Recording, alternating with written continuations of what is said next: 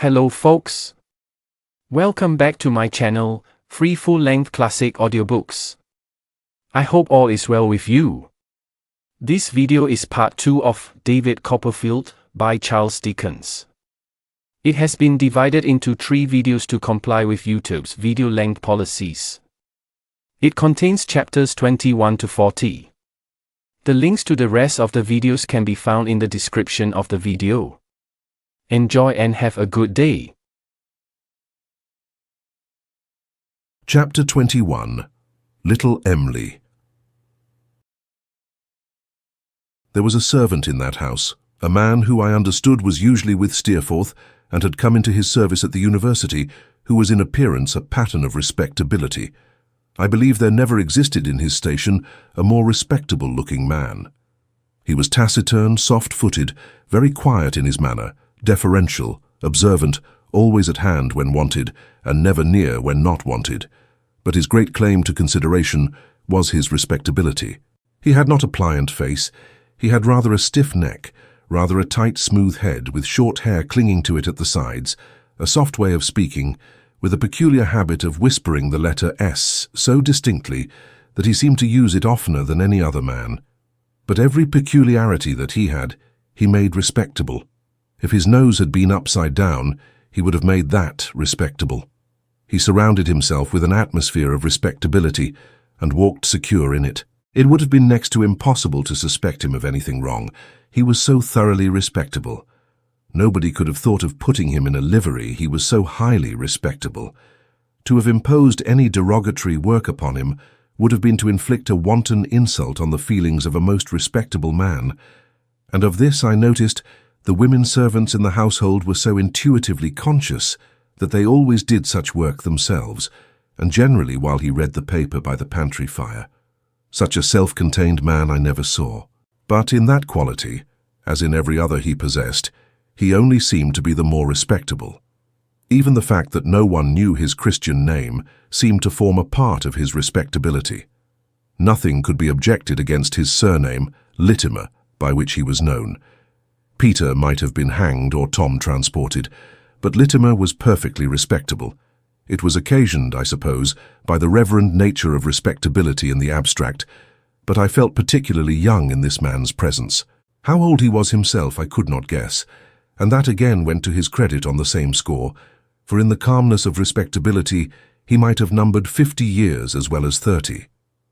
Littimer was in my room in the morning before I was up, to bring me that reproachful shaving water and to put out my clothes. When I undrew the curtains and looked out of bed, I saw him, in an equable temperature of respectability, unaffected by the east wind of January, and not even breathing frostily, standing my boots right and left in the first dancing position, and blowing specks of dust off my coat as he laid it down like a baby. I gave him good morning and asked him what o'clock it was. He took out of his pocket the most respectable hunting watch I ever saw, and preventing the spring with his thumb from opening far, looked in at the face as if he were consulting an oracular oyster, shut it up again and said, "If I pleased, it was 8:30. Mr. Steerforth will be glad to hear how you have rested, sir." "Thank you," said I, "very well indeed. Is Mr. Steerforth quite well?" "Thank you, sir. Mr. Steerforth is tolerably well." Another of his characteristics. No use of superlatives, a cool, calm medium always. "Is there anything more I can have the honor of doing for you, sir? The warning bell will ring at 9. The family take breakfast at 9:30. "Nothing. I thank you." "I thank you, sir, if you please." And with that, and with a little inclination of his head when he passed the bedside, as an apology for correcting me, he went out, shutting the door as delicately as if I had just fallen into a sweet sleep on which my life depended. Every morning we held exactly this conversation, never any more and never any less. And yet invariably, however far I might have been lifted out of myself overnight and advanced towards maturer years by Steerforth's companionship, or Mrs. Steerforth's confidence, or Miss Dartle's conversation, in the presence of this most respectable man I became, as our smaller poets sing, a boy again. He got horses for us, and Steerforth, who knew everything, gave me lessons in riding. He provided foils for us, and Steerforth gave me lessons in fencing, gloves, and I began, of the same master, to improve in boxing. It gave me no manner of concern that Steerforth should find me a novice in these sciences, but I never could bear to show my want of skill before the respectable Littimer. I had no reason to believe that Littimer understood such arts himself. He never led me to suppose anything of the kind, by so much as the vibration of one of his respectable eyelashes, yet whenever he was by, while we were practicing, I felt myself the greenest and most inexperienced of mortals. I am particular about this man, because he made a particular effect on me at that time, and because of what took place thereafter. The week passed away in a most delightful manner.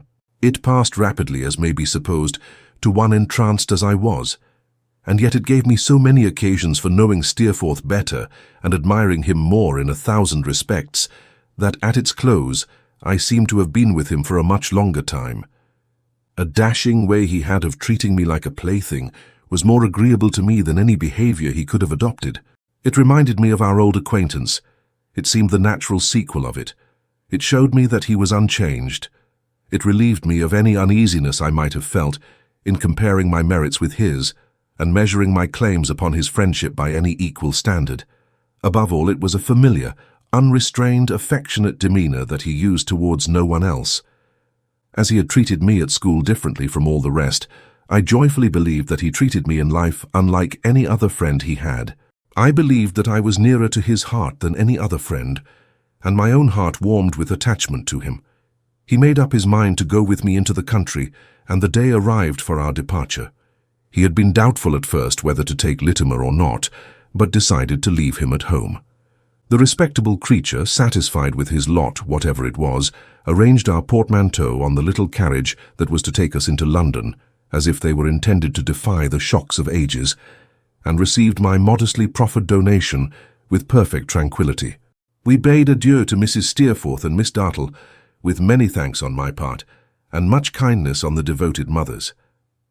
The last thing I saw was Littimer's unruffled eye, fraught, as I fancied, with the silent conviction that I was very young indeed.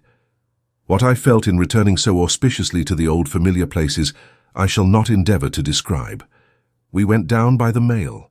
I was so concerned, I recollect, even for the honour of Yarmouth, that when Steerforth said as we drove through its dark streets to the inn, that as well as he could make out it was a good, queer, out-of-the-way kind of hole, I was highly pleased.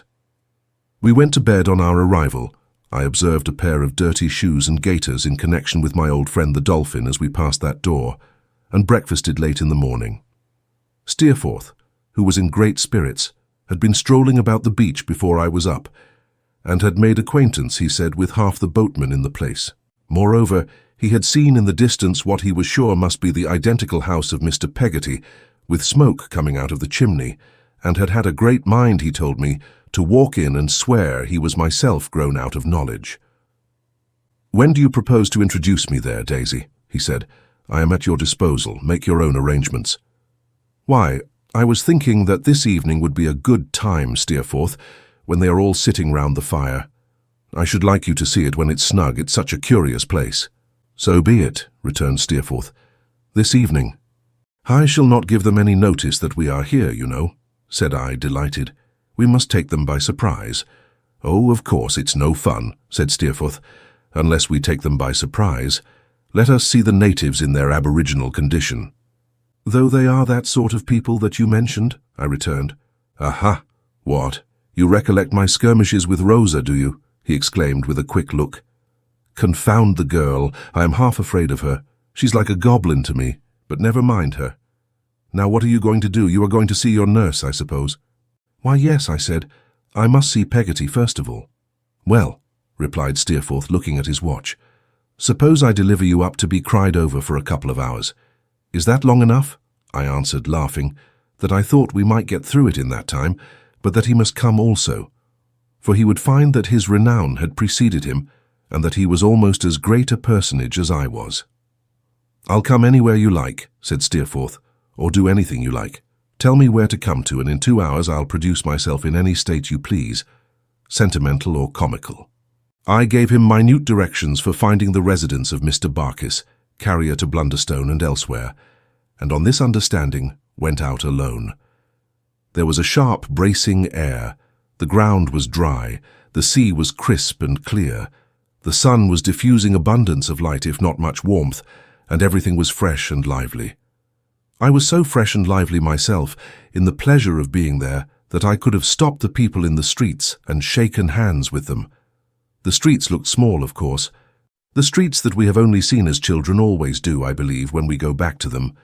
But I had forgotten nothing in them, and found nothing changed, until I came to Mr. Omer's shop. Omer and Joram was now written up, where Omer used to be, but the inscription, draper, tailor, haberdasher, funeral furnisher, etc., remained as it was. My footsteps seemed to tend so naturally to the shop door after I had read these words from over the way that I went across the road and looked in. There was a pretty woman at the back of the shop, dancing a little child in her arms, while another little fellow clung to her apron. I had no difficulty in recognizing either Minnie or Minnie's children. The glass door of the parlour was not open, but in the workshop across the yard I could faintly hear the old tune playing, as if it had never left off. "Is Mr. Omer at home?" said I, entering. "I should like to see him for a moment, if he is." "Oh, yes, sir, he is at home," said Minnie. "The weather don't suit his asthma out of doors. Joe, call your grandfather." The little fellow, who was holding her apron, gave such a lusty shout that the sound of it made him bashful, and he buried his face in her skirts to her great admiration. I heard a heavy puffing and blowing coming towards us, and soon Mr. Omer, shorter-winded than of yore but not much older-looking, stood before me. "Servant, sir," said Mr. Omer. "What can I do for you, sir?" "You can shake hands with me, Mr. Omer, if you please," said I, putting out my own. "You were very good-natured to me once when I am afraid I didn't show that I thought so." "Was I, though?" returned the old man. "I'm glad to hear it, but I don't remember when. Are you sure it was me?" "Quite." "I think my memory has got as short as my breath," said Mr. Omer, looking at me and shaking his head, "for I don't remember you. Don't you remember your coming to the coach to meet me, and my having breakfast here, and our riding out to Blunderstone together, you and I and Mrs. Joram and Mr. Joram too, who wasn't her husband then?" "Why, Lord bless my soul," exclaimed Mr. Omer, after being thrown by his surprise into a fit of coughing. "You don't say so. Minnie, my dear, you recollect?" "Dear me, yes. The party was a lady, I think." "My mother," I rejoined. "To be sure," said Mr. Omer, touching my waistcoat with his forefinger. "And there was a little child too. There was 2 parties. The little party was laid along with the other party. Over at Blunderstone it was, of course. Dear me, and how have you been since?" "Very well," I thanked him, as I hoped he had been too. "Oh, nothing to grumble at, you know," said Mr. Omer. "I find my breath gets short, but it seldom gets longer as a man gets older. I take it as it comes and make the most of it. That's the best way, ain't it?" Mr. Omer coughed again, in consequence of laughing, and was assisted out of his fit by his daughter, who now stood close beside us, dancing her smallest child on the counter. "Dear me," said Mr. Omer. "Yes, to be sure, 2 parties. Why, in that very ride, if you'll believe me, the day was named for my Minnie to marry Joram." "Do name it, sir," says Joram. "Yes, do, father," says Minnie. "And now he's come into the business. And look here, the youngest." Minnie laughed and stroked her banded hair upon her temples as her father put one of his fat fingers into the hand of the child she was dancing on the counter. "2 parties, of course," said Mr. Omer, nodding his head retrospectively. "Exactly so, and Joram's at work, at this minute, on a grey one with silver nails, not this measurement, the measurement of the dancing child upon the counter, by a good 2 inches. Will you take something?" I thanked him, but declined. "Let me see," said Mr. Omer. "Barkis is the carrier's wife. Peggotty's the boatman's sister. She had something to do with your family. She was in service there, sure." My answering in the affirmative gave him great satisfaction. "I believe my breath will get long next. My memory's getting so much so," said Mr. Omer. "Well, sir, we've got a young relation of hers here, under articles to us, that has as elegant a taste in the dressmaking business. I assure you, I don't believe there's a duchess in England can touch her." "Not little Em'ly?" said I involuntarily. "Em'ly's her name," said Mr. Omer, "and she's little too. But if you'll believe me, she has such a face of her own that half the women in this town are mad against her. "Nonsense, father," cried Minnie. "My dear," said Mr. Omer, "I don't say it's the case with you," winking at me, "but I say that half the women in Yarmouth are, and in 5 mile round, are mad against that girl." "Then she should have kept to her own station in life, father," said Minnie, "and not have given them any hold to talk about her, and then they couldn't have done it." "Couldn't have done it, my dear," retorted Mr. Omer. "Couldn't have done it. Is that your knowledge of life? What is there that any woman couldn't do, that she shouldn't do, especially on the subject of another woman's good looks?" I really thought it was all over with Mr. Omer, after he had uttered this libelous pleasantry. He coughed to that extent, and his breath eluded all his attempts to recover it with that obstinacy, that I fully expected to see his head go down behind the counter, and his little black breeches, with the rusty little bunches of ribbons at the knees, come quivering up in a last ineffectual struggle. At length, however, he got better, though he still panted hard, and was so exhausted that he was obliged to sit on the stool of the shop desk. "Ah, you see," he said, wiping his head and breathing with difficulty, "she hasn't taken much to any companions here. She hasn't taken kindly to any particular acquaintances and friends, not to mention sweethearts. In consequence, an ill-natured story got about that Emily wanted to be a lady. Now my opinion is that it came into circulation principally on account of her sometimes saying, at the school, that if she was a lady, she would like to do so-and-so for her uncle, don't you see, and buy him such and such fine things." "I assure you, Mr. Omer, she has said so to me," I returned eagerly, "when we were both children." Mr. Omer nodded his head and rubbed his chin. "Just so. Then out of a very little, she could dress herself, you see, better than most others could out of a deal, and that made things unpleasant. Moreover, she was rather what might be called wayward. I'll go so far as to say what I should call wayward myself," said Mr. Omer. "Didn't know her own mind quite, a little spoiled, and couldn't at first exactly bind herself down. No more than that was ever said against her, Minnie." "No, father," said Mrs. Joram, "that's the worst, I believe." "So when she got a situation," said Mr. Omer, "to keep a fractious old lady company, they didn't very well agree, and she didn't stop. At last she came here, apprenticed for 3 years, nearly 2 of 'em are over, and she has been as good a girl as ever was, worth any 6. Minnie, is she worth any 6 now?" "Yes, father," replied Minnie. "Never say I detracted from her." "Very good," said Mr. Omer. "That's right. And so, young gentleman," he added after a few moments' further rubbing of his chin, "that you may not consider me long-winded as well as short-breathed, I believe that's all about it." As they had spoken in a subdued tone, while speaking of Emily, I had no doubt that she was near.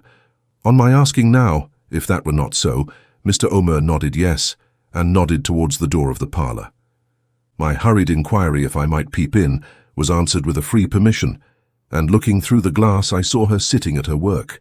I saw her, a most beautiful little creature with the cloudless blue eyes that had looked into my childish heart, turned laughingly upon another child of Minnie's who was playing near her, with enough of wilfulness in her bright face to justify what I had heard, with much of the old capricious coyness lurking in it, but with nothing in her pretty looks, I am sure, but what was meant for goodness and for happiness, and what was on a good and happy course. The tune across the yard that seemed as if it never had left off, alas, it was the tune that never does leave off, was beating softly all the while. "Wouldn't you like to step in," said Mr. Omer, "and speak to her? Walk in and speak to her, sir. Make yourself at home." I was too bashful to do so then. I was afraid of confusing her, and I was no less afraid of confusing myself. But I informed myself of the hour at which she left of an evening, in order that our visit might be timed accordingly, and taking leave of Mr. Omer and his pretty daughter and her little children, went away to my dear old Peggotty's. Here she was in the tiled kitchen, cooking dinner. The moment I knocked at the door, she opened it and asked me what I pleased to want. I looked at her with a smile, but she gave me no smile in return. I had never ceased to write to her, but it must have been 7 years since we had met. "Is Mr. Barkis at home, ma'am?" I said, feigning to speak roughly to her. "He's at home, sir," returned Peggotty, "but he's bad abed with the rheumatics." "Don't he go over to Blunderstone now?" I asked. "When he's well, he do," she answered. "Do you ever go there, Mrs. Barkis?" She looked at me more attentively, and I noticed a quick movement of her hands towards each other, "Because I want to ask a question about a house there that they call the rookery," said I. She took a step backward and put out her hands in an undecided, frightened way as if to keep me off. "Peggotty!" I cried to her. She cried, "My darling boy!" And we both burst into tears and were locked in one another's arms. What extravagances she committed! What laughing and crying over me! What pride she showed, what joy, what sorrow that she whose pride and joy I might have been could never hold me in a fond embrace. I have not the heart to tell. I was troubled with no misgiving that it was young in me to respond to her emotions. I had never laughed and cried in all my life, I dare say, not even to her more freely than I did that morning. "Barkis will be so glad," said Peggotty, wiping her eyes with her apron, "that it'll do him more good than pints of liniment. May I go and tell him you are here? Will you come up and see him, my dear?" Of course I would. But Peggotty could not get out of the room as easily as she meant to, for as often as she got to the door and looked round at me, she came back again to have another laugh and another cry upon my shoulder. At last, to make the matter easier, I went upstairs with her, and having waited outside for a minute while she said a word of preparation to Mr. Barkis, presented myself before that invalid. He received me with absolute enthusiasm. He was too rheumatic to be shaken hands with, but he begged me to shake the tassel on the top of his nightcap, which I did most cordially. When I sat down by the side of the bed, he said that it did him a world of good to feel as if he was driving me on the Blunderstone road again. As he lay in bed, face upward, and so covered with that exception, that he seemed to be nothing but a face like a conventional cherubim, he looked the queerest object I ever beheld. "What name was it, as I wrote up in the cart, sir?"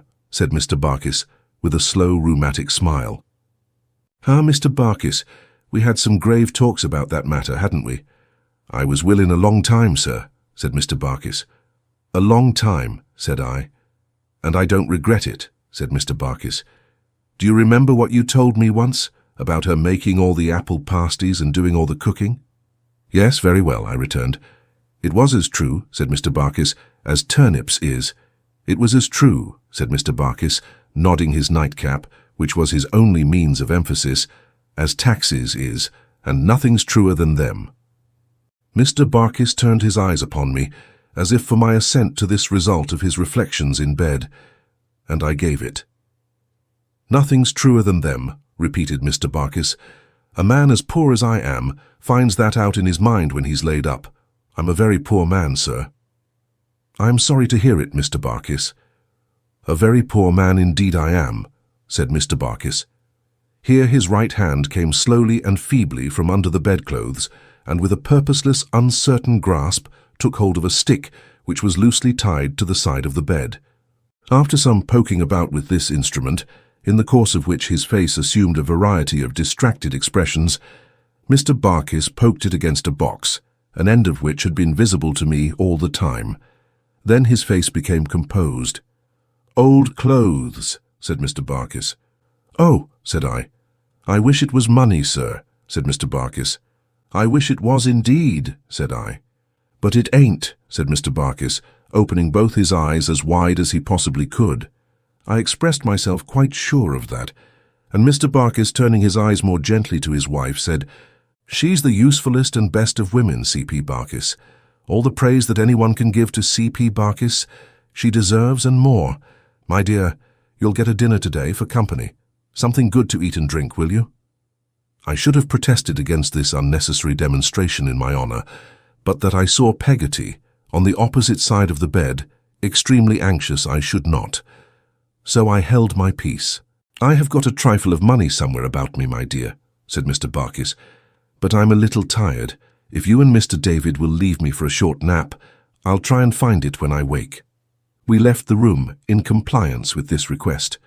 When we got outside the door, Peggotty informed me that Mr. Barkis, being now a little nearer than he used to be, always resorted to this same device before producing a single coin from his store, and that he endured unheard-of agonies in crawling out of bed alone and taking it from that unlucky box. In effect, we presently heard him uttering suppressed groans of the most dismal nature, as this magpie proceeding racked him in every joint. But while Peggotty's eyes were full of compassion for him, she said his generous impulse would do him good, and it was better not to check it. So he groaned on until he had got into bed again, suffering, I have no doubt, a martyrdom, and then called us in, pretending to have just woke up from a refreshing sleep and to produce a guinea from under his pillow. His satisfaction in which happy imposition on us, and in having preserved the impenetrable secret of the box, appeared to be a sufficient compensation to him for all his tortures. I prepared Peggotty for Steerforth's arrival, and it was not long before he came. I'm persuaded she knew no difference between his having been a personal benefactor of hers and a kind friend to me, and that she would have received him with the utmost gratitude and devotion in any case. But his easy-spirited good humour, his genial manner, his handsome looks, his natural gift of adapting himself to whomsoever he pleased, and making direct, when he cared to do it, to the main point of interest in anybody's heart, bound her to him wholly in 5 minutes. His manner to me alone would have won her, but through all these causes combined, I sincerely believe she had a kind of adoration for him before he left the house that night. He stayed there with me to dinner. If I were to say willingly, I should not half express how readily and gaily. He went into Mr. Barkis's room like light and air, brightening and refreshing it as if he were healthy weather. There was no noise, no effort, no consciousness in anything he did, but in everything an indescribable lightness, a seeming impossibility of doing anything else, or doing anything better, which was so graceful, so natural and agreeable, that it overcomes me even now in the remembrance. We made merry in the little parlour, where the Book of Martyrs, unthumbed since my time, was laid out upon the desk as of old, and where I now turned over its terrific pictures, remembering the old sensations they had awakened, but not feeling them. When Peggotty spoke of what she called my room, and of its being ready for me at night, and of her hoping I would occupy it before I could so much as look at Steerforth, hesitating, he was possessed of the whole case. "Of course," he said, "you'll sleep here while we stay, and I shall sleep at the hotel." "But to bring you so far," I returned, "and to separate seems bad companionship, Steerforth. Why, in the name of heaven, where do you naturally belong?" he said. "What is seems compared to that?" It was settled at once. He maintained all his delightful qualities to the last, until we started forth at 8 o'clock for Mr. Peggotty's boat. Indeed, they were more and more brightly exhibited as the hours went on, for I thought even then, and I have no doubt now, that the consciousness of success in his determination to please inspired him with a new delicacy of perception, and made it, subtle as it was, more easy to him. If anyone had told me then that all this was a brilliant game, played for the excitement of the moment, for the employment of high spirits, in the thoughtless love of superiority, in a mere wasteful, careless course of winning what was worthless to him, and next minute thrown away, I say, if anyone had told me such a lie that night, I wonder in what manner of receiving it my indignation would have found a vent. Probably only in an increase, had that been possible, of the romantic feelings of fidelity and friendship with which I walked beside him, over the dark wintry sands towards the old boat, the wind sighing around us even more mournfully than it had sighed and moaned upon the night when I first darkened Mr. Peggotty's door. "This is a wild kind of place, Steerforth, is it not?" "Dismal enough in the dark," he said, "and the sea roars as if it were hungry for us. Is that the boat where I see a light yonder?" "That's the boat," said I. "And it's the same I saw this morning," he returned. "I came straight to it by instinct, I suppose." We said no more as we approached the light, but made softly for the door. I laid my hand upon the latch, and whispering Steerforth to keep close to me, went in. A murmur of voices had been audible on the outside, and, at the moment of our entrance, a clapping of hands, which latter noise, I was surprised to see, proceeded from the generally disconsolate Mrs. Gummidge. But Mrs. Gummidge was not the only person there who was unusually excited. Mr. Peggotty, his face lighted up with uncommon satisfaction, and laughing with all his might, held his rough arms wide open, as if for little Emily to run into them. Ham, with a mixed expression in his face of admiration, exultation, and a lumbering sort of bashfulness that sat upon him very well, held little Emily by the hand, as if he were presenting her to Mr. Peggotty.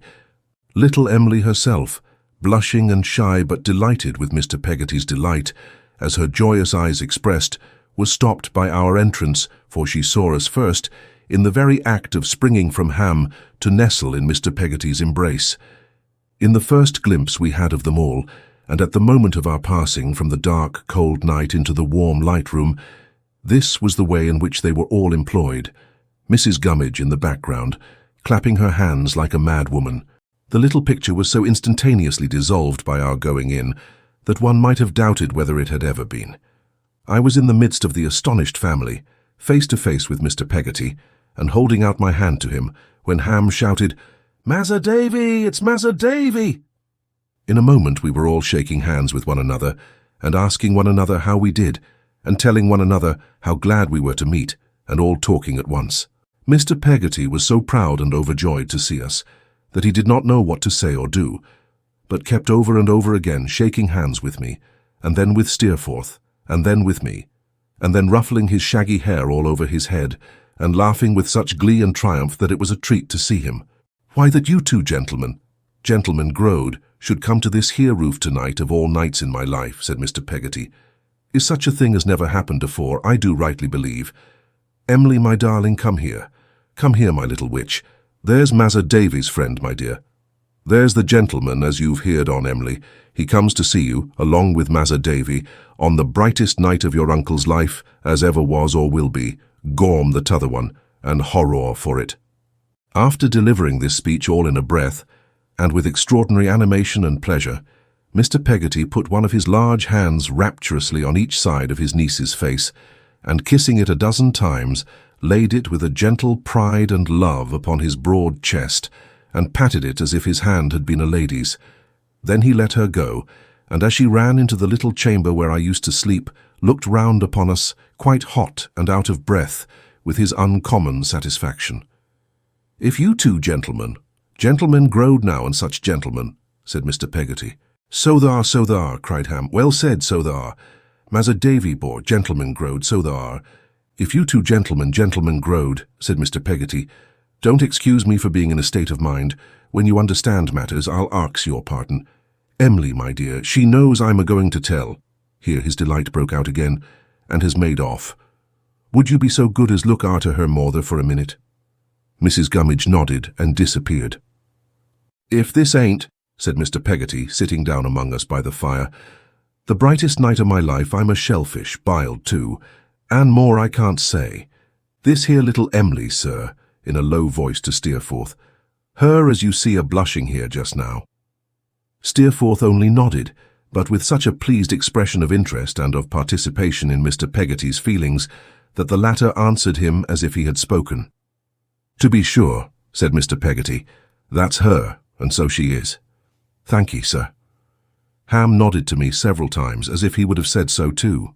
"This here little Emily of ours," said Mr. Peggotty, "has been in our house what I suppose, I'm an ignorant man, but that's my belief, no one but a little bright-eyed creature can be in a house.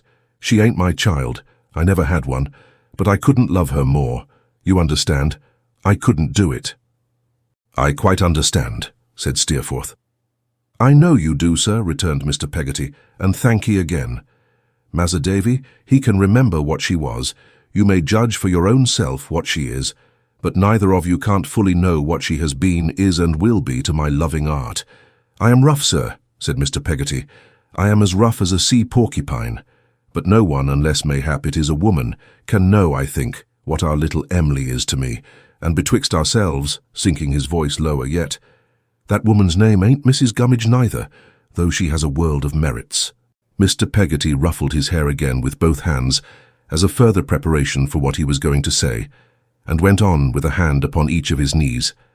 "There was a certain person as had knowed our Emily from the time when her father was drownded, as had seen her constant, when a babby, when a young gal, when a woman. Not much of a person to look at, he warn't," said Mr. Peggotty, "something of my own build, rough, a good deal of the so-wester in him, wary salt, but on the whole a honest sort of a chap with his art in the right place."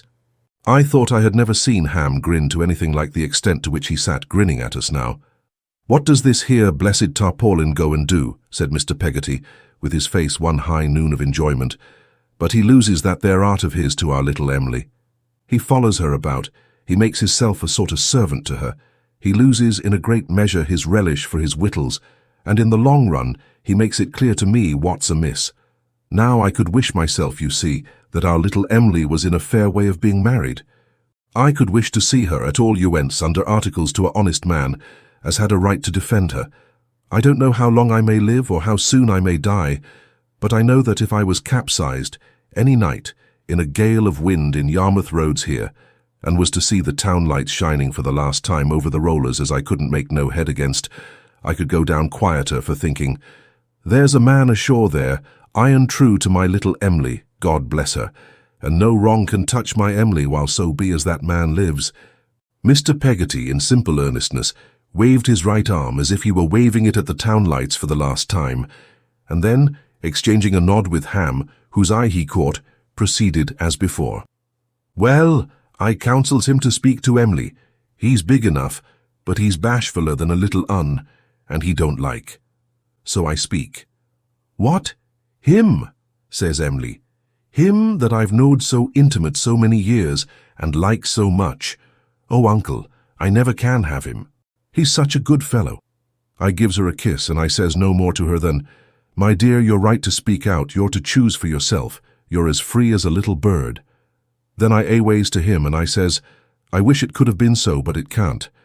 But you can both be as you was, and what I say to you is, be as you was with her like a man. He says to me, a shaking of my hand, I will, he says, and he was, honourable and manful, for 2 year going on, and we was just the same at home here as afore. Mr. Peggotty's face, which had varied in its expression with the various stages of his narrative, now resumed all its former triumphant delight, as he laid a hand upon my knee and a hand upon Steerforth's, previously wetting them both for the greater emphasis of the action, and divided the following speech between us. All of a sudden, one evening, as it might be tonight, comes little Emily from her work, and him with her. There ain't so much in that, you'll say. No, because he takes care on her like a brother arter dark, and indeed afore dark, and at all times. But this tarpaulin chap, he takes hold of her hand, and he cries out to me, joyful, Look here, this is to be my little wife. And she says, half bold and half shy, and half a-laughing and half a-crying, Yes, uncle, if you please. If I please, cried Mr. Peggotty, rolling his head in an ecstasy at the idea. Lord, as if I should do anything else. If you please, I am steadier now, and I have thought better of it, and I'll be as good a little wife as I can to him, for he's a dear, good fellow. Then Mrs. Gummidge, she claps her hands like a play, and you come in. There, the murder's out, said Mr. Peggotty. You come in. It took place this here present hour, and here's the man that'll marry her, the minute she's out of her time. Ham staggered, as well he might, under the blow Mr. Peggotty dealt him in his unbounded joy, as a mark of confidence and friendship, but feeling called upon to say something to us, he said, with much faltering and great difficulty, She warn't no higher than you was, Massa Davy, when you first come, when I thought what she'd grow up to be. I see her grown up, gentleman, like a flower. I'd lay down my life for her, Massa Davy, oh, most content and cheerful. She's more to me, gentlemen, than she's all to me that ever I can want, and more than ever I could say. I love her true. There ain't a gentleman in all the land, nor yet sailing upon all the sea, that can love his lady more than I love her, though there's many a common man would say better what he meant. I thought it affecting to see such a sturdy fellow as Ham was now, trembling in the strength of what he felt for the pretty little creature who had won his heart. I thought the simple confidence reposed in us by Mr. Peggotty and by himself was in itself affecting. I was affected by the story altogether. How far my emotions were influenced by the recollections of my childhood, I don't know. Whether I had come there with any lingering fancy that I was still to love little Emily, I don't know. I know that I was filled with pleasure by all this, but at first with an indescribably sensitive pleasure that a very little would have changed to pain. Therefore, if it had depended upon me to touch the prevailing chord among them with any skill, I should have made a poor hand of it. But it depended upon Steerforth, and he did it with such address that in a few minutes we were all as easy and as happy as it was possible to be. Mr. Peggotty, he said, you are a thoroughly good fellow and deserve to be as happy as you are tonight. My hand upon it. Ham, I give you joy, my boy. My hand upon that too, Daisy. Stir the fire and make it a brisk one. And Mr. Peggotty, unless you can induce your gentle niece to come back, for whom I vacate this seat in the corner, I shall go.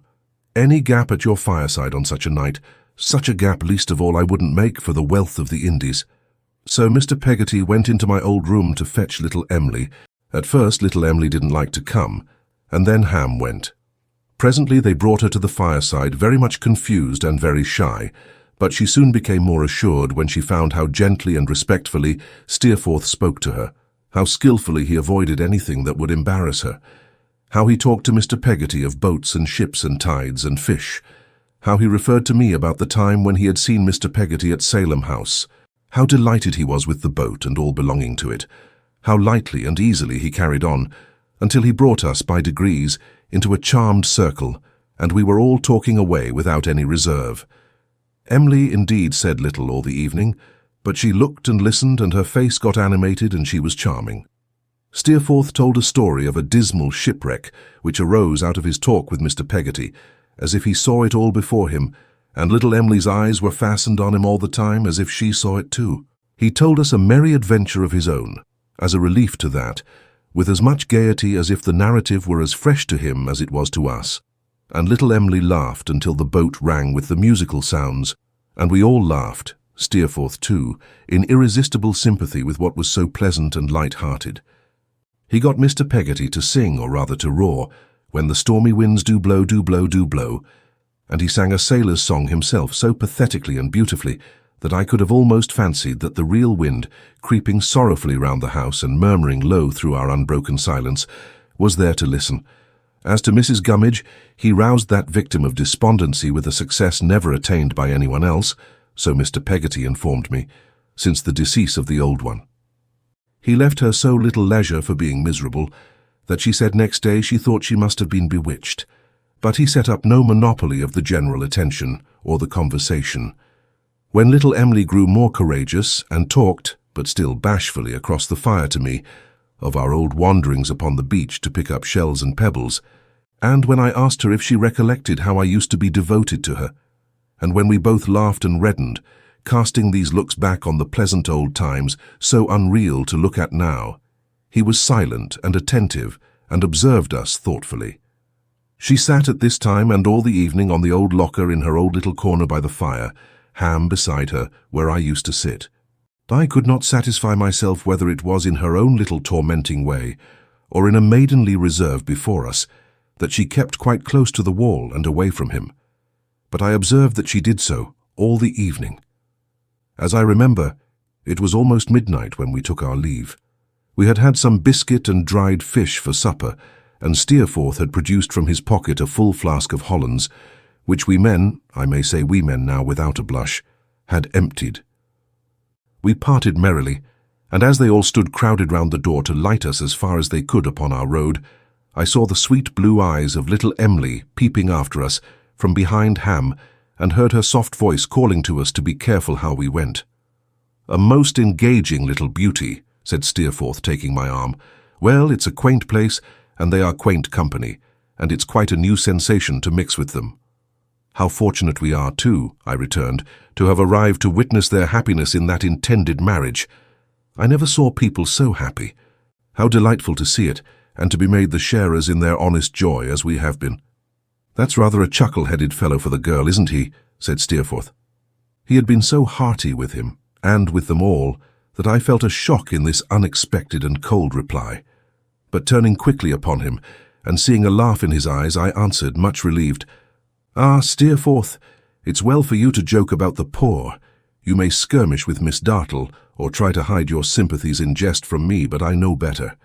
When I see how perfectly you understand them, how exquisitely you can enter into happiness like this plain fisherman's, or humour a love like my old nurse's, I know that there is not a joy or sorrow, not an emotion of such people, that can be indifferent to you. And I admire and love you for it, Steerforth, 20 times the more." He stopped, and looking in my face said, "Daisy, I believe you are in earnest and are good. I wish we all were." Next moment he was gaily singing Mr. Peggotty's song as we walked at a round pace back to Yarmouth. Chapter 22. Some old scenes and some new people. Steerforth and I stayed for more than a fortnight in that part of the country. We were very much together, I need not say, but occasionally we were asunder for some hours at a time. He was a good sailor, and I was but an indifferent one, and when he went out boating with Mr. Peggotty, which was a favourite amusement of his, I generally remained ashore. My occupation of Peggotty's spare room put a constraint upon me from which he was free. For knowing how assiduously she attended on Mr. Barkis all day, I did not like to remain out late at night, whereas Steerforth, lying at the inn, had nothing to consult but his own humour.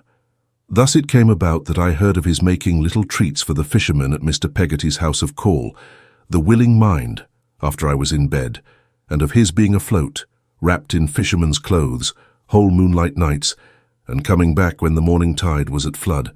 By this time, however, I knew that his restless nature and bold spirits delighted to find a vent in rough toil and hard weather, as in any other means of excitement that presented itself freshly to him, so none of his proceedings surprised me. Another cause of our being sometimes apart was that I had naturally an interest in going over to Blunderstone and revisiting the old familiar scenes of my childhood, while Steerforth, after being there once, had naturally no great interest in going there again. Hence, on 3 or 4 days that I can at once recall, we went our several ways after an early breakfast and met again at a late dinner. I had no idea how he employed his time in the interval, beyond a general knowledge that he was very popular in the place and had 20 means of actively diverting himself where another man might not have found one. For my own part, my occupation in my solitary pilgrimages was to recall every yard of the old road as I went along it, and to haunt the old spots, of which I never tired. I haunted them, as my memory had often done, and lingered among them as my younger thoughts had lingered when I was far away. The grave beneath the tree, where both my parents lay, on which I had looked out, when it was my father's only, with such curious feelings of compassion, and by which I had stood so desolate, when it was open to receive my pretty mother and her baby, the grave which Peggotty's own faithful care had ever since kept neat and made a garden of, I walked near by the hour. It lay a little off the churchyard path, in a quiet corner, not so far removed, but I could read the names upon the stone as I walked to and fro, startled by the sound of the church bell when it struck the hour, for it was like a departed voice to me. My reflections at these times were always associated with the figure I was to make in life and the distinguished things I was to do. My echoing footsteps went to no other tune, but were as constant to that as if I had come home to build my castles in the air at a living mother's side. There were great changes in my old home. The ragged nests, so long deserted by the rooks, were gone, and the trees were lopped and topped out of their remembered shapes. The garden had run wild, and half the windows of the house were shut up. It was occupied, but only by a poor, lunatic gentleman and the people who took care of him. He was always sitting at my little window, looking out into the churchyard, and I wondered whether his rambling thoughts ever went upon any of the fancies that used to occupy mine, on the rosy mornings when I peeped out of that same little window in my nightclothes, and saw the sheep quietly feeding in the light of the rising sun. Our old neighbours, Mr. and Mrs. Graper, were gone to South America, and the rain had made its way through the roof of their empty house and stained the outer walls. Mr. Chillip was married again to a tall, raw-boned, high-nosed wife, and they had a weazen little baby, with a heavy head that it couldn't hold up, and 2 weak, staring eyes, with which it seemed to be always wondering why it had ever been born. It was with a singular jumble of sadness and pleasure that I used to linger about my native place, until the reddening winter sun admonished me that it was time to start on my returning walk. But when the place was left behind, and especially when Steerforth and I were happily seated over our dinner by a blazing fire, it was delicious to think of having been there. So it was, though, in a softened degree, when I went to my neat room at night, and, turning over the leaves of the crocodile book, which was always there upon a little table, remembered with a grateful heart how blessed I was in having such a friend as Steerforth, such a friend as Peggotty, and such a substitute for what I had lost as my excellent and generous aunt. My nearest way to Yarmouth in coming back from these long walks was by a ferry. It landed me on the flat between the town and the sea, which I could make straight across, and so save myself a considerable circuit by the high road. Mr. Peggotty's house being on that waste place, and not 100 yards out of my track, I always looked in as I went by. Steerforth was pretty sure to be there expecting me, and we went on together through the frosty air and gathering fog towards the twinkling lights of the town. One dark evening, When I was later than usual, for I had that day been making my parting visit to Blunderstone, as we were now about to return home, I found him alone in Mr. Peggotty's house, sitting thoughtfully before the fire. He was so intent upon his own reflections that he was quite unconscious of my approach. This, indeed, he might easily have been if he had been less absorbed, for footsteps fell noiselessly on the sandy ground outside. But even my entrance failed to rouse him. I was standing close to him, looking at him, and still with a heavy brow he was lost in his meditations. He gave such a start when I put my hand upon his shoulder that he made me start too. "You come upon me," he said almost angrily, "like a reproachful ghost." "I was obliged to announce myself somehow," I replied. "Have I called you down from the stars?" "No," he answered. "No." "Up from anywhere then?" said I, taking my seat near him. "I was looking at the pictures in the fire," he returned.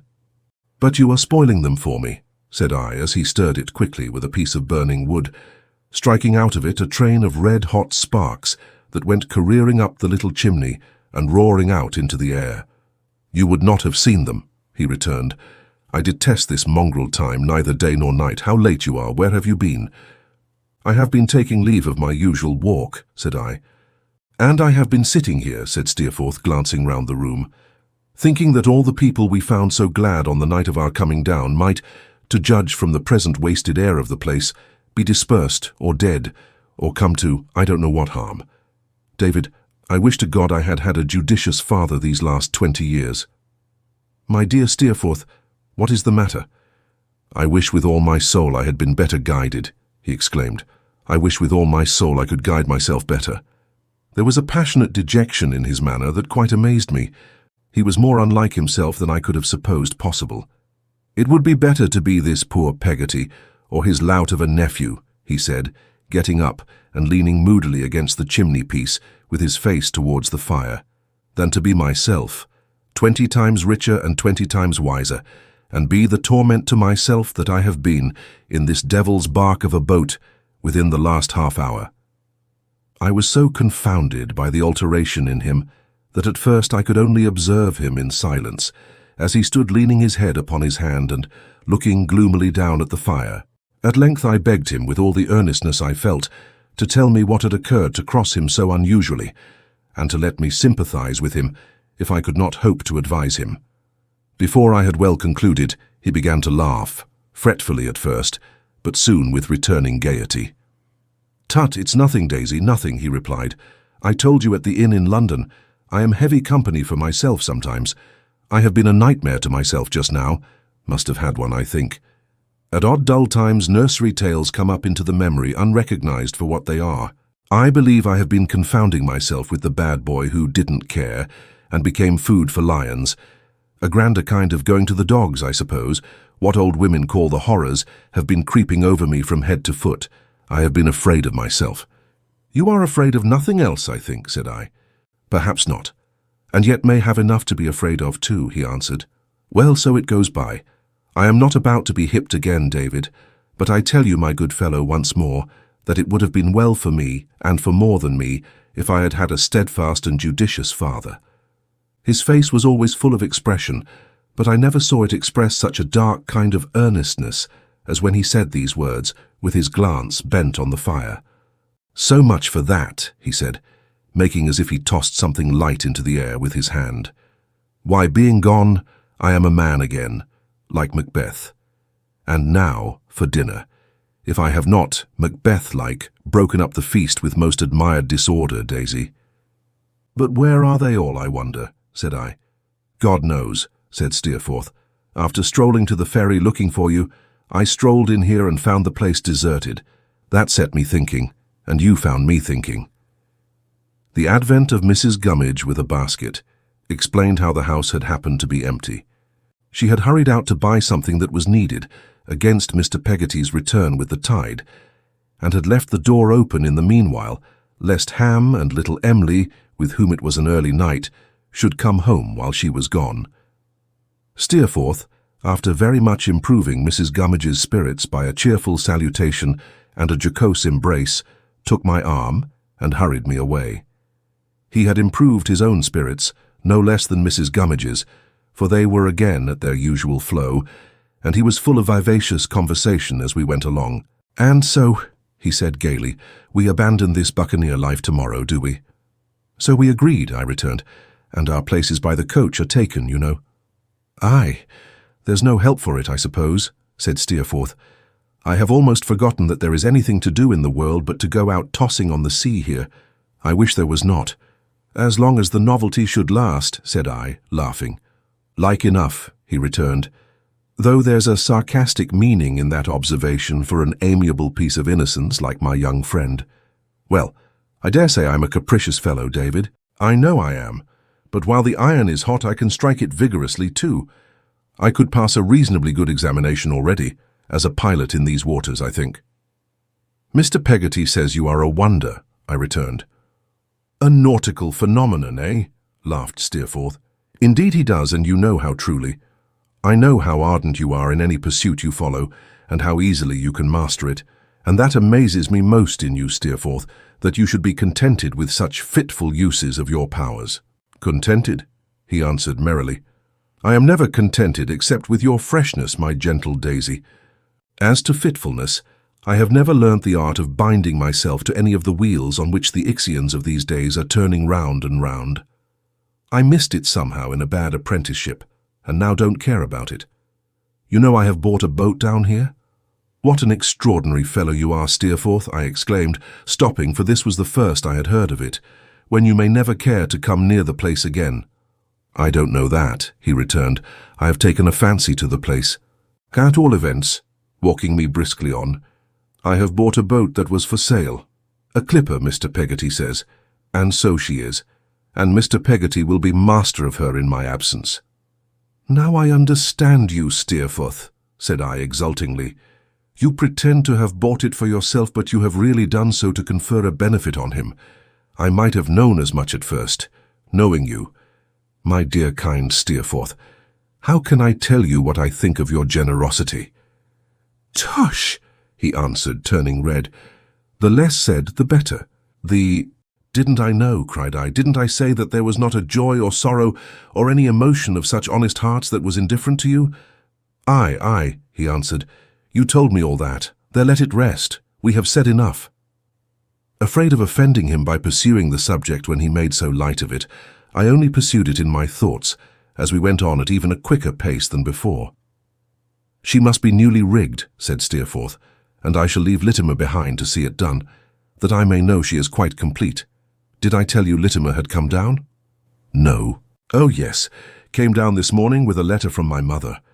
As our looks met, I observed that he was pale even to his lips, though he looked very steadily at me. I feared that some difference between him and his mother might have led to his being in the frame of mind in which I had found him at the solitary fireside.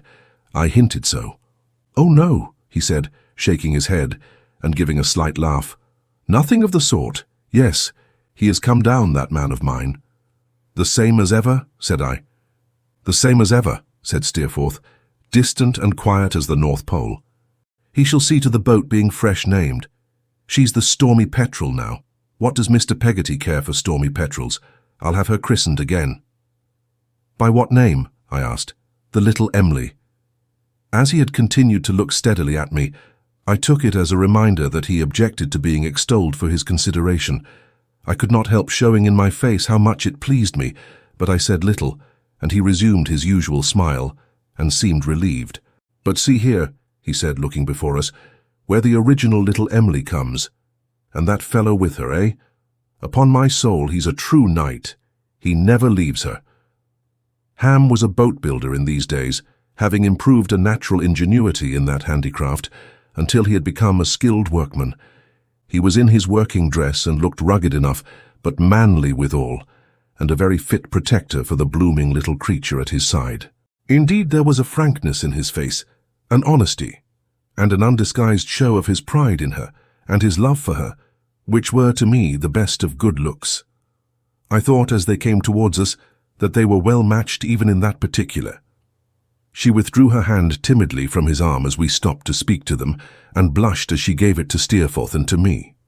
When they passed on, after we had exchanged a few words, she did not like to replace that hand, but still appearing timid and constrained, walked by herself.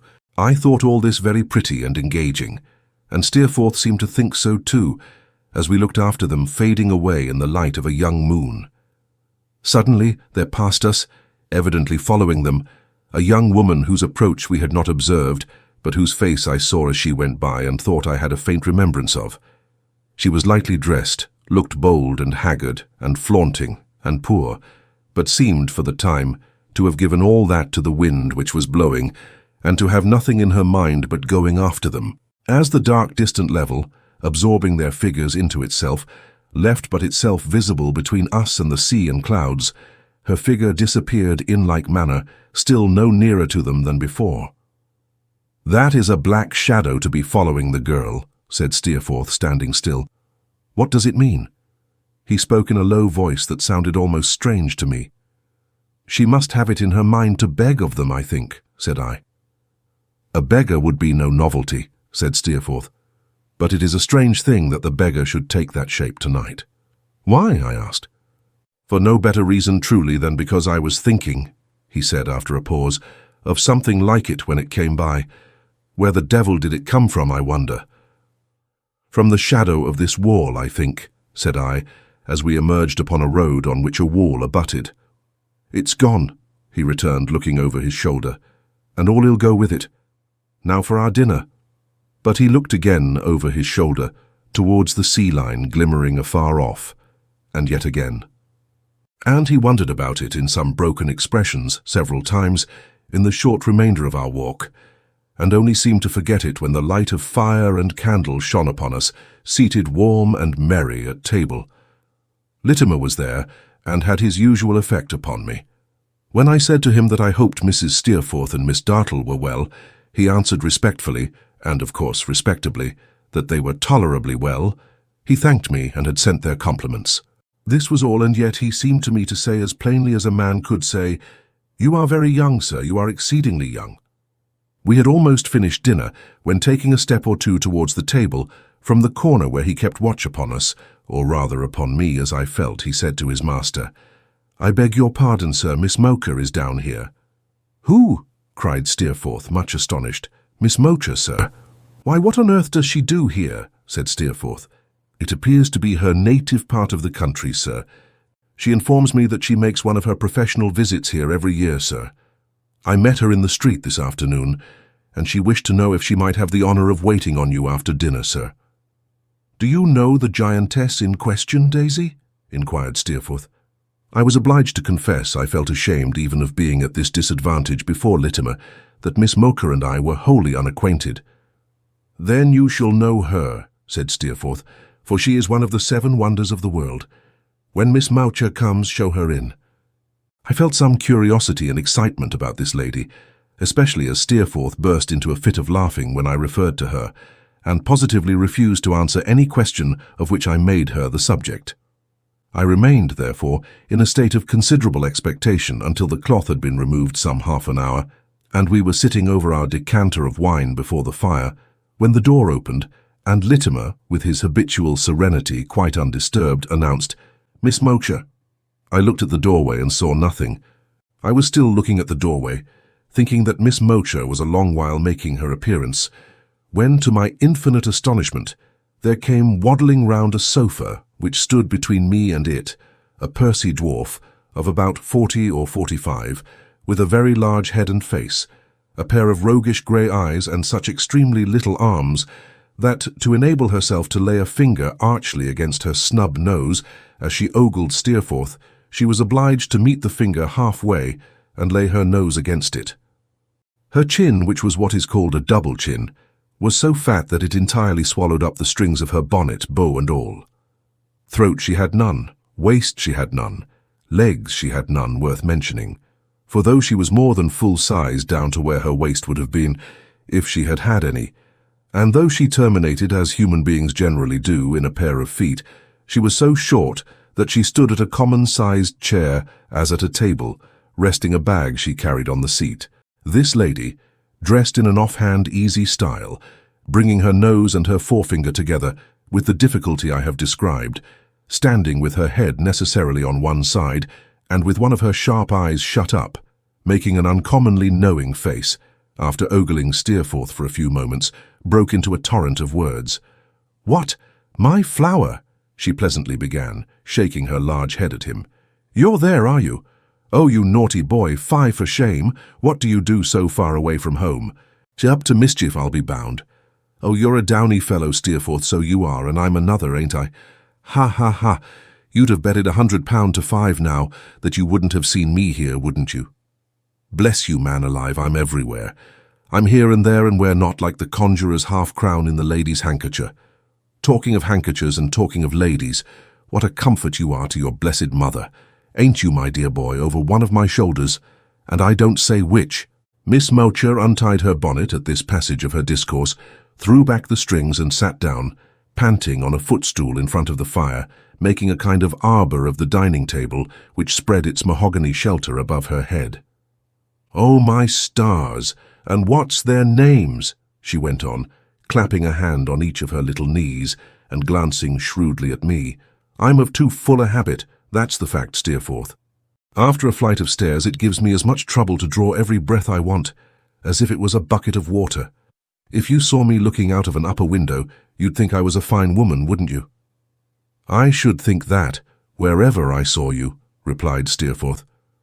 "Go along, you dog, do," cried the little creature, making a whisk at him with the handkerchief with which she was wiping her face. "And don't be impudent, but I give you my word, and honour, I was at Lady Mithers's last week. There's a woman. How she wears, and Mithers himself came into the room where I was waiting for her. There's a man, how he wears, and his wig too, for he's had it these 10 years, and he went on at that rate in the complimentary line that I began to think I should be obliged to ring the bell. Ha, ha, ha, he's a pleasant wretch, but he wants principle." "What were you doing for Lady Mithers?" asked Steerforth. "That's tellings, my blessed infant," she retorted, tapping her nose again, screwing up her face, and twinkling her eyes like an imp of supernatural intelligence. "Never you mind. You'd like to know whether I stop her hair from falling off, or dye it, or touch up her complexion, or improve her eyebrows, wouldn't you? And so you shall, my darling, when I tell you. Do you know what my great-grandfather's name was?" "No," said Steerforth. "It was Walker, my sweet pet," replied Miss Mowcher, "and he came of a long line of Walkers that I inherit all the Hookey estates from." I never beheld anything approaching to Miss Mowcher's wink, except Miss Mowcher's self-possession. She had a wonderful way, too, when listening to what was said to her, or when waiting for an answer to what she had said herself, of pausing with her head cunningly on one side, and one eye turned up like a magpie's. Altogether, I was lost in amazement, and sat staring at her, quite oblivious, I'm afraid, of the laws of politeness. She had by this time drawn the chair to her side, and was busily engaged in producing from the bag, plunging in her short arm to the shoulder at every dive, a number of small bottles, sponges, combs, brushes, bits of flannel, little pairs of curling irons, and other instruments which she tumbled in a heap upon the chair. From this employment she suddenly desisted, and said to Steerforth, much to my confusion, "Who's your friend?" "Mr. Copperfield," said Steerforth. "He wants to know you." "Well, then he shall. I thought he looked as if he did," returned Miss Mowcher, waddling up to me, bag in hand, and laughing on me as she came. Face like a peach, standing on tiptoe to pinch my cheek as I sat. "Quite tempting. I'm very fond of peaches. Happy to make your acquaintance, Mr. Copperfield, I'm sure." I said that I congratulated myself on having the honour to make hers, and that the happiness was mutual. "Oh, my goodness, how polite we are!" exclaimed Miss Mowcher, making a preposterous attempt to cover her large face with her morsel of a hand. "What a world of gammon and spinach it is, though, ain't it?" This was addressed confidentially to both of us, as the morsel of a hand came away from the face and buried itself arm and all in the bag again. "What do you mean, Miss Mowcher?" said Steerforth. "Ha, ha, ha! What a refreshing set of humbugs we are, to be sure, ain't we, my sweet child?" replied that morsel of a woman, feeling in the bag with her head on one side and her eye in the air. "Look here," taking something out. "Scraps of the Russian prince's nails. Prince Alphabet turned topsy-turvy, I call him, for his name's got all the letters in it. Higgledy-piggledy." "The Russian prince is a client of yours, is he?" said Steerforth. "I believe you, my pet," replied Miss Mowcher. "I keep his nails in order for him, 2 times a week, fingers and toes." "He pays well, I hope," said Steerforth. Pays as he speaks, my dear child, through the nose, replied Miss Mowcher. None of your close shavers the prince ain't. You'd say so if you saw his mustachios, red by nature, black by art. By your art, of course, said Steerforth. Miss Mowcher winked assent. Forced to send for me, couldn't help it. The climate affected his dye. It did very well in Russia, but it was no go here. You never saw such a rusty prince in all your born days as he was. Like old iron. Is that why you called him a humbug just now? Inquired Steerforth. Oh, you're a broth of a boy, ain't you? Returned Miss Mowcher, shaking her head violently. I said what a set of humbugs we were in general, and I showed you the scraps of the prince's nails to prove it. The prince's nails do more for me in private families of the genteel sort than all my talents put together. I always carry 'em about. They're the best introduction. If Miss Mowcher cuts the prince's nails, she must be all right. I give 'em away to the young ladies. They put 'em in albums, I believe. Ha ha ha! Upon my life, the whole social system, as the men call it when they make speeches in Parliament, is a system of prince's nails, said this least of women, trying to fold her short arms and nodding her large head.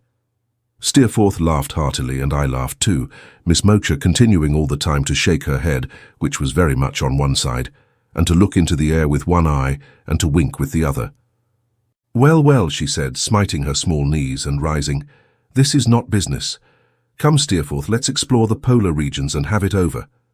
She then selected 2 or 3 of the little instruments and a little bottle and asked, to my surprise, if the table would bear.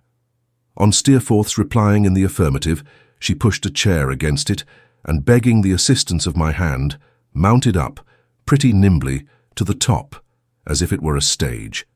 If either of you saw my ankles, she said when she was safely elevated, say so and I'll go home and destroy myself. I did not, said Steerforth. I did not, said I. Well then, cried Miss Mowcher, I'll consent to live. Now ducky, ducky, ducky, come to Mrs. Bond and be killed. This was an invitation to Steerforth to place himself under her hands, who accordingly sat himself down with his back to the table and his laughing face towards me, and submitted his head to her inspection, evidently for no other purpose than our entertainment. To see Miss Mowcher standing over him, looking at his rich profusion of brown hair through a large round magnifying glass, which she took out of her pocket, was a most amazing spectacle. You're a pretty fellow, said Miss Mowcher, after a brief inspection. You'd be as bald as a friar on the top of your head in 12 months, but for me, just half a minute, my young friend, and we'll give you a polishing that shall keep your curls on for the next 10 years. With this, she tilted some of the contents of the little bottle onto one of the little bits of flannel, and again imparting some of the virtues of that preparation to one of the little brushes, began rubbing and scraping away with both on the crown of Steerforth's head in the busiest manner I ever witnessed, talking all the time. There's Charlie Pygrave, the Duke's son, she said. You know Charlie? Peeping round into his face. A little, said Steerforth. What a man he is, there's a whisker. As to Charlie's legs, if they were only a pair, which they ain't, they'd defy competition. Would you believe he tried to do without me in the lifeguards too? Mad, said Steerforth. It looks like it. However, mad or sane, he tried, returned Miss Mowcher. What does he do but, lo and behold you, he goes into a perfumer's shop and wants to buy a bottle of the Madagascar liquid. Charlie does, said Steerforth. Charlie does. But they haven't got any of the Madagascar liquid. What is it? Something to drink? Asked Steerforth. To drink? Returned Miss Mowcher, stopping to slap his cheek. To doctor his own mustachios with, you know. There was a woman in the shop, elderly female, quite a griffin, who had never even heard of it by name. Begging pardon, sir, said the griffin to Charlie. It's not rouge, is it? Rouge, said Charlie to the griffin. What the unmentionable to ears polite do you think I want with rouge? No offence, sir, said the griffin. We have it asked for by so many names I thought it might be. Now that, my child, continued Miss Mowcher, rubbing all the time as busily as ever, is another instance of the refreshing humbug I was speaking of. I do something in that way myself, perhaps a good deal, perhaps a little. Sharp's the word, my dear boy, never mind. In what way do you mean? In the rouge way, said Steerforth. Put this and that together, my tender pupil, returned the wary Mowcher, touching her nose. Work it by the rule of secrets in all trades, and the product will give you the desired result. I say I do a little in that way myself. One dowager, she calls it lip salve. Another, she calls it gloves. Another, she calls it tucker edging. Another, she calls it a fan. I call it whatever they call it. I supply it for 'em, but we keep up the trick so to one another and make believe with such a face that they'd as soon think of laying it on before a whole drawing-room as before me. And when I wait upon 'em, they'll say to me sometimes, with it on, thick, and no mistake. How am I looking, Mocha? Am I pale? Ha, ha, ha, ha. Isn't that refreshing, my young friend? I never did in my days behold anything like Mocha, as she stood upon the dining table, intensely enjoying this refreshment, rubbing busily at Steerforth's head and winking at me over it. Ah, she said, such things are not much in demand hereabouts. That sets me off again. I haven't seen a pretty woman since I've been here, Jemmy.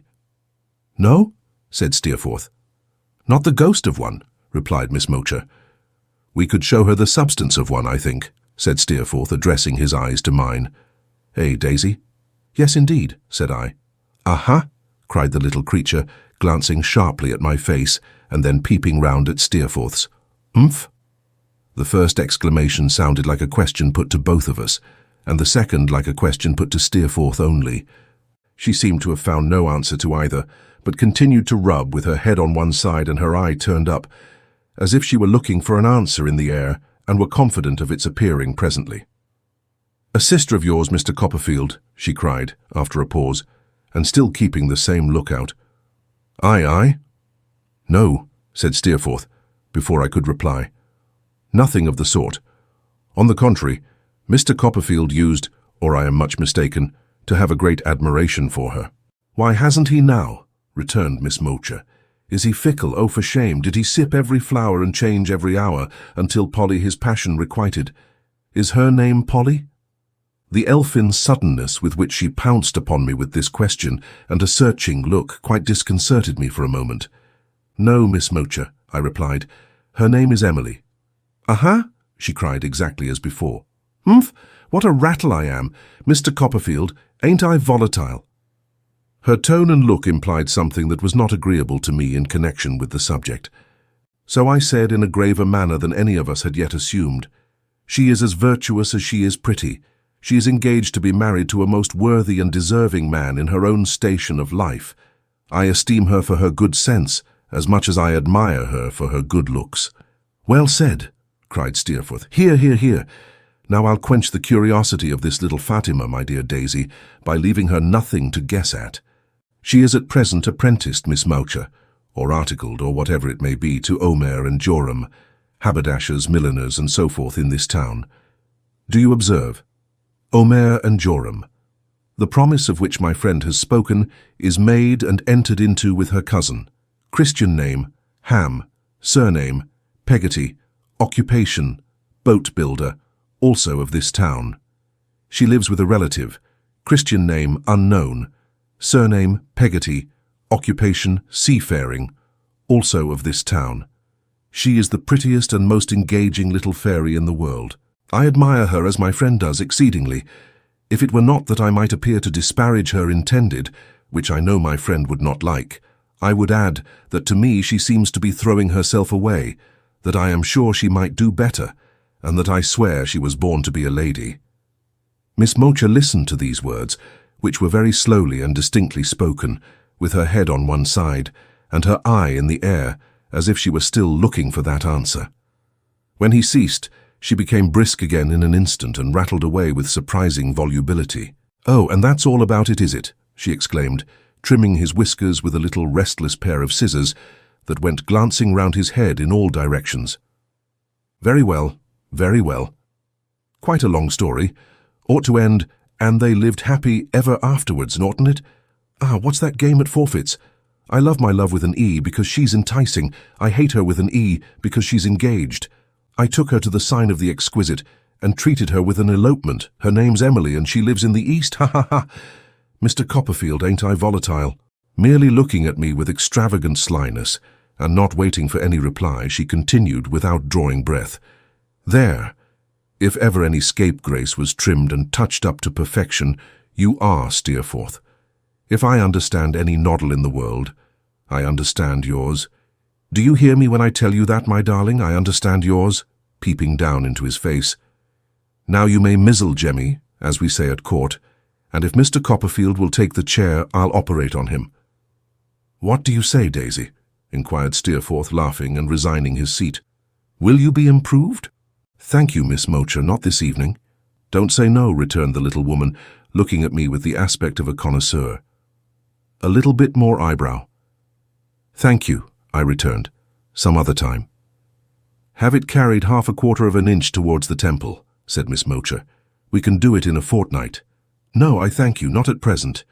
Go in for a tip, she urged. No, let's get the scaffolding up then for a pair of whiskers. Come. I could not help blushing as I declined, for I felt we were on my weak point now.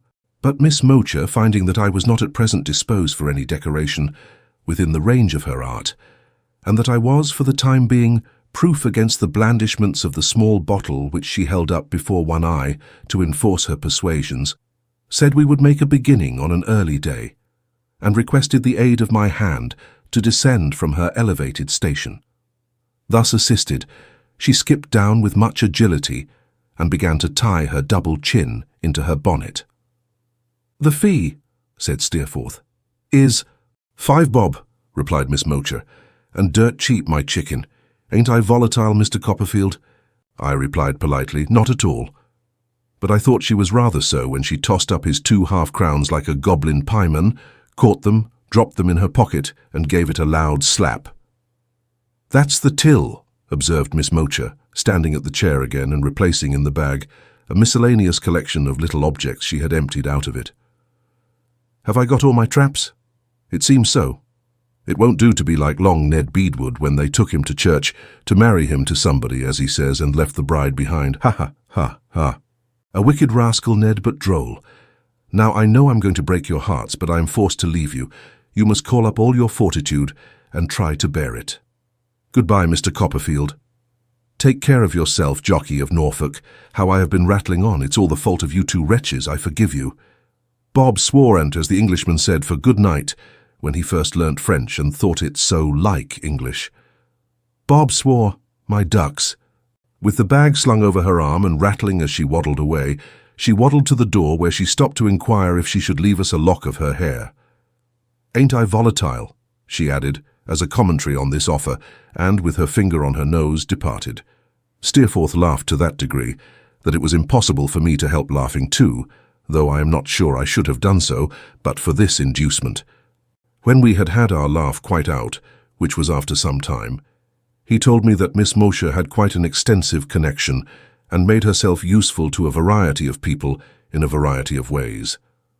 Some people trifled with her as a mere oddity, he said, but she was as shrewdly and sharply observant as anyone he knew, and as long-headed as she was short-armed. He told me that what she had said of being here and there and everywhere was true enough, for she made little darts into the provinces and seemed to pick up customers everywhere and to know everybody. I asked him what her disposition was, whether it was at all mischievous, and if her sympathies were generally on the right side of things. But, not succeeding in attracting his attention to these questions after 2 or 3 attempts, I forbore or forgot to repeat them. He told me instead with much rapidity a good deal about her skill and her profits, and about her being a scientific cupper, if I should ever have occasion for her service in that capacity. She was the principal theme of our conversation during the evening, and when we parted for the night, Steerforth called after me over the banisters, "Bob swore," as I went downstairs. I was surprised when I came to Mr. Barkis's house to find Ham walking up and down in front of it, and still more surprised to learn from him that little Emily was inside. I naturally inquired why he was not there too, instead of pacing the streets by himself.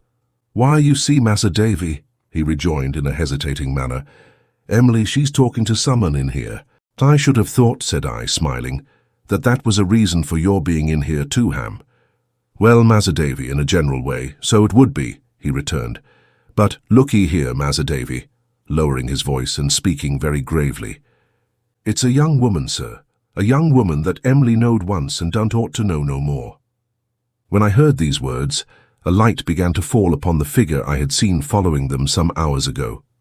"It's a poor wurem, Massa Davy," said Ham, as is trod under foot by all the town, up street and down street. "The mould of the churchyard don't hold any that the folk shrink away from more. Did I see her tonight, Ham, on the sand after we met you?" "Keeping us in sight," said Ham. "It's like you did, Massa Davy. Not that I knowed then she was there, sir, but along of her creeping soon arterwards under Em'ly's little window, when she see the light come and whispering, 'Em'ly, Em'ly, for Christ's sake, have a woman's heart towards me. I was once like you.' Those were solemn words, Massa Davy, fur to hear." "They were indeed, Ham. What did Em'ly do?" Says Em'ly, "Martha, is it you? Oh, Martha, can it be you?" For they had sat at work together many a day at Mr. Omer's. "I recollect her now," cried I, recalling one of the two girls I had seen when I first went there. "I recollect her quite well." "Martha Endell," said Ham, 2 or 3 years older than Em'ly, but was at the school with her. "I never heard her name," said I. "I didn't mean to interrupt you." "For the matter of that, Massa Davy," replied Ham, "all's told her most in them words, 'Em'ly, Em'ly, for Christ's sake, have a woman's heart towards me. I was once like you.' She wanted to speak to Em'ly. Em'ly couldn't speak to her there, for her loving uncle was come home, and he wouldn't—" "No, Massa Davy," said Ham with great earnestness. "He couldn't, kind-natured, tender-hearted as he is, see them two together side by side, for all the treasures that's wrecked in the sea." I felt how true this was. I knew it, on the instant, quite as well as Ham. "So Em'ly writes in pencil on a bit of paper," he pursued, "and gives it to her out a window to bring here. 'Show that,' she says, 'to my aunt, Mrs. Barkis, and she'll set you down by her fire, for the love of me, till uncle is gone out, and I can come.' By and by she tells me what I tell you, Massa Davy, and asks me to bring her. What can I do? She don't ought to know any such, but I can't deny her, when the tears is on her face." He put his hand into the breast of his shaggy jacket, and took out with great care a pretty little purse. "And if I could deny her when the tears was on her face, Massa Davy," said Ham, tenderly adjusting it on the rough palm of his hand, "how could I deny her when she give me this to carry for her, knowing what she brought it for? Such a toy as it is," said Ham, thoughtfully looking on it. "With such a little money in it, Em'ly, my dear." I shook him warmly by the hand when he had put it away again, for that was more satisfactory to me than saying anything, and we walked up and down for a minute or two in silence. The door opened then, and Peggotty appeared beckoning to Ham to come in. I would have kept away, but she came after me, entreating me to come in too. Even then I would have avoided the room where they all were, but for its being the neat tiled kitchen I have mentioned more than once. The door opening immediately into it, I found myself among them before I considered whither I was going. The girl, the same I had seen upon the sands, was near the fire. She was sitting on the ground, with her head and one arm lying on a chair. I fancied from the disposition of her figure that Em'ly had but newly risen from the chair, and that the forlorn head might perhaps have been lying on her lap. I saw but little of the girl's face, over which her hair fell loose and scattered, as if she had been disordering it with her own hands. But I saw that she was young and of a fair complexion. Peggotty had been crying. So had little Em'ly. Not a word was spoken when we first went in, and the Dutch clock by the dresser seemed, in the silence, to tick twice as loud as usual. Em'ly spoke first. "Martha wants," she said to Ham, "to go to London." "Why to London?" returned Ham. He stood between them, looking on the prostrate girl with a mixture of compassion for her, and of jealousy of her holding any companionship with her whom he loved so well, which I have always remembered distinctly. They both spoke as if she were ill, in a soft, suppressed tone that was plainly heard, although it hardly rose above a whisper. "Better there than here," said a third voice aloud, Martha's, though she did not move. "No one knows me there, everybody knows me here." "What will she do there?" inquired Ham. She lifted up her head and looked darkly round at him for a moment, then laid it down again and curved her right arm about her neck, as a woman in a fever or in an agony of pain from a shot might twist herself. "She will try to do well," said little Em'ly. "You don't know what she has said to us. Does he? Do they? Aunt?" Peggotty shook her head compassionately. "I'll try," said Martha, "if you'll help me away. I never can do worse than I have done here. I may do better. Oh, with a dreadful shiver, take me out of these streets where the whole town knows me from a child. As Emily held out her hand to Ham, I saw him put in it a little canvas bag. She took it, as if she thought it were her purse, and made a step or two forward, but finding her mistake, came back to where he had retired near me and showed it to him. "It's all yourn, Emily," I could hear him say. "I haven't nowt in all the world that ain't yourn, my dear. It ain't of no delight to me, except for you." The tears rose freshly in her eyes, but she turned away and went to Martha. What she gave her I don't know. I saw her stooping over her and putting money in her bosom. She whispered something, as she asked, "Was that enough?" "More than enough," the other said, and took her hand and kissed it. Then Martha arose and, gathering her shawl about her, covering her face with it and weeping aloud, went slowly to the door. She stopped a moment before going out, as if she would have uttered something or turned back, but no word passed her lips. Making the same low, dreary, wretched moaning in her shawl, she went away. As the door closed, little Emily looked at us three in a hurried manner, and then hid her face in her hands and fell to sobbing. "Doan't, Emily," said Ham, tapping her gently on the shoulder. "Doan't, my dear. You doan't ought to cry so pretty." "Oh, Ham," she exclaimed, still weeping pitifully, "I'm not so good a girl as I ought to be. I know I have not the thankful heart sometimes I ought to have." "Yes, yes, you have, I'm sure," said Ham. "No, no, no," cried little Emily, sobbing and shaking her head. "I'm not as good a girl as I ought to be, not near, not near." And still she cried, as if her heart would break. "I try your love too much. I know I do," she sobbed. "I'm often cross to you and changeable with you when I ought to be far different. You are never so to me. Why am I ever so to you when I should think of nothing but how to be grateful and to make you happy?" "You always make me so," said Ham, "my dear. I am happy in the sight of you. I am happy all day long in the thoughts of you." "Ah, that's not enough," she cried. "That is because you are good, not because I am. Oh, my dear, it might have been a better fortune for you if you had been fond of someone else, of someone steadier and much worthier than me, who was all bound up in you and never vain and changeable like me." "Poor little tender heart," said Ham in a low voice. "Martha has overset her altogether." "Please, Aunt," sobbed Emily, "come here and let me lay my head upon you. Oh, I am very miserable tonight, Aunt. Oh, I am not as good a girl as I ought to be. I am not, I know." Peggotty had hastened to the chair before the fire. Emily, with her arms around her neck, kneeled by her, looking up most earnestly into her face. "Oh, pray, Aunt, try to help me. Ham, dear, try to help me. Mr. David, for the sake of old times, do please try to help me. I want to be a better girl than I am. I want to feel 100 times more thankful than I do. I want to feel more. What a blessed thing it is to be the wife of a good man and to lead a peaceful life. Oh me, oh me, oh my heart, my heart." She dropped her face on my old nurse's breast, and ceasing this supplication, which in its agony and grief was half a woman's, half a child's, as all her manner was, being in that more natural and better suited to her beauty, as I thought, than any other manner could have been, wept silently while my old nurse hushed her like an infant. She got calmer by degrees, and then we soothed her, now talking encouragingly, and now jesting a little with her, until she began to raise her head and speak to us. So we got on until she was able to smile, and then to laugh, and then to sit up, half ashamed, while Peggotty recalled her stray ringlets, dried her eyes, and made her neat again, lest her uncle should wonder when she got home why his darling had been crying. I saw her do that night what I had never seen her do before. I saw her innocently kiss her chosen husband on the cheek and creep close to his bluff form as if it were her best support.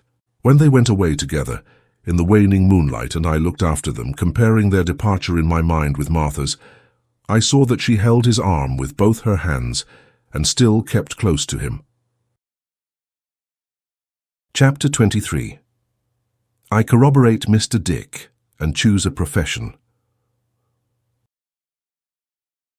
When I awoke in the morning, I thought very much of little Emily and her emotion last night after Martha had left. I felt as if I had come into the knowledge of those domestic weaknesses and tendernesses in a sacred confidence, and that to disclose them, even to Steerforth, would be wrong. I had no gentler feeling towards anyone than towards the pretty creature who had been my playmate, and whom I have always been persuaded, and shall always be persuaded to my dying day I then devotedly loved. The repetition to any ears, even to Steerforth's, of what she had been unable to repress when her heart lay open to me by an accident, I felt would be a rough deed, unworthy of myself, unworthy of the light of our pure childhood, which I always saw encircling her head. I made a resolution, therefore, to keep it in my own breast, and there it gave her image a new grace. While we were at breakfast, a letter was delivered to me from my aunt. As it contained matter on which I thought Steerforth could advise me as well as anyone, and on which I knew I should be delighted to consult him, I resolved to make it a subject of discussion on our journey home. For the present, we had enough to do in taking leave of all our friends. Mr. Barkis was far from being the last among them in his regret at our departure, and I believe would even have opened the box again and sacrificed another guinea if it would have kept us 48 hours in Yarmouth. Peggotty and all her family were full of grief at our going. The whole house of Omer and Joram turned out to bid us goodbye, and there were so many seafaring volunteers in attendance on Steerforth when our portmanteau went to the coach that if we had had the baggage of a regiment with us, we should hardly have wanted porters to carry it. In a word, we departed to the regret and admiration of all concerned, and left a great many people very sorry behind us. "Do you stay long here, Littimer?" said I, as he stood waiting to see the coach start. "No, sir," he replied. "Probably not very long, sir." "He can hardly say just now," observed Steerforth carelessly. "He knows what he has to do, and he'll do it." "That I am sure he will," said I. Littimer touched his hat in acknowledgment of my good opinion, and I felt about 8 years old. He touched it once more, wishing us a good journey, and we left him standing on the pavement as respectable a mystery as any pyramid in Egypt. For some little time we held no conversation, Steerforth being unusually silent, and I being sufficiently engaged in wondering within myself when I should see the old places again, and what new changes might happen to me or them in the meanwhile. At length Steerforth, becoming gay and talkative in a moment, as he could become anything he liked at any moment, pulled me by the arm. "Find a voice, David. What about that letter you were speaking of at breakfast?" "Oh," said I, taking it out of my pocket. "It's from my aunt." "And what does she say, requiring consideration?" "Why, she reminds me, Steerforth," said I, "that I came out on this expedition to look about me and to think a little." "Which, of course, you have done?" "Indeed, I can't say I have, particularly. To tell you the truth, I'm afraid I have forgotten it." "Well, look about you now and make up for your negligence," said Steerforth. "Look to the right and you'll see a flat country, with a good deal of marsh in it. Look to the left and you'll see the same. Look to the front and you'll find no difference. Look to the rear and there it is still." I laughed and replied that I saw no suitable profession in the whole prospect, which was perhaps to be attributed to its flatness. "What says our aunt on the subject?" inquired Steerforth, glancing at the letter in my hand. "Does she suggest anything?" "Why, yes," said I. "She asks me here if I think I should like to be a proctor. What do you think of it?" "Well, I don't know," replied Steerforth coolly. "You may as well do that as anything else, I suppose." I could not help laughing again at his balancing all callings and professions so equally, and I told him so. "What is a proctor, Steerforth?" said I. "Why, he is a sort of monkish attorney," replied Steerforth. "He is to some faded courts held in Doctors' Commons, a lazy old nook near St. Paul's churchyard, what solicitors are to the courts of law and equity. He's a functionary whose existence, in the natural course of things, would have terminated about 200 years ago. I can tell you best what he is, by telling you what Doctors' Commons is. It's a little out-of-the-way place where they administer what is called ecclesiastical law and play all kinds of tricks with obsolete old monsters of Acts of Parliament, which 3/4 of the world know nothing about, and the other fourth supposes to have been dug up in a fossil state in the days of the Edwards. It's a place that has an ancient monopoly in suits about people's wills and people's marriages and disputes among ships and boats." "Nonsense, Steerforth," I exclaimed. "You don't mean to say that there is any affinity between nautical matters and ecclesiastical matters?" "I don't indeed, my dear boy," he returned, "but I mean to say that they are managed and decided by the same set of people, down in that same Doctors' Commons. You shall go there one day and find them blundering through half the nautical terms in Young's dictionary, apropos of the Nancy having run down the Sarah Jane, or Mr. Peggotty and the Yarmouth boatmen having put off in a gale of wind with an anchor and cable to the Nelson Indiaman in distress. And you shall go there another day and find them deep in the evidence pro and con, respecting a clergyman who has misbehaved himself, and you shall find the judge in the nautical case, the advocate in the clergyman's case, or contrariwise. They are like actors. Now a man's a judge, and now he is not a judge. Now he's one thing, now he's another, now he's something else, change and change about. But it's always a very pleasant, profitable little affair of private theatricals, presented to an uncommonly select audience. But advocates and proctors are not one and the same, said I, a little puzzled. Are they? No, returned Steerforth. The advocates are civilians, men who have taken a doctor's degree at college, which is the first reason of my knowing anything about it. The proctors employ the advocates. Both get very comfortable fees, and altogether they make a mighty snug little party. On the whole, I would recommend you to take to Doctors' Commons kindly, David. They plume themselves on their gentility there, I can tell you, if that's any satisfaction. I made allowance for Steerforth's light way of treating the subject, and considering it with reference to the staid air of gravity and antiquity which I associated with that lazy old nook near St. Paul's churchyard, did not feel indisposed towards my aunt's suggestion, which she left to my free decision, making no scruple of telling me that it had occurred to her, on her lately visiting her own proctor in Doctors' Commons, for the purpose of settling her will in my favour. That's a laudable proceeding on the part of our aunt at all events, said Steerforth when I mentioned it, and one deserving of all encouragement. Daisy, my advice is that you take kindly to Doctors' Commons. I quite made up my mind to do so. I then told Steerforth that my aunt was in town awaiting me, as I found from her letter, and that she had taken lodgings for a week at a kind of private hotel at Lincoln's Inn Fields, where there was a stone staircase and a convenient door in the roof. My aunt being firmly persuaded that every house in London was going to be burnt down every night, we achieved the rest of our journey pleasantly, sometimes recurring to Doctors' Commons, and anticipating the distant days when I should be a proctor there, which Steerforth pictured in a variety of humorous and whimsical lights that made us both merry. When we came to our journey's end, he went home, engaging to call upon me next day but one, and I drove to Lincoln's Inn Fields, where I found my aunt up and waiting supper. If I had been round the world since we parted, we could hardly have been better pleased to meet again. My aunt cried outright as she embraced me, and said, pretending to laugh, that if my poor mother had been alive, that silly little creature would have shed tears, she had no doubt. "So you have left Mr. Dick behind, aunt?" said I. "I am sorry for that. Ah, Janet, how do you do?" As Janet curtsied, hoping I was well, I observed my aunt's visage lengthen very much. "I am sorry for it too," said my aunt, rubbing her nose. "I have had no peace of mind, Trot, since I have been here." Before I could ask why, she told me. "I am convinced," said my aunt, laying her hand with melancholy firmness on the table, "that Dick's character is not a character to keep the donkeys off. I am confident he wants strength of purpose. I ought to have left Janet at home instead, and then my mind might perhaps have been at ease. If ever there was a donkey trespassing on my green," said my aunt with emphasis, "there was one this afternoon at 4 o'clock. A cold feeling came over me from head to foot, and I know it was a donkey." I tried to comfort her on this point, but she rejected consolation. "It was a donkey," said my aunt, "and it was the one with the stumpy tail which that murdering sister of a woman rode when she came to my house." This had been, ever since, the only name my aunt knew for Miss Murdstone. "If there is any donkey in Dover, whose audacity it is harder to me to bear than another's, that," said my aunt, striking the table, "is the animal."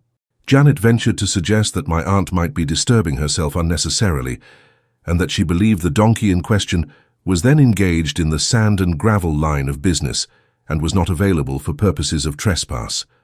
But my aunt wouldn't hear of it.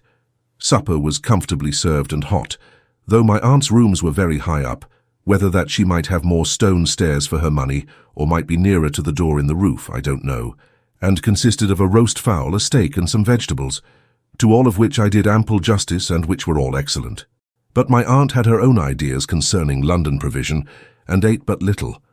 "I suppose this unfortunate fowl was born and brought up in a cellar," said my aunt, "and never took the air except on a hackney coach stand. I hope the steak may be beef, but I don't believe it. Nothing's genuine in the place, in my opinion, but the dirt." "Don't you think the fowl may have come out of the country, Aunt?" I hinted. "Certainly not," returned my aunt. "It would be no pleasure to a London tradesman to sell anything which was what he pretended it was." I did not venture to controvert this opinion, but I made a good supper, which it greatly satisfied her to see me do.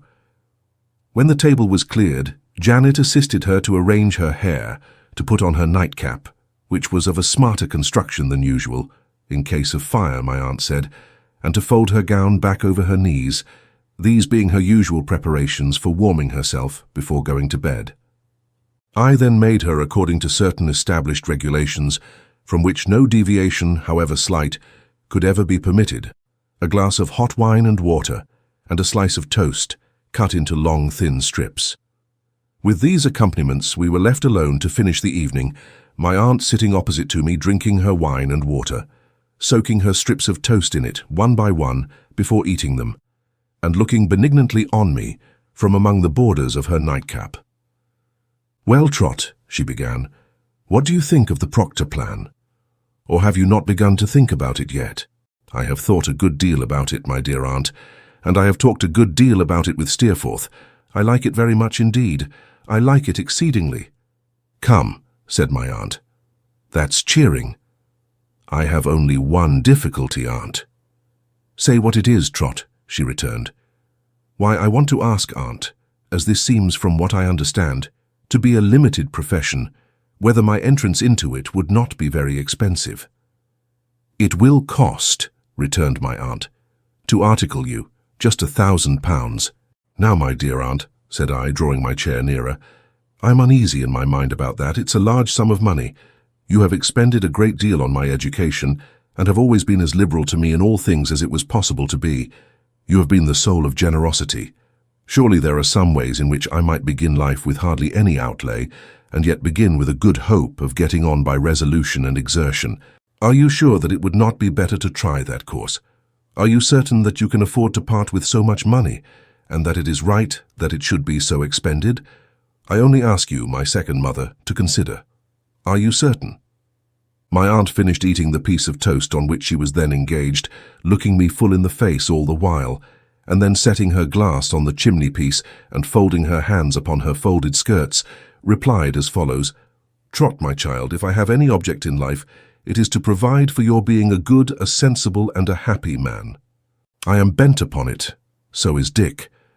I should like some people that I know to hear Dick's conversation on the subject. Its sagacity is wonderful, but no one knows the resources of that man's intellect, except myself." She stopped for a moment to take my hand between hers and went on, "It's in vain, Trot, to recall the past, unless it works some influence upon the present. Perhaps I might have been better friends with your poor father. Perhaps I might have been better friends with that poor child, your mother, even after your sister Betsey Trotwood disappointed me. When you came to me, a little runaway boy, all dusty and wayworn, perhaps I thought so. From that time until now, Trot, you have ever been a credit to me, and a pride and a pleasure. I have no other claim upon my means, at least—" Here, to my surprise, she hesitated and was confused. "No, I have no other claim upon my means, and you are my adopted child. Only be a loving child to me in my age, and bear with my whims and fancies, and you will do more for an old woman, whose prime of life was not so happy or conciliating as it might have been, than ever that old woman did for you." It was the first time I had heard my aunt refer to her past history. There was a magnanimity in her quiet way of doing so, and of dismissing it, which would have exalted her in my respect and affection, if anything could. "All is agreed and understood between us now, Trot," said my aunt, "and we need talk of this no more. Give me a kiss, and we'll go to the Commons after breakfast tomorrow." We had a long chat by the fire before we went to bed. I slept in a room on the same floor with my aunt's, and was a little disturbed in the course of the night by her knocking at my door as often as she was agitated by a distant sound of hackney coaches or market carts, and inquiring if I heard the engines. But towards morning she slept better and suffered me to do so too. At about midday, we set out for the office of Messrs. Spenlow and Jorkins, in Doctors' Commons. My aunt, who had this other general opinion in reference to London, that every man she saw was a pickpocket, gave me her purse to carry for her, which had 10 guineas in it and some silver. We made a pause at the toy shop in Fleet Street to see the giants of St. Dunstan's strike upon the bells. We had timed our going so as to catch them at it at 12 o'clock, and then went on towards Ludgate Hill and St. Paul's Churchyard. We were crossing to the former place when I found that my aunt greatly accelerated her speed and looked frightened. I observed at the same time that a lowering, ill-dressed man who had stopped and stared at us in passing a little before was coming so close after us as to brush against her. "Trot! My dear Trot!" cried my aunt in a terrified whisper and pressing my arm. "I don't know what I am to do." "Don't be alarmed," said I. "There's nothing to be afraid of. Step into a shop and I'll soon get rid of this fellow." "No, no, child," she returned. "Don't speak to him for the world. I entreat, I order you." "Good heaven, aunt," said I. "He is nothing but a sturdy beggar." "You don't know what he is," replied my aunt. "You don't know who he is. You don't know what you say." We had stopped in an empty doorway while this was passing, and he had stopped too. "Don't look at him," said my aunt, as I turned my head indignantly, "but get me a coach, my dear, and wait for me in St. Paul's Churchyard." "Wait for you?" I replied. "Yes," rejoined my aunt. "I must go alone. I must go with him." "With him, aunt? This man?" "I am in my senses," she replied, "and I tell you I must. Get me a coach." However much astonished I might be, I was sensible that I had no right to refuse compliance with such a peremptory command. I hurried away a few paces and called a hackney chariot which was passing empty. Almost before I could let down the steps, my aunt sprang in, I don't know how, and the man followed. She waved her hand to me to go away, so earnestly that, all confounded as I was, I turned from them at once. In doing so, I heard her say to the coachman, "Drive anywhere! Drive straight on!" And presently the chariot passed me going up the hill. What Mr. Dick had told me, and what I had supposed to be a delusion of his, now came into my mind. I could not doubt that this person was the person of whom he had made such mysterious mention, though what the nature of his hold upon my aunt could possibly be, I was quite unable to imagine. After half an hour's cooling in the churchyard, I saw the chariot coming back. The driver stopped beside me, and my aunt was sitting in it alone. She had not yet sufficiently recovered from her agitation to be quite prepared for the visit we had to make. She desired me to get into the chariot, and to tell the coachman to drive slowly up and down a little while. She said no more except, "My dear child, never ask me what it was, and don't refer to it," until she had perfectly regained her composure, when she told me she was quite herself now and we might get out. On her giving me her purse to pay the driver, I found that all the guineas were gone and only the loose silver remained. Doctors' Commons was approached by a little low archway. Before we had taken many paces down the street beyond it, the noise of the city seemed to melt, as if by magic, into a softened distance. A few dull courts and narrow ways brought us to the skylighted offices of Spenlow and Jorkins, in the vestibule of which temple, accessible to pilgrims without the ceremony of knocking, 3 or 4 clerks were at work as copyists. One of these, a little dry man, sitting by himself, who wore a stiff brown wig that looked as if it were made of gingerbread, rose to receive my aunt and show us into Mr. Spenlow's room. "Mr. Spenlow's in court, ma'am," said the dry man. "It's an Archer's day, but it's close by and I'll send for him directly." As we were left to look about us while Mr. Spenlow was fetched, I availed myself of the opportunity. The furniture of the room was old-fashioned and dusty, and the green baize on the top of the writing table had lost all its colour, and was as withered and pale as an old pauper.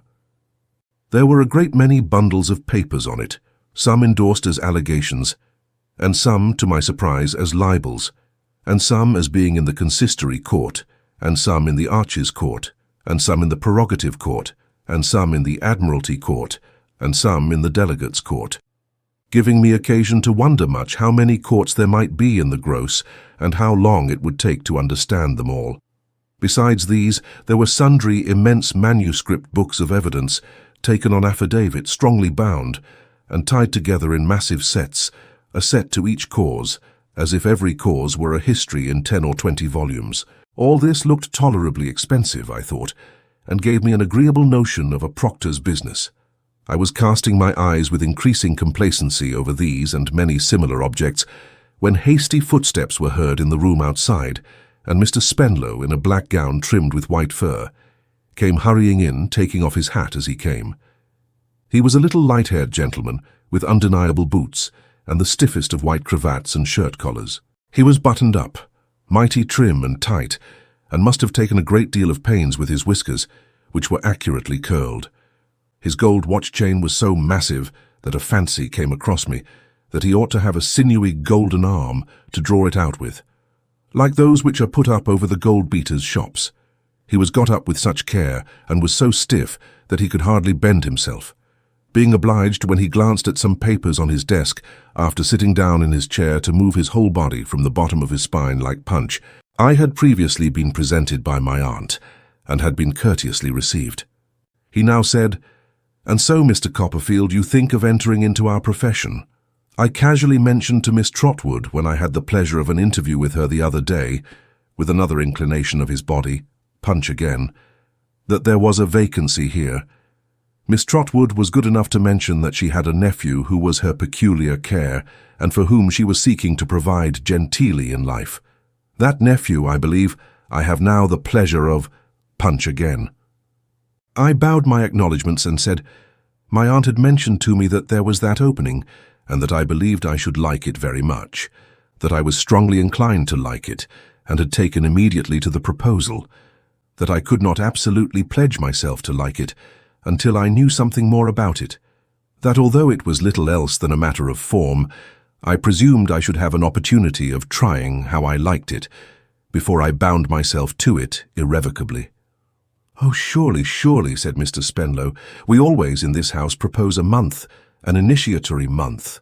I should be happy myself to propose 2 months, 3, an indefinite period, in fact, but I have a partner, Mr. Jorkins."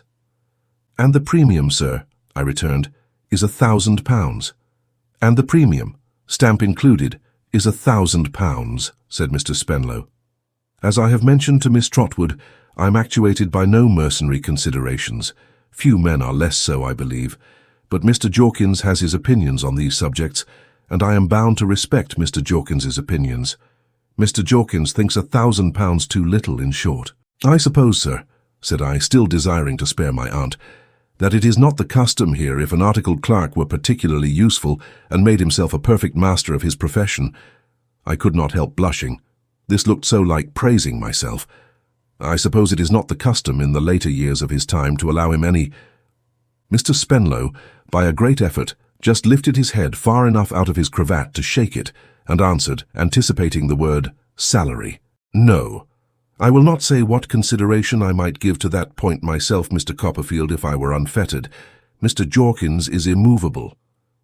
I was quite dismayed by the idea of this terrible Jorkins, but I found out afterwards that he was a mild man of a heavy temperament, whose place in the business was to keep himself in the background and be constantly exhibited by name as the most obdurate and ruthless of men. If a clerk wanted his salary raised, Mr. Jorkins wouldn't listen to such a proposition. If a client was slow to settle his bill of costs, Mr. Jorkins was resolved to have it paid, and however painful these things might be, and always were, to the feelings of Mr. Spenlow, Mr. Jorkins would have his bond. The heart and hand of the good angel Spenlow would have been always open, but for the restraining demon Jorkins.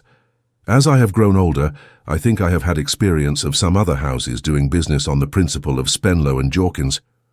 It was settled that I should begin my month's probation as soon as I pleased, and that my aunt need neither remain in town nor return at its expiration, as the articles of agreement, of which I was to be the subject, could easily be sent to her at home for her signature. When we had got so far, Mr. Spenlow offered to take me into court then and there, and show me what sort of place it was. As I was willing enough to know, we went out with this object, leaving my aunt behind, who would trust herself, she said, in no such place, and who, I think, regarded all courts of law as a sort of powder mills that might blow up at any time. Mr. Spenlow conducted me through a paved courtyard formed of grave brick houses, which I inferred from the doctors' names upon the doors to be the official abiding places of the learned advocates of whom Steerforth had told me, and into a large dull room not unlike a chapel to my thinking on the left hand. The upper part of this room was fenced off from the rest, and there on the two sides of a raised platform of the horseshoe form, sitting on easy old-fashioned dining-room chairs, were sundry gentlemen in red gowns and grey wigs, whom I found to be the doctors aforesaid. Blinking over a little desk like a pulpit desk in the curve of the horseshoe was an old gentleman whom, if I had seen him in an aviary, I should certainly have taken for an owl, but who, I learned, was the presiding judge. In the space within the horseshoe, lower than these, that is to say, on about the level of the floor, were sundry other gentlemen of Mr. Spenlow's rank, and dressed like him in black gowns with white fur upon them, sitting at a long green table. Their cravats were in general stiff, I thought, and their looks haughty, but in this last respect I presently conceived I had done them an injustice, for when 2 or 3 of them had to rise and answer a question of the presiding dignitary, I never saw anything more sheepish. The public, represented by a boy with a comforter, and a shabby genteel man secretly eating crumbs out of his coat pockets, was warming itself at a stove in the centre of the court. The languid stillness of the place was only broken by the chirping of this fire, and by the voice of one of the doctors, who was wandering slowly through a perfect library of evidence, and stopping to put up from time to time at little roadside inns of argument on the journey. Altogether, I have never, on any occasion, made one at such a cosy, dosy, old-fashioned, time-forgotten, sleepy-headed little family party in all my life, and I felt it would be quite a soothing opiate to belong to it in any character, except perhaps as a suitor. Very well satisfied with the dreamy nature of this retreat, I informed Mr. Spenlow that I had seen enough for that time, and we rejoined my aunt, in company with whom I presently departed from the Commons, feeling very young when I went out of Spenlow and Jorkins's, on account of the clerks poking one another with their pens to point me out. We arrived at Lincoln's Inn Fields without any new adventures, except encountering an unlucky donkey in a costermonger's cart, who suggested painful associations to my aunt. We had another long talk about my plans, when we were safely housed, and as I knew she was anxious to get home and between fire, food and pickpockets, could never be considered at her ease for half an hour in London, I urged her not to be uncomfortable on my account, but to leave me to take care of myself. "I have not been here a week tomorrow, without considering that too, my dear," she returned. "There is a furnished little set of chambers to be let in the Adelphi Trot, which ought to suit you to a marvel." With this brief introduction, she produced from her pocket an advertisement, carefully cut out of a newspaper, setting forth that in Buckingham Street in the Adelphi there was to be let furnished, with a view of the river, a singularly desirable and compact set of chambers, forming a genteel residence for a young gentleman, a member of one of the inns of court or otherwise with immediate possession. Terms moderate, and could be taken for a month only, if required. "Why, this is the very thing, aunt," said I, flushed with the possible dignity of living in chambers. "Then come," replied my aunt, immediately resuming the bonnet she had a minute before laid aside. "We'll go and look at 'em." Away we went. The advertisement directed us to apply to Mrs. Krupp on the premises, and we rung the area bell, which we supposed to communicate with Mrs. Krupp. It was not until we had rung 3 or 4 times that we could prevail on Mrs. Krupp to communicate with us, but at last she appeared, being a stout lady with a flounce of flannel petticoat below a nankeen gown. "Let us see these chambers of yours, if you please, ma'am," said my aunt. "For this gentleman," said Mrs. Krupp, feeling in her pocket for her keys. "Yes, for my nephew," said my aunt, "and a sweet set they is for sick," said Mrs. Krupp. So we went upstairs. They were on the top of the house, a great point with my aunt, being near the fire escape, and consisted of a little half-blind entry, where you could see hardly anything, a little stone-blind pantry, where you could see nothing at all, a sitting-room, and a bedroom. The furniture was rather faded, but quite good enough for me, and sure enough the river was outside the windows. As I was delighted with the place, my aunt and Mrs. Krupp withdrew into the pantry to discuss the terms, while I remained on the sitting-room sofa, hardly daring to think it possible that I could be destined to live in such a noble residence. After a single combat of some duration they returned, and I saw to my joy, both in Mrs. Krupp's countenance and in my aunt's, that the deed was done. "Is it the last occupant's furniture?" inquired my aunt. "Yes, it is, ma'am," said Mrs. Crupp. "What's become of him?" asked my aunt. Mrs. Crupp was taken with a troublesome cough, in the midst of which she articulated with much difficulty, "He was took ill here, ma'am, and dear me, and he died." "Hey, what did he die of?" asked my aunt. "Well, ma'am, he died of drink," said Mrs. Crupp in confidence, "and smoke."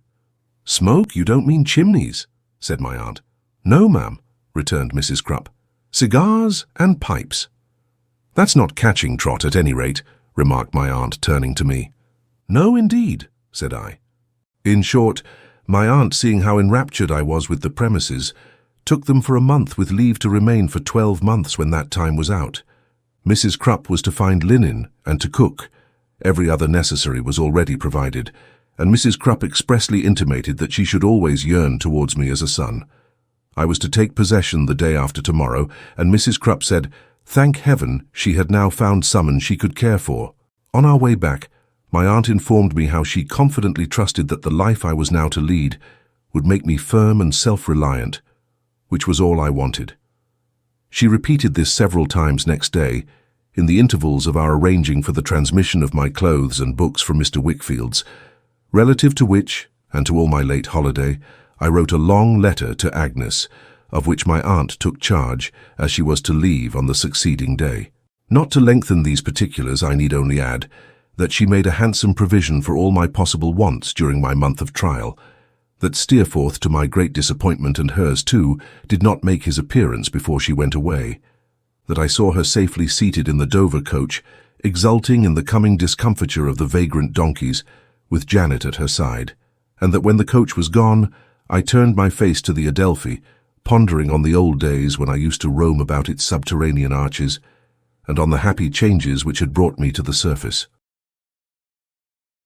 Chapter 24. My first dissipation.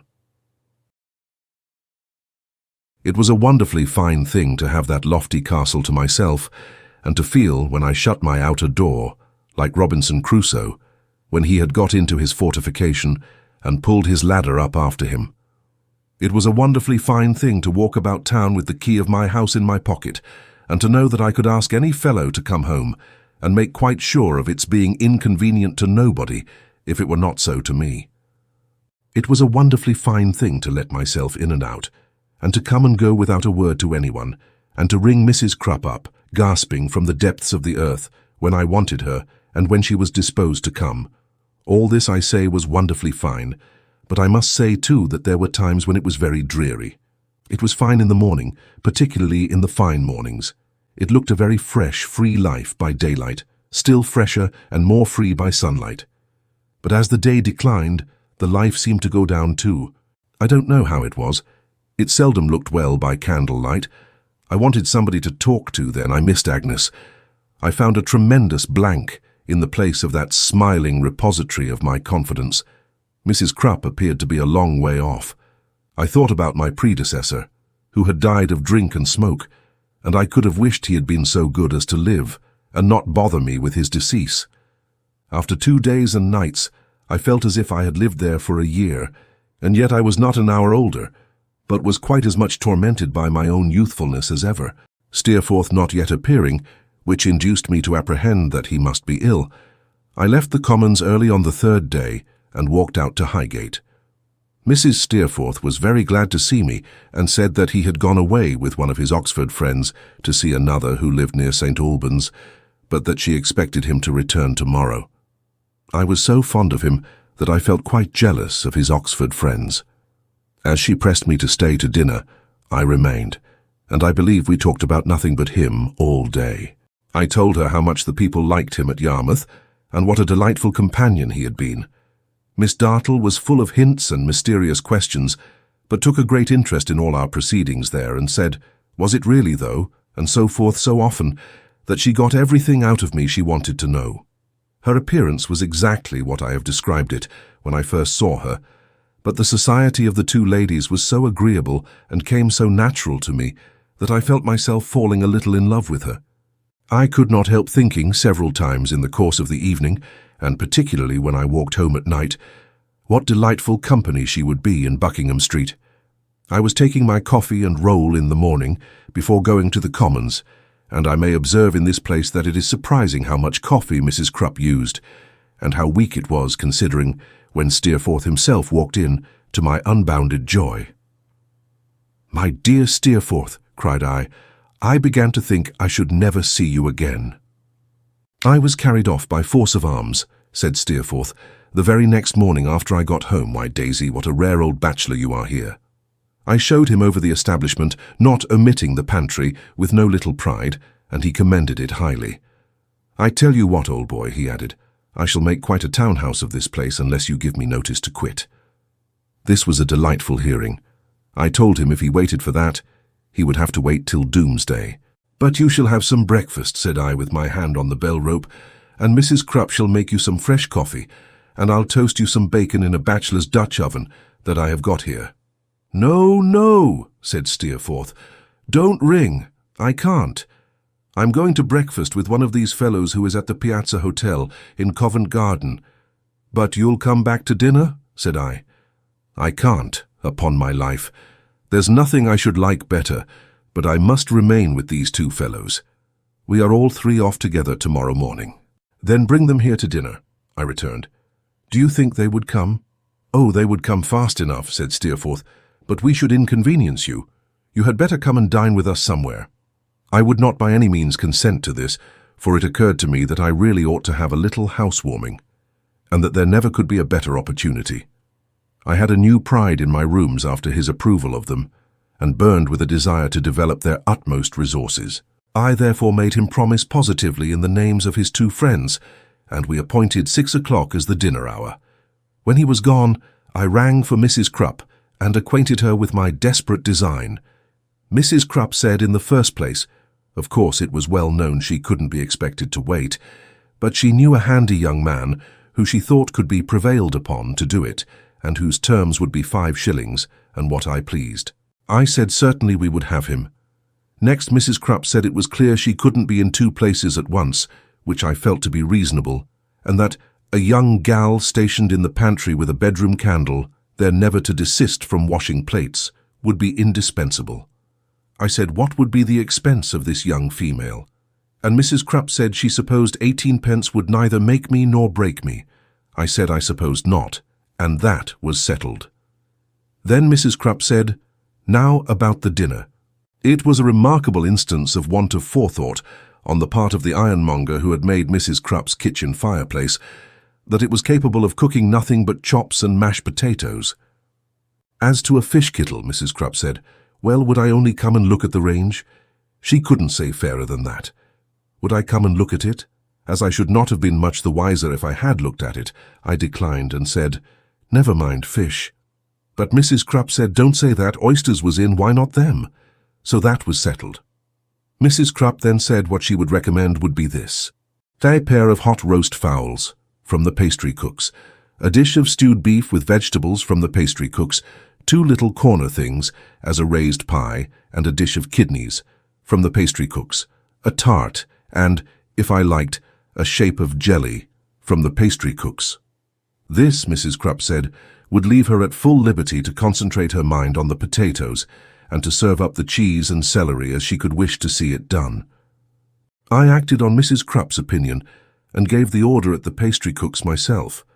Walking along the Strand afterwards, and observing a hard mottled substance in the window of a ham and beef shop, which resembled marble, but was labelled mock turtle, I went in and bought a slab of it, which I have since seen reason to believe would have sufficed for 15 people.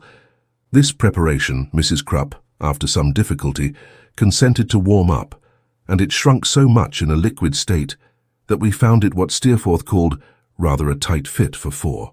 These preparations happily completed, I bought a little dessert in Covent Garden Market, and gave a rather extensive order at a retail wine merchant's in that vicinity. When I came home in the afternoon and saw the bottles drawn up in a square on the pantry floor, they looked so numerous, though there were 2 missing which made Mrs. Crupp very uncomfortable, that I was absolutely frightened at them. One of Steerforth's friends was named Granger, and the other Markham. They were both very gay and lively fellows. Granger, something older than Steerforth. Markham, youthful-looking, and I should say not more than 20. I observed that the latter always spoke of himself indefinitely as a man, and seldom or never in the first-person singular. "A man might get on very well here, Mr. Copperfield," said Markham, meaning himself. "It's not a bad situation," said I, "and the rooms are really commodious." "I hope you have both brought appetites with you," said Steerforth. "Upon my honour," returned Markham, "town seems to sharpen a man's appetite. A man is hungry all day long. A man is perpetually eating." Being a little embarrassed at first and feeling much too young to preside, I made Steerforth take the head of the table when dinner was announced and seated myself opposite to him. Everything was very good, we did not spare the wine, and he exerted himself so brilliantly to make the thing pass off well that there was no pause in our festivity. I was not quite such good company during dinner as I could have wished to be, for my chair was opposite the door, and my attention was distracted by observing that the handy young man went out of the room very often, and that his shadow always presented itself immediately afterwards on the wall of the entry, with a bottle at its mouth. The young gal likewise occasioned me some uneasiness, not so much by neglecting to wash the plates as by breaking them. For being of an inquisitive disposition, and unable to confine herself, as her positive instructions were, to the pantry, she was constantly peering in at us, and constantly imagining herself detected, in which belief she several times retired upon the plates, with which she had carefully paved the floor, and did a great deal of destruction. These, however, were small drawbacks, and easily forgotten when the cloth was cleared and the dessert put on the table, at which period of the entertainment the handy young man was discovered to be speechless. Giving him private directions to seek the society of Mrs. Crupp and to remove the young gal to the basement also, I abandoned myself to enjoyment. I began by being singularly cheerful and light-hearted. All sorts of half-forgotten things to talk about came rushing into my mind, and made me hold forth in a most unwonted manner. I laughed heartily at my own jokes and everybody else's, called Steerforth to order for not passing the wine, made several engagements to go to Oxford, announced that I meant to have a dinner party exactly like that once a week until further notice, and madly took so much snuff out of Granger's box that I was obliged to go into the pantry and have a private fit of sneezing 10 minutes long. I went on by passing the wine faster and faster yet, and continually starting up with a corkscrew to open more wine long before any was needed. I proposed Steerforth's health. I said he was my dearest friend, the protector of my boyhood, and the companion of my prime. I said I was delighted to propose his health. I said I owed him more obligations than I could ever repay, and held him in a higher admiration than I could ever express. I finished by saying, "I'll give you Steerforth, God bless him, hurrah!" We gave him 3 times 3 and another, and a good one to finish with. I broke my glass in going round the table to shake hands with him, and I said, in 2 words, "Steerforth, you wreath the guiding star of my existence." I went on by finding suddenly that somebody was in the middle of a song. Markham was the singer, and he sang "When the heart of a man is depressed with care." He said when he had sung it he would give us woman. I took objection to that, and I couldn't allow it. I said it was not a respectful way of proposing the toast, and I would never permit that toast to be drunk in my house otherwise than as "the ladies." I was very high with him, mainly I think because I saw Steerforth and Granger laughing at me, or at him, or at both of us. He said a man was not to be dictated to. I said a man was. He said a man was not to be insulted then. I said he was right there, never under my roof where the lairs were sacred, and the laws of hospitality paramount. He said it was no derogation from a man's dignity to confess that I was a devilish good fellow. I instantly proposed his health. Somebody was smoking. We were all smoking, I was smoking, and trying to suppress a rising tendency to shudder. Steerforth had made a speech about me, in the course of which I had been affected almost to tears. I returned thanks, and hoped the present company would dine with me tomorrow and the day after, each day at 5 o'clock, that we might enjoy the pleasures of conversation and society through a long evening. I felt called upon to propose an individual. I would give them my aunt, Miss Betsey Trotwood, the best of her sex. Somebody was leaning out of my bedroom window, refreshing his forehead against the cool stone of the parapet, and feeling the air upon his face. It was myself. I was addressing myself as Copperfield and saying, "Why did you try to smoke? You might have known you couldn't do it." Now somebody was unsteadily contemplating his features in the looking-glass. That was I too. I was very pale in the looking-glass. My eyes had a vacant appearance, and my hair, only my hair, nothing else, looked drunk. Somebody said to me, "Let us go to the theatre, Copperfield." There was no bedroom before me, but again the jingling table covered with glasses, the lamp, Granger on my right hand, Markham on my left, and Steerforth opposite, all sitting in a mist and a long way off. The theatre, to be sure. The very thing. Come along. But they must excuse me if I saw everybody out first and turned the lamp off, in case of fire. Owing to some confusion in the dark, the door was gone. I was feeling for it in the window curtains, when Steerforth, laughing, took me by the arm and led me out. We went downstairs, one behind another. Near the bottom somebody fell and rolled down. Somebody else said it was Copperfield. I was angry at that false report, until, finding myself on my back in the passage, I began to think there might be some foundation for it. A very foggy night with great rings round the lamps in the streets. There was an indistinct talk of its being wet. I considered it frosty. Steerforth dusted me under a lamp-post and put my hat into shape, which somebody produced from somewhere in a most extraordinary manner, for I hadn't had it on before. Steerforth then said, "You are all right, Copperfield, are you not?" And I told him, "Never better." A man sitting in a pigeonhole place looked out of the fog and took money from somebody, inquiring if I was one of the gentlemen paid for, and appearing rather doubtful, as I remember in the glimpse I had of him, whether to take the money for me or not. Shortly afterwards we were very high up in a very hot theatre, looking down into a large pit that seemed to me to smoke. The people with whom it was crammed were so indistinct. There was a great stage too, looking very clean and smooth after the streets, and there were people upon it, talking about something or other, but not at all intelligibly. There was an abundance of bright lights, and there was music, and there were ladies down in the boxes, and I don't know what more. The whole building looked to me as if it were learning to swim. It conducted itself in such an unaccountable manner when I tried to steady it. On somebody's motion, we resolved to go downstairs to the dress boxes where the ladies were. A gentleman lounging full-dressed on a sofa with an opera glass in his hand passed before my view, and also my own figure at full length in a glass. Then I was being ushered into one of these boxes and found myself saying something as I sat down, and people about me crying "Silence" to somebody, and ladies casting indignant glances at me, and what? Yes, Agnes, sitting on the seat before me in the same box, with a lady and gentleman beside her, whom I didn't know. I see her face now better than I did then, I dare say, with its indelible look of regret and wonder turned upon me. "Agnes," I said thickly. "Lor bless me, Agnes." "Hush, pray," she answered. I could not conceive why. "You disturb the company. Look at the stage." I tried, on her injunction, to fix it, and to hear something of what was going on there, but quite in vain. I looked at her again by and by and saw her shrink into her corner and put her gloved hand to her forehead. "Agnes," I said, "I'm afraid you're Norwell." "Yes, yes." "Do not mind me, Trotwood," she returned. "Listen, are you going away soon?" "Ami gor away, Sue?" I repeated. "Yes, I had a stupid intention of replying that I was going to wait to hand her downstairs. I suppose I expressed it somehow, for after she had looked at me attentively for a little while, she appeared to understand, and replied in a low tone, "I know you will do as I ask you, if I tell you I'm very earnest in it. Go away now, Trotwood, for my sake, and ask your friends to take you home." She had so far improved me for the time, that though I was angry with her, I felt ashamed, and with a short "goory," which I intended for good night, got up and went away.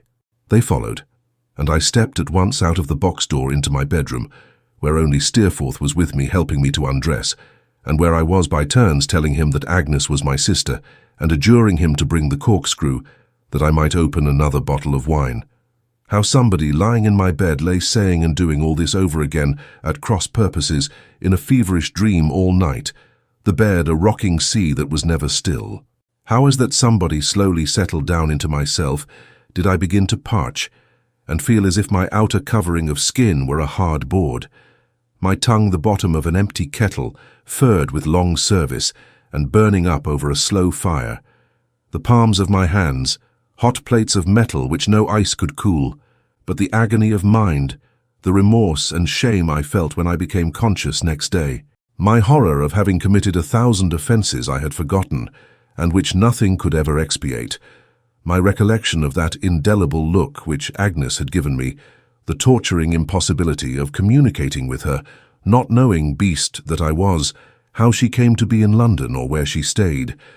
My disgust of the very sight of the room where the revel had been held, my racking head, the smell of smoke, the sight of glasses, the impossibility of going out, or even getting up.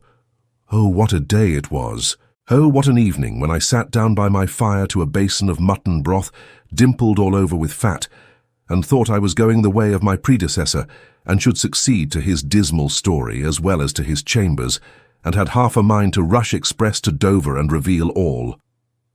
What an evening when Mrs. Crupp, coming in to take away the broth basin, produced 1 kidney on a cheese plate as the entire remains of yesterday's feast, and I was really inclined to fall upon her nankeen breast and say, in heartfelt penitence, "Oh, Mrs. Crupp, never mind the broken meats, I am very miserable," only that I doubted, even at that pass, if Mrs. Crupp were quite the sort of woman to confide in.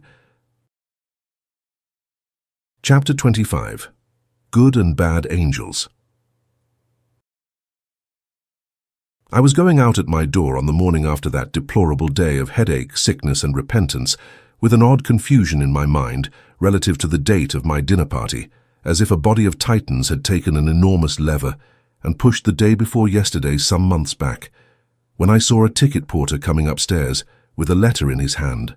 He was taking his time about his errand then, but when he saw me on the top of the staircase, looking at him over the banisters, he swung into a trot and came up panting as if he had run himself into a state of exhaustion. "T. Copperfield, Esquire," said the ticket porter, touching his hat with his little cane. I could scarcely lay claim to the name. I was so disturbed by the conviction that the letter came from Agnes. However, I told him I was T. Copperfield, Esquire, and he believed it, and gave me the letter which he said required an answer. I shut him out on the landing to wait for the answer, and went into my chambers again, in such a nervous state that I was fain to lay the letter down on my breakfast table and familiarize myself with the outside of it a little before I could resolve to break the seal.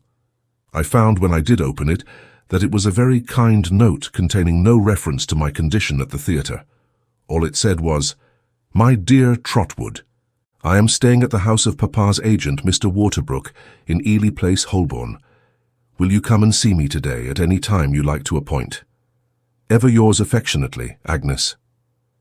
It took me such a long time to write an answer at all to my satisfaction that I don't know what the ticket porter can have thought, unless he thought I was learning to write. I must have written 6 answers at least. I began one, "How can I ever hope, my dear Agnes, to efface from your remembrance the disgusting impression, there I didn't like it, and then I tore it up." I began another, "Shakespeare has observed, my dear Agnes, how strange it is that a man should put an enemy into his mouth. That reminded me of Markham, and it got no farther. I even tried poetry." I began one note in a 6-syllable line, "Oh, do not remember," but that associated itself with the 5th of November and became an absurdity. After many attempts I wrote, "My dear Agnes, your letter is like you, and what could I say of it that would be higher praise than that? I will come at 4 o'clock. Affectionately and sorrowfully, T.C." With this missive, which I was in 20 minds at once about recalling as soon as it was out of my hands, the ticket porter at last departed. If the day were half as tremendous to any other professional gentleman in Doctors' Commons as it was to me, I sincerely believe he made some expiation for his share in that rotten old ecclesiastical cheese. Although I left the office at 3:30, and was prowling about the place of appointment within a few minutes afterwards, the appointed time was exceeded by a full quarter of an hour, according to the clock of St. Andrew's, Holborn, before I could muster up sufficient desperation to pull the private bell-handle let into the left-hand doorpost of Mr. Waterbrook's house. The professional business of Mr. Waterbrook's establishment was done on the ground floor, and the genteel business, of which there was a good deal, in the upper part of the building. I was shown into a pretty but rather close drawing-room, And there sat Agnes netting a purse. She looked so quiet and good, and reminded me so strongly of my airy, fresh school days at Canterbury, and the sodden, smoky, stupid wretch I had been the other night, that nobody being by I yielded to my self-reproach and shame, and in short made a fool of myself. I cannot deny that I shed tears. To this hour I am undecided whether it was upon the whole the wisest thing I could have done, or the most ridiculous. If it had been anyone but you, Agnes, said I, turning away my head, I should not have minded it half so much, but that it should have been you who saw me. I almost wish I had been dead first. She put her hand, its touch was like no other hand, upon my arm for a moment, and I felt so befriended and comforted that I could not help moving it to my lips and gratefully kissing it. "Sit down," said Agnes cheerfully. "Don't be unhappy, Trotwood. If you cannot confidently trust me, whom will you trust?" "Ah, Agnes," I returned, "you are my good angel." She smiled rather sadly, I thought, and shook her head. "Yes, Agnes, my good angel, always my good angel." "If I were indeed Trotwood," she returned, "there is one thing that I should set my heart on very much." I looked at her inquiringly, but already with a foreknowledge of her meaning. "On warning you," said Agnes with a steady glance, "against your bad angel." "My dear Agnes," I began. "If you mean Steerforth—" "I do, Trotwood," she returned. "Then, Agnes, you wrong him very much. He my bad angel, or anyone's. He anything but a guide, a support, and a friend to me. My dear Agnes, now is it not unjust and unlike you to judge him from what you saw of me the other night?" "I do not judge him from what I saw of you the other night," she quietly replied. "From what, then?" "From many things, trifles in themselves, but they do not seem to me to be so when they are put together. I judge him partly from your account of him, Trotwood, and your character, and the influence he has over you." There was always something in her modest voice that seemed to touch a chord within me, answering to that sound alone. It was always earnest, but when it was very earnest, as it was now, there was a thrill in it that quite subdued me. I sat looking at her, as she cast her eyes down on her work. I sat seeming still to listen to her, and Steerforth, in spite of all my attachment to him, darkened in that tone. "It is very bold in me," said Agnes, looking up again, "who have lived in such seclusion, and can know so little of the world, to give you my advice so confidently, or even to have this strong opinion. But I know in what it is engendered, Trotwood, in how true a remembrance of our having grown up together, and in how true an interest in all relating to you. It is that which makes me bold. I am certain that what I say is right. I am quite sure it is. I feel as if it were someone else speaking to you, and not I, when I caution you that you have made a dangerous friend." Again I looked at her. Again I listened to her after she was silent, and again his image, though it was still fixed in my heart, darkened. "I am not so unreasonable as to expect," said Agnes, resuming her usual tone after a little while, "that you will, or that you can, at once change any sentiment that has become a conviction to you, least of all a sentiment that is rooted in your trusting disposition. You ought not hastily to do that. I only ask you, Trotwood, if you ever think of me, I mean," with a quiet smile, for I was going to interrupt her, and she knew why, "as often as you think of me, to think of what I have said. Do you forgive me for all this?" "I will forgive you, Agnes," I replied, "when you come to do Steerforth justice, and to like him as well as I do." "Not until then," said Agnes. I saw a passing shadow on her face when I made this mention of him, but she returned my smile, and we were again as unreserved in our mutual confidence as of old. "And when, Agnes," said I, "will you forgive me the other night?" "When I recall it," said Agnes. She would have dismissed the subject so, but I was too full of it to allow that, and insisted on telling her how it happened that I had disgraced myself, and what chain of accidental circumstances had had the theatre for its final link. It was a great relief to me to do this, and to enlarge on the obligation that I owed to Steerforth for his care of me when I was unable to take care of myself. "You must not forget," said Agnes calmly, changing the conversation as soon as I had concluded, "that you are always to tell me, not only when you fall into trouble, but when you fall in love. Who has succeeded to Miss Larkins, Trotwood?" "No one, Agnes." "Someone, Trotwood," said Agnes, laughing and holding up her finger. "No, Agnes, upon my word. There is a lady, certainly, at Mrs. Steerforth's house, who is very clever, and whom I like to talk to, Miss Dartle, but I don't adore her." Agnes laughed again at her own penetration, and told me that if I were faithful to her in my confidence, she thought she should keep a little register of my violent attachments, with the date, duration, and termination of each, like the table of the reigns of the kings and queens in the history of England. Then she asked me if I had seen Uriah. "Uriah Heep?" said I. "No, is he in London?" "He comes to the office downstairs every day," returned Agnes. "He was in London a week before me. I'm afraid on disagreeable business, Trotwood." "On some business that makes you uneasy, Agnes, I see," said I. "What can that be?" Agnes laid aside her work and replied, folding her hands upon one another and looking pensively at me out of those beautiful soft eyes of hers, "I believe he is going to enter into partnership with Papa." "What? Uriah? That mean, fawning fellow worm himself into such promotion?" I cried indignantly. "Have you made no remonstrance about it, Agnes? Consider what a connection it is likely to be. You must speak out. You must not allow your father to take such a mad step. You must prevent it, Agnes, while there's time." Still looking at me, Agnes shook her head while I was speaking, with a faint smile at my warmth, and then replied, "You remember our last conversation about Papa? It was not long after that, not more than 2 or 3 days, when he gave me the first intimation of what I tell you.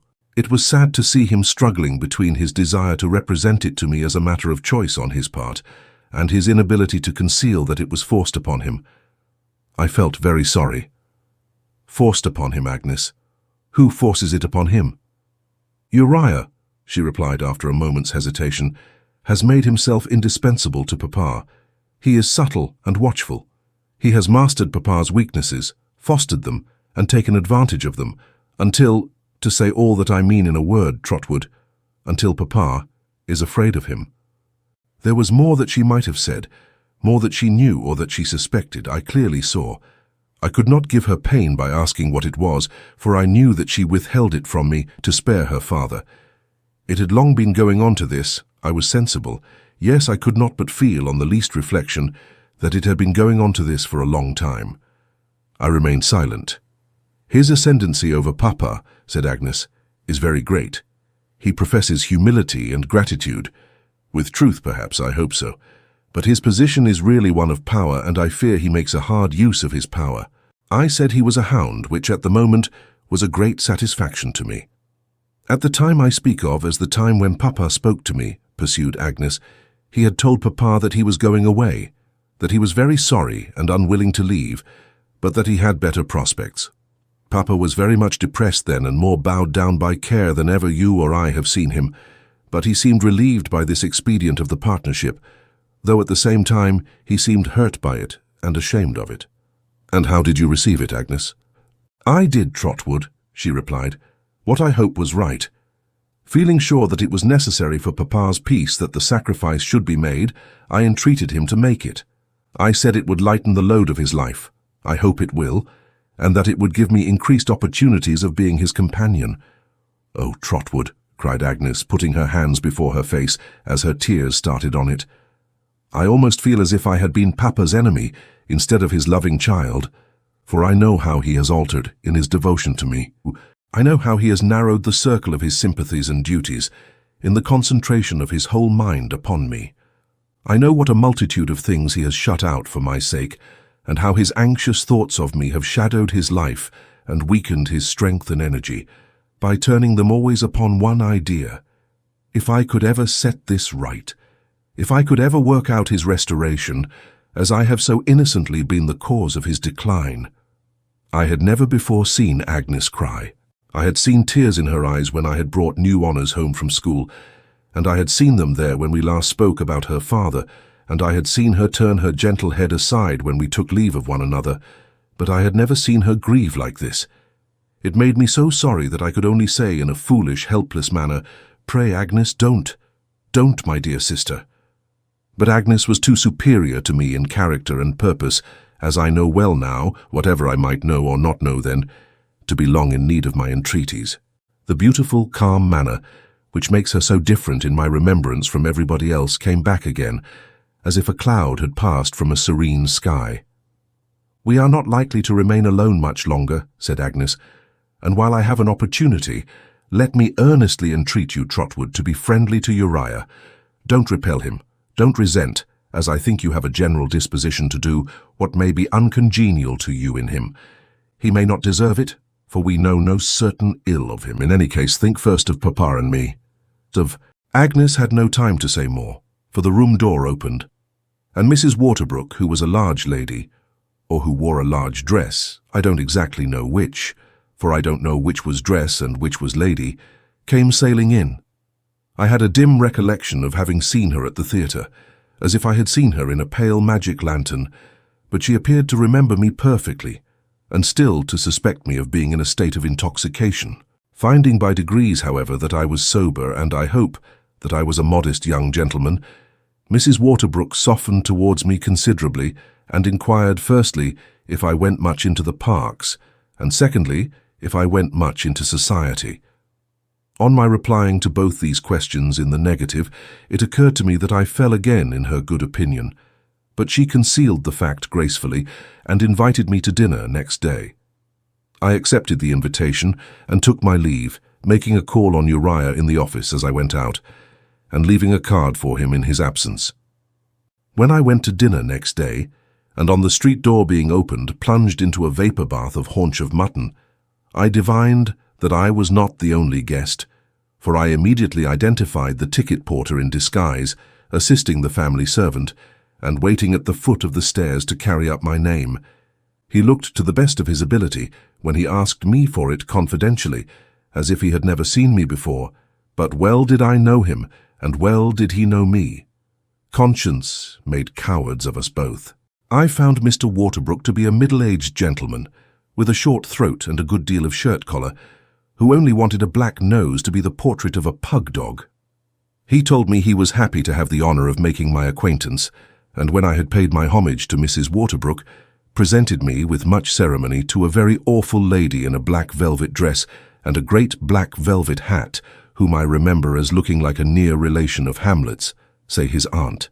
Mrs. Henry Spiker was this lady's name, and her husband was there too.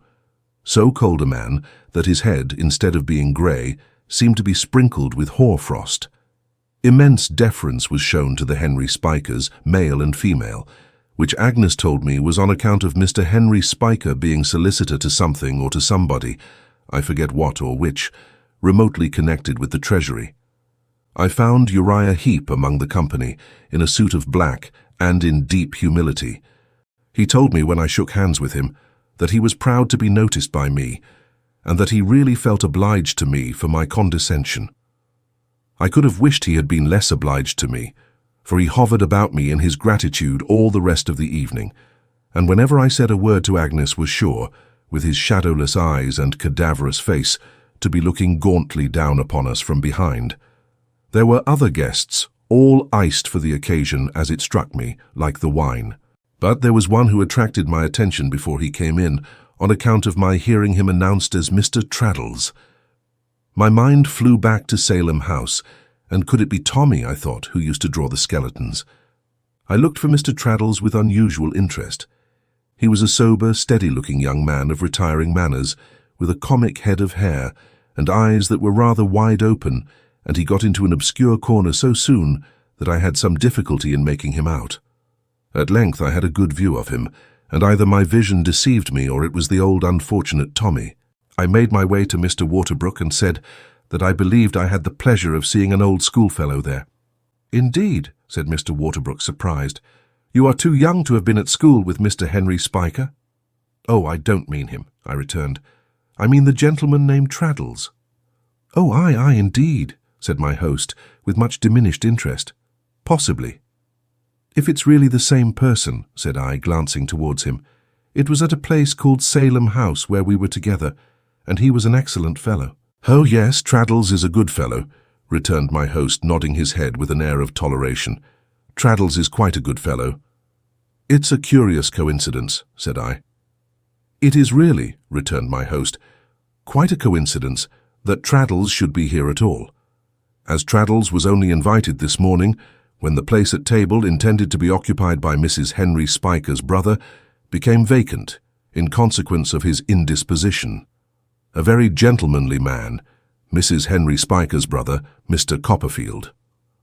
I murmured an assent which was full of feeling, considering that I knew nothing at all about him, and I inquired what Mr. Traddles was by profession.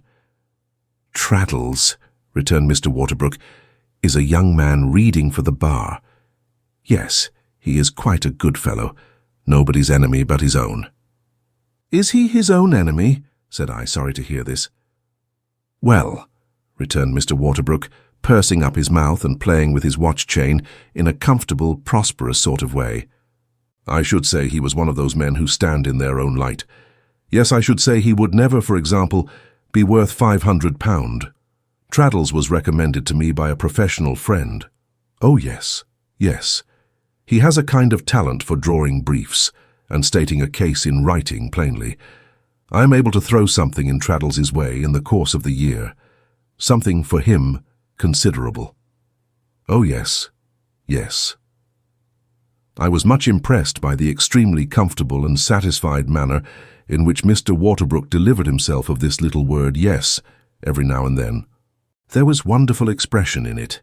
It completely conveyed the idea of a man who had been born, not to say with a silver spoon, but with a scaling ladder, and had gone on mounting all the heights of life one after another, until now he looked from the top of the fortifications, with the eye of a philosopher and a patron, on the people down in the trenches.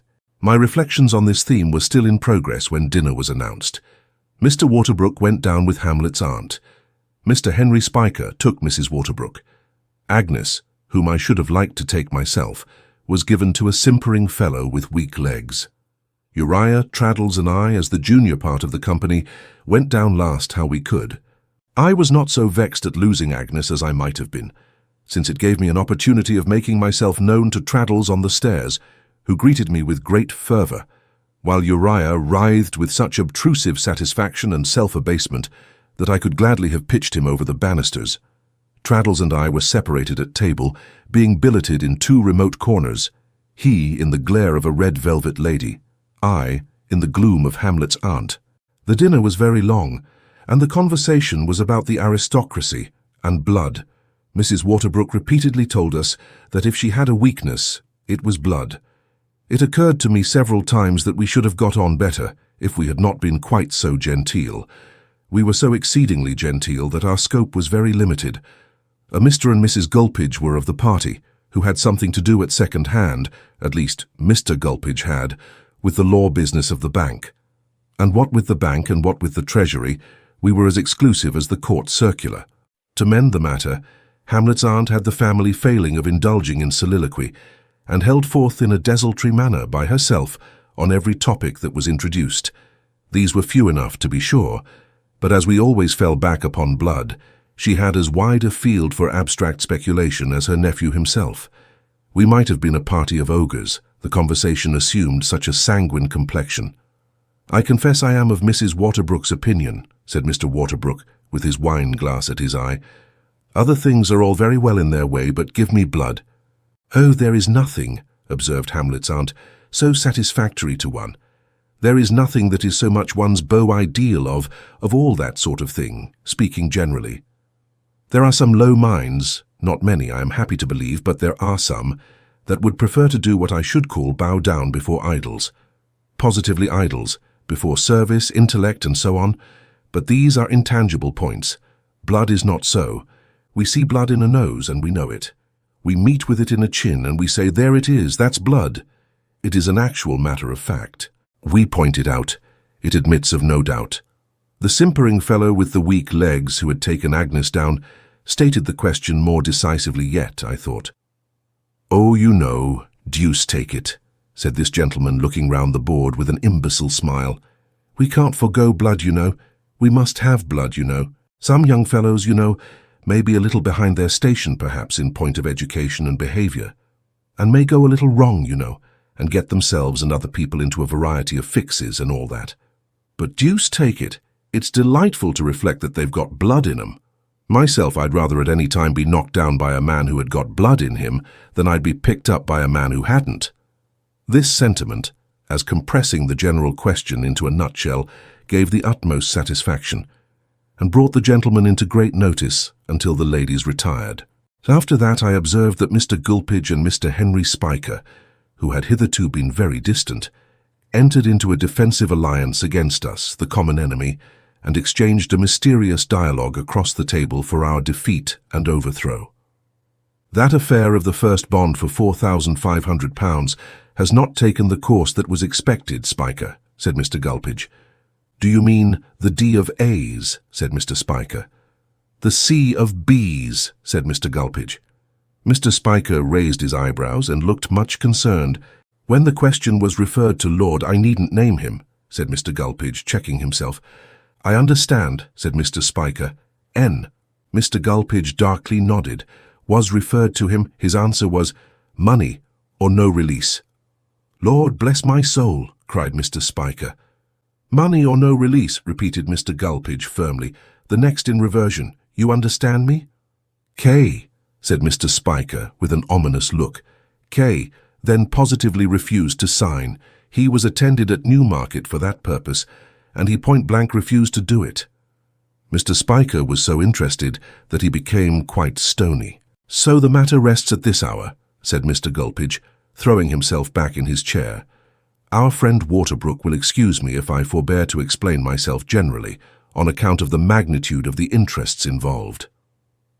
Mr. Waterbrook was only too happy, as it appeared to me, to have such interests and such names, even hinted at, across his table. He assumed an expression of gloomy intelligence, though I am persuaded he knew no more about the discussion than I did, and highly approved of the discretion that had been observed. Mr. Spiker, after the receipt of such a confidence, naturally desired to favour his friend with a confidence of his own.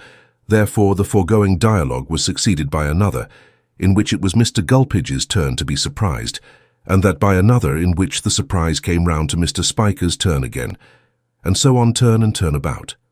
All this time we, the outsiders, remained oppressed by the tremendous interests involved in the conversation, and our host regarded us with pride as the victims of a salutary awe and astonishment. I was very glad indeed to get upstairs to Agnes, and to talk with her in a corner, and to introduce Traddles to her, who was shy but agreeable, and the same good-natured creature still. As he was obliged to leave early, on account of going away next morning for a month, I had not nearly so much conversation with him as I could have wished, but we exchanged addresses and promised ourselves the pleasure of another meeting when he should come back to town. He was greatly interested to hear that I knew Steerforth, and spoke of him with such warmth that I made him tell Agnes what he thought of him. But Agnes only looked at me the while, and very slightly shook her head when only I observed her. As she was not among people with whom I believed she could be very much at home, I was almost glad to hear that she was going away within a few days, though I was sorry at the prospect of parting from her again so soon. This caused me to remain until all the company were gone. Conversing with her and hearing her sing was such a delightful reminder to me of my happy life in the grave old house she had made so beautiful, that I could have remained there half the night. But having no excuse for staying any longer, when the lights of Mr. Waterbrook's society were all snuffed out, I took my leave very much against my inclination. I felt then, more than ever, that she was my better angel. And if I thought of her sweet face and placid smile, as though they had shone on me from some removed being like an angel, I hope I thought no harm. I have said that the company were all gone, but I ought to have accepted Uriah, whom I don't include in that denomination, and who had never ceased to hover near us. He was close behind me when I went downstairs. He was close beside me when I walked away from the house, slowly fitting his long skeleton fingers into the still longer fingers of a great Guy Fawkes pair of gloves. It was in no disposition for Uriah's company, but in remembrance of the entreaty Agnes had made to me, that I asked him if he would come home to my rooms and have some coffee. "Oh, really, Master Copperfield," he rejoined. "I beg your pardon, Mr. Copperfield, but the other comes so natural.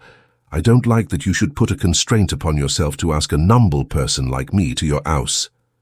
"There is no constraint in the case," said I. "Will you come?" "I should like to very much," replied Uriah with a writhe. "Well then, come along," said I. I could not help being rather short with him, but he appeared not to mind it. We went the nearest way without conversing much upon the road, and he was so humble in respect of those scarecrow gloves that he was still putting them on and seemed to have made no advance in that labor when we got to my place.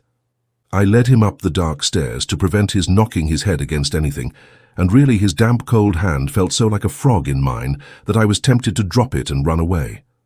Agnes and hospitality prevailed, however, and I conducted him to my fireside. When I lighted my candles, he fell into meek transports with the room that was revealed to him, and when I heated the coffee in an unassuming block tin vessel in which Mrs. Krupp delighted to prepare it, chiefly, I believe, because it was not intended for the purpose, being a shaving pot, and because there was a patent invention of great price mouldering away in the pantry, he professed so much emotion that I could joyfully have scolded him. "Oh, really, Master Copperfield, I mean Mr. Copperfield," said Uriah, "to see you waiting upon me is what I never could have expected. But one way and another, so many things happen to me which I never could have expected, I am sure, in my humble station, that it seems to rain blessings on my head. You have heard something, I dare say, of a change in my expectations, Master Copperfield. I should say, Mr. Copperfield." As he sat on my sofa, with his long knees drawn up under his coffee cup, his hat and gloves upon the ground close to him, his spoon going softly round and round, his shadowless red eyes, which looked as if they had scorched their lashes off, turned towards me without looking at me, the disagreeable dints I have formerly described in his nostrils coming and going with his breath, and a snaky undulation pervading his frame from his chin to his boots, I decided in my own mind that I disliked him intensely. It made me very uncomfortable to have him for a guest, for I was young then, and unused to disguise what I so strongly felt. "You have heard something, I dare say, of a change in my expectations, Master Copperfield. I should say, Mr. Copperfield," observed Uriah. "Yes," said I, "something." "Ah, I thought Miss Agnes would know of it," he quietly returned. "I'm glad to find Miss Agnes knows of it." "Oh, thank you, Master, Mr. Copperfield." I could have thrown my bootjack at him, it lay ready on the rug, for having entrapped me into the disclosure of anything concerning Agnes, however immaterial. But I only drank my coffee. "What a prophet you have shown yourself, Mr. Copperfield," pursued Uriah. "Dear me, what a prophet you have proved yourself to be. Don't you remember saying to me once that perhaps I should be a partner in Mr. Wickfield's business, and perhaps it might be Wickfield and Heep? You may not recollect it, but when a person is humble, Master Copperfield, a person treasures such things up." "I recollect talking about it," said I, "though I certainly did not think it very likely then." "Oh, who would have thought it likely, Mr. Copperfield?" returned Uriah enthusiastically. "I'm sure I didn't myself. I recollect saying with my own lips that I was much too humble, so I considered myself really and truly." He sat with that carved grin on his face, looking at the fire as I looked at him. "But the humblest persons, Master Copperfield," he presently resumed, "may be the instruments of good. I'm glad to think I have been the instrument of good to Mr. Wickfield, and that I may be more so. Oh, what a worthy man he is, Mr. Copperfield, but how imprudent he has been." "I am sorry to hear it," said I. I could not help adding, rather pointedly, "on all accounts." "Decidedly so, Mr. Copperfield," replied Uriah. "On all accounts. Miss Agnes is above all. You don't remember your own eloquent expressions, Master Copperfield, but I remember how you said one day that everybody must admire her, and how I thanked you for it. You have forgot that, I have no doubt, Master Copperfield." "No," said I dryly. "Oh, how glad I am you have not," exclaimed Uriah. "To think that you should be the first to kindle the sparks of ambition in my humble breast, and that you've not forgot it. Oh, would you excuse me asking for a cup more coffee?" Something in the emphasis he laid upon the kindling of those sparks, and something in the glance he directed at me as he said it, had made me start as if I had seen him illuminated by a blaze of light. Recalled by his request, preferred in quite another tone of voice, I did the honours of the shaving pot, but I did them with an unsteadiness of hand, a sudden sense of being no match for him, and a perplexed, suspicious anxiety as to what he might be going to say next, which I felt could not escape his observation. He said nothing at all. He stirred his coffee round and round, he sipped it, he felt his chin softly with his grisly hand. He looked at the fire, he looked about the room, he gasped rather than smiled at me. He writhed and undulated about, In his deferential servility, he stirred and sipped again, but he left the renewal of the conversation to me. "So, Mr. Wickfield," said I at last, "who is worth 500 of you? Or me?" For my life, I think, I could not have helped dividing that part of the sentence with an awkward jerk. "Has been imprudent, has he, Mr. Heep?" "Oh, very imprudent indeed, Master Copperfield," returned Uriah, sighing modestly. "Oh, very much so. But I wish you'd call me Uriah, if you please. It's like old times." "Well, Uriah," said I, bolting it out with some difficulty. "Thank you," he returned with fervour. "Thank you, Master Copperfield. It's like the blowing of old breezes or the ringing of old bells is to hear you say Uriah. I beg your pardon. Was I making any observation?" "About Mr. Wickfield," I suggested. "Oh, yes, truly," said Uriah. "Ah, great imprudence, Master Copperfield. It's a topic that I wouldn't touch upon to any soul but you. Even to you I can only touch upon it, and no more. If anyone else had been in my place during the last few years, by this time he would have had Mr. Wickfield, oh, what a worthy man he is, Master Copperfield, too, under his thumb." "Under his thumb," said Uriah very slowly, as he stretched out his cruel-looking hand above my table and pressed his own thumb upon it until it shook and shook the room. If I had been obliged to look at him with him splay foot on Mr. Wickfield's head, I think I could scarcely have hated him more. "Oh dear, yes, Master Copperfield," he proceeded, in a soft voice, most remarkably contrasting with the action of his thumb, which did not diminish its hard pressure in the least degree. "There's no doubt of it. There would have been loss, disgrace, I don't know what at all. Mr. Wickfield knows it. I am the humble instrument of humbly serving him, and he puts me on an eminence I hardly could have hoped to reach. How thankful should I be?" With his face turned towards me as he finished, but without looking at me, he took his crooked thumb off the spot where he had planted it, and slowly and thoughtfully scraped his lank jaw with it, as if he were shaving himself. I recollect well how indignantly my heart beat, as I saw his crafty face with the appropriately red light of the fire upon it, preparing for something else. "Master Copperfield," he began, "but am I keeping you up?" "You are not keeping me up. I generally go to bed late." "Thank you, Master Copperfield. I have risen from my humble station since first you used to address me, it is true, but I am humble still. I hope I never shall be otherwise than humble. You will not think the worse of my humbleness if I make a little confidence to you, Master Copperfield, will you?" "Oh, no," said I with an effort. "Thank you." He took out his pocket-handkerchief and began wiping the palms of his hands. "Miss Agnes, Master Copperfield. Well, Uriah?" "Oh, how pleasant to be called Uriah, spontaneously," he cried, and gave himself a jerk like a convulsive fish. "You thought her looking very beautiful tonight, Master Copperfield." "I thought her looking as she always does, superior in all respects to everyone around her," I returned. "Oh, thank you, it's so true," he cried. "Oh, thank you very much for that." "Not at all," I said loftily. "There is no reason why you should thank me." "Why that, Master Copperfield," said Uriah, "is in fact the confidence that I am going to take the liberty of reposing. Humble as I am," he wiped his hands harder, and looked at them and at the fire by turns, "humble as my mother is, and lowly as our poor but honest roof has ever been, the image of Miss Agnes, I don't mind trusting you with my secret, Master Copperfield, for I have always overflowed towards you since the first moment I had the pleasure of beholding you in a pony shay, has been in my breast for years. Oh, Master Copperfield, with what a pure affection do I love the ground my Agnes walks on." I believe I had a delirious idea of seizing the red-hot poker out of the fire and running him through with it. It went from me with a shock, like a ball fired from a rifle, but the image of Agnes, outraged by so much as a thought of this red-headed animal's, remained in my mind when I looked at him, sitting all awry as if his mean soul griped his body, and made me giddy. He seemed to swell and grow before my eyes. The room seemed full of the echoes of his voice, and the strange feeling, to which perhaps no one is quite a stranger, that all this had occurred before at some indefinite time, and that I knew what he was going to say next, took possession of me. A timely observation of the sense of power that there was in his face did more to bring back to my remembrance the entreaty of Agnes in its full force than any effort I could have made.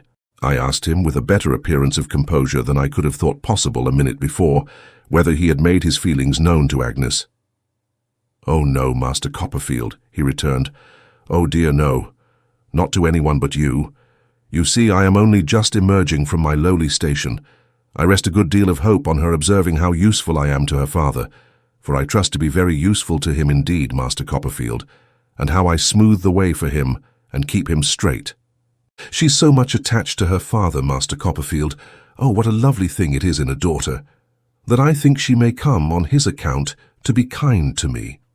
I fathomed the depth of the rascal's whole scheme and understood why he laid it bare.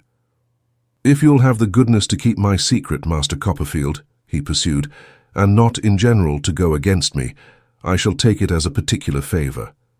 You wouldn't wish to make unpleasantness. I know what a friendly heart you've got, but having only known me on my humble footing, on my humblest I should say, for I'm very humble still, you might, unbeknown, go against me rather, with my Agnes. I call her mine, you see, Master Copperfield.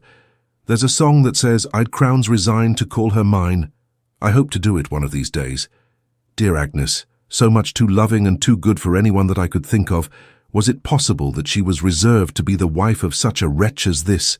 There's no hurry at present, you know, Master Copperfield," Uriah proceeded in his slimy way, as I sat gazing at him with this thought in my mind. "My Agnes is very young still, and Mother and me will have to work our way upwards and make a good many new arrangements before it would be quite convenient. So I shall have time gradually to make her familiar with my hopes as opportunities offer. Oh, I'm so much obliged to you for this confidence.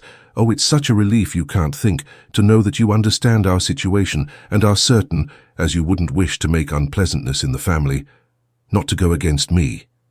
He took the hand which I dared not withhold, and having given it a damp squeeze, referred to his pale-faced watch. "Dear me," he said, "it's past 1. The moments slip away so in the confidence of old times, Master Copperfield, that it's almost 1:30. I answered that I had thought it was later. Not that I had really thought so, but because my conversational powers were effectually scattered. "Dear me," he said, considering, "the house that I am stopping at, a sort of a private hotel and boarding house, Master Copperfield, near the New River Ed, will have gone to bed these 2 hours." "I am sorry," I returned, "that there is only one bed here, and that I—" "Oh, don't think of mentioning beds, Master Copperfield," he rejoined ecstatically, drawing up one leg. "But would you have any objections to my laying down before the fire?" "If it comes to that," I said, "pray take my bed and I'll lie down before the fire."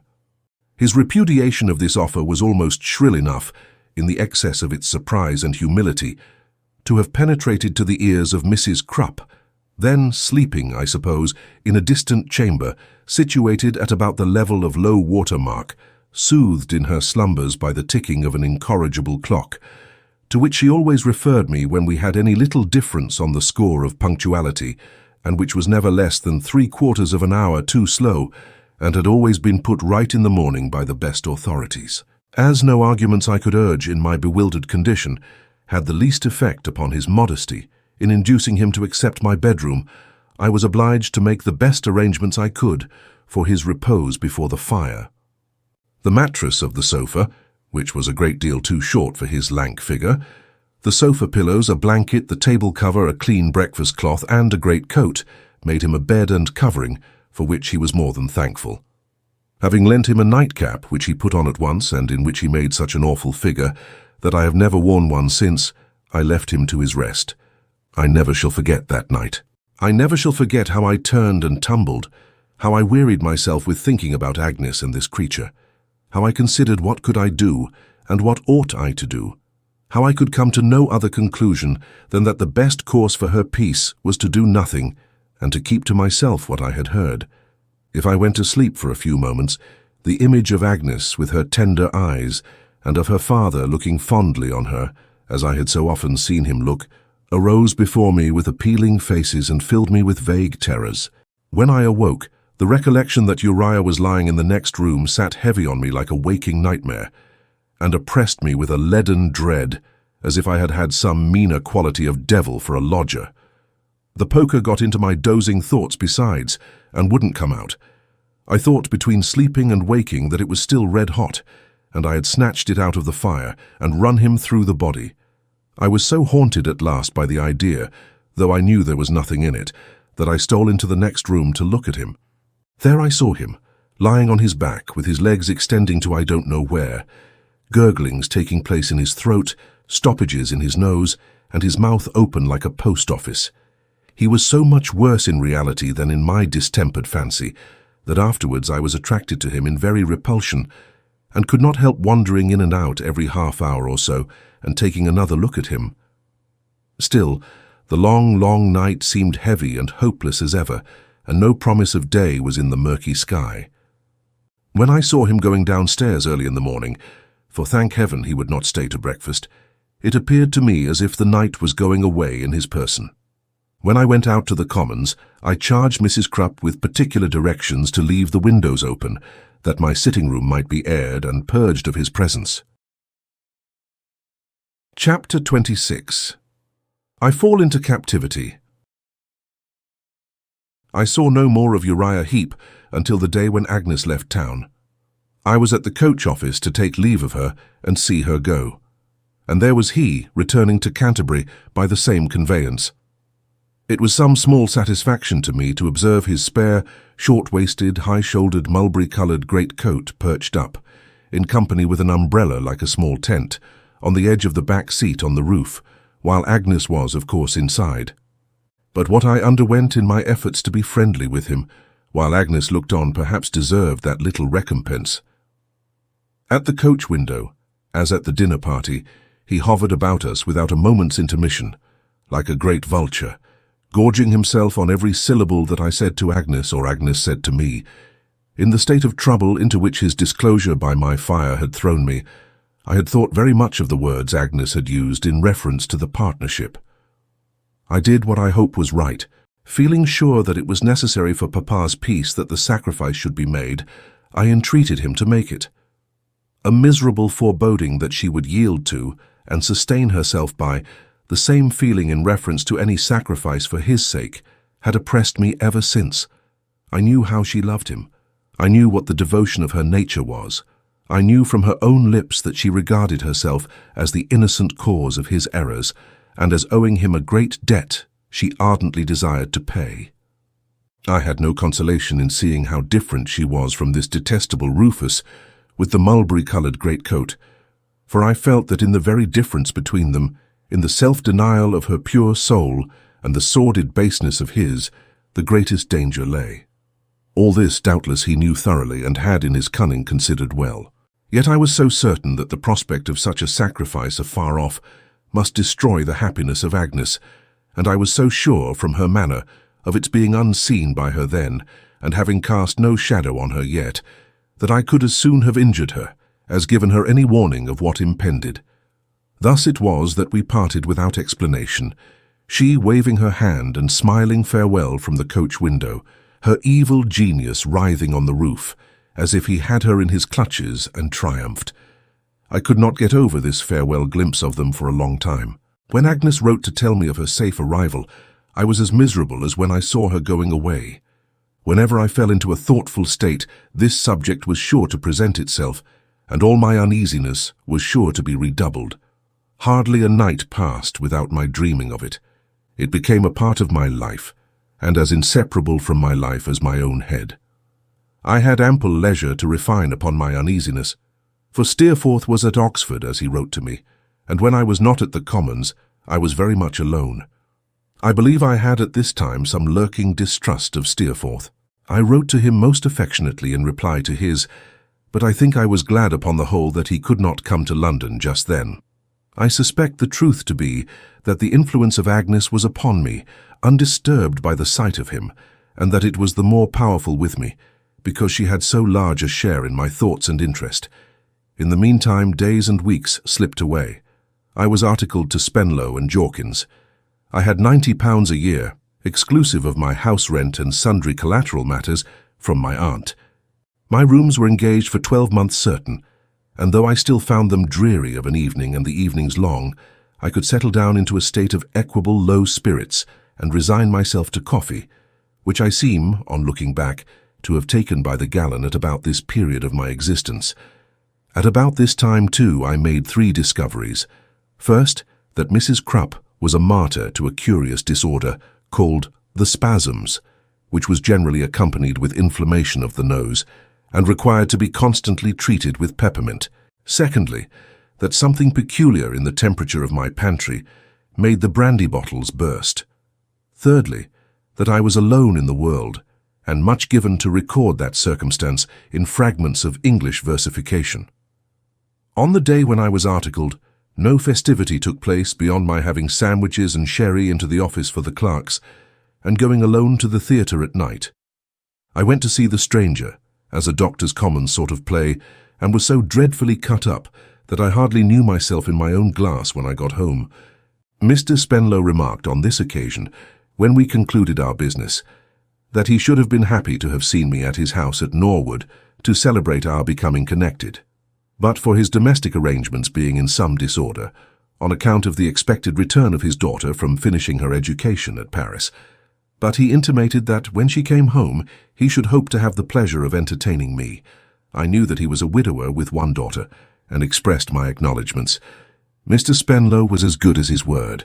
In a week or 2 he referred to this engagement and said that if I would do him the favour to come down next Saturday and stay till Monday, he would be extremely happy. Of course, I said I would do him the favour, and he was to drive me down in his phaeton and to bring me back. When the day arrived, my very carpet-bag was an object of veneration to the stipendiary clerks, to whom the house at Norwood was a sacred mystery. One of them informed me that he had heard that Mr. Spenlow ate entirely off plate and china, and another hinted at champagne being constantly on draught after the usual custom of table beer. The old clerk with the wig, whose name was Mr. Tiffy, had been down on business several times in the course of his career, and had on each occasion penetrated to the breakfast parlour. He described it as an apartment of the most sumptuous nature, and said that he had drunk brown East India sherry there, of a quality so precious as to make a man wink. We had an adjourned cause in the consistory that day, about excommunicating a baker who had been objecting in a vestry to a paving rate, and as the evidence was just twice the length of Robinson Crusoe, according to a calculation I made, it was rather late in the day before we finished. However, we got him excommunicated for 6 weeks and sentenced in no end of costs, and then the baker's proctor and the judge and the advocates on both sides, who were all nearly related, went out of town together, and Mr. Spenlow and I drove away in the phaeton. The phaeton was a very handsome affair. The horses arched their necks and lifted up their legs as if they knew they belonged to Doctors' Commons.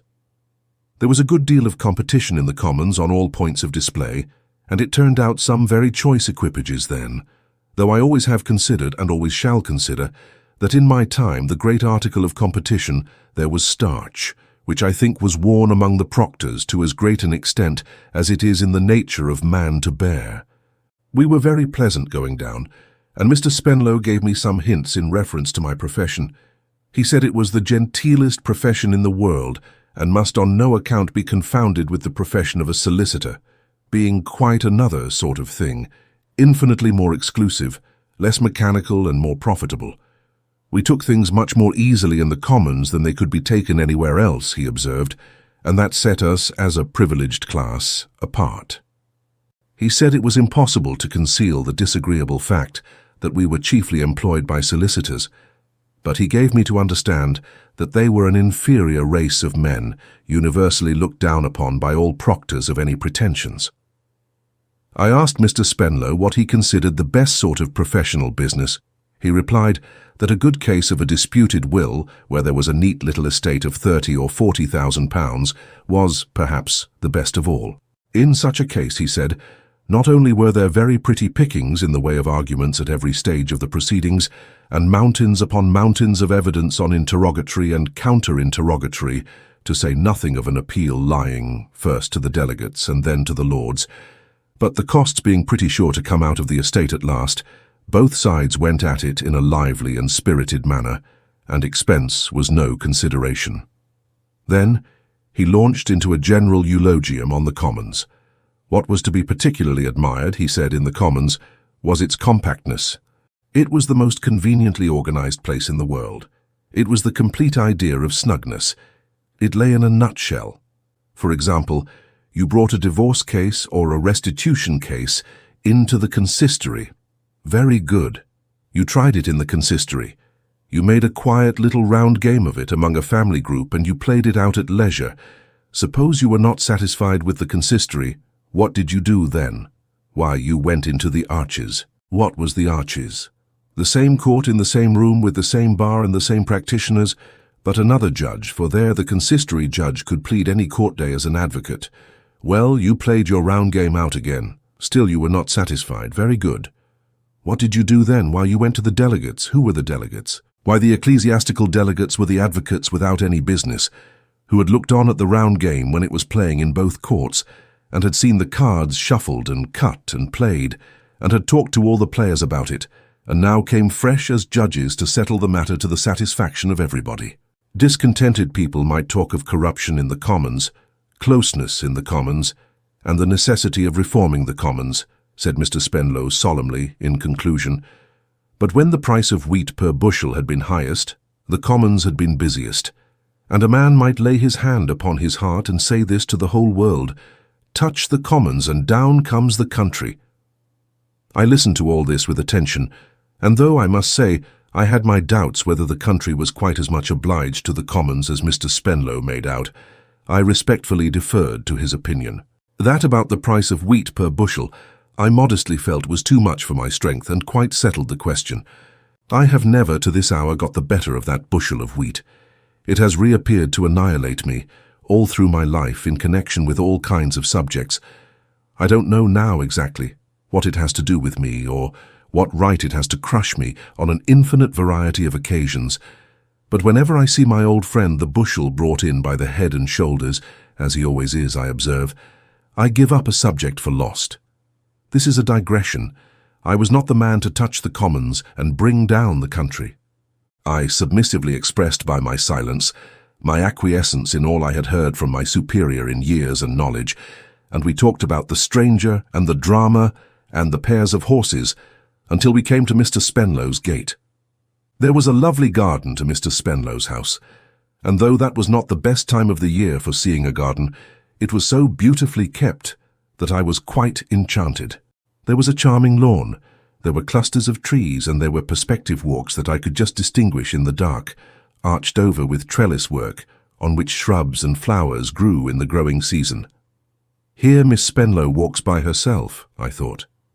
Dear me. We went into the house, which was cheerfully lighted up, and into a hall where there were all sorts of hats, caps, great coats, plaids, gloves, whips, and walking sticks. "Where is Miss Dora?" said Mr. Spenlow to the servant. Dora, I thought. What a beautiful name. We turned into a room near at hand. I think it was the identical breakfast room made memorable by the brown East Indian sherry, and I heard a voice say, "Mr. Copperfield, my daughter Dora and my daughter Dora's confidential friend." It was, no doubt, Mr. Spenlow's voice, but I didn't know it, and I didn't care whose it was. All was over in a moment. I had fulfilled my destiny. I was a captive and a slave. I loved Dora Spenlow to distraction. She was more than human to me. She was a fairy, a sylph, I don't know what she was, anything that no one ever saw and everything that everybody ever wanted. I was swallowed up in an abyss of love in an instant. There was no pausing on the brink, no looking down or looking back. I was gone, headlong, before I had sense to say a word to her. "I," observed a well-remembered voice, when I had bowed and murmured something, "have seen Mr. Copperfield before." The speaker was not Dora. No, the confidential friend, Miss Murdstone. I don't think I was much astonished. To the best of my judgment, no capacity of astonishment was left in me. There was nothing worth mentioning in the material world but Dora Spenlow to be astonished about. I said, "How do you do, Miss Murdstone? I hope you are well." She answered, "Very well." I said, "How is Mr. Murdstone?" She replied, "My brother is robust. I am obliged to you." Mr. Spenlow, who I suppose had been surprised to see us recognize each other, then put in his word. "I am glad to find," he said, "Copperfield, that you and Miss Murdstone are already acquainted." "Mr. Copperfield and myself," said Miss Murdstone with severe composure, "are connections. We were once slightly acquainted. It was in his childish days. Circumstances have separated us since. I should not have known him." I replied that I should have known her anywhere, which was true enough. "Miss Murdstone has had the goodness," said Mr. Spenlow to me, "to accept the office, if I may so describe it, of my daughter Dora's confidential friend. My daughter Dora having unhappily no mother, Miss Murdstone is obliging enough to become her companion and protector." A passing thought occurred to me that Miss Murdstone, like the pocket instrument called a life preserver, was not so much designed for purposes of protection as of assault. But as I had none but passing thoughts for any subject save Dora, I glanced at her directly afterwards, and was thinking that I saw in her prettily pettish manner that she was not very much inclined to be particularly confidential to her companion and protector, when a bell rang, which Mr. Spenlow said was the first dinner bell, and so carried me off to dress. The idea of dressing oneself, or doing anything in the way of action in that state of love, was a little too ridiculous. I could only sit down before my fire, biting the key of my carpet-bag, and think of the captivating, girlish, bright-eyed, lovely Dora. What a form she had, what a face she had, what a graceful, variable, enchanting manner. The bell rang again so soon that I made a mere scramble of my dressing, instead of the careful operation I could have wished under the circumstances, and went downstairs. There was some company. Dora was talking to an old gentleman with a grey head, grey as he was, and a great-grandfather into the bargain, for he said so. I was madly jealous of him. What a state of mind I was in. I was jealous of everybody. I couldn't bear the idea of anybody knowing Mr. Spenlow better than I did. It was torturing to me to hear them talk of occurrences in which I had had no share. When a most amiable person, with a highly polished bald head, asked me across the dinner table if that were the first occasion of my seeing the grounds, I could have done anything to him that was savage and revengeful. I don't remember who was there, except Dora. I have not the least idea what we had for dinner besides Dora. My impression is that I dined off Dora entirely, and sent away half a dozen plates untouched. I sat next to her. I talked to her. She had the most delightful little voice, the gayest little laugh, the pleasantest and most fascinating little ways that ever led a lost youth into hopeless slavery. She was rather diminutive altogether, so much the more precious, I thought. When she went out of the room with Miss Murdstone, no other ladies were of the party, I fell into a reverie, only disturbed by the cruel apprehension that Miss Murdstone would disparage me to her. The amiable creature with the polished head told me a long story which I think was about gardening. I think I heard him say "my gardener" several times. I seemed to pay the deepest attention to him, but I was wandering in a Garden of Eden all the while with Dora.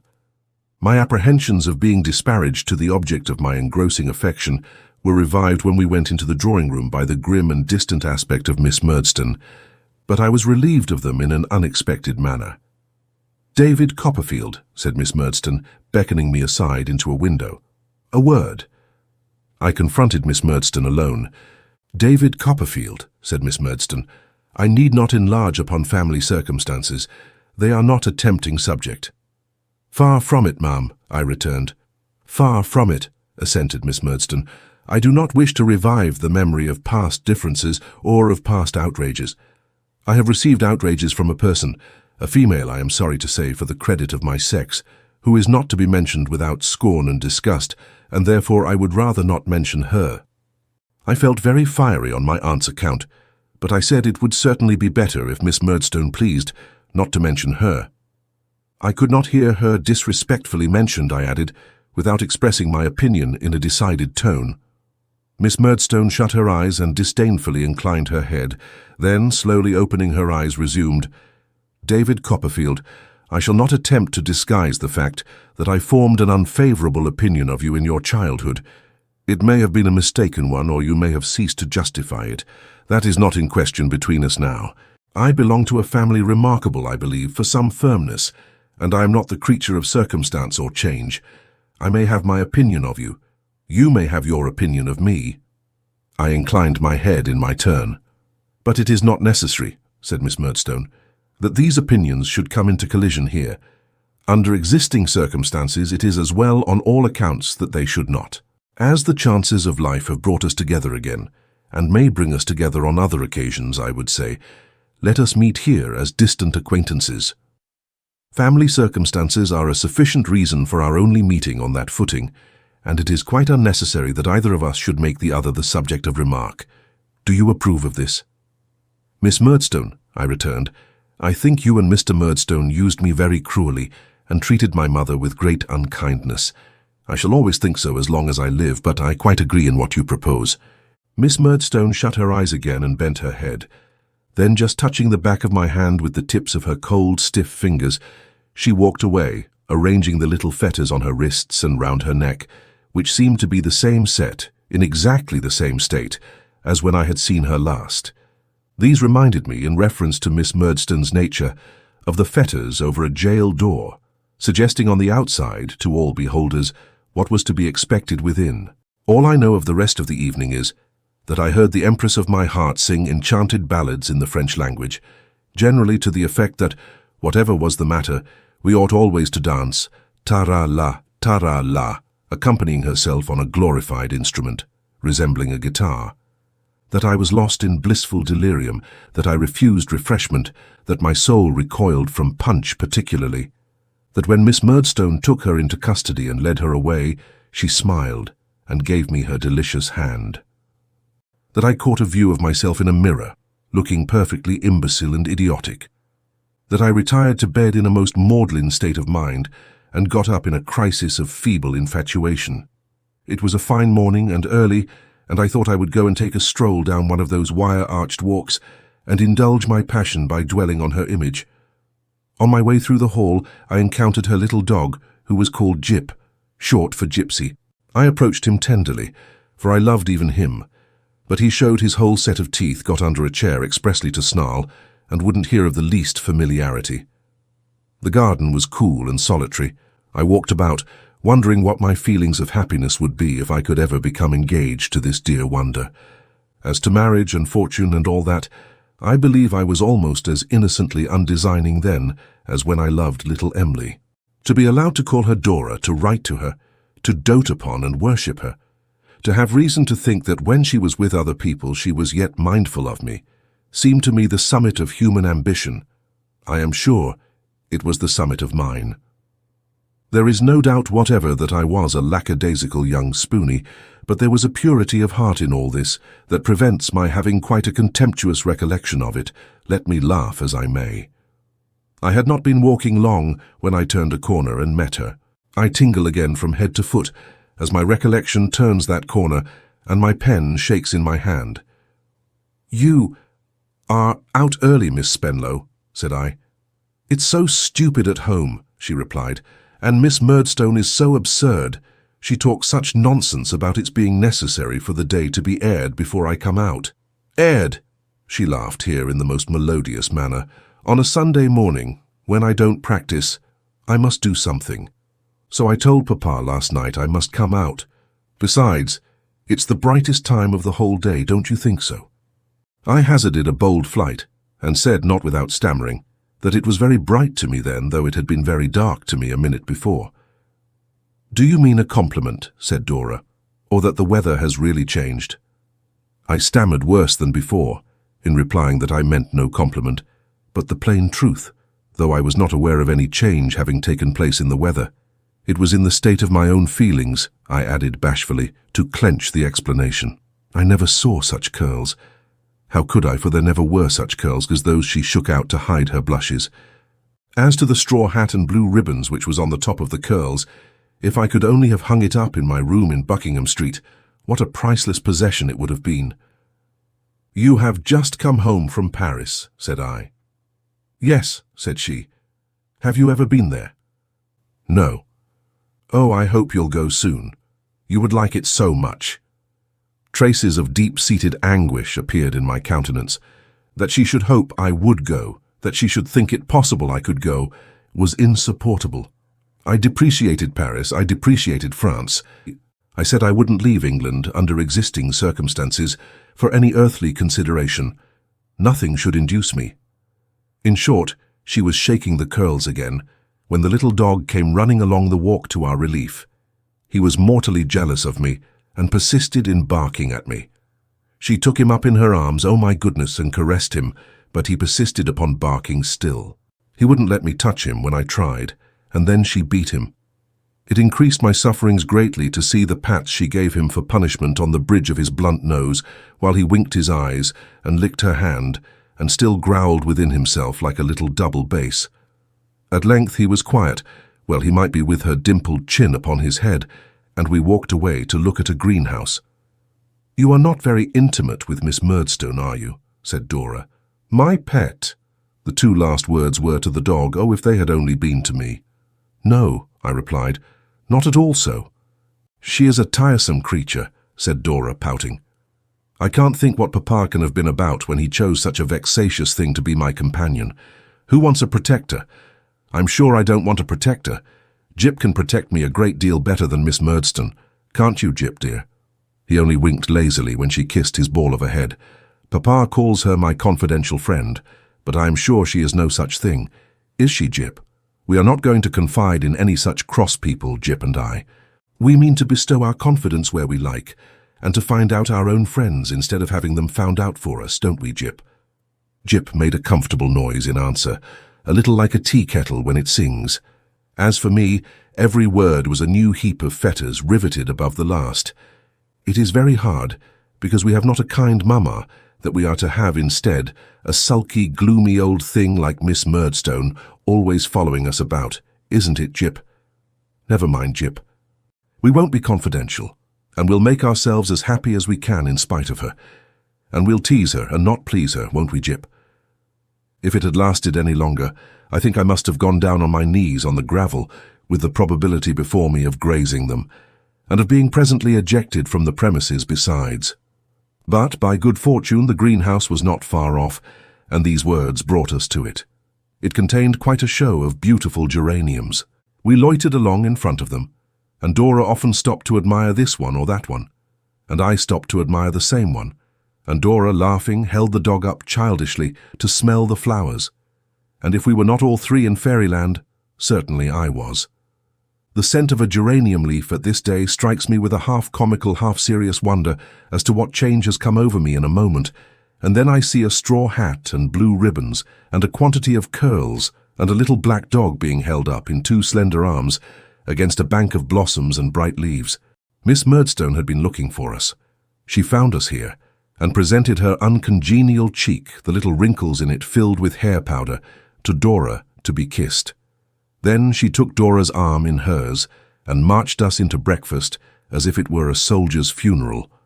How many cups of tea I drank because Dora made it, I don't know, but I perfectly remember that I sat swilling tea until my whole nervous system, if I had had any in those days, must have gone by the board. By and by, we went to church. Miss Murdstone was between Dora and me in the pew, but I heard her sing and the congregation vanished. A sermon was delivered, about Dora, of course, and I'm afraid that is all I know of the service. We had a quiet day, no company, a walk, a family dinner of 4, and an evening of looking over books and pictures. Miss Murdstone with a homily before her, and her eye upon us, keeping guard vigilantly. Ah, little did Mr. Spenlow imagine, when he sat opposite to me after dinner that day, with his pocket handkerchief over his head, how fervently I was embracing him, in my fancy, as his son-in-law. Little did he think, when I took leave of him at night, that he had just given his full consent to my being engaged to Dora, and that I was invoking blessings on his head.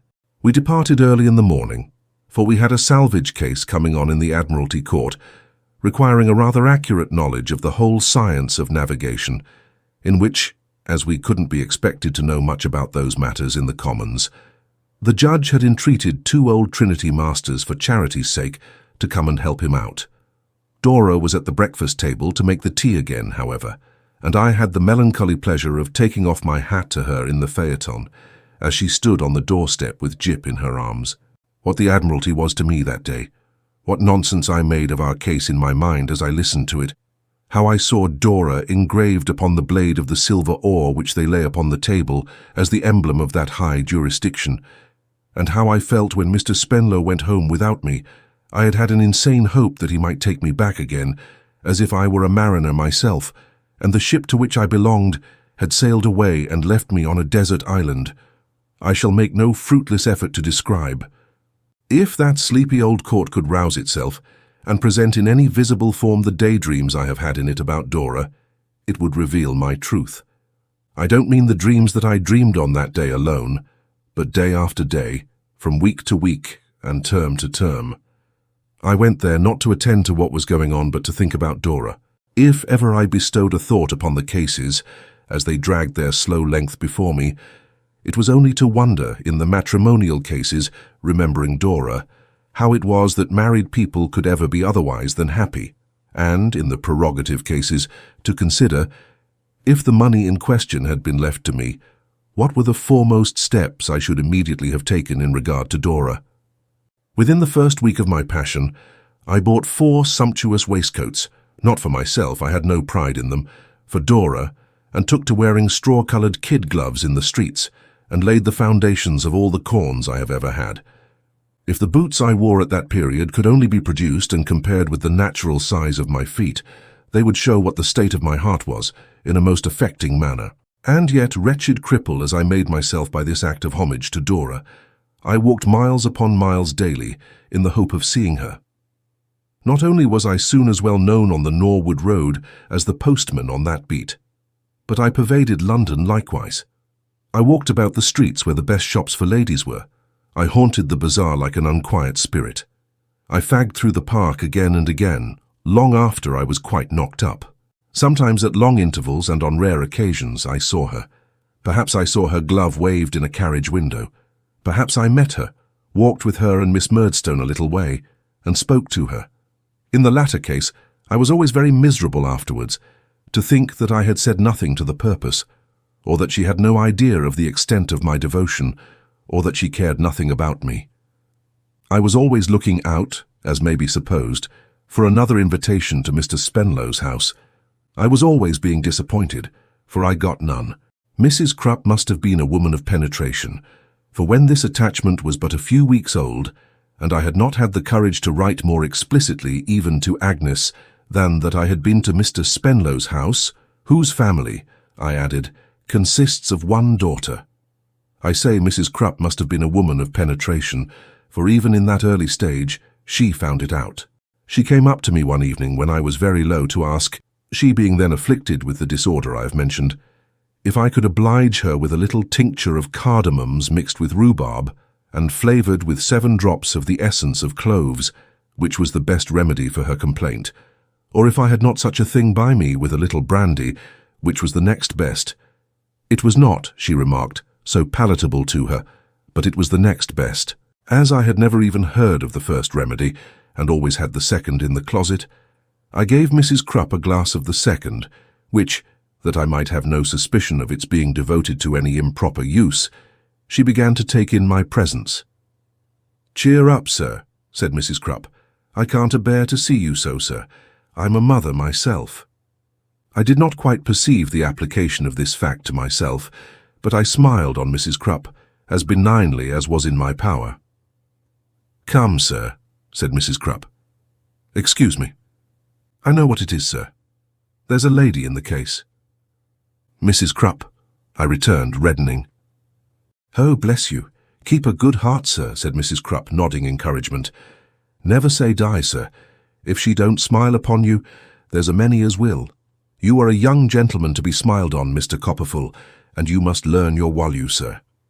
Mrs. Crupp always called me Mr. Copperfield, firstly, no doubt, because it was not my name, and secondly, I am inclined to think, in some indistinct association with a washing day. "What makes you suppose there is any young lady in the case, Mrs. Crupp?" said I. "Mr. Copperfield," said Mrs. Crupp with a great deal of feeling, "I'm a mother myself." For some time Mrs. Crupp could only lay her hand upon her nankeen bosom and fortify herself against returning pain with sips of her medicine. At length she spoke again. "When the present set were took for you by your dear aunt, Mr. Copperfield," said Mrs. Crupp, "my remark were, I had now found someone I could care for. Thankavin, were the expression, I have now found someone I can care for. You don't eat enough, sir, nor yet drink." "Is that what you found your supposition on, Mrs. Crupp?" said I. "Sir," said Mrs. Crupp in a tone approaching to severity, "I've laundressed other young gentlemen besides yourself. A young gentleman may be over-careful of himself, or he may be under-careful of himself. He may brush his hair too regular, or too unregular. He may wear his boots much too large for him or much too small. That is according as the young gentleman has his original character formed. But let him go to which extreme he may, sir, there's a young lady in both of 'em." Mrs. Crupp shook her head in such a determined manner that I had not an inch of vantage ground left. "It was but the gentleman which died here before yourself," said Mrs. Crupp. "That fell in love with a barmaid, and had his waistcoats took in directly, though much swelled by drinking." "Mrs. Crupp," said I must beg you not to connect the young lady in my case with a barmaid or anything of that sort, if you please." "Mr. Copperfield," returned Mrs. Crupp, "I'm a mother myself, and not likely.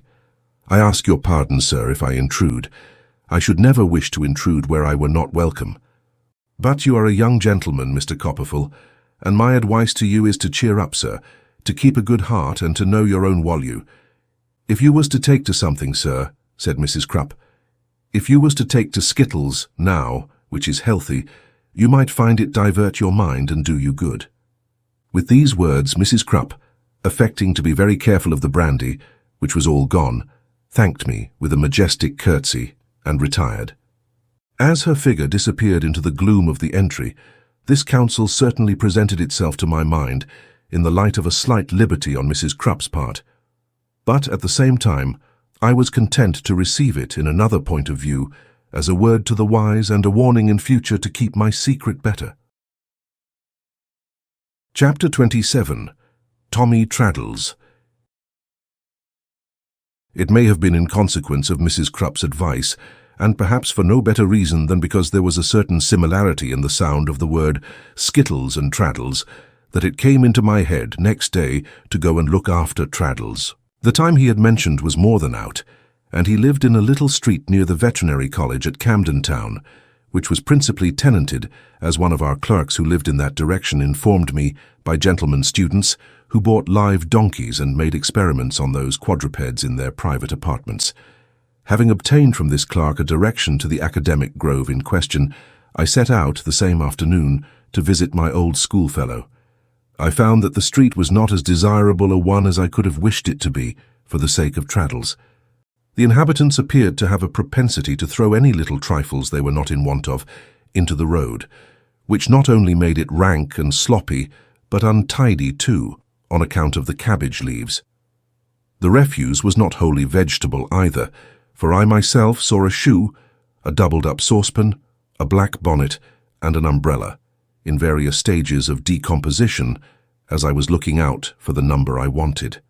The general air of the place reminded me forcibly of the days when I lived with Mr. and Mrs. Micawber, an indescribable character of faded gentility that attached to the house I sought, and made it unlike all the other houses in the street, though they were all built on one monotonous pattern, and looked like the early copies of a blundering boy who was learning to make houses, and had not yet got out of his cramped brick-and-mortar pothooks, reminded me still more of Mr. and Mrs. Micawber. Happening to arrive at the door as it was open to the afternoon milkman, I was reminded of Mr. and Mrs. Micawber more forcibly yet. "Now," said the milkman to a very youthful servant girl, "has that there little bill of mine been heard on?" "Oh, master says he'll attend to it immediate," was the reply. "Because," said the milkman, going on as if he had received no answer, and speaking, as I judged from his tone, rather for the edification of somebody within the house than of the youthful servant, an impression which was strengthened by his manner of glaring down the passage, "because that their little bill has been running so long that I begin to believe it's run away altogether, and never won't be heard of." "Now I'm not a-going to stand it, you know," said the milkman, still throwing his voice into the house and glaring down the passage. As to his dealing in the mild article of milk, by the by, there never was a greater anomaly. His deportment would have been fierce in a butcher or a brandy merchant.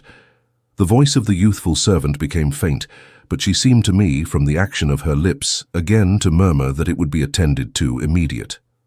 "I tell you what," said the milkman, looking hard at her for the first time and taking her by the chin, "are you fond of milk?" "Yes, I likes it," she replied. "Good," said the milkman. "Then you won't have none tomorrow, do you hear? Not a fragment of milk you won't have tomorrow." I thought she seemed, upon the whole, relieved by the prospect of having any today. The milkman, after shaking his head at her darkly, released her chin and with anything rather than goodwill opened his can and deposited the usual quantity in the family jug. This done, he went away, muttering, and uttered the cry of his trade next door in a vindictive shriek. "Does Mr. Traddles live here?" I then inquired. A mysterious voice from the end of the passage replied, "Yes," upon which the youthful servant replied, "Yes." "Is he at home?" said I. Again the mysterious voice replied in the affirmative, and again the servant echoed it. Upon this I walked in, and in pursuance of the servant's directions walked upstairs, conscious as I passed the back parlour door that I was surveyed by a mysterious eye, probably belonging to the mysterious voice. When I got to the top of the stairs, the house was only a story high above the ground floor. Traddles was on the landing to meet me. He was delighted to see me, and gave me welcome with great heartiness to his little room. It was in the front of the house and extremely neat, though sparely furnished. It was his only room I saw, for there was a sofa bedstead in it, and his blacking brushes and blacking were among his books, on the top shelf behind a dictionary. His table was covered with papers, and he was hard at work in an old coat.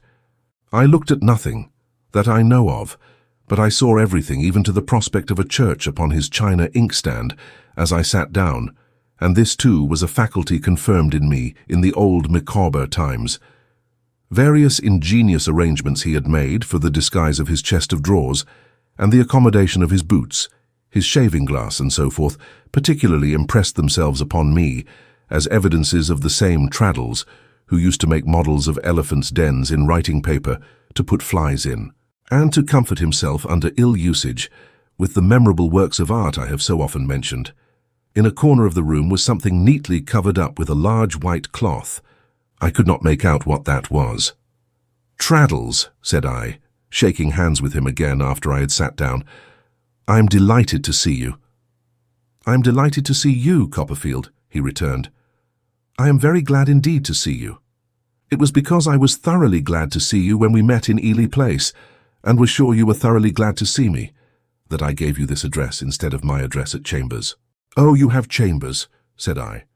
"Why, I have the fourth of a room and a passage, and the fourth of a clerk," returned Traddles. "Three others, and myself, unite to have a set of chambers, to look business-like. And we quarter the clerk too. £half-a-crown a week he costs me. His old simple character and good temper, and something of his old unlucky fortune also, I thought, smiled at me in the smile with which he made this explanation. "It's not because I have the least pride, Copperfield, you understand," said Traddles, "that I don't usually give my address here. It's only on account of those who come to me, who might not like to come here. For myself, I am fighting my way on in the world against difficulties, and it would be ridiculous if I made a pretence of doing anything else." "You are reading for the bar, Mr. Waterbrook informed me," said I. "Why, yes," said Traddles, rubbing his hands slowly over one another. "I am reading for the bar. The fact is, I have just begun to keep my terms after rather a long delay. It's some time since I was articled, but the payment of that £100 was a great pull." "A great pull," said Traddles with a wince, as if he had had a tooth out. "Do you know what I can't help thinking of, Traddles, as I sit here looking at you?" I asked him. "No," said he, "that sky-blue suit you used to wear." "Lord, to be sure," cried Traddles, laughing. "Tight in the arms and legs, you know." "Dear me, well, those were happy times, weren't they?" "I think our schoolmaster might have made them happier without doing any harm to any of us, I acknowledge," I returned. "Perhaps he might," said Traddles, "but dear me, there was a good deal of fun going on. Do you remember the nights in the bedroom, when we used to have the suppers, and when you used to tell the stories, ha ha ha? And do you remember when I got caned for crying about Mr. Mell? Old Creakle, I should like to see him again too." "He was a brute to you, Traddles," said I indignantly, "for his good humour made me feel as if I had seen him beaten but yesterday." "Do you think so?" returned Traddles. "Really? Perhaps he was rather, but it's all over a long while. Old Creakle." "You were brought up by an uncle then?" said I. "Of course I was," said Traddles. "The one I was always going to write to, and always didn't, eh? Ha? Ha? Ha?" Yes, I had an uncle then. He died soon after I left school. Indeed? Yes. He was a retired, what do you call it, draper, cloth merchant, and had made me his heir. But he didn't like me when I grew up. Do you really mean that? Said I. He was so composed that I fancied he must have some other meaning. Oh dear, yes, Copperfield, I mean it, replied Traddles. It was an unfortunate thing, but he didn't like me at all. He said I wasn't at all what he expected, and so he married his housekeeper. And what did you do? I asked. I didn't do anything in particular, said Traddles. I lived with them, waiting to be put out in the world until his gout unfortunately flew to his stomach, and so he died, and so she married a young man, and so I wasn't provided for. Did you get nothing, Traddles, after all? Oh dear, yes, said Traddles. I got £50. I had never been brought up to any profession, and at first I was at a loss what to do for myself.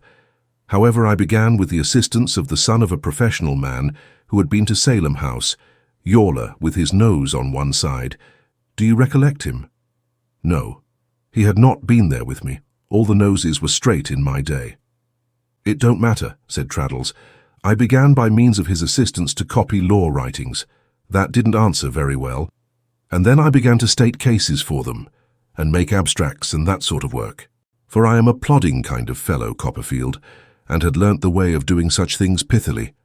Well, that put it in my head to enter myself as a law student, and that ran away with all that was left of the £50. Yawler recommended me to one or two other offices, however, Mr. Waterbrook's for one, and I got a good many jobs. I was fortunate enough, too, to become acquainted with a person in the publishing way who was getting up an encyclopedia, and he set me to work, and indeed, glancing at his table, I am at work for him at this minute.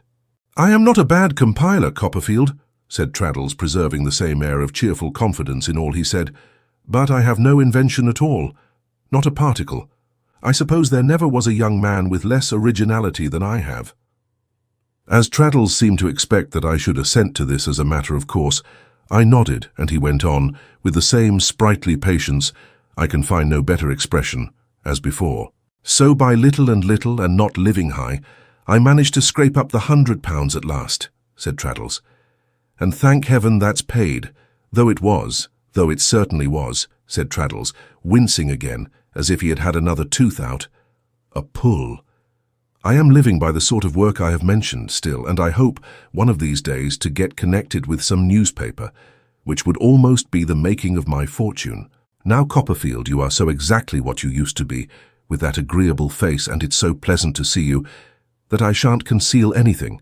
Therefore you must know that I am engaged. Engaged? Oh, Dora. She is a curate's daughter, said Traddles, one of 10 down in Devonshire. Yes? For he saw me glance involuntarily at the prospect on the inkstand. That's the church. You come round here to the left, out of this gate, tracing his finger along the inkstand, and exactly where I hold this pen there stands the house facing, you understand, towards the church. The delight with which he entered into these particulars did not fully present itself to me until afterwards, for my selfish thoughts were making a ground plan of Mr. Spenlow's house and garden at the same moment. She is such a dear girl, said Traddles, a little older than me, but the dearest girl. I told you I was going out of town. I have been down there. I walked there, and I walked back, and I had the most delightful time. I dare say ours is likely to be a rather long engagement, but our motto is wait and hope. We always say that. Wait and hope, we always say, and she would wait, Copperfield, till she was 60, any age you can mention, for me. Traddles rose from his chair, and with a triumphant smile, put his hand upon the white cloth I had observed. However, he said, it's not that we haven't made a beginning towards housekeeping. No, we have begun. We must get on by degrees, but we have begun. Here, drawing the cloth off with great pride and care, are 2 pieces of furniture to commence with. This flower pot and stand she bought herself. You put that in a parlour window, said Traddles, falling a little back from it to survey it with the greater admiration, with a plant in it, and there you are, this little round table with the marble top. It's 2 feet 10 in circumference, I bought. You want to lay a book down, you know, or somebody comes to see you or your wife and wants a place to stand a cup of tea upon, and there you are again, said Traddles. It's an admirable piece of workmanship, firm as a rock. I praised them both highly, and Traddles replaced the covering as carefully as he had removed it. "It's not a great deal towards the furnishing," said Traddles, "but it's something. The tablecloths and pillowcases and articles of that kind are what discourage me most, Copperfield. So does the ironmongery, candle boxes and gridirons and that sort of necessaries, because those things tell and mount up.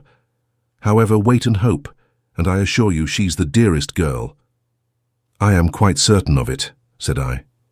"In the meantime," said Traddles, coming back to his chair, "and this is the end of my prosing about myself, I get on as well as I can.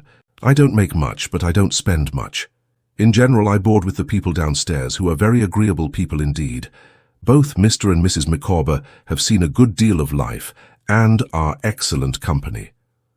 "My dear Traddles," I quickly exclaimed. "What are you talking about?" Traddles looked at me as if he wondered what I was talking about. "Mr. and Mrs. Micawber," I repeated. "Why, I am intimately acquainted with them." An opportune double knock at the door, which I knew well from old experience in Windsor Terrace, and which nobody but Mr. Micawber could ever have knocked at that door, resolved any doubt in my mind as to their being my old friends. I begged Traddles to ask his landlord to walk up.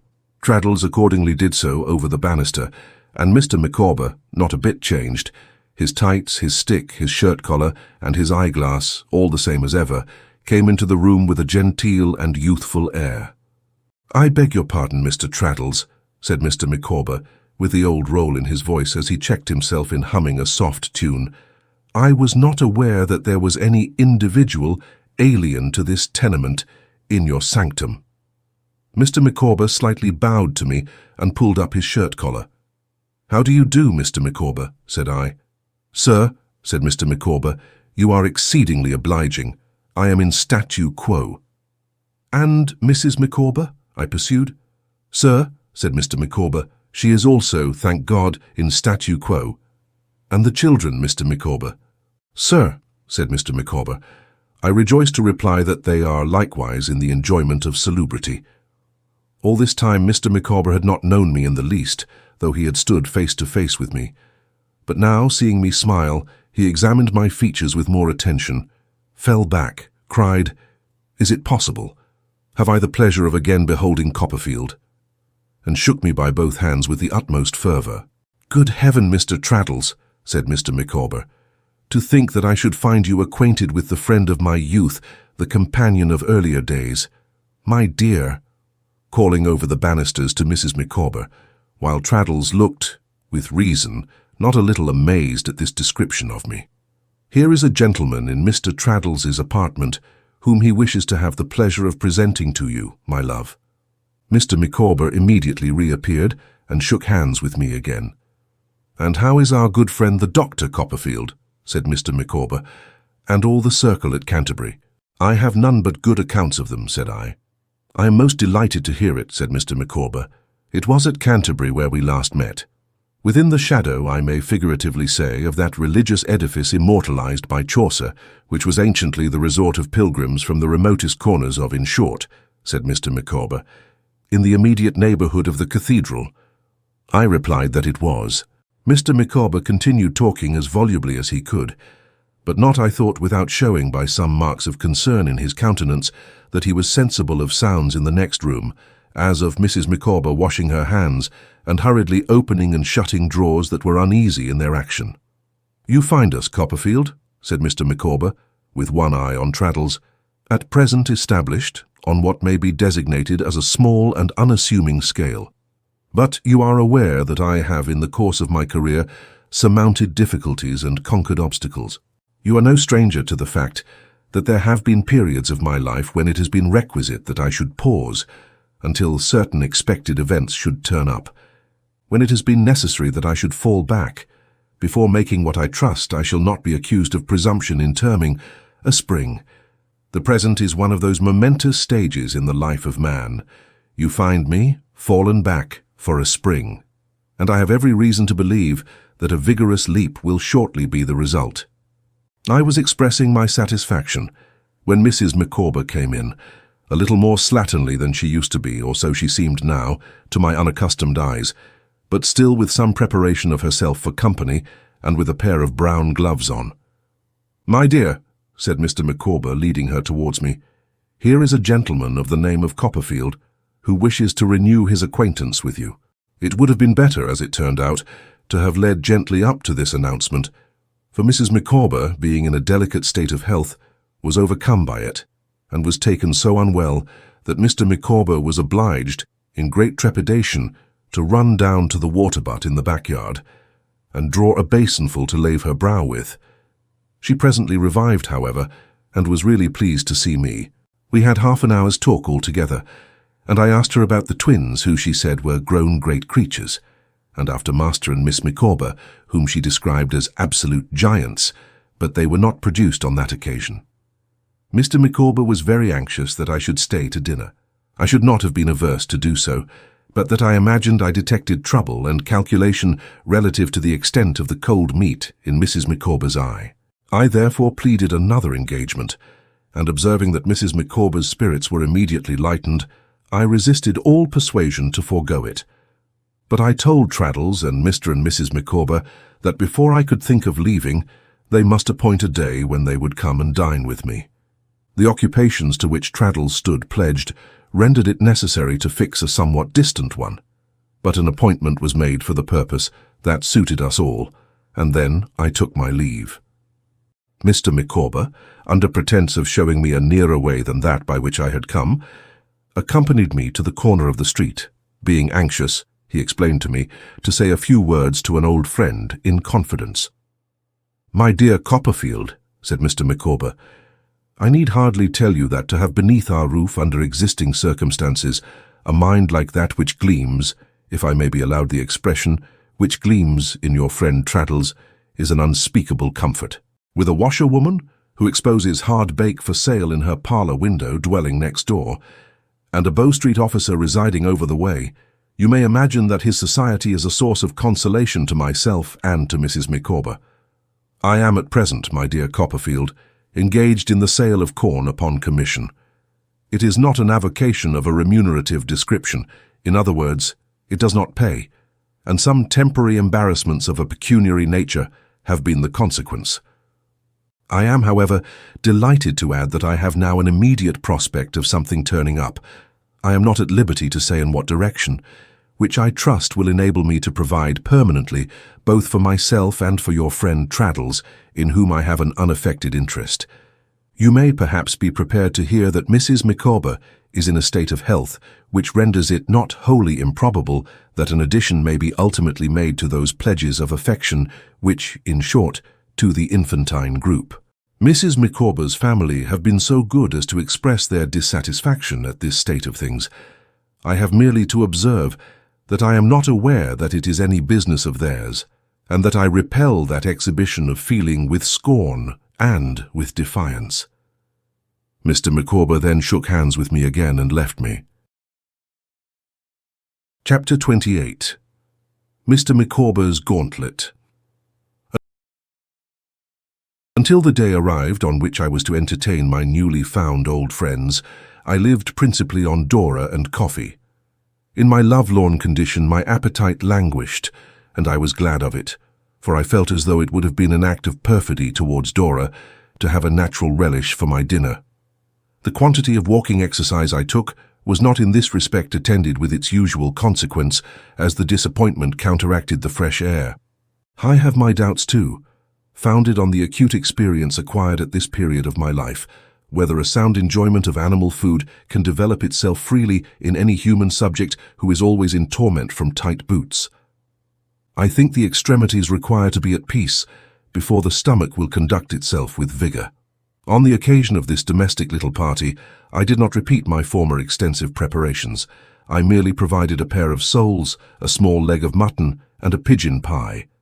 Mrs. Crupp broke out into rebellion on my first bashful hint in reference to the cooking of the fish and joint, and said, with a dignified sense of injury, "No, no, sir, you will not ask me such a thing, for you are better acquainted with me than to suppose me capable of doing what I cannot do with ample satisfaction to my own feelings." But in the end a compromise was effected, and Mrs. Crupp consented to achieve this feat, on condition that I dined from home for a fortnight afterwards. And here I may remark that what I underwent from Mrs. Crupp, in consequence of the tyranny she established over me, was dreadful. I never was so much afraid of anyone. We made a compromise of everything. If I hesitated, she was taken with that wonderful disorder, which was always lying in ambush in her system, ready at the shortest notice to prey upon her vitals. If I rang the bell impatiently, after half a dozen unavailing modest pulls, and she appeared at last, which was not by any means to be relied upon, she would appear with a reproachful aspect, sink breathless on a chair near the door, lay her hand upon her nankeen bosom and become so ill that I was glad at any sacrifice of brandy or anything else to get rid of her. If I objected to having my bed made at 5 o'clock in the afternoon, which I do still think an uncomfortable arrangement, one motion of her hand towards the same nankeen region of wounded sensibility was enough to make me falter an apology. In short, I would have done anything in an honourable way rather than give Mrs. Crupp offence, and she was the terror of my life. I bought a second-hand dumbwaiter for this dinner party, in preference to re-engaging the handy young man, against whom I had conceived a prejudice, in consequence of meeting him in the Strand, one Sunday morning, in a waistcoat remarkably like one of mine, which had been missing since the former occasion. The young gal was re-engaged, but on the stipulation that she should only bring in the dishes, and then withdraw to the landing-place beyond the outer door, where a habit of sniffing she had contracted would be lost upon the guests, and where her retiring on the plates would be a physical impossibility. Having laid in the materials for a bowl of punch, to be compounded by Mr. Micawber, having provided a bottle of lavender water, 2 wax candles, a paper of mixed pins, and a pincushion, to assist Mrs. Micawber in her toilette at my dressing-table, having also caused the fire in my bedroom to be lighted for Mrs. Micawber's convenience, and having laid the cloth with my own hands, I awaited the result with composure. At the appointed time, my 3 visitors arrived together, Mr. Micawber with more shirt-collar than usual, and a new ribbon to his eyeglass, Mrs. Micawber with her cap in a whitey-brown paper parcel, Traddles carrying the parcel and supporting Mrs. Micawber on his arm. They were all delighted with my residence. When I conducted Mrs. Micawber to my dressing-table, and she saw the scale on which it was prepared for her, she was in such raptures that she called Mr. Micawber to come in and look. "My dear Copperfield," said Mr. Micawber, "this is luxurious. This is a way of life which reminds me of the period when I was myself in a state of celibacy, and Mrs. Micawber had not yet been solicited to plight her faith at the hymeneal altar." "He means solicited by him, Mr. Copperfield," said Mrs. Micawber archly. "He cannot answer for others." "My dear," returned Mr. Micawber with sudden seriousness, "I have no desire to answer for others. I am too well aware that when, in the inscrutable decrees of fate, you were reserved for me, it is possible you may have been reserved for one, destined, after a protracted struggle, at length to fall a victim to pecuniary involvements of a complicated nature. I understand your illusion, my love. I regret it, but I can bear it." "Micawber!" exclaimed Mrs. Micawber in tears. "Have I deserved this? I, who never have deserted you, who never will desert you, Micawber." "My love," said Mr. Micawber, much affected, "you will forgive, and our old and tried friend Copperfield will, I am sure, forgive, the momentary laceration of a wounded spirit, made sensitive by a recent collision with the minion of power. In other words, with a ribald turncock attached to the waterworks, and will pity, not condemn, its excesses." Mr. Micawber then embraced Mrs. Micawber and pressed my hand, leaving me to infer from this broken allusion that his domestic supply of water had been cut off that afternoon in consequence of default in the payment of the company's rates. To divert his thoughts from this melancholy subject, I informed Mr. Micawber that I relied upon him for a bowl of punch and led him to the lemons. His recent despondency, not to say despair, was gone in a moment. I never saw a man so thoroughly enjoy himself amid the fragrance of lemon peel and sugar, the odour of burning rum, and the steam of boiling water, as Mr. Micawber did that afternoon. It was wonderful to see his face shining at us out of a thin cloud of these delicate fumes as he stirred and mixed and tasted, and looked as if he were making, instead of punch, a fortune for his family down to the latest posterity. As to Mrs. Micawber, I don't know whether it was the effect of the cap or the lavender water or the pins or the fire or the wax candles, but she came out of my room, comparatively speaking, lovely. And the lark was never gayer than that excellent woman. I suppose, I never ventured to inquire, but I suppose that Mrs. Crupp after frying the soles was taken ill, because we broke down at that point. The leg of mutton came up very red within and very pale without, besides having a foreign substance of a gritty nature sprinkled over it, as if had had a fall into the ashes of that remarkable kitchen fireplace. But we were not in condition to judge of this fact from the appearance of the gravy, for as much as the young gal had dropped it all upon the stairs, where it remained by the by in a long train, until it was worn out. The pigeon pie was not bad, but it was a delusive pie, the crust being like a disappointing head, phrenologically speaking, full of lumps and bumps, with nothing particular underneath. In short, the banquet was such a failure that I should have been quite unhappy, about the failure, I mean, for I was always unhappy about Dora, if I had not been relieved by the great good humour of my company and by a bright suggestion from Mr. Micawber. "My dear friend Copperfield," said Mr. Micawber, "accidents will occur in the best regulated families, and in families not regulated by that pervading influence which sanctifies, while it enhances I would say in short, by the influence of woman in the lofty character of wife, they may be expected with confidence and must be borne with philosophy. If you will allow me to take the liberty of remarking that there are few comestibles better in their way than a devil, and that I believe with a little division of labour we could accomplish a good one if the young person in attendance could produce a gridiron, I would put it to you that this little misfortune may be easily repaired." There was a gridiron in the pantry, on which my morning rasher of bacon was cooked. We had it in a twinkling, and immediately applied ourselves to carrying Mr. Micawber's idea into effect. The division of labour to which he had referred was this. Traddles cut the mutton into slices. Mr. Micawber, who could do anything of this sort to perfection, covered them with pepper, mustard, salt and cayenne. I put them on the gridiron, turned them with a fork and took them off under Mr. Micawber's direction, and Mrs. Micawber heated and continually stirred some mushroom ketchup in a little saucepan. When we had slices enough done to begin upon, we fell to, with our sleeves still tucked up at the wrist, more slices sputtering and blazing on the fire, and our attention divided between the mutton on our plates and the mutton then preparing. What with the novelty of this cookery, the excellence of it, the bustle of it, the frequent starting up to look after it, the frequent sitting down to dispose of it, as the crisp slices came off the gridiron hot and hot, the being so busy, so flushed with the fire, so amused, and in the midst of such a tempting noise and savour, we reduced the leg of mutton to the bone. My own appetite came back miraculously. I am ashamed to record it, but I really believe I forgot Dora for a little while. I am satisfied that Mr. and Mrs. Micawber could not have enjoyed the feast more if they had sold a bed to provide it. Traddles laughed as heartily, almost the whole time, as he ate and worked. Indeed, we all did, all at once, and I dare say there was never a greater success. We were at the height of our enjoyment, and were all busily engaged in our several departments, endeavouring to bring the last batch of slices to a state of perfection that should crown the feast, when I was aware of a strange presence in the room, and my eyes encountered those of the staid Littimer standing hat in hand before me. "What's the matter?" I involuntarily asked. "I beg your pardon, sir. I was directed to come in. Is my master not here, sir?" "No." "Have you not seen him, sir?" "No, don't you come from him?" "Not immediately so, sir." "Did he tell you you would find him here?" "Not exactly so, sir. But I should think he might be here tomorrow, as he has not been here today." "Is he coming up from Oxford?" "I beg, sir," he returned respectfully, "that you will be seated and allow me to do this."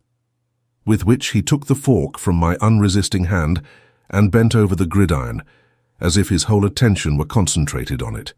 We should not have been much discomposed, I dare say, by the appearance of Steerforth himself, but we became in a moment the meekest of the meek before his respectable serving-man. Mr. Micawber, humming a tune to show that he was quite at ease, subsided into his chair with the handle of a hastily concealed fork sticking out of the bosom of his coat, as if he had stabbed himself. Mrs. Micawber put on her brown gloves and assumed a genteel languor. Traddles ran his greasy hands through his hair, and stood it bolt upright and stared in confusion on the tablecloth. As for me, I was a mere infant at the head of my own table, and hardly ventured to glance at the respectable phenomenon, who had come from heaven knows where, to put my establishment to rights. Meanwhile he took the mutton off the gridiron and gravely handed it round. We all took some, but our appreciation of it was gone, and we merely made a show of eating it. As we severally pushed away our plates, he noiselessly removed them and set on the cheese. He took that off too when it was done with, cleared the table, piled everything on the dumbwaiter, gave us our wine glasses, and of his own accord wheeled the dumbwaiter into the pantry. All this was done in a perfect manner, and he never raised his eyes from what he was about.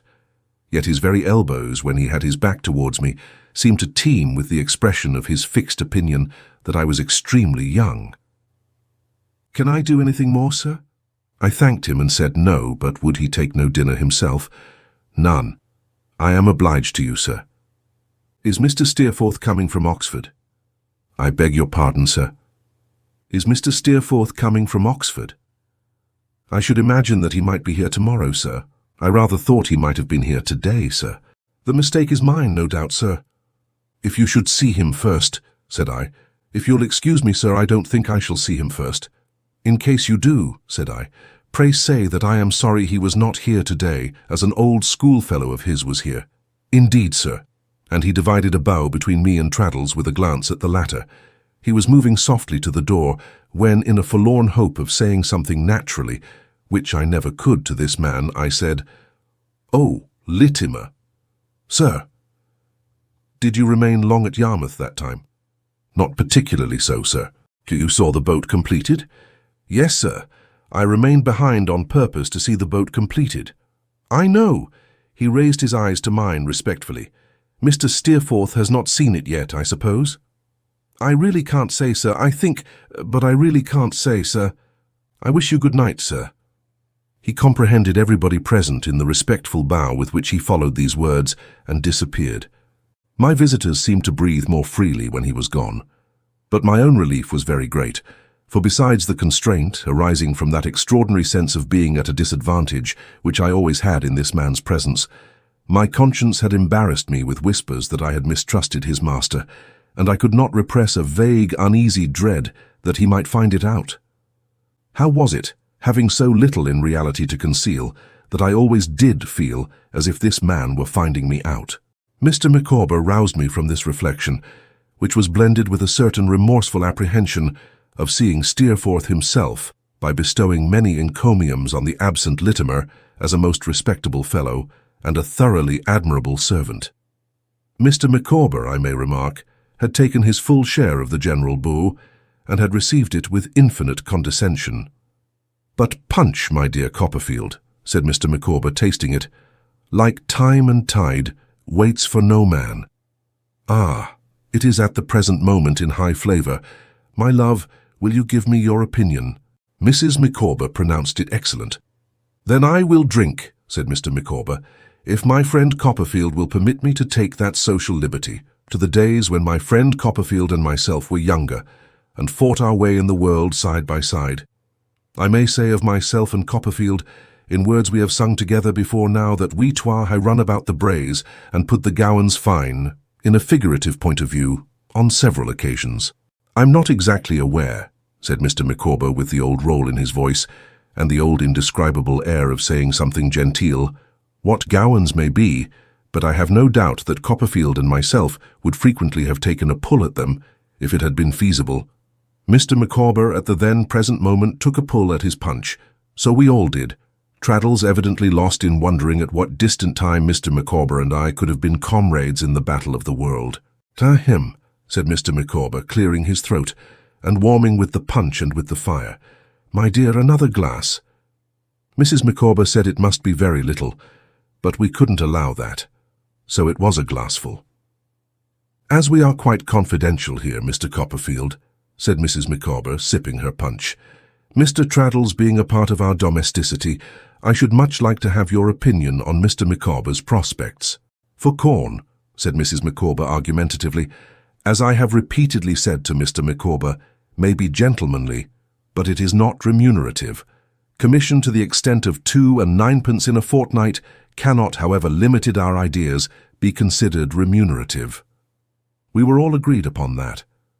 Then, said Mrs. Micawber, who prided herself on taking a clear view of things and keeping Mr. Micawber straight by her woman's wisdom when he might otherwise go a little crooked, then I ask myself this question: if corn is not to be relied upon, what is?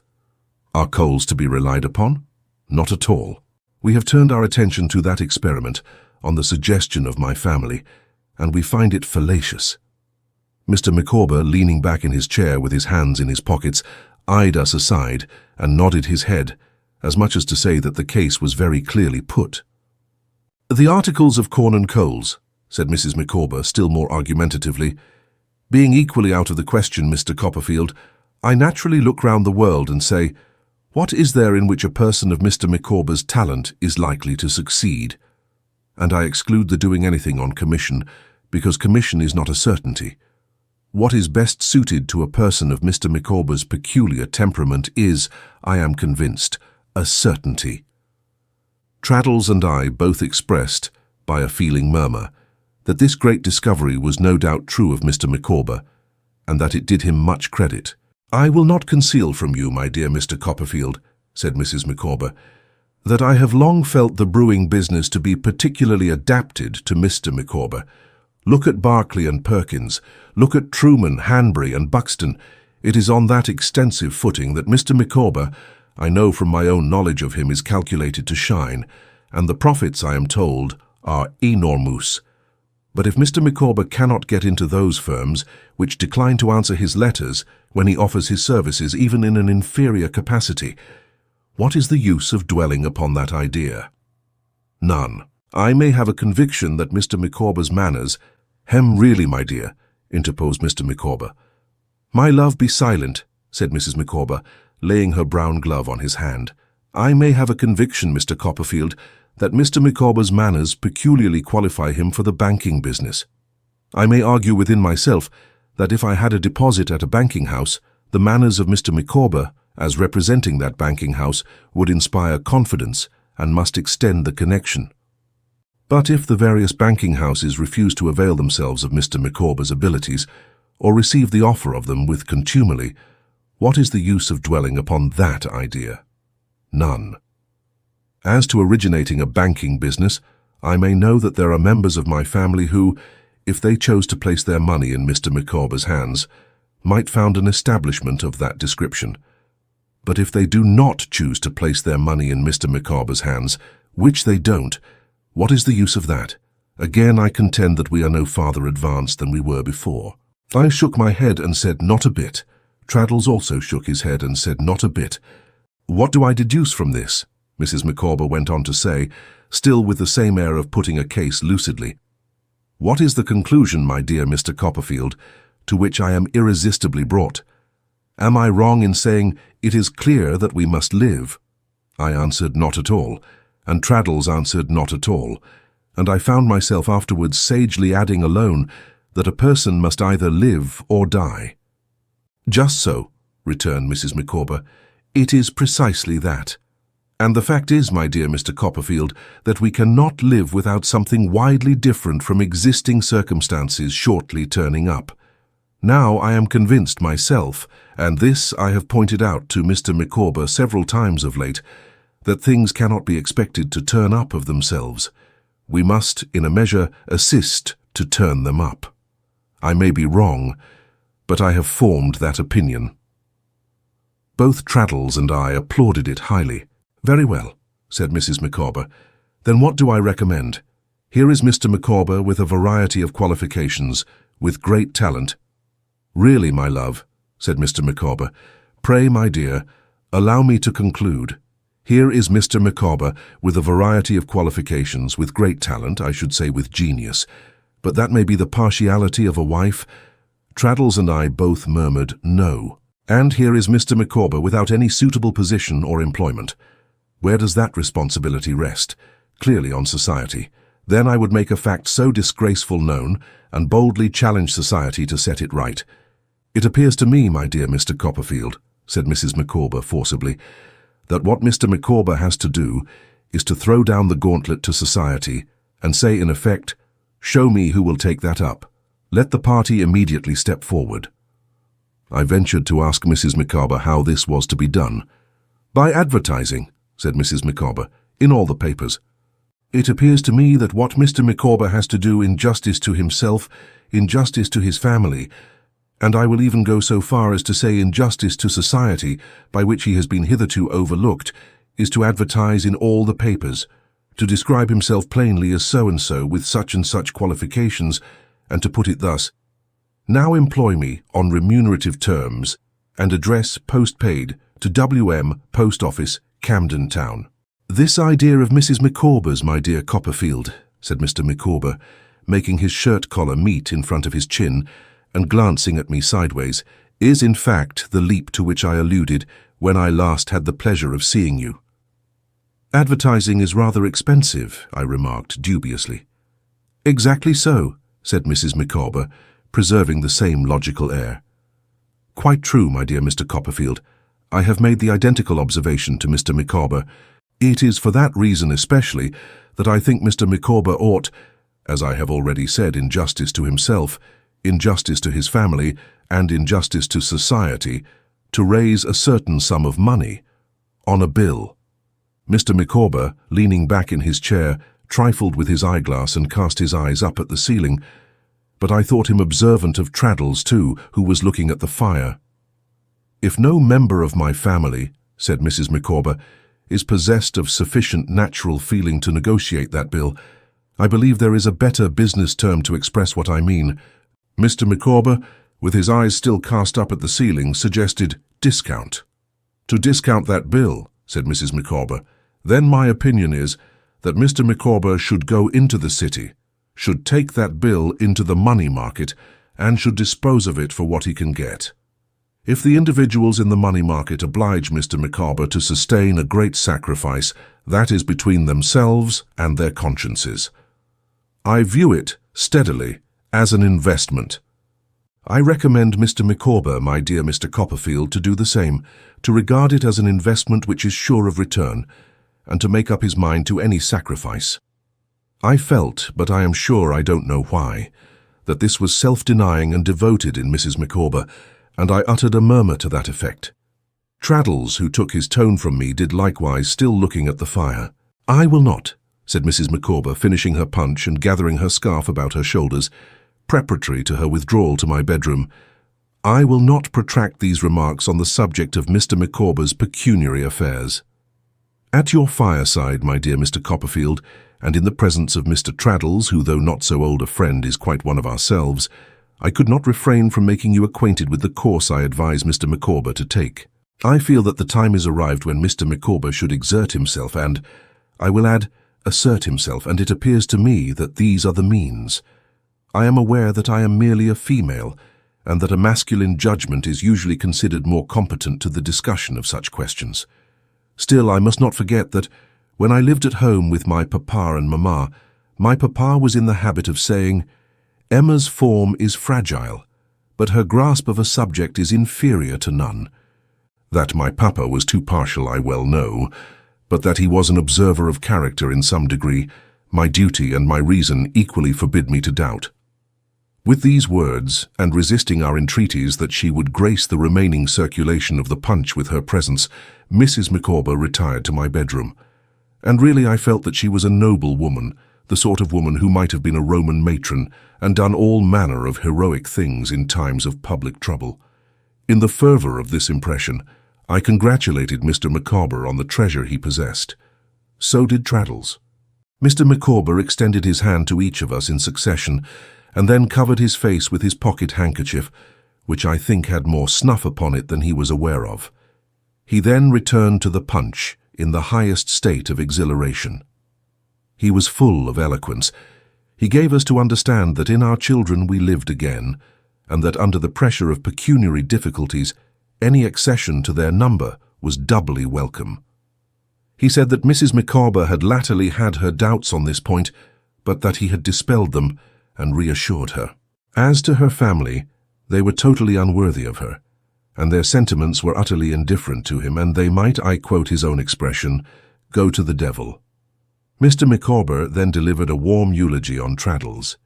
He said Traddles's was a character, to the steady virtues of which he, Mr. Micawber, could lay no claim, but which, he thanked heaven, he could admire. He feelingly alluded to the young lady unknown whom Traddles had honoured with his affection, and who had reciprocated that affection by honouring and blessing Traddles with her affection. Mr. Micawber pledged her. So did I. Traddles thanked us both by saying with a simplicity and honesty I had sense enough to be quite charmed with, "I am very much obliged to you indeed, and I do assure you she's the dearest girl." Mr. Micawber took an early opportunity after that of hinting, with the utmost delicacy and ceremony, at the state of my affections. Nothing but the serious assurance of his friend Copperfield to the contrary, he observed, could deprive him of the impression that his friend Copperfield loved and was beloved.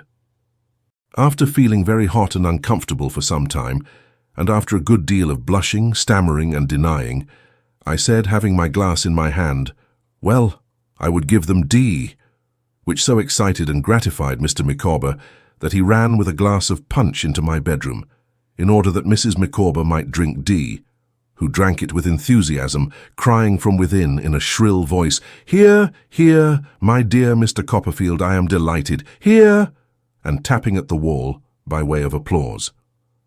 Our conversation afterwards took a more worldly turn, Mr. Micawber telling us that he found Camden Town inconvenient, and that the first thing he contemplated doing, when the advertisement should have been the cause of something satisfactory turning up, was to move. He mentioned a terrace at the western end of Oxford Street, fronting Hyde Park, on which he had always had his eye, but which he did not expect to attain immediately, as it would require a large establishment.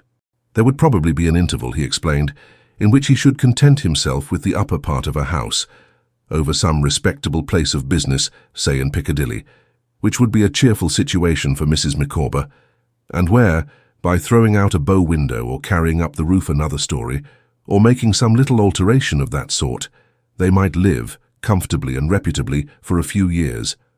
Whatever was reserved for him, he expressly said, or wherever his abode might be, we might rely on this. There would always be a room for Traddles, and a knife and fork for me. We acknowledged his kindness, and he begged us to forgive his having launched into these practical and business-like details, and to excuse it as natural in one who was making entirely new arrangements in life. Mrs. Micawber, tapping at the wall again to know if tea were ready, broke up this particular phase of our friendly conversation. She made tea for us in a most agreeable manner, and whenever I went near her, in handing about the teacups and bread and butter, asked me in a whisper whether D was fair or dark, or whether she was short or tall, or something of that kind, which I think I liked. After tea we discussed a variety of topics before the fire, and Mrs. Micawber was good enough to sing us, in a small, thin, flat voice, which I remembered to have considered, when I first knew her, the very table beer of acoustics, the favourite ballads of the Dashing White Sergeant and Little Tafflin. For both of these songs, Mrs. Micawber had been famous when she lived at home with her papa and mamma.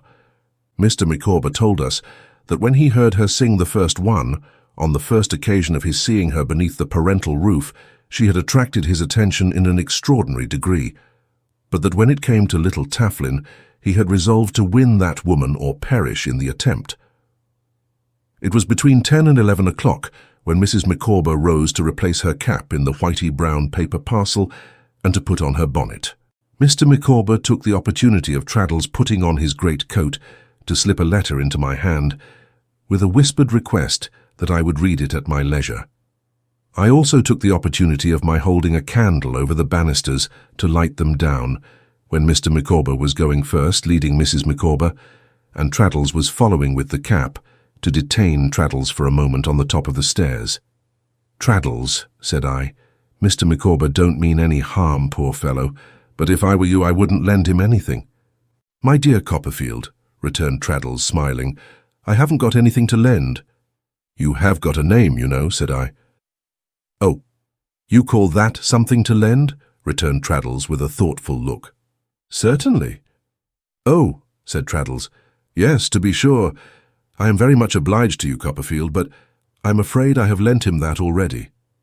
For the bill that is to be a certain investment? I inquired. No, said Traddles, not for that one. This is the first I have heard of that one. I have been thinking that he will most likely propose that one on the way home. Mine's another. I hope there will be nothing wrong about it, said I. I hope not, said Traddles. I should think not, though, because he told me only the other day that it was provided for. That was Mr. MICAWBER'S expression, provided for. Mr. MICAWBER looking up at this juncture to where we were standing, I had only time to repeat my caution.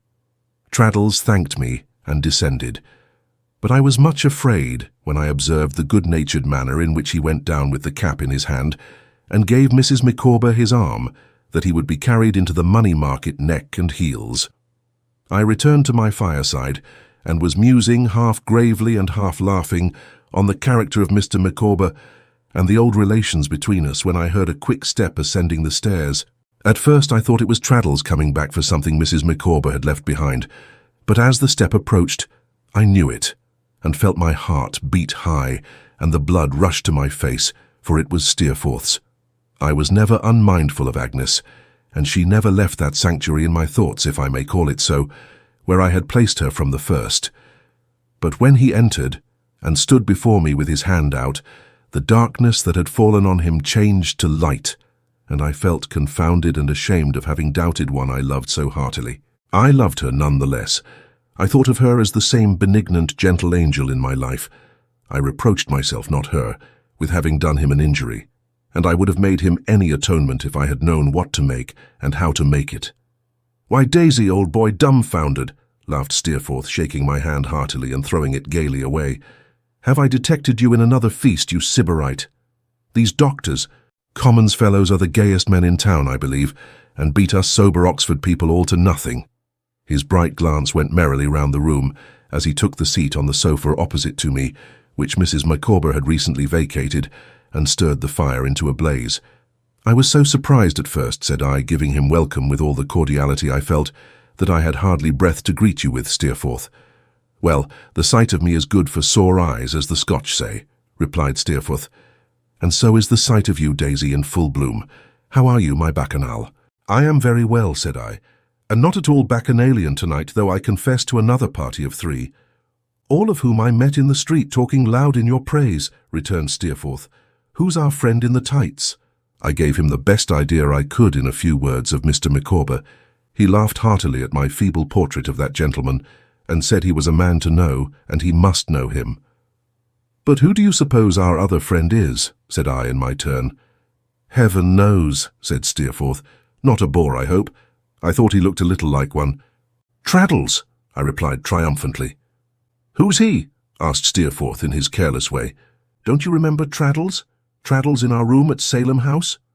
"Oh, that fellow," said Steerforth, beating a lump of coal on the top of the fire with the poker. "Is he as soft as ever? And where the deuce did you pick him up?" I extolled Traddles in reply as highly as I could, for I felt that Steerforth rather slighted him. Steerforth, dismissing the subject with a light nod and a smile, and the remark that he would be glad to see the old fellow too, for he had always been an odd fish, inquired if I could give him anything to eat. During most of this short dialogue, when he had not been speaking in a wild, vivacious manner, he had sat idly beating on the lump of coal with the poker. I observed that he did the same thing while I was getting out the remains of the pigeon pie, and so forth. "Why, Daisy, here's a supper for a king," he exclaimed, starting out of his silence with a burst and taking his seat at the table. "I shall do it justice, for I have come from Yarmouth." "I thought you came from Oxford," I returned. "Not I," said Steerforth. "I have been seafaring, better employed." "Littimer was here today to inquire for you," I remarked, "and I understood him that you were at Oxford. Though, now I think of it, he certainly did not say so." "Littimer is a greater fool than I thought him, to have been inquiring for me at all," said Steerforth, jovially pouring out a glass of wine and drinking to me. "As to understanding him, you are a cleverer fellow than most of us, Daisy, if you can do that." "That's true indeed," said I, moving my chair to the table. "So you have been at Yarmouth, Steerforth, interested to know all about it. Have you been there long?" "No," he returned. "An escapade of a week or so." "And how are they all? Of course little Emily is not married yet." Not yet. Going to be, I believe, in so many weeks or months or something or other. I have not seen much of 'em. By the by, he laid down his knife and fork, which he had been using with great diligence, and began feeling in his pockets. I have a letter for you. From whom? Why, from your old nurse, he returned, taking some papers out of his breast pocket. J. Steerforth, Esquire, debtor, to the willing mind. That's not it. Patience, and we'll find it presently. Old what's-his-name's in a bad way, and it's about that, I believe. Barkis, do you mean? Yes, still feeling in his pockets and looking over their contents. It's all over with poor Barkis, I'm afraid. I saw a little apothecary there, surgeon or whatever he is, who brought your worship into the world. He was mighty learned about the case to me, but the upshot of his opinion was that the carrier was making his last journey rather fast. Put your hand into the breast pocket of my greatcoat on the chair yonder, and I think you'll find the letter. Is it there? Here it is, said I. That's right. It was from Peggotty, something less legible than usual and brief. It informed me of her husband's hopeless state, and hinted at his being a little nearer than heretofore, and consequently more difficult to manage for his own comfort. It said nothing of her weariness and watching, and praised him highly. It was written with a plain, unaffected, homely piety that I knew to be genuine, and ended with, my duty to my ever-darling, meaning myself.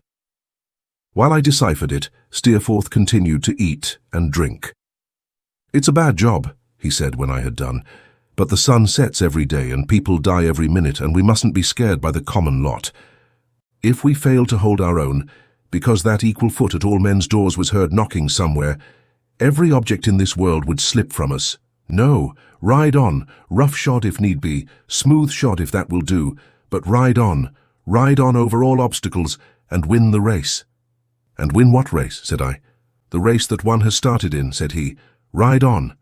I remember, as he paused, looking at me with his handsome head a little thrown back, and his glass raised in his hand, that, though the freshness of the sea wind was on his face, and it was ruddy, there were traces in it, made since I last saw it, as if he had applied himself to some habitual strain of the fervent energy which, when roused, was so passionately roused within him. I had it in my thoughts to remonstrate with him upon his desperate way of pursuing any fancy that he took, such as this buffeting of rough seas, and braving of hard weather, for example, when my mind glanced off to the immediate subject of our conversation again, and pursued that instead. I tell you what, Steerforth, said I, if your high spirits will listen to me, they are potent spirits, and will do whatever you like, he answered, moving from the table to the fireside again. Then I tell you what, Steerforth, I think I will go down and see my old nurse. It is not that I can do her any good or render her any real service, but she is so attached to me that my visit will have as much effect on her as if I could do both.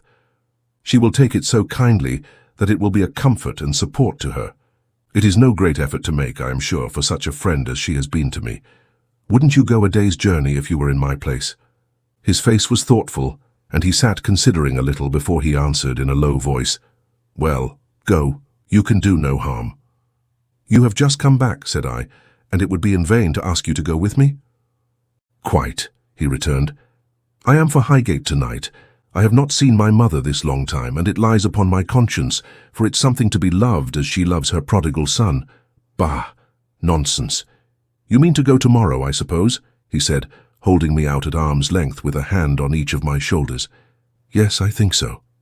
Well then, don't go till next day. I wanted you to come and stay a few days with us. Here I am, on purpose to bid you, and you fly off to Yarmouth. You are a nice fellow to talk of flying off, Steerforth, who are always running wild on some unknown expedition or other. He looked at me for a moment without speaking, and then rejoined, still holding me as before, and giving me a shake. Come, say the next day and pass as much of tomorrow as you can with us. Who knows when we may meet again else? Come, say the next day. I want you to stand between Rosa Dartle and me and keep us asunder. Would you love each other too much without me? Yes, or hate, laughed Steerforth, no matter which. Come, say the next day. I said the next day, and he put on his greatcoat and lighted his cigar and set off to walk home. Finding him in this intention, I put on my own greatcoat, but did not light my own cigar, having had enough of that for one while, and walked with him as far as the open road. A dull road then at night. He was in great spirits all the way, and when we parted, and I looked after him going so gallantly and airily homeward, I thought of his saying, "Ride on over all obstacles and win the race," and wished for the first time that he had some worthy race to run. I was undressing in my own room when Mr. MICAWBER'S letter tumbled on the floor. Thus reminded of it, I broke the seal and read as follows. It was dated an hour and a half before dinner. I am not sure whether I have mentioned that, when Mr. MICAWBER was at any particularly desperate crisis, he used a sort of legal phraseology, which he seemed to think equivalent to winding up his affairs. Sir, for I dare not say, my dear Copperfield, it is expedient that I should inform you that the undersigned is crushed. Some flickering efforts to spare you the premature knowledge of his calamitous position you may observe in him this day, but hope has sunk beneath the horizon, and the undersigned is crushed. The present communication is penned within the personal range, I cannot call it the society, of an individual in a state closely bordering on intoxication, employed by a broker. That individual is in legal possession of the premises under a distress for rent. His inventory includes not only the chattels and effects of every description belonging to the undersigned, as yearly tenant of this habitation, but also those appertaining to Mr. Thomas Traddles, lodger, a member of the Honourable Society of the Inner Temple. If any drop of gloom were wanting in the overflowing cup, which is now commended, in the language of an immortal writer, to the lips of the undersigned, it would be found in the fact that a friendly acceptance granted to the undersigned by the before-mentioned Mr. Thomas Traddles for the sum of 23/4s 9/1-2d is overdue and is not provided for. Also in the fact that the living responsibilities clinging to the undersigned will, in the course of nature, be increased by the sum of one more helpless victim, whose miserable appearance may be looked for, in round numbers, at the expiration of a period not exceeding 6 lunar months from the present date. After premising thus much, it would be a work of supererogation to add that dust and ashes are forever scattered on the head of Wilkins Micawber. Poor Traddles! I knew enough of Mr. Micawber by this time to foresee that he might be expected to recover the blow, but my night's rest was sorely distressed by thoughts of Traddles and of the curate's daughter, who was one of 10 down in Devonshire, and who was such a dear girl and who would wait for Traddles' ominous praise until she was 60. Or any age that could be mentioned. Chapter 29. I visit Steerforth at his home again. I mentioned to Mr. Spenlow in the morning that I wanted leave of absence for a short time, and as I was not in the receipt of any salary, and consequently was not obnoxious to the implacable Jorkins, there was no difficulty about it.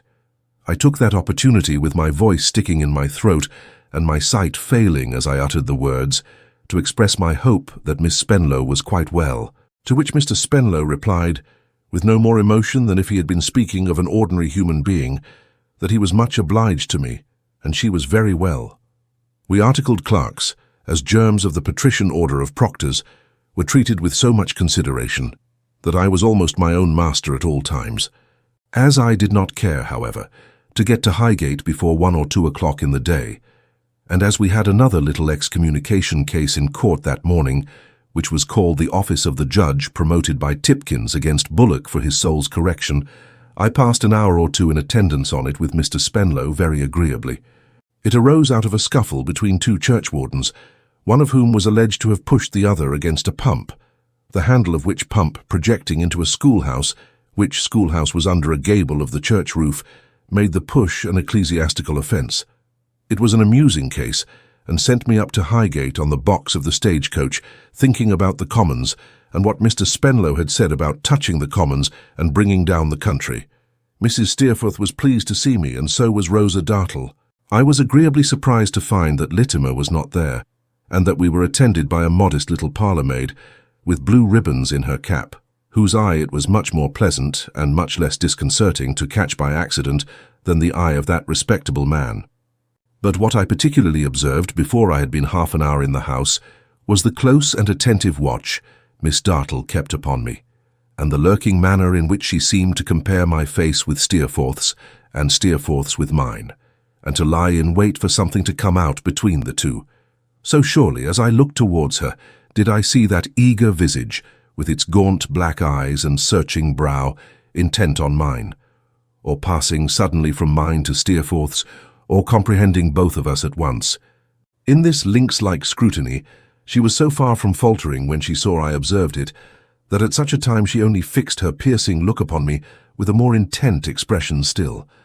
Blameless as I was, and knew that I was, in reference to any wrong she could possibly suspect me of, I shrunk before her strange eyes, quite unable to endure their hungry lustre.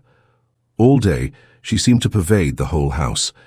If I talked to Steerforth in his room, I heard her dress rustle in the little gallery outside. When he and I engaged in some of our old exercises on the lawn behind the house, I saw her face pass from window to window like a wandering light until it fixed itself in one and watched us.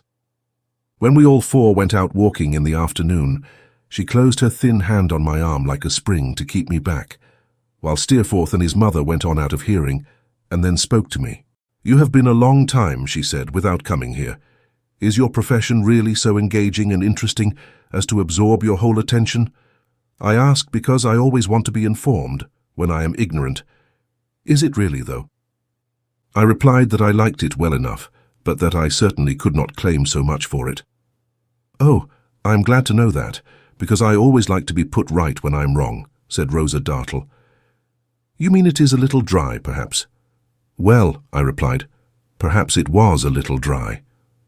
"Oh, and that's a reason why you want relief and change, excitement and all that," said she. "Ah, very true. But isn't it a little, for him? I don't mean you?" A quick glance of her eye towards the spot where Steerforth was walking, with his mother leaning on his arm, showed me whom she meant, but beyond that I was quite lost. And I looked so, I have no doubt.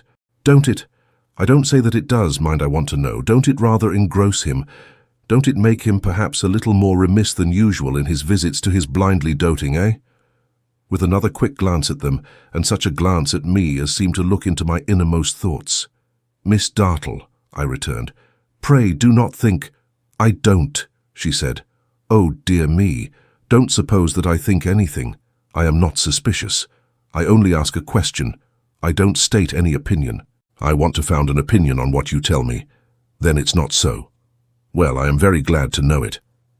"It certainly is not the fact," said I, perplexed, "that I am accountable for Steerforth's having been away from home longer than usual, if he has been, which I really don't know at this moment unless I understand it from you. I have not seen him this long while until last night." "No? Indeed, Miss Dartle, no." As she looked full at me, I saw her face grow sharper and paler, and the marks of the old wound lengthen out until it cut through the disfigured lip, and deep into the nether lip, and slanted down the face. There was something positively awful to me in this, and in the brightness of her eyes as she said, looking fixedly at me, "What is he doing?" I repeated the words, more to myself than her, being so amazed. "What is he doing?" she said, with an eagerness that seemed enough to consume her like a fire. "In what is that man assisting him, who never looks at me without an inscrutable falsehood in his eyes? If you are honourable and faithful, I don't ask you to betray your friend. I ask you only to tell me, is it anger, is it hatred, is it pride, is it restlessness, is it some wild fancy, is it love? What is it that is leading him?" "Miss Dartle," I returned, "how shall I tell you so that you will believe me? That I know of nothing in Steerforth different from what there was when I first came here. I can think of nothing. I firmly believe there is nothing. I hardly understand even what you mean." As she still stood looking fixedly at me, a twitching or throbbing from which I could not dissociate the idea of pain came into that cruel mark, and lifted up the corner of her lip as if with scorn or with a pity that despised its object. She put her hand upon it hurriedly, a hand so thin and delicate that when I had seen her hold it up before the fire to shade her face, I had compared it in my thoughts to fine porcelain, and saying, in a quick, fierce, passionate way, "I swear you to secrecy about this," said not a word more. Mrs. Steerforth was particularly happy in her son's society, and Steerforth was, on this occasion, particularly attentive and respectful to her. It was very interesting to me to see them together, not only on account of their mutual affection, but because of the strong personal resemblance between them, and the manner in which what was haughty or impetuous in him was softened by age and sex in her to a gracious dignity. I thought more than once that it was well no serious cause of division had ever come between them, or two such natures, I ought rather to express it, two such shades of the same nature might have been harder to reconcile than the two extremest opposites in creation. The idea did not originate in my own discernment, I am bound to confess, but in a speech of Rosa Dartle's. She said at dinner, "Oh, but do tell me, though, somebody, because I have been thinking about it all day, and I want to know." "You want to know what, Rosa?" returned Mrs. Steerforth. "Pray, pray, Rosa, do not be mysterious." "Mysterious?" she cried. "Oh, really? Do you consider me so?" "Do I constantly entreat you," said Mrs. Steerforth, "to speak plainly, in your own natural manner?" "Oh, then this is not my natural manner," she rejoined. "Now you must really bear with me, because I ask for information. We never know ourselves." "It has become a second nature," said Mrs. Steerforth, without any displeasure. "But I remember, and so must you, I think, when your manner was different, Rosa, when it was not so guarded and was more trustful." "I am sure you're right," she returned. "And so it is that bad habits grow upon one, really, less guarded and more trustful. How can I imperceptibly have changed, I wonder? Well, that's very odd. I must study to regain my former self." "I wish you would," said Mrs. Steerforth with a smile. "Oh, I really will, you know," she answered. "I will learn frankness from, let me see, from James."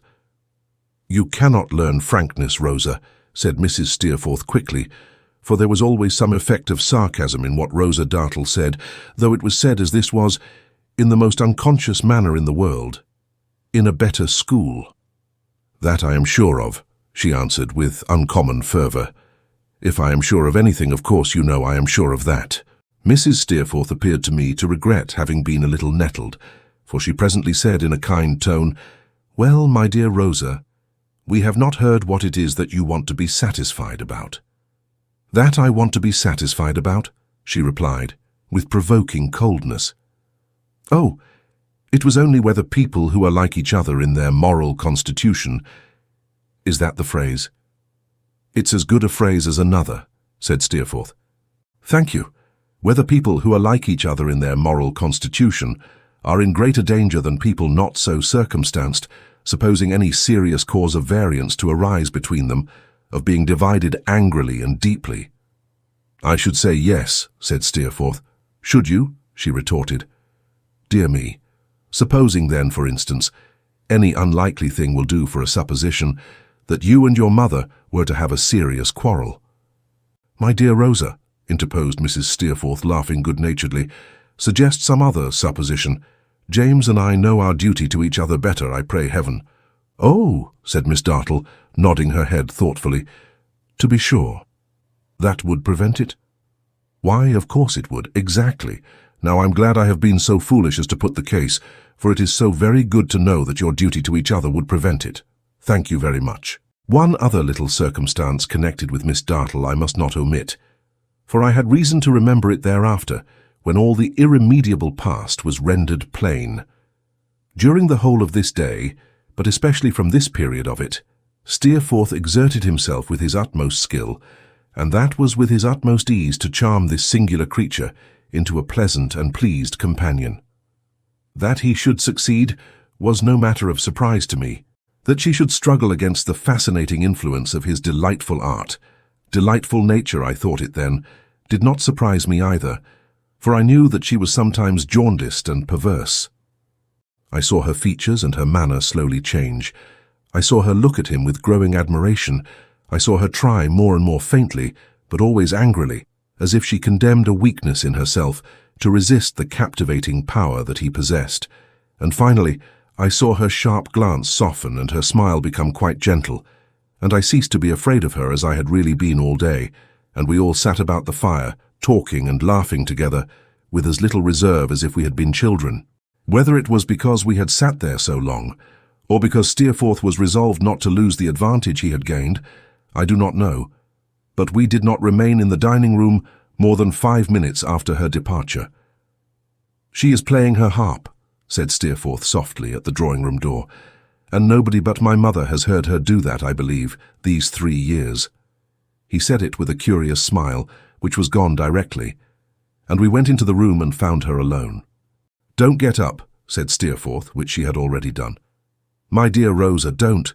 Be kind for once and sing us an Irish song." "What do you care for an Irish song?" she returned. "Much," said Steerforth. "Much more than for any other. Here is Daisy, too, loves music from his soul.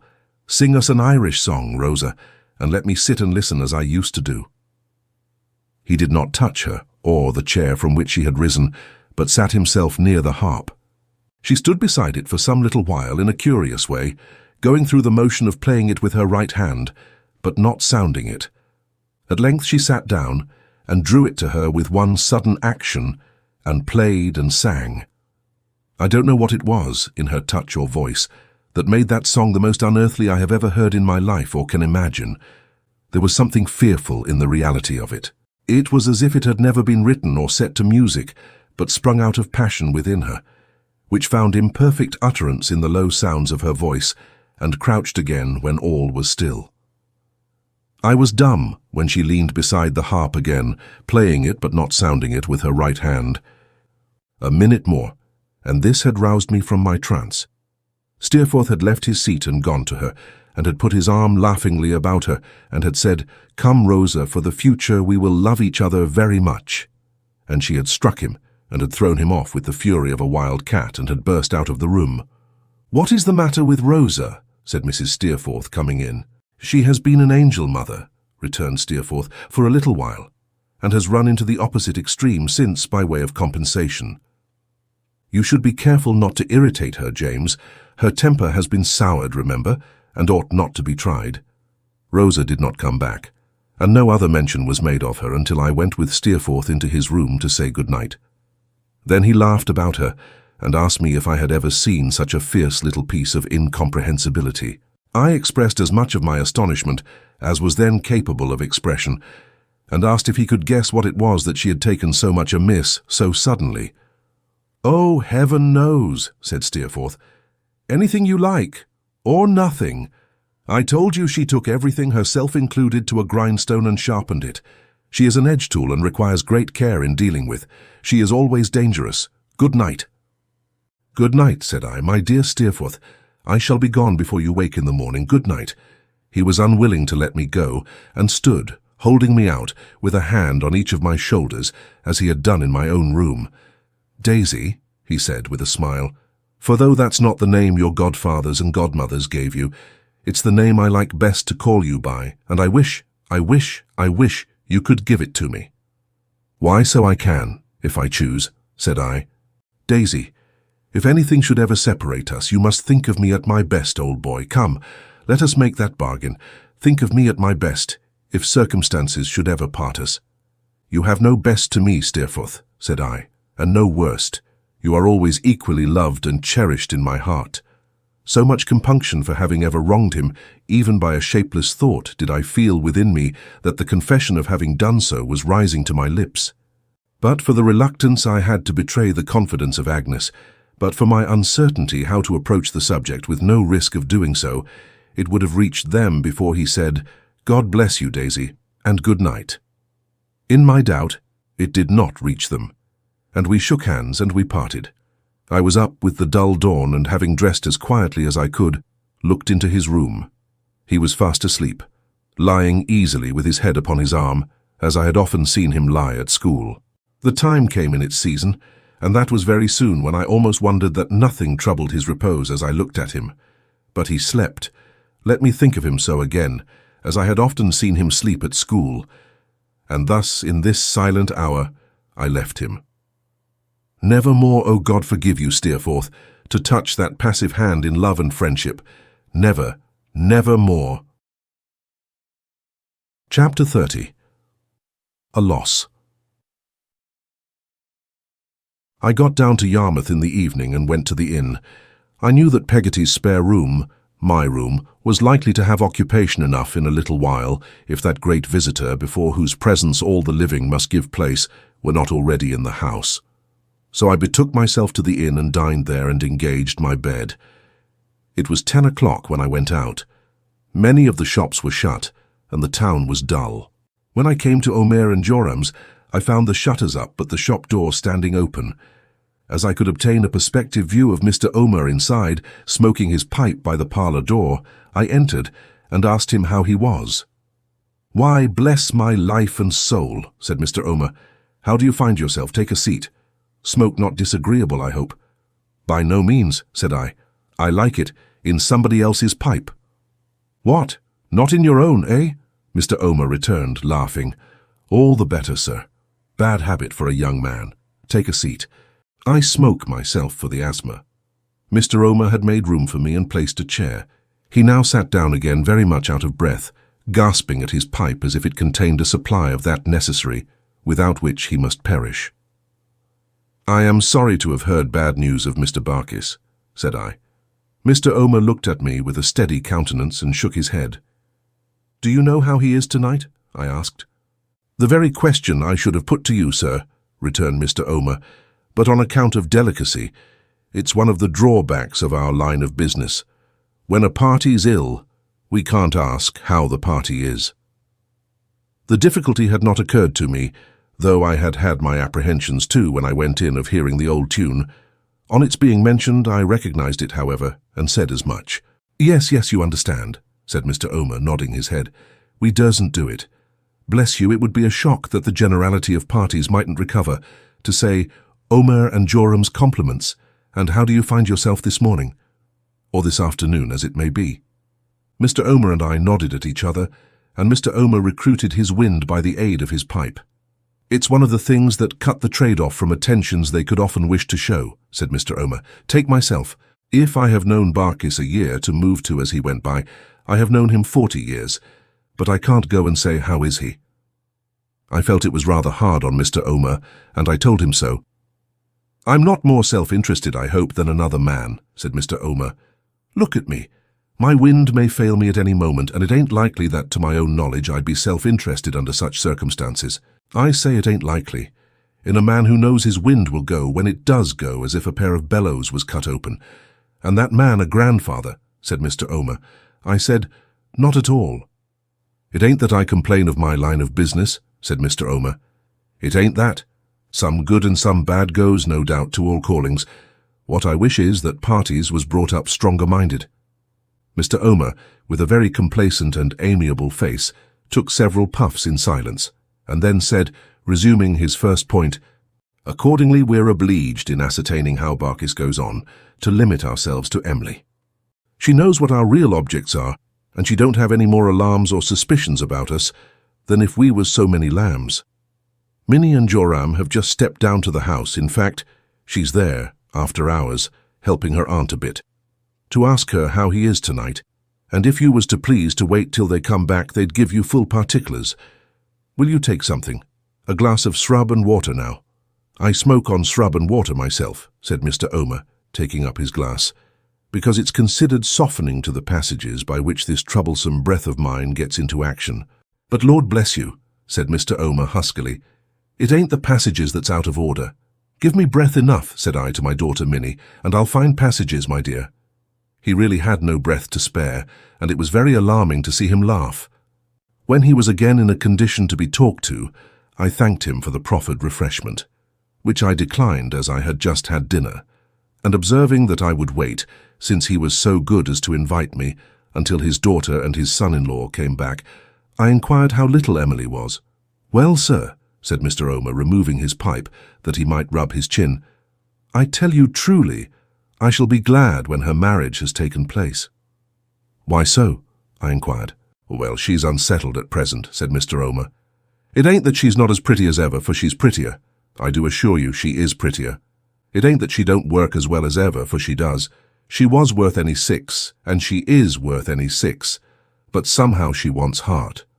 If you understand," said Mr. Omer after rubbing his chin again and smoking a little, "what I mean in a general way by the expression, a long pull, and a strong pull, and a pull altogether, my hearties, hurrah. I should say to you that that was, in a general way, what I miss in Emily." Mr. Omer's face and manner went for so much that I could conscientiously nod my head as divining his meaning. My quickness of apprehension seemed to please him, and he went on, "Now I consider this is principally on account of her being in an unsettled state, you see. We have talked it over a good deal, her uncle and myself, and her sweetheart and myself, after business. And I consider it is principally on account of her being unsettled. You must always recollect of Emily," said Mr. Omer, shaking his head gently, "that she's a most extraordinary, affectionate little thing. The proverb says, 'You can't make a silk purse out of a sow's ear.' Well, I don't know about that. I rather think you may, if you begin early in life. She has made a home out of that old boat, sir, that stone and marble couldn't beat." "I'm sure she has," said I. "To see the clinging of that pretty little thing to her uncle," said Mr. Omer. "To see the way she holds on to him tighter and tighter and closer every day, is to see a sight. Now you know, there's a struggle going on when that's the case. Why should it be made a longer one than is needful?" I listened attentively to the good old fellow and acquiesced with all my heart in what he said. "Therefore, I mentioned to them," said Mr. Omer, in a comfortable, easy-going tone, "this. I said, 'Now don't consider Emily nailed down in point of time at all. Make it your own time. Her services have been more valuable than was supposed. Her learning has been quicker than was supposed. Omer and Joram can run their pen through what remains, and she's free when you wish. If she likes to make any little arrangement afterwards in the way of doing any little thing for us at home, very well. If she don't, very well still, we're no losers anyhow. For don't you see," said Mr. Omer, touching me with his pipe, "it ain't likely that a man so short of breath as myself, and a grandfather too, would go and strain points with a little bit of a blue-eyed blossom like her?" "Not at all, I am certain," said I. "Not at all, you're right," said Mr. Omer. "Well, sir, her cousin. You know it's a cousin she's going to be married to?" "Oh, yes," I replied. "I know him well." "Of course you do," said Mr. Omer. "Well, sir, her cousin being, as it appears, in good work and well-to-do, thanked me in a very manly sort of manner for this, conducting himself altogether, I must say, in a way that gives me a high opinion of him, and went and took as comfortable a little house as you or I could wish to clap eyes on. That little house is now furnished right through, as neat and complete as a doll's parlour. And but for Barkis's illness having taken this bad turn, poor fellow, they would have been man and wife, I dare say, by this time. As it is, there's a postponement." "And Emily, Mr. Omer?" I inquired. "Has she become more settled?" "Why, that, you know," he returned, rubbing his double chin again, "can't naturally be expected. The prospect of the change and separation and all that is, as one may say, close to her and far away from her, both at once. Barkis's death needn't put it off much, but his lingering might. Anyway, it's an uncertain state of matters, you see." "I see," said I. "Consequently," pursued Mr. Omer, "Emily's still a little down and a little fluttered. Perhaps upon the whole she's more so than she was. Every day she seems to get fonder and fonder of her uncle, and more loath to part from all of us. A kind word from me brings the tears into her eyes, and if you was to see her with my daughter Minnie's little girl, you'd never forget it. Bless my heart alive," said Mr. Omer, pondering, "how she loves that child." Having so favourable an opportunity, it occurred to me to ask Mr. Omer before our conversation should be interrupted by the return of his daughter and her husband, whether he knew anything of Martha. "Ah," he rejoined, shaking his head and looking very much dejected. "No good. A sad story, sir, however you come to know it. I never thought there was harm in the girl. I wouldn't wish to mention it before my daughter Minnie, for she'd take me up directly, but I never did. None of us ever did." Mr. Omer, hearing his daughter's footstep before I heard it, touched me with his pipe and shut up one eye as a caution. She and her husband came in immediately afterwards. Their report was that Mr. Barkis was as bad could be, that he was quite unconscious, and that Mr. Chillip had mournfully said in the kitchen on going away just now that the College of Physicians, the College of Surgeons and Apothecaries' Hall, if they were all called in together, couldn't help him. He was past both colleges, Mr. Chillip said, and the hall could only poison him. Hearing this and learning that Mr. Peggotty was there, I determined to go to the house at once. I bade good night to Mr. Omer and to Mr. and Mrs. Joram, and directed my steps thither with a solemn feeling, which made Mr. Barkis quite a new and different creature. My low tap at the door was answered by Mr. Peggotty. He was not so much surprised to see me as I had expected. I remarked this in Peggotty too when she came down, and I have seen it since. And I think, in the expectation of that dread surprise, all other changes and surprises dwindle into nothing. I shook hands with Mr. Peggotty and passed into the kitchen while he softly closed the door. Little Emily was sitting by the fire, with her hands before her face. Ham was standing near her.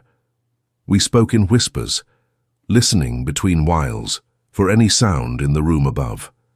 I had not thought of it on the occasion of my last visit, but how strange it was to me now to miss Mr. Barkis out of the kitchen.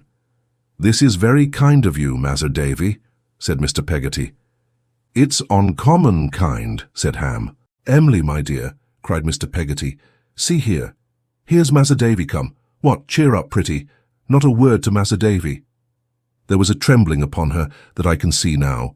The coldness of her hand when I touched it, I can feel yet.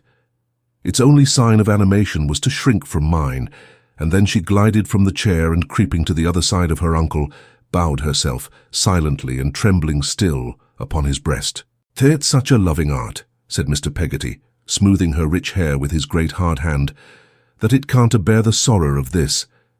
It's natural in young folk, Mas'r Davy, when they're new to these here trials, and timid, like my little bird. It's natural." She clung the closer to him, but neither lifted up her face nor spoke a word. "It's getting late, my dear," said Mr. Peggotty, "and here's Ham come fur to take you home. There, go along with t'other loving art. What, Em'ly, my pretty?" The sound of her voice had not reached me, but he bent his head as if he listened to her and then said, "Let you stay with your uncle?" "Why, you don't mean to ask me that. Stay with your uncle, Moppet. When your husband, that'll be so soon, is here fur to take you home. Now, a person wouldn't think it fur to see this little thing alongside a rough-weather chap like me," said Mr. Peggotty, looking round at both of us with infinite pride. "But the sea ain't more salt in it than she has fondness in her for her uncle, a foolish little Em'ly." "Em'ly's in the right in that, Mas'r Davy," said Ham. "Look-ye here, as Em'ly wishes of it, and as she's hurried and frightened like. Besides, I'll leave her till morning. Let me stay too." "No, no," said Mr. Peggotty. "You don't ought, a married man like you, or what's as good, to take and hull away a day's work. And you don't ought to watch and work both. That won't do. You go home and turn in. You ain't afeard of Em'ly not being took good care on, I know." Ham yielded to this persuasion and took his hat to go. Even when he kissed her, and I never saw him approach her, but I felt that nature had given him the soul of a gentleman, she seemed to cling closer to her uncle, even to the avoidance of her chosen husband. I shut the door after him, that it might cause no disturbance of the quiet that prevailed, and when I turned back, I found Mr. Peggotty still talking to her.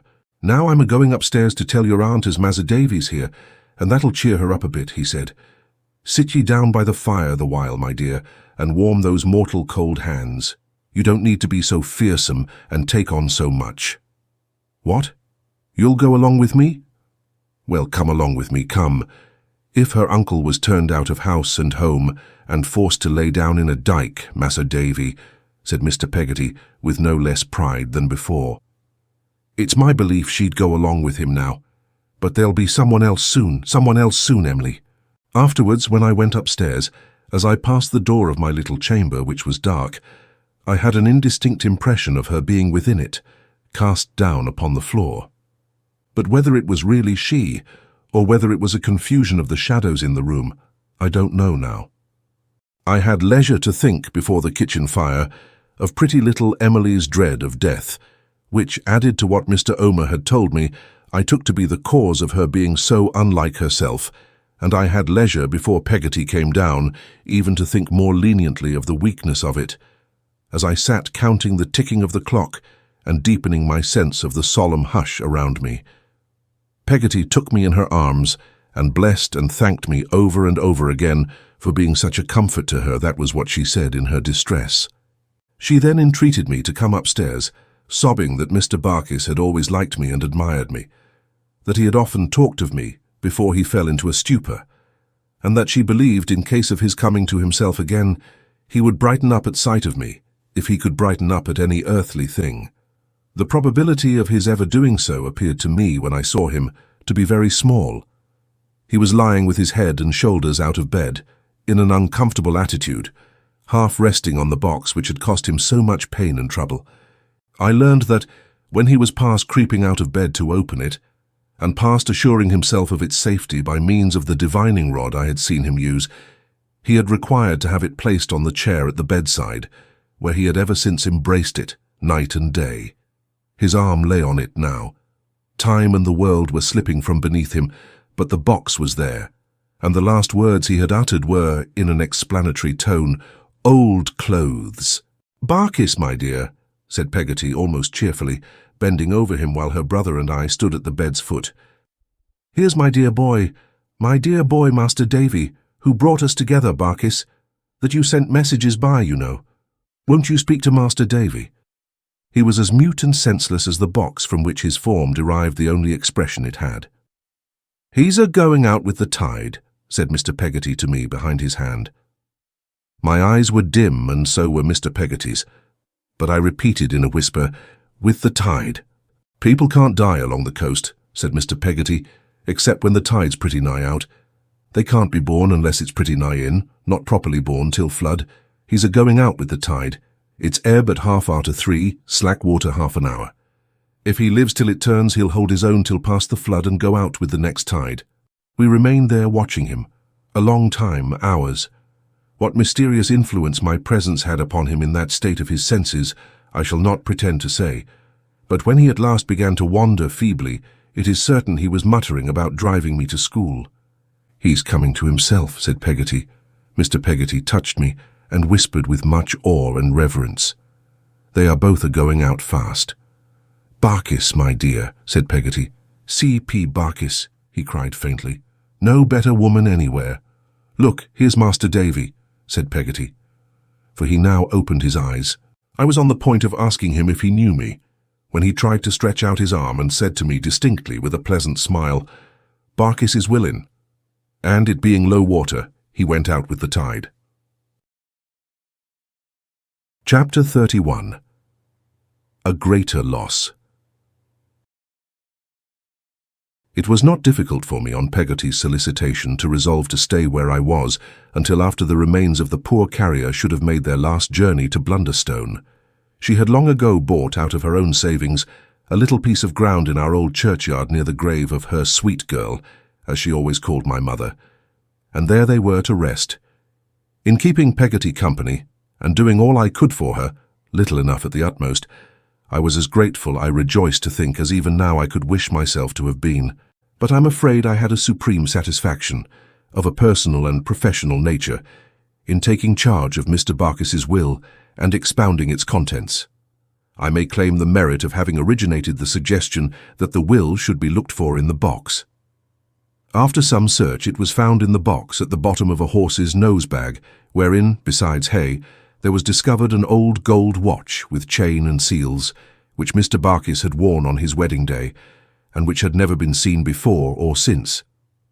A silver tobacco stopper, in the form of a leg, an imitation lemon full of minute cups and saucers, which I have some idea Mr. Barkis must have purchased to present to me when I was a child, and afterwards found himself unable to part with. 87 guineas and a half, in guineas and half guineas, £210 in perfectly clean banknotes, certain receipts for Bank of England stock, an old horseshoe, a bad shilling, a piece of camphor, and an oyster shell. From the circumstance of the latter article having been much polished and displaying prismatic colours on the inside, I conclude that Mr. Barkis had some general ideas about pearls, which never resolved themselves into anything definite. For years and years, Mr. Barkis had carried this box on all his journeys every day. That it might the better escape notice, he had invented a fiction that it belonged to Mr. Blackboy and was to be left with Barkis till called for, a fable he had elaborately written on the lid in characters now scarcely legible. He had hoarded all these years, I found, to good purpose. His property and money amounted to nearly £3,000. Of this, he bequeathed the interest of £1,000 to Mr. Peggotty for his life. On his decease, the principal to be equally divided between Peggotty, little Emily, and me, or the survivor or survivors of us, share and share alike. All the rest he died possessed of, he bequeathed to Peggotty, whom he left residuary legatee and sole executrix of that his last will and testament. I felt myself quite a proctor when I read this document aloud with all possible ceremony, and set forth its provisions, any number of times, to those whom they concerned. I began to think there was more in the Commons than I had supposed. I examined the will with the deepest attention, pronounced it perfectly formal in all respects, made a pencil mark or so in the margin, and thought it rather extraordinary that I knew so much. In this abstruse pursuit, in making an account for Peggotty of all the property into which she had come, in arranging all the affairs in an orderly manner, and in being her referee and adviser on every point to our joint delight. I passed the week before the funeral. I did not see little Emily in that interval, but they told me she was to be quietly married in a fortnight. I did not attend the funeral in character, if I may venture to say so. I mean, I was not dressed up in a black coat and a streamer to frighten the birds, but I walked over to Blunderstone early in the morning, and was in the churchyard when it came, attended only by Peggotty and her brother. The mad gentleman looked on, out of my little window. Mr. Chillip's baby wagged its heavy head, and rolled its goggle eyes at the clergyman over its nurse's shoulder. Mr. Omer breathed short in the background. No one else was there, and it was very quiet. We walked about the churchyard for an hour after all was over, and pulled some young leaves from the tree above my mother's grave. A dread falls on me here. A cloud is lowering on the distant town, towards which I retraced my solitary steps. I fear to approach it. I cannot bear to think of what did come upon that memorable night, of what must come again if I go on. It is no worse, because I write of it. It would be no better if I stopped my most unwilling hand. It is done. Nothing can undo it, nothing can make it otherwise than as it was. My old nurse was to go to London with me next day on the business of the will. Little Emily was passing that day at Mr. Omer's. We were all to meet in the old boathouse that night. Ham would bring Emily at the usual hour. I would walk back at my leisure. The brother and sister would return as they had come and be expecting us, when the day closed in at the fireside. I parted from them at the wicket gate, where visionary Strap had rested with Roderick Random's knapsack in the days of yore, and instead of going straight back, walked a little distance on the road to Lowestoft. Then I turned and walked back towards Yarmouth. I stayed to dine at a decent alehouse, some mile or two from the ferry I have mentioned before, and thus the day wore away, and it was evening when I reached it. Rain was falling heavily by that time, and it was a wild night. But there was a moon behind the clouds, and it was not dark. I was soon within sight of Mr. Peggotty's house, and of the light within it shining through the window. A little floundering across the sand, which was heavy, brought me to the door, and I went in. It looked very comfortable indeed. Mr. Peggotty had smoked his evening pipe, and there were preparations for some supper by and by. The fire was bright, the ashes were thrown up, the locker was ready for little Emily in her old place. In her own old place sat Peggotty once more, looking, but for her dress, as if she had never left it. She had fallen back already on the society of the workbox with St. Paul's upon the lid, the yard measure in the cottage, and the bit of wax candle. And there they all were, just as if they had never been disturbed. Mrs. Gummidge appeared to be fretting a little in her old corner, and consequently looked quite natural too. "You're first of the lot, Mazzer Davy," said Mr. Peggotty with a happy face. "Don't keep in that coat, sir, if it's wet." "Thank you, Mr. Peggotty," said I, giving him my outer coat to hang up. "It's quite dry."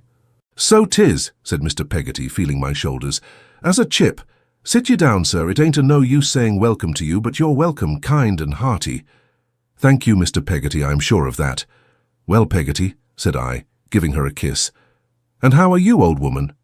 "Ha ha," laughed Mr. Peggotty, sitting down beside us and rubbing his hands in his sense of relief from recent trouble, and in the genuine heartiness of his nature. "There's not a woman in the world, sir, as I tell her, that need to feel more easy in her mind than her. She done her duty by the departed, and the departed knowed it, and the departed done what was right by her, as she done what was right by the departed. And it's all right." Mrs. Gummidge groaned. "Cheer up, my pretty Mawther," said Mr. Peggotty. But he shook his head aside at us, evidently sensible of the tendency of the late occurrences to recall the memory of the old one. "Don't be down. Cheer up for your own self, only a little bit, and see if a good deal more don't come natural." "Not to me, Dan'l," returned Mrs. Gummidge. "Nothing's natural to me but to be lone and lorn." "No, no," said Mr. Peggotty, soothing her sorrows. "Yes, yes, Dan'l," said Mrs. Gummidge. "I ain't a person to live with them as has had money left. Things go too contrary with me. I'd better be a riddance." "Why, how should I ever spend it without you?" said Mr. Peggotty with an air of serious remonstrance. "What are you a-talking on? Don't I want you more now than ever I did?" "I knowed I was never wanted before," cried Mrs. Gummidge with a pitiable whimper. "And now I'm told so. How could I expect to be wanted, being so lone and lorn and so contrary?" Mr. Peggotty seemed very much shocked at himself for having made a speech capable of this unfeeling construction, but was prevented from replying by Peggotty's pulling his sleeve and shaking her head. After looking at Mrs. Gummidge for some moments, in sore distress of mind, he glanced at the Dutch clock, rose, snuffed the candle, and put it in the window. "There," said Mr. Peggotty cheerily. "There we are, Mrs. Gummidge." Mrs. Gummidge slightly groaned. "Lighted up, according to custom. You're a-wondering what that's for, sir. Well, it's for our little Em'ly. You see, the path ain't over light or cheerful arter dark, and when I'm here at the hour as she's a-comin' home, I puts the light in the winder. That, you see," said Mr. Peggotty, bending over me with great glee, "meets two objects. She says Em'ly, 'There's home,' she says. And likewise, says Em'ly, 'My uncle's there. For if I ain't there, I never have no light showed.'" "You're a baby," said Peggotty, very fond of him for it if she thought so. "Well," returned Mr. Peggotty, standing with his legs pretty wide apart, and rubbing his hands up and down them in his comfortable satisfaction as he looked alternately at us and at the fire, "I don't know but I am. Not, you see, to look at." "Not exactly," observed Peggotty. "No," laughed Mr. Peggotty. "Not to look at, but to consider on, you know. I don't care, bless you. Now I tell you, when I go a-looking and looking about that there pretty house of our Em'ly's, I'm gormed," said Mr. Peggotty with sudden emphasis. "There I can't say more if I don't feel as if the littlest things was her a-most. I takes 'em up and I put 'em down, and I touches of 'em as delicate as if they was our Em'ly. So 'tis with her little bonnets and that. I couldn't see one on 'em rough used a purpose, not fur the whole world. There's a babby fur you in the form of a great sea porcupine," said Mr. Peggotty, relieving his earnestness with a roar of laughter. Peggotty and I both laughed, but not so loud. "It's my opinion, you see," said Mr. Peggotty with a delighted face after some further rubbing of his legs, "as this is along of my having played with her so much, and made believe as we was Turks and French and sharks, and every variety of foreigners, bless you, yes, and lions and whales and I don't know what all, when she warn't no higher than my knee. I've got into the way on it, you know. Why, this here candle now," said Mr. Peggotty, gleefully holding out his hand towards it. "I know very well that arter she's married and gone, I shall put that candle there just the same as now.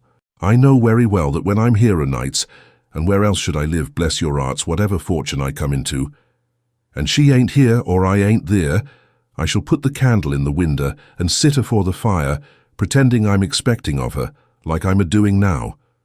There's a babby for you," said Mr. Peggotty with another roar, "in the form of a sea porcupine. Why, at the present minute, when I see the candle sparkle up, I says to myself, 'She's a-looking at it. Em'ly's a-coming.' There's a babby for you, in the form of a sea porcupine.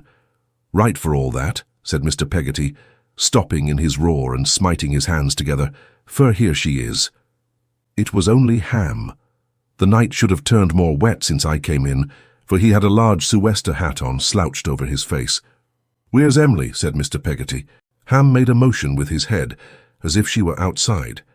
Mr. Peggotty took the light from the window, trimmed it, put it on the table, and was busily stirring the fire, when Ham, who had not moved, said, "Massa Davy, will you come out a minute, and see what Em'ly and me has got to show you?"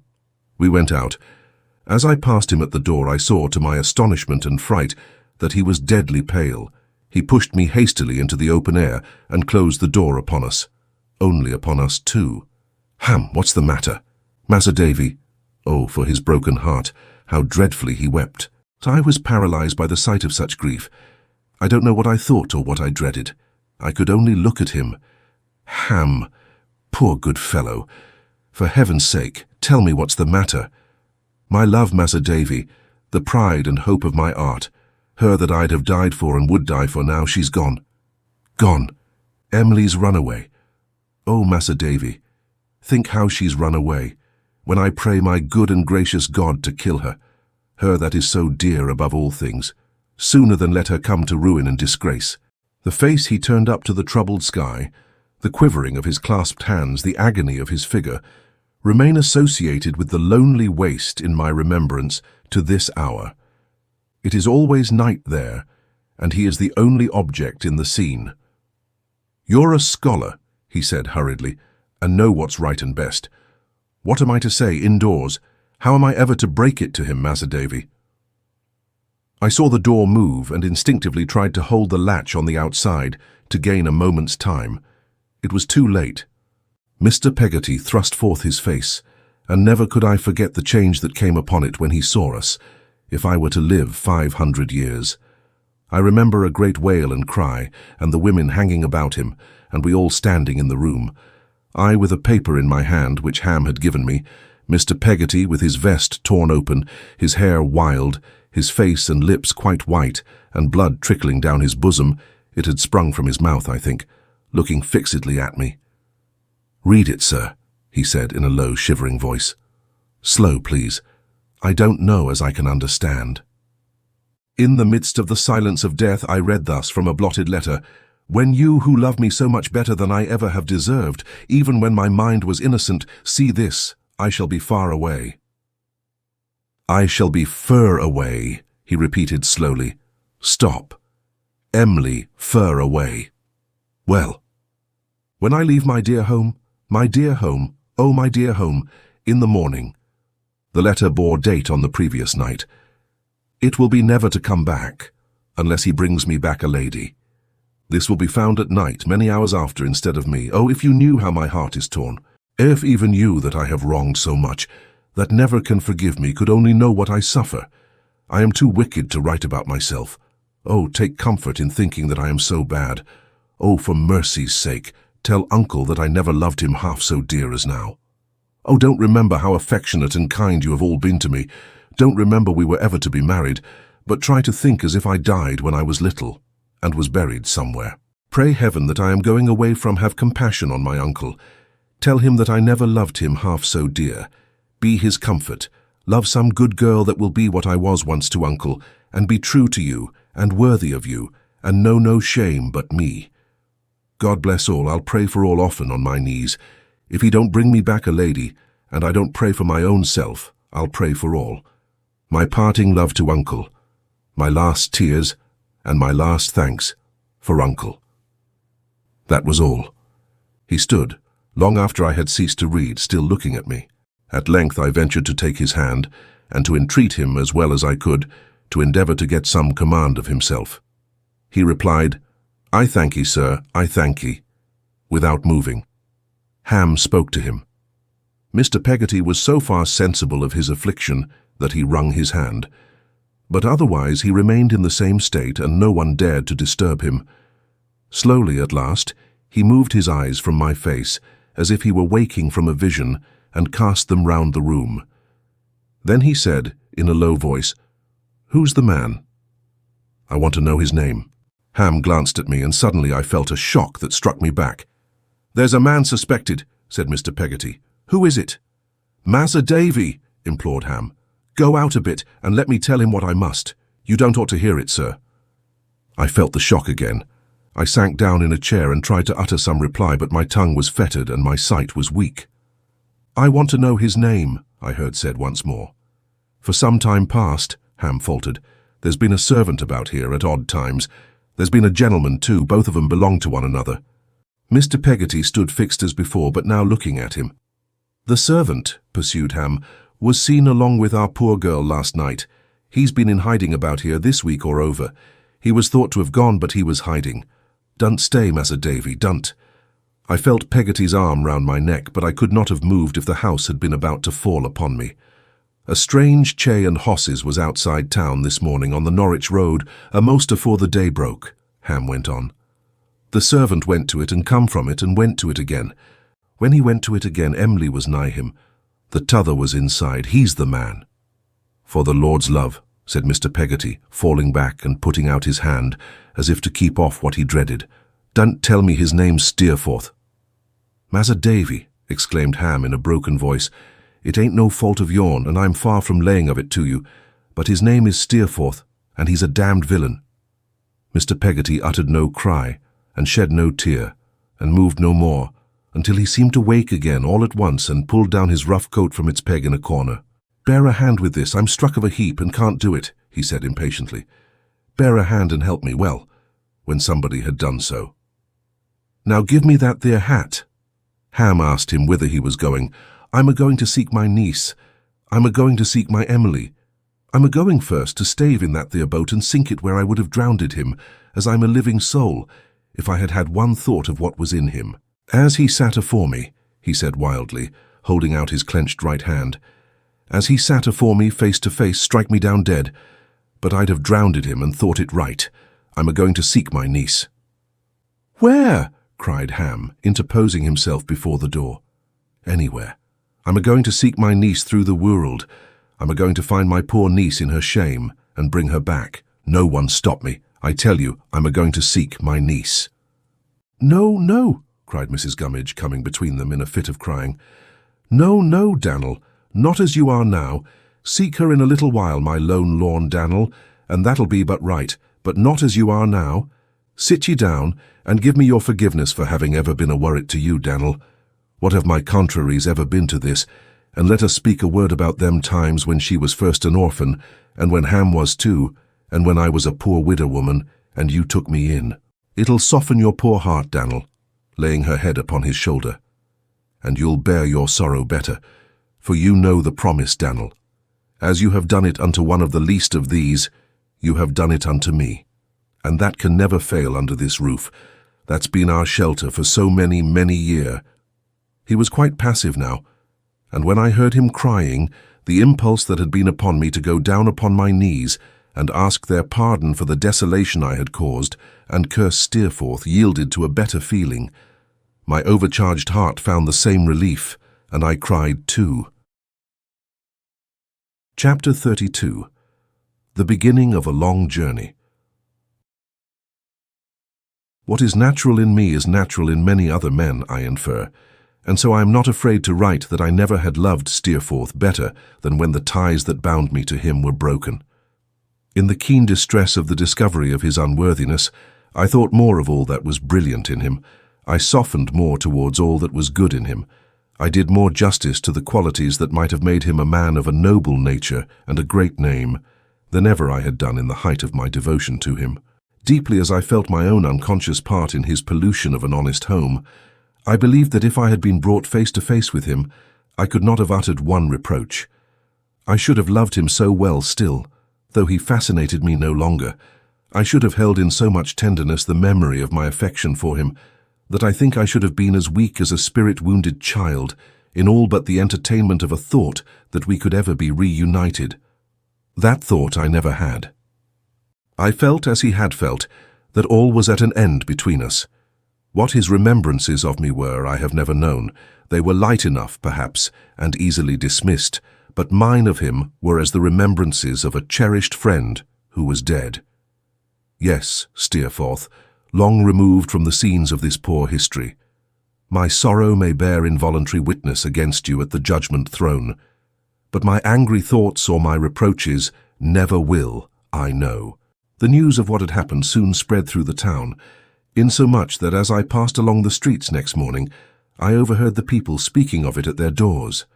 Many were hard upon her, some few were hard upon him, but towards her second father and her lover there was but one sentiment. Among all kinds of people a respect for them in their distress prevailed, which was full of gentleness and delicacy. The seafaring men kept apart when those two were seen early, walking with slow steps on the beach, and stood in knots talking compassionately among themselves. It was on the beach, close down by the sea, that I found them. It would have been easy to perceive that they had not slept all last night, even if Peggotty had failed to tell me of their still sitting just as I left them when it was broad day. They looked worn, and I thought Mr. Peggotty's head was bowed in one night more than in all the years I had known him. But they were both as grave and steady as the sea itself, then lying beneath a dark sky, waveless, yet with a heavy roll upon it, as if it breathed in its rest, and touched on the horizon with a strip of silvery light from the unseen sun. "We have had a mort of talk, sir," said Mr. Peggotty to me when we had all three walked a little while in silence, "of what we ought and don't ought to do. But we see our course now." I happened to glance at Ham, then looking out to sea upon the distant light, and a frightful thought came into my mind. Not that his face was angry, for it was not. I recall nothing but an expression of stern determination in it, that if ever he encountered Steerforth he would kill him. "My duty here, sir," said Mr. Peggotty, "is done. I'm a-going to seek my—" He stopped and went on in a firmer voice. "I'm a-going to seek her. That's my duty evermore." He shook his head when I asked him where he would seek her, and inquired if I were going to London tomorrow. I told him I had not gone today, fearing to lose the chance of being of any service to him, but that I was ready to go when he would. "I'll go along with you, sir," he rejoined, "if you're agreeable, tomorrow." We walked again for a while in silence. "Ham," he presently resumed, "he'll hold to his present work and go and live along with my sister. The old boat yonder." "Will you desert the old boat, Mr. Peggotty?" I gently interposed. "My station, Mas'r Davy," he returned, "ain't there no longer, and if ever a boat foundered since there was darkness on the face of the deep, that one's gone down. But no, sir, no. I don't mean as it should be deserted. Fur from that." We walked again for a while as before until he explained, "My wishes is, sir, as it shall look day and night, winter and summer, as it has always looked, since she fust knowed it. If ever she should come a-wandering back, I wouldn't have the old place seem to cast her off, you understand, but seem to tempt her to draw nigher to't, and to peep in, maybe, like a ghost, out of the wind and rain, through the old winder at the old seat by the fire. Then maybe, Mas'r Davy, seeing none but Mrs. Gummidge there, she might take heart to creep in trembling, and might come to be laid down in her old bed, and rest her weary head where it was once so gay." I could not speak to him in reply, though I tried. "Every night," said Mr. Peggotty, "as regular as the night comes, the candle must be stood in its old pane of glass, that if ever she should see it, it may seem to say, 'Come back, my child, come back.' If ever there's a knock, Ham, particular a soft knock, arter dark at your aunt's door, don't you go nigh it. Let it be her, not you, that sees my fallen child." He walked a little in front of us, and kept before us for some minutes. During this interval, I glanced at Ham again, and observing the same expression on his face and his eyes still directed to the distant light, I touched his arm. Twice I called him by his name, in the tone in which I might have tried to rouse a sleeper before he heeded me. When I at last inquired on what his thoughts were so bent, he replied, "On what's afore me, Mas'r Davy, and over yon." "On the life before you, do you mean?" He had pointed confusedly out to sea. "Aye, Mas'r Davy, I don't rightly know how 'tis, but from over yon there seemed to me to come, the end of it like, looking at me as if he were waking, but with the same determined face." "What end?" I asked, possessed by my former fear. "I don't know," he said thoughtfully. "I was calling to mind that the beginning of it all did take place here, and then the end come. But it's gone, Mas'r Davy," he added, answering as I think my look. "You harn't no call to be afeard of me, but I'm kinder muddled. I don't fare to feel no matters," which was as much as to say that he was not himself, and quite confounded. Mr. Peggotty stopping for us to join him, we did so, and said no more. The remembrance of this in connection with my former thought, however, haunted me at intervals, even until the inexorable end came at its appointed time. We insensibly approached the old boat and entered. Mrs. Gummidge, no longer moping in her especial corner, was busy preparing breakfast. She took Mr. Peggotty's hat and placed his seat for him, and spoke so comfortably and softly that I hardly knew her. "Dannel, my good man," said she, "you must eat and drink and keep up your strength, for without it you'll do nought. Try, that's a dear soul, and if I disturb you with my clickerton," she meant her chattering, Tell me so, Daniel, and I won't." When she had served us all, she withdrew to the window, where she sedulously employed herself in repairing some shirts and other clothes belonging to Mr. Peggotty, and neatly folding and packing them in an old oilskin bag such as sailors carry. Meanwhile, she continued talking in the same quiet manner. "All times and seasons, you know, Daniel," said Mrs. Gummidge. "I shall be Alice here, and everything will look according to your wishes. I'm a poor scholar, but I shall write to you odd times when you're away, and send my letters to Mazza Davy. Maybe you'll write to me too, Daniel, odd times, and tell me how you fare to feel upon your lone, lorn journeys." "You'll be a solitary woman here, I'm afeard," said Mr. Peggotty. "No, no, Daniel," she returned. "I shan't be that. Don't you mind me. I shall have enough to do to keep a bein' for you." Mrs. Gummidge meant a home. "Again you come back to keep a bein' here for any that may hap to come back, Daniel. In the fine time, I shall set outside the door as I used to do. If any should come nigh, they shall see the old widow woman true to 'em a long way off." What a change in Mrs. Gummidge in a little time. She was another woman. She was so devoted. She had such a quick perception of what it would be well to say, and what it would be well to leave unsaid. She was so forgetful of herself, and so regardful of the sorrow about her, that I held her in a sort of veneration. The work she did that day. There were many things to be brought up from the beach and stored in the outhouse, as oars, nets, sails, cordage, spars, lobster pots, bags of ballast and the like, and though there was abundance of assistance rendered, there being not a pair of working hands on all that shore but would have laboured hard for Mr. Peggotty, and been well paid in being asked to do it, yet she persisted all day long in toiling under weights that she was quite unequal to, and fagging to and fro on all sorts of unnecessary errands. As to deploring her misfortunes, she appeared to have entirely lost the recollection of ever having had any. She preserved an equable cheerfulness in the midst of her sympathy, which was not the least astonishing part of the change that had come over her. Querulousness was out of the question. I did not even observe her voice to falter, or a tear to escape from her eyes the whole day through until twilight. When she and I and Mr. Peggotty being alone together, and he having fallen asleep in perfect exhaustion, she broke into a half-suppressed fit of sobbing and crying, and taking me to the door said, "Ever bless you, Massa Davy, be a friend to him, poor dear." Then she immediately ran out of the house to wash her face, in order that she might sit quietly beside him, and be found at work there when he should awake. In short, I left her, when I went away at night, the prop and staff of Mr. Peggotty's affliction, and I could not meditate enough upon the lesson that I read in Mrs. Gummidge, and the new experience she unfolded to me. It was between 9 and 10 o'clock, when, strolling in a melancholy manner through the town, I stopped at Mr. Omer's door. Mr. Omer had taken it so much to heart, his daughter told me, that he had been very low and poorly all day, and had gone to bed without his pipe. "A deceitful, bad-hearted girl," said Mrs. Joram. "There was no good in her ever." "Don't say so," I returned. "You don't think so?" "Yes, I do," cried Mrs. Joram angrily. "No, no," said I. Mrs. Joram tossed her head, endeavouring to be very stern and cross, but she could not command her softer self, and began to cry. I was young, to be sure, but I thought much the better of her for this sympathy, and fancied it became her, as a virtuous wife and mother, very well indeed. "What will she ever do?" sobbed Minnie. "Where will she go? What will become of her? Oh, how could she be so cruel to herself and him?" I remembered the time when Minnie was a young and pretty girl, and I was glad she remembered it too, so feelingly.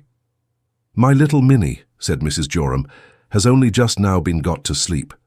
Even in her sleep she is sobbing for Emily. All day long little Minnie has cried for her, and asked me over and over again whether Emily was wicked. What can I say to her, when Emily tied a ribbon off her own neck round little Minnie's the last night she was here, and laid her head down on the pillow beside her till she was fast asleep? The ribbon's round my little Minnie's neck now. It ought not to be, perhaps, but what can I do? Emily is very bad, but they were fond of one another, and the child knows nothing."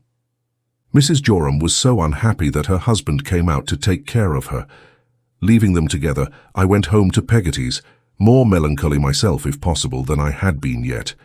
That good creature, I mean Peggotty, all untired by her late anxieties and sleepless nights, was at her brother's, where she meant to stay till morning. An old woman, who had been employed about the house for some weeks past, while Peggotty had been unable to attend to it, was the house's only other occupant besides myself. As I had no occasion for her services, I sent her to bed, by no means against her will, and sat down before the kitchen fire a little while to think about all this. I was blending it with the deathbed of the late Mr. Barkis, and was driving out with the tide towards the distance at which Ham had looked so singularly in the morning, when I was recalled from my wanderings by a knock at the door. There was a knocker upon the door, but it was not that which made the sound. The tap was from a hand and low down upon the door, as if it were given by a child. It made me start as much as if it had been the knock of a footman to a person of distinction. I opened the door and at first looked down, to my amazement, on nothing but a great umbrella that appeared to be walking about of itself. But presently I discovered underneath it Miss Moucher. I might not have been prepared to give the little creature a very kind reception, if, on her removing the umbrella, which her utmost efforts were unable to shut up, she had shown me the volatile expression of face which had made so great an impression on me at our first and last meeting. But her face, as she turned it up to mine, was so earnest, and when I relieved her of the umbrella, which would have been an inconvenient one for the Irish giant, she wrung her little hands in such an afflicted manner that I rather inclined towards her. "Miss Moucher," said I, after glancing up and down the empty street, without distinctly knowing what I expected to see besides, "how do you come here? What is the matter?" She motioned to me with her short right arm to shut the umbrella for her, and passing me hurriedly went into the kitchen. When I had closed the door and followed with the umbrella in my hand, I found her sitting on the corner of the fender. It was a low iron one, with 2 flat bars at top to stand plates upon, in the shadow of the boiler, swaying herself backwards and forwards, and chafing her hands upon her knees like a person in pain. Quite alarmed at being the only recipient of this untimely visit, and the only spectator of this portentous behaviour, I exclaimed again, "Pray tell me, Miss Moucher, what is the matter? Are you ill?" "Are you—" "My dear young soul," returned Miss Moucher, squeezing her hands upon her heart one over the other, "I am ill here, I am very ill. To think that it should come to this, when I might have known it and perhaps prevented it, if I hadn't been a thoughtless fool." Again her large bonnet, very disproportionate to the figure, went backwards and forwards in her swaying of her little body to and fro, while a most gigantic bonnet rocked in unison with it upon the wall. "I am surprised," I began, "to see you so distressed and serious," when she interrupted me. "Yes, it's always so," she said. "They are all surprised, these inconsiderate young people, fairly and full-grown, to see any natural feeling in a little thing like me. They make a plaything of me, use me for their amusement, throw me away when they are tired, and wonder that I feel more than a toy horse or a wooden soldier. Yes, that's the way, the old way." "It may be with others," I returned, "but I do assure you it is not with me. Perhaps I ought not to be at all surprised to see you as you are now. I know so little of you." I said without consideration what I thought. "What can I do?" returned the little woman, standing up and holding out her arms to show herself. "See, what I am, my father was, and my sister is, and my brother is. I have worked for sister and brother these many years. Hard, Mr. Copperfield, all day. I must live. I do no harm. If there are people so unreflecting or so cruel as to make a jest of me, what is left for me to do but to make a jest of myself, them and everything? If I do so for the time, whose fault is that? Mine? No, not Miss Moucher's, I perceived. If I had shown myself a sensitive dwarf to your false friend," pursued the little woman, shaking her head at me with reproachful earnestness, "how much of his help or goodwill do you think I should ever have had? If little Moucher, who had no hand, young gentleman, in the making of herself, addressed herself to him, or the like of him, because of her misfortunes, when do you suppose her small voice would have been heard? Little Moucher would have as much need to live, if she was the bitterest and dullest of pygmies, but she couldn't do it. No, she might whistle for her bread and butter till she died of air." Miss Moucher sat down on the fender again, and took out her handkerchief and wiped her eyes. "Be thankful for me, if you have a kind heart, as I think you have," she said, "that while I know well what I am, I can be cheerful and endure it all. I'm thankful for myself, at any rate, that I can find my tiny way through the world without being beholden to anyone, and that in return for all that is thrown at me, In folly or vanity, as I go along, I can throw bubbles back. If I don't brood over all I want, it is the better for me and not the worse for anyone. If I am a plaything for you giants, be gentle with me." Miss Mocha replaced her handkerchief in her pocket, looking at me with very intent expression all the while, and pursued, "I saw you in the street just now. You may suppose I am not able to walk as fast as you, with my short legs and short breath, and I couldn't overtake you, but I guessed where you came, and came after you. I have been here before today, but the good woman wasn't at home." "Do you know her?" I demanded. "I know of her and about her," she replied, "from Omer and Joram. I was there at 7 o'clock this morning. Do you remember what Steerforth said to me about this unfortunate girl that time when I saw you both at the inn? The great bonnet on Miss Mocha's head and the greater bonnet on the wall began to go backwards and forwards again when she asked this question. I remembered very well what she referred to, having had it in my thoughts many times that day. I told her so. "May the father of all evil confound him," said the little woman, holding up her forefinger between me and her sparkling eyes, "and 10 times more confound that wicked servant. But I believed it was you who had a boyish passion for her." "I?" I repeated. "Child, child, in the name of blind ill fortune," cried Miss Mocha, wringing her hands impatiently as she went to and fro again upon the fender. "Why did you praise her so and blush and look disturbed?" I could not conceal from myself that I had done this, though for a reason very different from her supposition. "What did I know?" said Miss Mocha, taking out her handkerchief again and giving one little stamp on the ground whenever, at short intervals, she applied it to her eyes with both hands at once. "He was crossing you and wheedling you, I saw, and you were soft wax in his hands, I saw. Had I left the room a minute when his man told me that young innocence, so he called you, and you may call him old guilt all the days of your life, had set his heart upon her, and she was giddy and liked him, but his master was resolved that no harm should come of it, more for your sake than for hers, and that was their business here. How could I but believe him? I saw Steerforth soothe and please you by his praise of her. You were the first to mention her name. You owned to an old admiration of her. You were hot and cold and red and white all at once when I spoke to you of her. What could I think? What did I think? But that you were a young libertine in everything but experience, and had fallen into hands that had experience enough, and could manage you, having the fancy, for your own good. Oh, oh, oh, they were afraid of my finding out the truth," exclaimed Miss Mocha, getting off the fender and trotting up and down the kitchen with her 2 short arms distressfully lifted up. "Because I am a sharp little thing. I need be to get through the world at all, and they deceived me altogether, and I gave the poor unfortunate girl a letter which I fully believe was the beginning of her ever speaking to Littimer, who was left behind on purpose."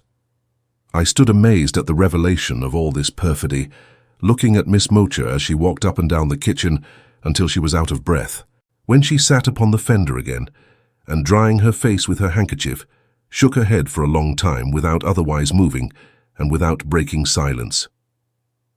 "My country rounds," she added at length, "brought me to Norwich, Mr. Copperfield, the night before last. What I happened to find there about their secret way of coming and going without you, which was strange, led to my suspecting something wrong. I got into the coach from London last night, as it came through Norwich, and was here this morning. Oh, too late. Poor little Mocha turned so chilly after all her crying and fretting that she turned round on the fender, putting her poor little wet feet in among the ashes to warm them, and sat looking at the fire, like a large doll.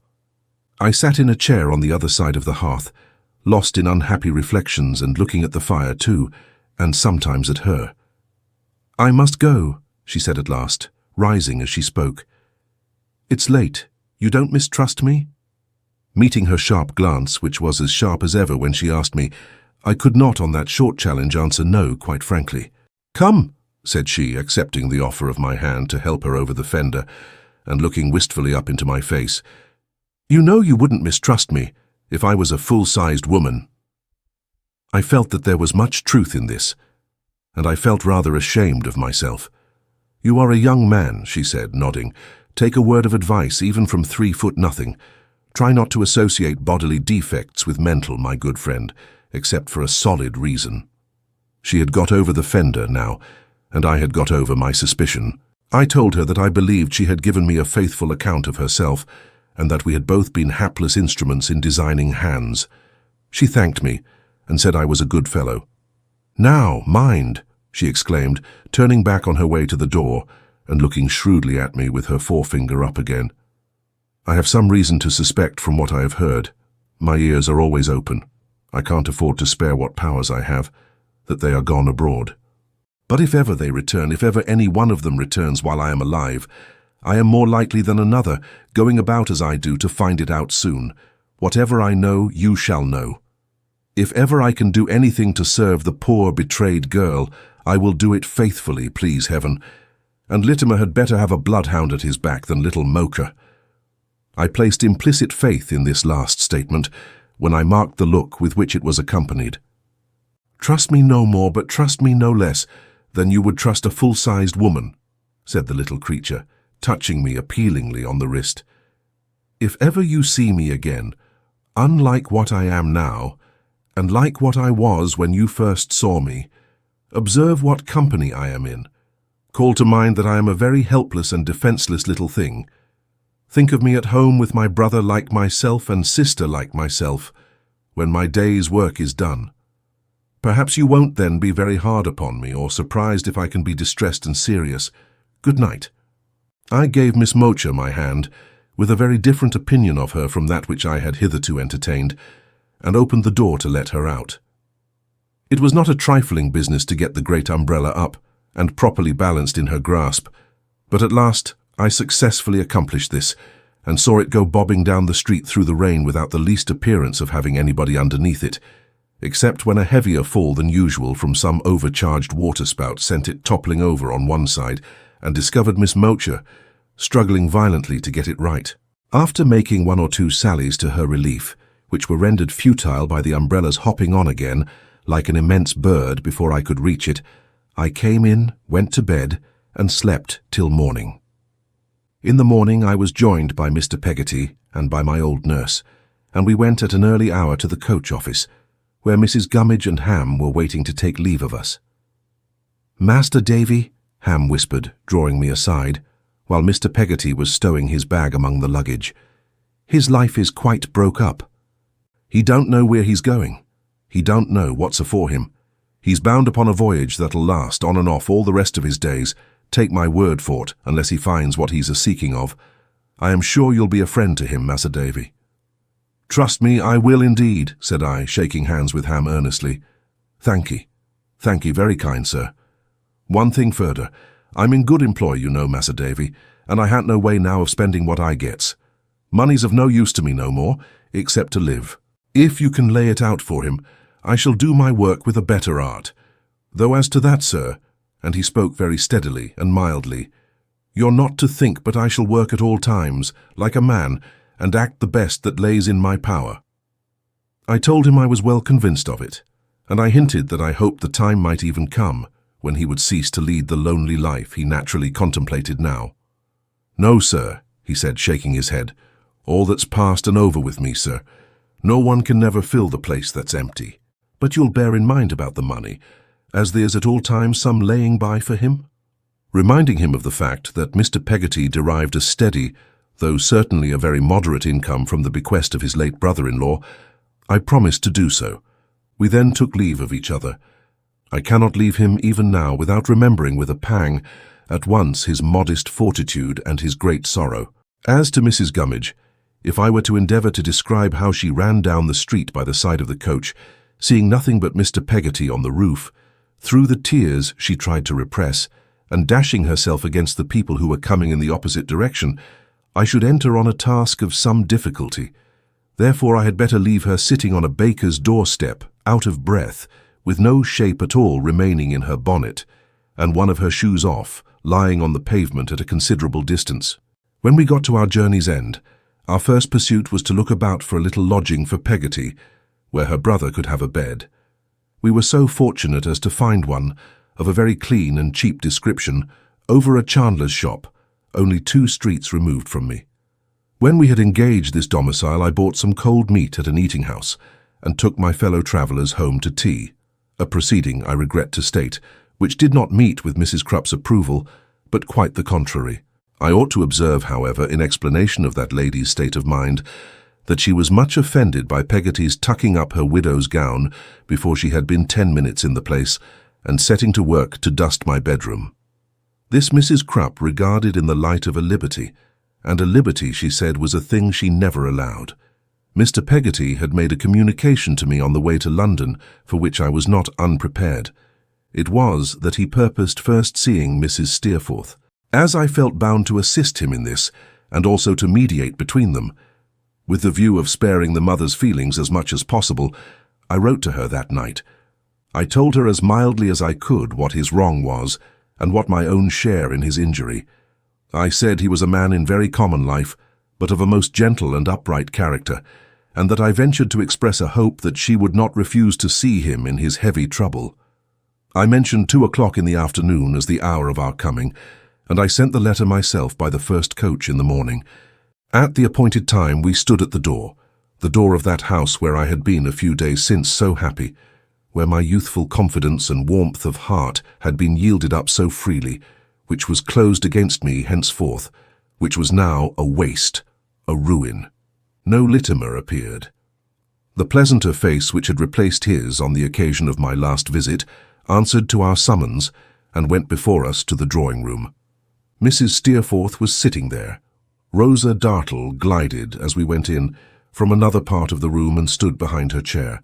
I saw directly in his mother's face that she knew from himself what he had done. It was very pale, and bore the traces of deeper emotion than my letter alone, weakened by the doubts her fondness would have raised upon it, would have been likely to create. I thought her more like him than ever I had thought her, and I felt rather than saw that the resemblance was not lost on my companion. She sat upright in her armchair, with a stately, immovable, passionless air, that it seemed as if nothing could disturb. She looked very steadfastly at Mr. Peggotty when he stood before her, and he looked quite as steadfastly at her. Rosa Dartle's keen glance comprehended all of us. For some moments not a word was spoken. She motioned to Mr. Peggotty to be seated. He said, in a low voice, "I shouldn't feel it natural, ma'am, to sit down in this house. I'd sooner stand." And this was succeeded by another silence, which she broke thus. "I know, with deep regret, what has brought you here. What do you want of me? What do you ask me to do?" He put his hat under his arm, and feeling in his breast for Emily's letter, took it out, unfolded it, and gave it to her. "Please to read that, ma'am. That's my niece's hand." She read it, in the same stately and impassive way, untouched by its contents as far as I could see, and returned it to him. "Unless he brings me back a lady," said Mr. Peggotty, tracing out that part with his finger. "I come to know, ma'am, whether he will keep his word." "No," she returned. "Why not?" said Mr. Peggotty. "It is impossible. He would disgrace himself. You cannot fail to know that she is far below him." "Raise her up," said Mr. Peggotty. "She is uneducated and ignorant." "Maybe she's not. Maybe she is," said Mr. Peggotty. "I think not, ma'am, but I'm no judge of them things. Teach her better. Since you oblige me to speak more plainly, which I'm very unwilling to do, her humble connections would render such a thing impossible, if nothing else did." "Hark to this, ma'am," he returned, slowly and quietly. "You know what it is to love your child, so do I. If she was 100 times my child, I couldn't love her more. You don't know what it is to lose your child. I do. All the heaps of riches in the world would be nought to me, if they was mine to buy her back. But save her from this disgrace, and she shall never be disgraced by us. Not one of us that she's growed up among, not one of us that's lived along with her, and had her for their all in all these many year, will ever look upon her pretty face again. We'll be content to let her be. We'll be content to think of her far off, as if she was underneath another sun and sky. We'll be content to trust her to her husband, to her little children, perhaps, and bide the time when all of us shall be alike in quality afore our God." The rugged eloquence with which he spoke was not devoid of all effect. She still preserved her proud manner, but there was a touch of softness in her voice as she answered, "I justify nothing. I make no counter-accusations. But I am sorry to repeat, it is impossible. Such a marriage would irretrievably blight my son's career and ruin his prospects. Nothing is more certain than that it never can take place, and never will. If there is any other compensation— I am looking at the likeness of the face, interrupted Mr. Peggotty with a steady but a kindling eye, that has looked at me in my home, at my fireside, in my boat. We're not, smiling and friendly, when it was so treacherous that I go half wild when I think of it. If the likeness of that face don't turn to burning fire at the thought of offering money to me for my child's blight and ruin, it's as bad. I don't know, being a lady's, but what it's worse. She changed now, in a moment. An angry flush overspread her features, and she said in an intolerant manner, grasping the armchair tightly with her hands, "What compensation can you make to me for opening such a pit between me and my son? What is your love to mine? What is your separation to ours?" Miss Dartle softly touched her and bent down her head to whisper, but she would not hear a word. "No, Rosa, not a word. Let the man listen to what I say. My son, who has been the object of my life, to whom its every thought has been devoted, whom I have gratified from a child in every wish, from whom I have had no separate existence since his birth, to take up in a moment with a miserable girl and avoid me, to repay my confidence with systematic deception for her sake and quit me for her, to set this wretched fancy against his mother's claims upon his duty, love, respect, gratitude, claims that every day and hour of his life should have strengthened into ties that nothing could be proof against. Is this no injury?" Again Rosa Dartle tried to soothe her, again ineffectually. "I say, Rosa, not a word. If he can stake his all upon the lightest object, I can stake my all upon a greater purpose. Let him go where he will, with the means that my love has secured to him. Does he think to reduce me by long absence? He knows his mother very little if he does. Let him put away his whim now, and he is welcome back. Let him not put her away now, and he never shall come near me, living or dying, while I can raise my hand to make a sign against it, unless, being rid of her forever, he comes humbly to me and begs for my forgiveness. This is my right. This is the acknowledgment I will have. This is the separation that there is between us.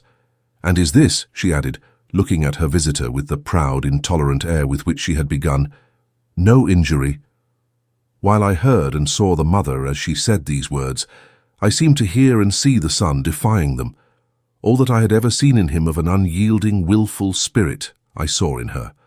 All the understanding that I had now of his misdirected energy became an understanding of her character too, and a perception that it was in its strongest springs the same. She now observed to me aloud, resuming her former restraint, that it was useless to hear more or to say more, and that she begged to put an end to the interview. She rose with an air of dignity to leave the room, when Mr. Peggotty signified that it was needless. "Don't fear me being any hindrance to you. I have no more to say, ma'am," he remarked, as he moved towards the door. "I come here with no hope, and I take away no hope. I have done what I thought should be done, but I never looked for any good to come of my standing where I do. This has been too evil a house for me and mine, for me to be in my right senses and expect it." With this we departed, leaving her standing by her elbow chair, a picture of a noble presence and a handsome face. We had, on our way out, to cross a paved hall, with glass sides and roof, over which a vine was trained. Its leaves and shoots were green then, and the day being sunny, a pair of glass doors leading to the garden were thrown open.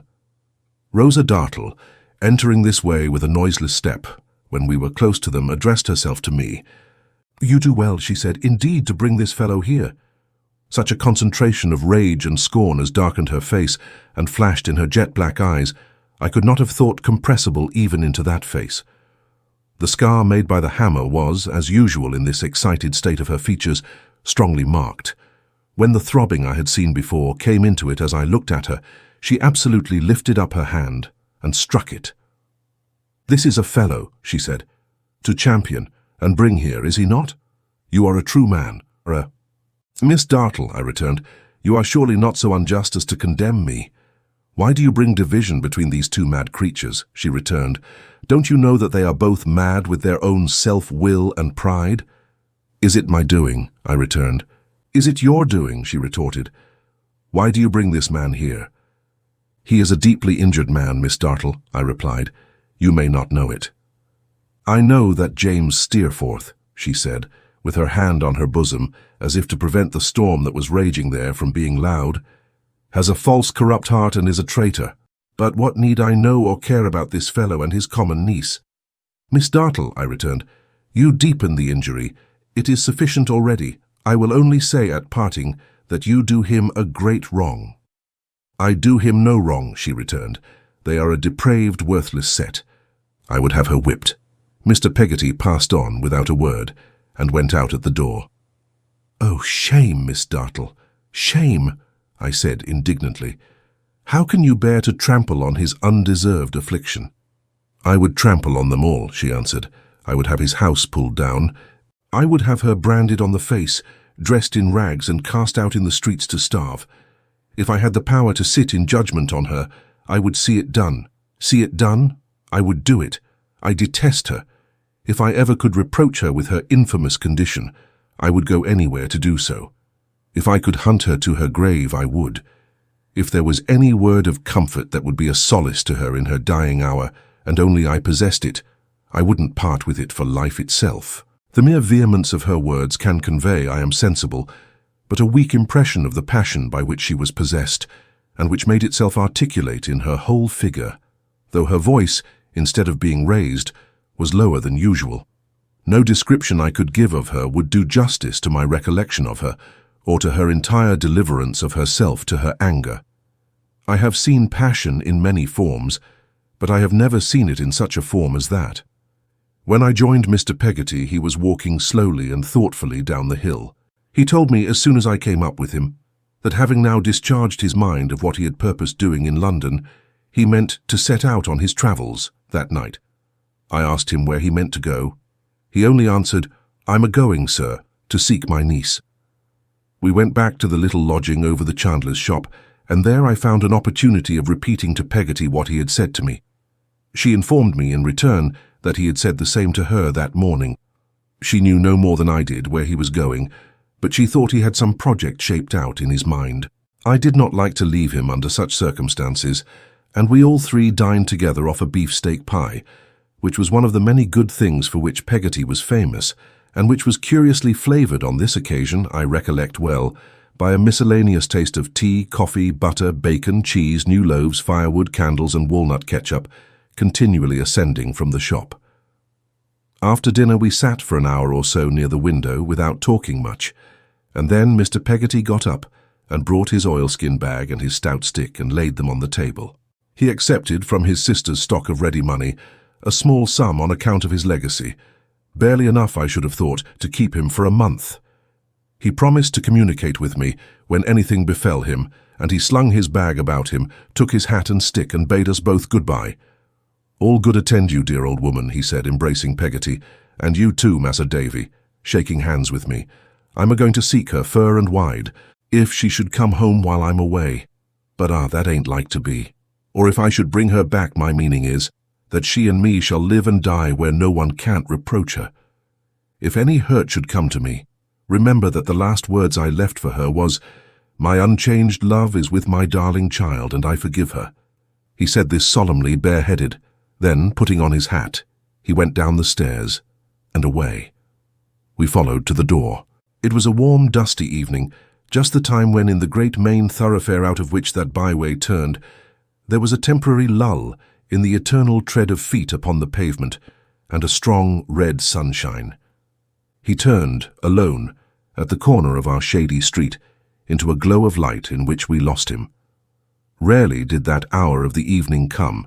Rarely did I wake at night. Rarely did I look up at the moon, or stars, or watch the falling rain, or hear the wind. But I thought of his solitary figure toiling on, poor pilgrim, and recalled the words, "I'm a-going to seek her fur and wide. If any hurt should come to me, remember that the last words I left for her was, 'My unchanged love is with my darling child, and I forgive her.'" Chapter 33. Blissful. All this time I had gone on loving Dora, harder than ever. Her idea was my refuge in disappointment and distress, and made some amends to me, even for the loss of my friend. The more I pitied myself, or pitied others, the more I sought for consolation in the image of Dora. The greater the accumulation of deceit and trouble in the world, the brighter and the purer shone the star of Dora high above the world. I don't think I had any definite idea where Dora came from, or in what degree she was related to a higher order of beings, but I am quite sure I should have scouted the notion of her being simply human, like any other young lady, with indignation and contempt. If I may so express it, I was steeped in Dora. I was not merely over head and ears in love with her, but I was saturated through and through. Enough love might have been wrung out of me, metaphorically speaking, to drown anybody in, and yet there would have remained enough within me and all over me to pervade my entire existence. The first thing I did on my own account when I came back was to take a night walk to Norwood, and like the subject of a venerable riddle of my childhood, to go round and round the house without ever touching the house, thinking about Dora. I believe the theme of this incomprehensible conundrum was the moon. No matter what it was, I, the moon-struck slave of Dora, perambulated round and round the house and garden for 2 hours, looking through crevices in the palings, getting my chin by dint of violent exertion above the rusty nails on the top, blowing kisses at the lights in the windows, and romantically calling on the night at intervals to shield my Dora. I don't exactly know what from, I suppose from fire, perhaps from mice, to which she had a great objection.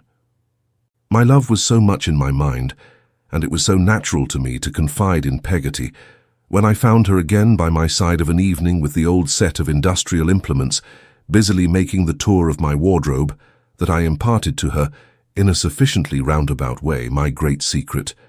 Peggotty was strongly interested, but I could not get her into my view of the case at all. She was audaciously prejudiced in my favour, and quite unable to understand why I should have any misgivings, or be low-spirited about it. The young lady might think herself well off, she observed, to have such a beau. And as to her pa, she said, what did the gentleman expect, for gracious sake? I observed, however, that Mr. Spenlow's proctorial gown and stiff cravat took Peggotty down a little, and inspired her with a greater reverence for the man who was gradually becoming more and more etherealized in my eyes every day, and about whom a reflected radiance seemed to me to beam when he sat erect in court among his papers, like a little lighthouse in a sea of stationery. And by the by, it used to be uncommonly strange to me to consider, I remember, as I sat in court too, how those dim old judges and doctors wouldn't have cared for Dora if they had known her, how they wouldn't have gone out of their senses with rapture if marriage with Dora had been proposed to them, how Dora might have sung and played upon that glorified guitar, until she led me to the verge of madness, yet not have tempted one of those slow-goers an inch out of his road. I despised them, to a man. Frozen-out old gardeners in the flower-beds of the heart, I took a personal offence against them all. The bench was nothing to me but an insensible blunderer. The bar had no more tenderness or poetry in it than the bar of a public-house.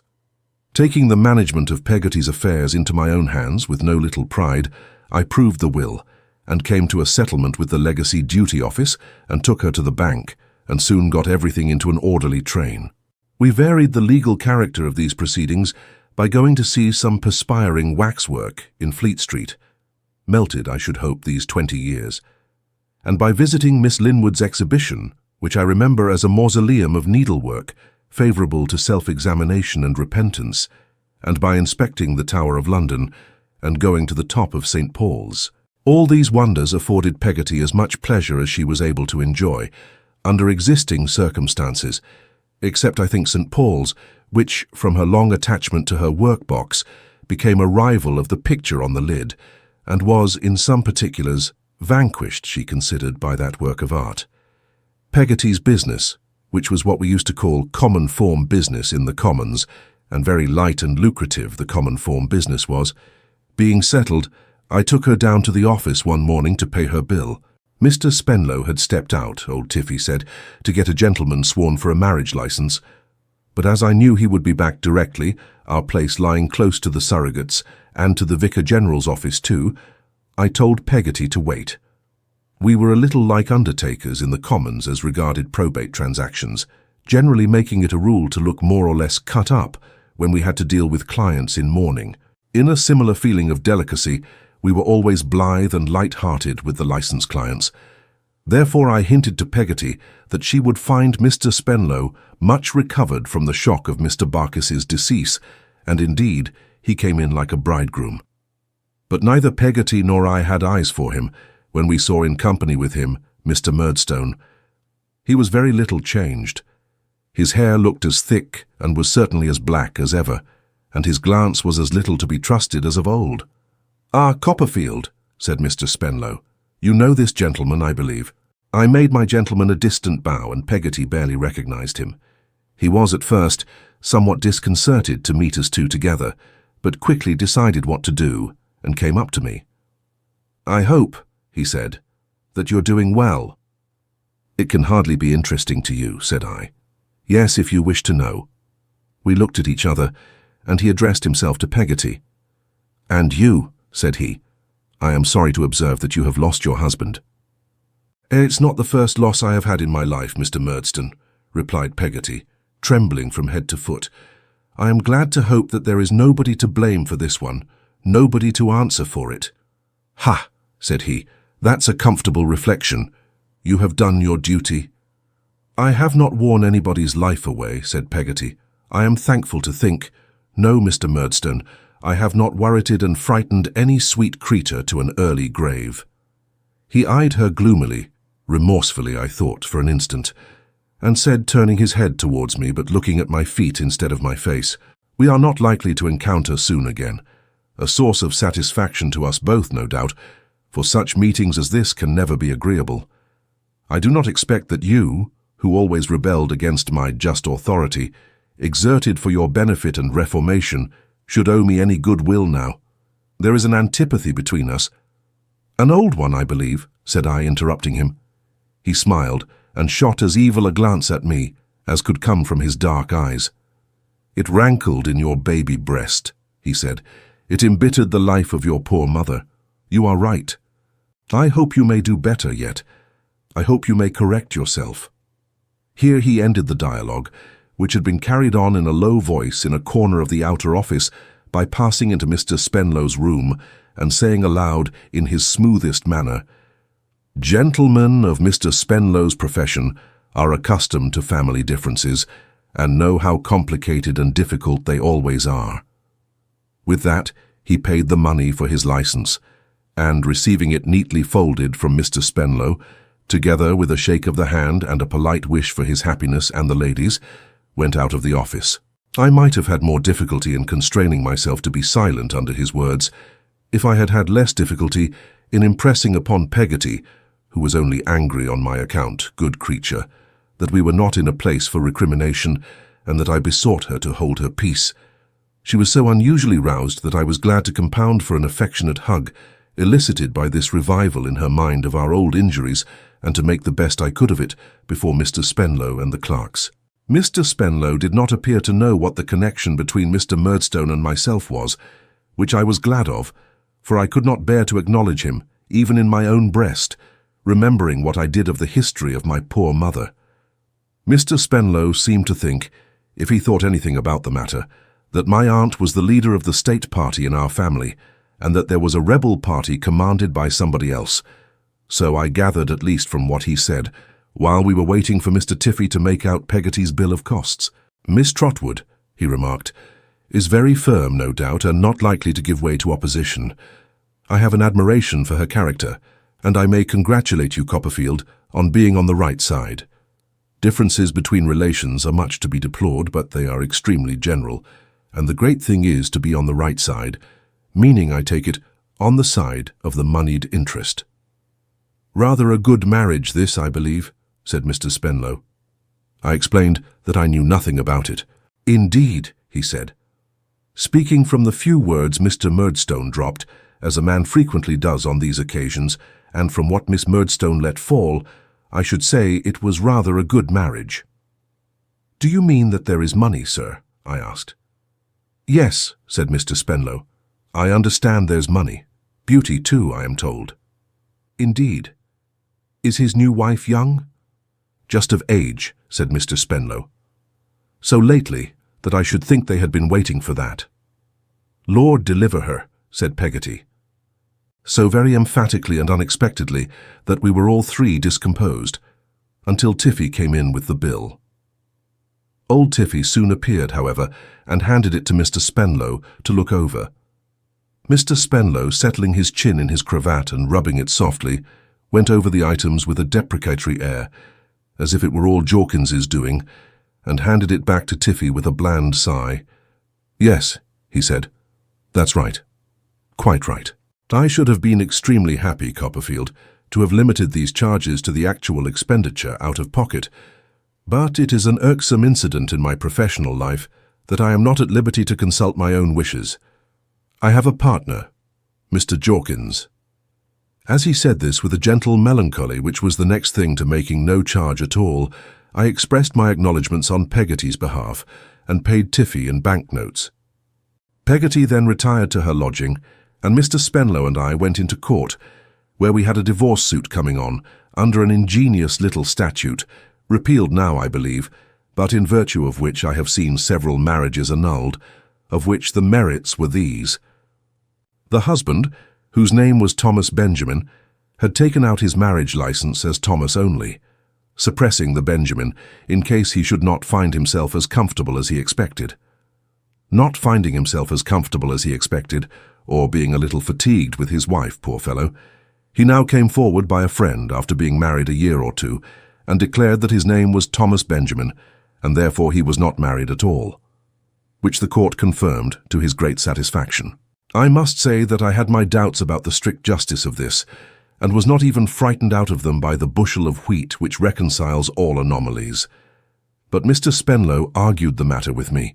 He said, "Look at the world. There was good and evil in that. Look at the ecclesiastical law. There was good and evil in that. It was all part of a system. Very good. There you were." I had not the hardihood to suggest to Dora's father that possibly we might even improve the world a little if we got up early in the morning and took off our coats to the work, but I confessed that I thought we might improve the commons. Mr. Spenlow replied that he would particularly advise me to dismiss that idea from my mind as not being worthy of my gentlemanly character, but that he would be glad to hear from me of what improvement I thought the commons susceptible. Taking that part of the commons which happened to be nearest to us, for our man was unmarried by this time, and we were out of court and strolling past the prerogative office, I submitted that I thought the prerogative office rather a queerly managed institution. Mr. Spenlow inquired in what respect.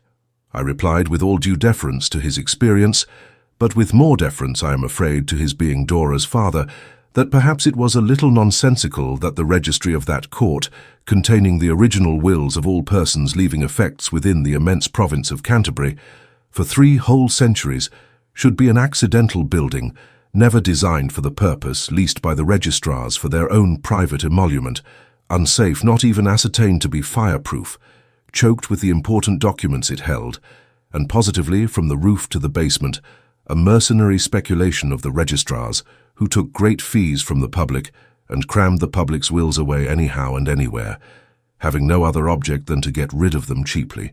That perhaps it was a little unreasonable that these registrars in the receipt of profits amounting to £8,000 or £9,000 a year, to say nothing of the profits of the deputy registrars and clerks of seats, should not be obliged to spend a little of that money in finding a reasonably safe place for the important documents which all classes of people were compelled to hand over to them, whether they would or no.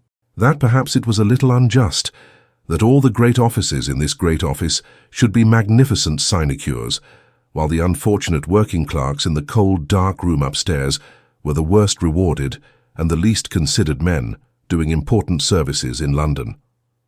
That perhaps it was a little indecent that the principal registrar of all, whose duty it was to find the public, constantly resorting to this place, all needful accommodation, should be an enormous sinecurist in virtue of that post, and might be, besides, a clergyman, a pluralist, the holder of a staff in a cathedral and what not, while the public was put to the inconvenience of which we had a specimen every afternoon when the office was busy, and which we knew to be quite monstrous.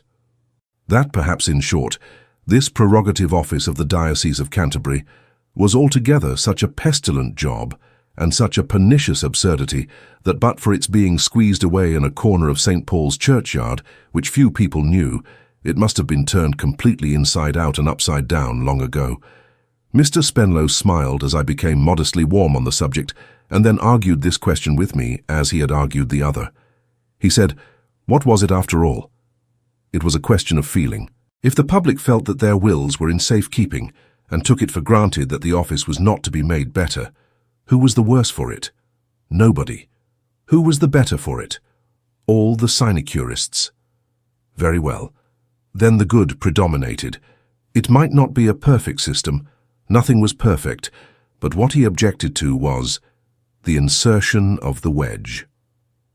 Under the prerogative office, the country had been glorious. Insert the wedge into the prerogative office, and the country would cease to be glorious.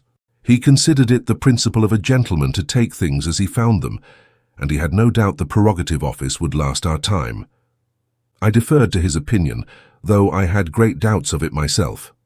I find he was right, however, for it has not only lasted to the present moment, but has done so in the teeth of a great parliamentary report made, not too willingly, 18 years ago, when all these objections of mine were set forth in detail, and when the existing stowage for wills was described as equal to the accumulation of only 2 years and a half more. What they have done with them since, whether they have lost many, or whether they sell any now and then to the butter shops, I don't know. I'm glad mine is not there, and I hope it may not go there yet a while. I have set all this down in my present blissful chapter, because here it comes into its natural place. Mr. Spenlow and I, falling into this conversation, prolonged it and our saunter to and fro until we diverged into general topics.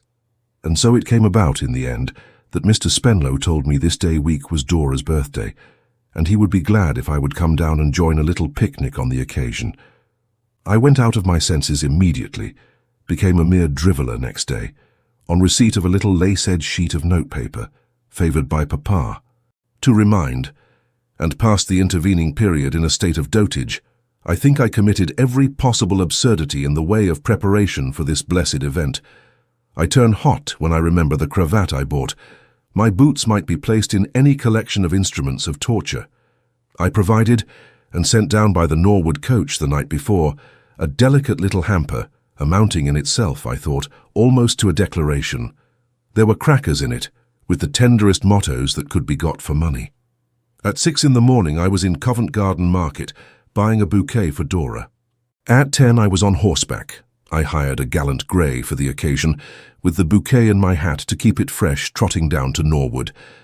I suppose that when I saw Dora in the garden, and pretended not to see her, and rode past the house pretending to be anxiously looking for it, I committed 2 small fooleries, which other young gentlemen in my circumstances might have committed, because they came so very natural to me.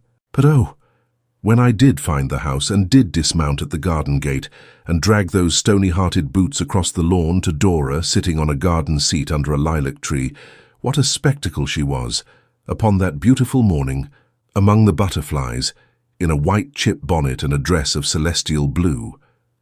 There was a young lady with her, comparatively stricken in years, almost 20, I should say. Her name was Miss Mills, and Dora called her Julia. She was the bosom friend of Dora. Happy Miss Mills. Jip was there, and Jip would bark at me again. When I presented my bouquet, he gnashed his teeth with jealousy. Well, he might. If he had the least idea how I adored his mistress, well, he might. "Oh, thank you, Mr. Copperfield. What dear flowers," said Dora. I had had an intention of saying, and had been studying the best form of words for 3 miles, that I thought them beautiful before I saw them so near her. But I couldn't manage it. She was too bewildering. To see her lay the flowers against her little dimpled chin was to lose all presence of mind and power of language in a feeble ecstasy. I wonder I didn't say, "Kill me if you have a heart, Miss Mills, let me die here." Then Dora held my flowers to Jip to smell. Then Jip growled and wouldn't smell them. Then Dora laughed and held them a little closer to Jip to make him. Then Jip laid hold of a bit of geranium with his teeth and worried imaginary cats in it. Then Dora beat him and pouted and said, "My poor, beautiful flowers." As compassionately, I thought, as if Jip had laid hold of me. I wished he had. "You'll be so glad to hear, Mr. Copperfield," said Dora, that cross Miss Murdstone is not here. She has gone to her brother's marriage and will be away at least 3 weeks. Isn't that delightful?" I said I was sure it must be delightful to her, and all that was delightful to her was delightful to me. Miss Mills, with an air of superior wisdom and benevolence, smiled upon us. "She is the most disagreeable thing I ever saw," said Dora. "You can't believe how ill-tempered and shocking she is, Julia." "Yes, I can, my dear," said Julia. "You can, perhaps, love," returned Dora, with her hand on Julia's. "Forgive my not accepting you, my dear, at first. I learnt from this that Miss Mills had had her trials in the course of a checkered existence, and that to these perhaps I might refer that wise benignity of manner which I had already noticed. I found, in the course of the day, that this was the case. Miss Mills, having been unhappy in a misplaced affection, and being understood to have retired from the world on her awful stock of experience, but still to take a calm interest in the unblighted hopes and loves of youth. But now Mr. Spenlow came out of the house, and Dora went to him saying, "Look, Papa, what beautiful flowers." And Miss Mills smiled thoughtfully, as who should say, "Ye mayflies, enjoy your brief existence in the bright morning of life." And we all walked from the lawn towards the carriage, which was getting ready. I shall never have such a ride again. I have never had such another. There were only those three, their hamper, my hamper, and the guitar case in the phaeton, and of course the phaeton was open, and I rode behind it, and Dora sat with her back to the horses, looking towards me. She kept the bouquet close to her on the cushion, and wouldn't allow Jip to sit on that side of her at all for fear he should crush it. She often carried it in her hand, often refreshed herself with its fragrance. Our eyes at those times often met, and my great astonishment is that I didn't go over the head of my gallant grey into the carriage. There was dust, I believe. There was a good deal of dust, I believe. I have a faint impression that Mr. Spenlow remonstrated with me for riding in it, but I knew of none. I was sensible of a mist of love and beauty about Dora, but of nothing else. He stood up sometimes and asked me what I thought of the prospect. I said it was delightful, and I dare say it was, but it was all Dora to me. The sun shone Dora, and the birds sang Dora. The south wind blew Dora, and the wild flowers in the hedges were all Dora's to a bud. My comfort is Miss Mills understood me. Miss Mills alone could enter into my feelings thoroughly. I don't know how long we were going, and to this hour I know as little where we went. Perhaps it was near Guildford. Perhaps some Arabian night magician opened up the place for the day and shut it up forever when we came away. It was a green spot on a hill carpeted with soft turf. There were shady trees and heather, and as far as the eye could see, a rich landscape. It was a trying thing to find people here, waiting for us. And my jealousy even of the ladies knew no bounds, but all of my own sex, especially one impostor, 3 or 4 years my elder, with a red whisker, on which he established an amount of presumption not to be endured, were my mortal foes. We all unpacked our baskets and employed ourselves in getting dinner ready. Red Whisker pretended he could make a salad, which I don't believe, and obtruded himself on public notice. Some of the young ladies washed the lettuces for him and sliced them under his directions. Dora was among these. I felt that fate had pitted me against this man, and one of us must fall. Red Whisker made his salad. I wondered how they could eat it. Nothing should have induced me to touch it, and voted himself into the charge of the wine cellar, which he constructed, being an ingenious beast, in the hollow trunk of a tree. By and by I saw him, with the majority of a lobster on his plate, eating his dinner at the feet of Dora. I have but an indistinct idea of what happened for some time after this baleful object presented itself to my view. I was very merry, I know, but it was hollow merriment. I attached myself to a young creature in pink, with little eyes, and flirted with her desperately. She received my attentions with favour, but whether on my account solely, or because she had any designs on Red Whisker, I can't say. Dora's health was drunk. When I drank it, I affected to interrupt my conversation for that purpose, and to resume it immediately afterwards.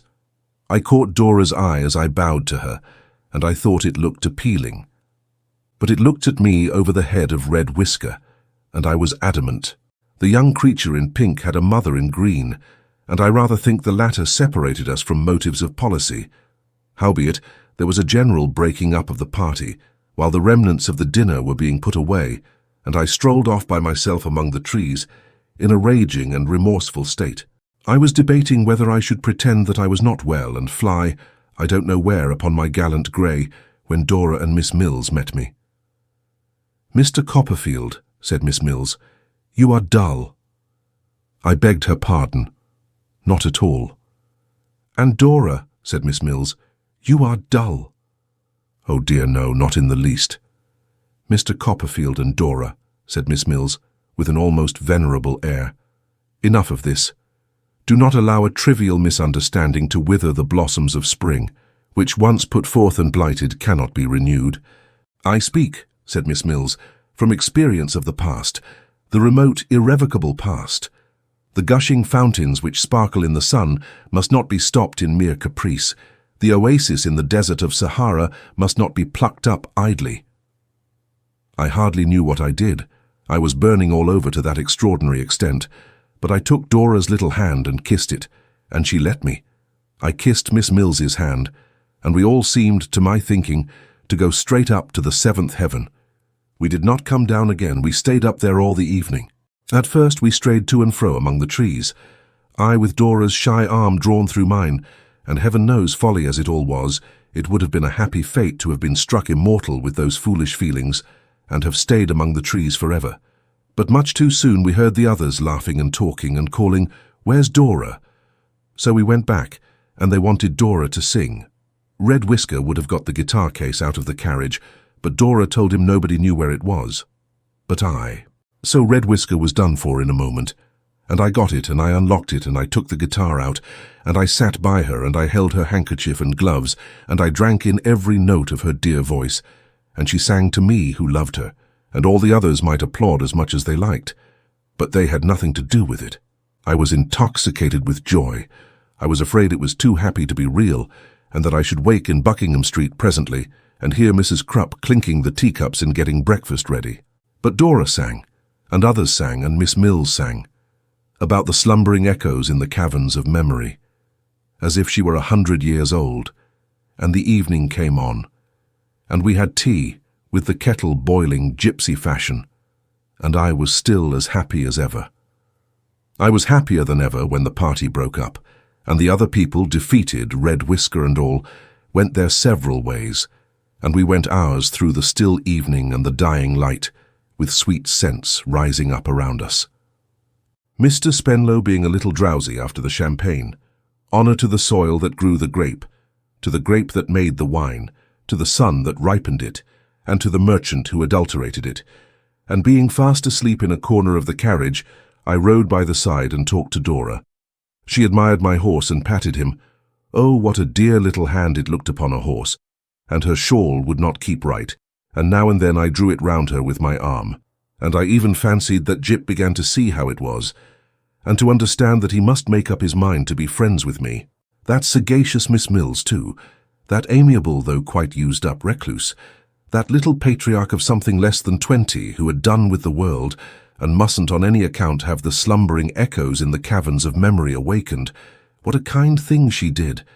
"Mr. Copperfield," said Miss Mills, "come to this side of the carriage a moment, if you can spare a moment.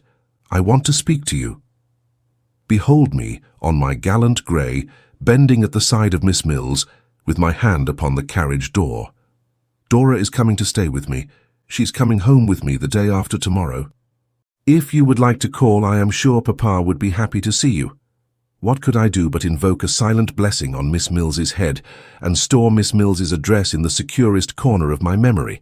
What could I do but tell Miss Mills, with grateful looks and fervent words, how much I appreciated her good offices, and what an inestimable value I set upon her friendship?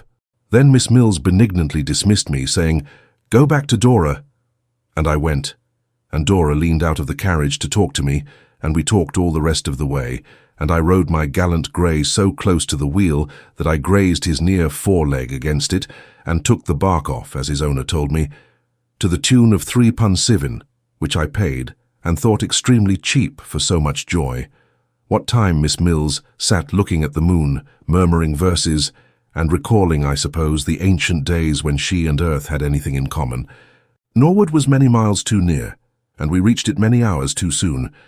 But Mr. Spenlow came to himself a little short of it and said, "You must come in, Copperfield, and rest." and I consenting, we had sandwiches and wine and water. In the light room, Dora, blushing, looked so lovely that I could not tear myself away, but sat there staring in a dream until the snoring of Mr. Spenlow inspired me with sufficient consciousness to take my leave. So we parted, I riding all the way to London with the farewell touch of Dora's hand still light on mine, recalling every incident and word 10,000 times, lying down in my own bed at last, as enraptured a young noodle as ever was carried out of his 5 wits by love. When I awoke next morning, I was resolute to declare my passion to Dora and know my fate. Happiness or misery was now the question. There was no other question that I knew of in the world, and only Dora could give the answer to it. I passed 3 days in a luxury of wretchedness, torturing myself by putting every conceivable variety of discouraging construction on all that ever had taken place between Dora and me. At last, arrayed for the purpose at a vast expense, I went to Miss Mills's, fraught with a declaration. How many times I went up and down the street and round the square, painfully aware of being a much better answer to the old riddle than the original one, before I could persuade myself to go up the steps and knock, is no matter now. Even when at last I had knocked and was waiting at the door, I had some flurried thought of asking if that were Mr. Blackboy's, in imitation of poor Barkis, begging pardon and retreating. But I kept my ground. Mr. Mills was not at home. I did not expect he would be. Nobody wanted him. Miss Mills was at home. Miss Mills would do. I was shown into a room upstairs where Miss Mills and Dora were. Jip was there. Miss Mills was copying music. I recollect it was a new song called Affection's Dirge, and Dora was painting flowers. What were my feelings when I recognized my own flowers, the identical Covent Garden market purchase? I cannot say that they were very like or that they particularly resembled any flowers that have ever come under my observation, but I knew from the paper round them, which was accurately copied, what the composition was. Miss Mills was very glad to see me, and very sorry her papa was not at home, though I thought we all bore that with fortitude. Miss Mills was conversational for a few minutes, and then, laying down her pen upon Affection's Dirge, got up and left the room. I began to think I would put it off till tomorrow. "I hope your poor horse was not tired when he got home at night," said Dora, lifting up her beautiful eyes. "It was a long way for him. I began to think I would do it today." "It was a long way for him," said I, "for he had nothing to uphold him on the journey." "Wasn't he fed, poor thing?" asked Dora. "I began to think I would put it off till tomorrow." Yes," I said. "He was well taken care of. I mean, he had not the unutterable happiness that I had in being so near you." Dora bent her head over her drawing and said, after a little while, I had sat in the interval in a burning fever and with my legs in a very rigid state. "You didn't seem to be sensible of that happiness yourself at one time of the day." I saw now that I was in for it, and it must be done on the spot, "You didn't care for that happiness in the least," said Dora, slightly raising her eyebrows and shaking her head, "when you were sitting by Miss Kit." Kit, I should observe, was the name of the creature in pink, with the little eyes. "Though certainly I don't know why you should," said Dora, "or why you should call it a happiness at all, but of course you don't mean what you say, and I am sure no one doubts your being at liberty to do whatever you like. Jip, you naughty boy, come here." I don't know how I did it. I did it in a moment. I intercepted Jip. I had Dora in my arms. I was full of eloquence. I never stopped for a word. I told her how I loved her. I told her I should die without her. I told her that I idolized and worshipped her. Jip barked madly all the time. When Dora hung her head and cried and trembled, my eloquence increased so much the more. If she would like me to die for her, she had but to say the word, and I was ready. Life without Dora's love was not a thing to have on any terms. I couldn't bear it, and I wouldn't. I had loved her every minute, day and night, since I first saw her. I loved her at that minute to distraction. I should always love her every minute to distraction. Lovers had loved before, and lovers would love again, but no lover had loved, might, could, would, or should ever love as I loved Dora. The more I raved, the more Jip barked. Each of us, in his own way, got more mad every moment. Well, Dora and I were sitting on the sofa by and by, quiet enough, and Jip was lying in her lap, winking peacefully at me. It was off my mind. I was in a state of perfect rapture. Dora and I were engaged. I suppose we had some notion that this was to end in marriage. We must have had some, because Dora stipulated that we were never to be married without her papa's consent. But, in our youthful ecstasy, I don't think that we really looked before us or behind us, or had any aspiration beyond the ignorant present. We were to keep our secret from Mr. Spenlow, but I am sure the idea never entered my head then that there was anything dishonourable in that. Miss Mills was more than usually pensive when Dora, going to find her, brought her back. I apprehend because there was a tendency in what had passed to awaken the slumbering echoes in the caverns of memory. But she gave us her blessing and the assurance of her lasting friendship, and spoke to us generally as became a voice from the cloister. What an idle time it was! What an insubstantial, happy, foolish time it was! When I measured Dora's finger for a ring that was to be made of forget-me-nots, and when the jeweller, to whom I took the measure, found me out, and laughed over his order book, and charged me anything he liked for the pretty little toy, with its blue stones, so associated in my remembrance with Dora's hand, that yesterday, when I saw such another, by chance, on the finger of my own daughter, there was a momentary stirring in my heart, like pain. When I walked about, exalted with my secret, and full of my own interest, and felt the dignity of loving Dora, and of being beloved so much, that if I had walked the air, I could not have been more above the people not so situated, who were creeping on the earth. When we had those meetings in the garden of the square, and sat within the dingy summer-house so happy, that I love the London sparrows to this hour, for nothing else, and see the plumage of the tropics in their smoky feathers. When we had our first great quarrel, within a week of our betrothal, and when Dora sent me back the ring, enclosed in a despairing cocked-hat note, wherein she used the terrible expression that our love had begun in folly and ended in madness, which dreadful words occasioned me to tear my hair and cry that all was over. When, under cover of the night, I flew to Miss Mills, whom I saw by stealth in a back kitchen, where there was a mangle, and implored Miss Mills to interpose between us and avert insanity. When Miss Mills undertook the office and returned with Dora, exhorting us, from the pulpit of her own bitter youth, to mutual concession, and the avoidance of the desert of Sahara, when we cried and made it up, and were so blessed again, that the back kitchen, mangle and all, changed to Love's own temple, where we arranged a plan of correspondence through Miss Mills, always to comprehend at least one letter on each side every day. What an idle time! What an insubstantial, happy, foolish time! Of all the times of mine that time has in his grip, there is none that in one retrospect I can smile at half so much and think of half so tenderly. Chapter 34. My Aunt Astonishes Me. I wrote to Agnes as soon as Dora and I were engaged. I wrote her a long letter, in which I tried to make her comprehend how blessed I was, and what a darling Dora was.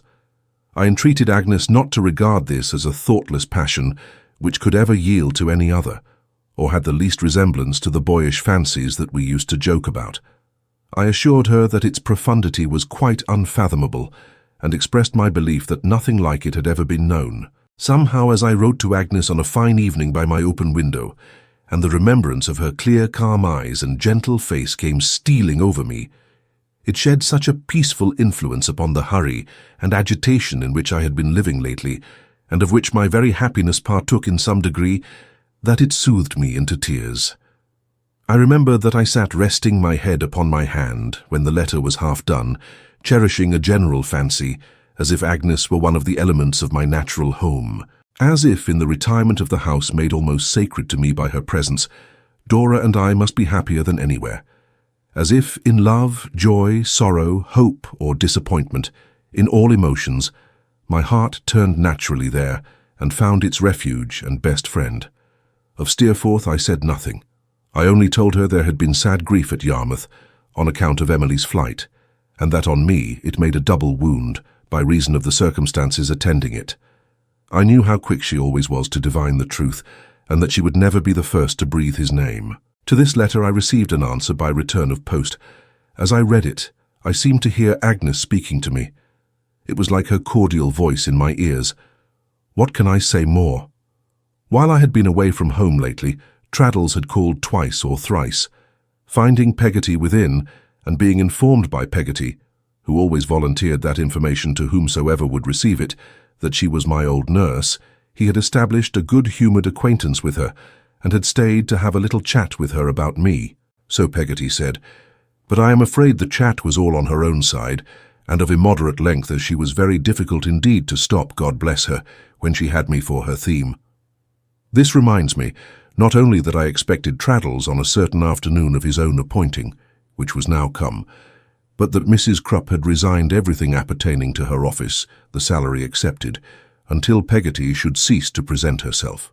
Mrs. Crupp, after holding divers conversations respecting Peggotty, in a very high-pitched voice on the staircase, with some invisible familiar, it would appear, for corporeally speaking she was quite alone at those times, addressed a letter to me, developing her views, beginning it with that statement of universal application which fitted every occurrence of her life, namely, that she was a mother herself. She went on to inform me that she had once seen very different days, but that at all periods of her existence she had had a constitutional objection to spies, intruders, and informers. She named no names, she said. Let them the cap fitted, wear it. But spies, intruders, and informers, especially in widow's weeds, this clause was underlined, she had ever accustomed herself to look down upon. If a gentleman was the victim of spies, intruders, and informers, but still naming no names, that was his own pleasure.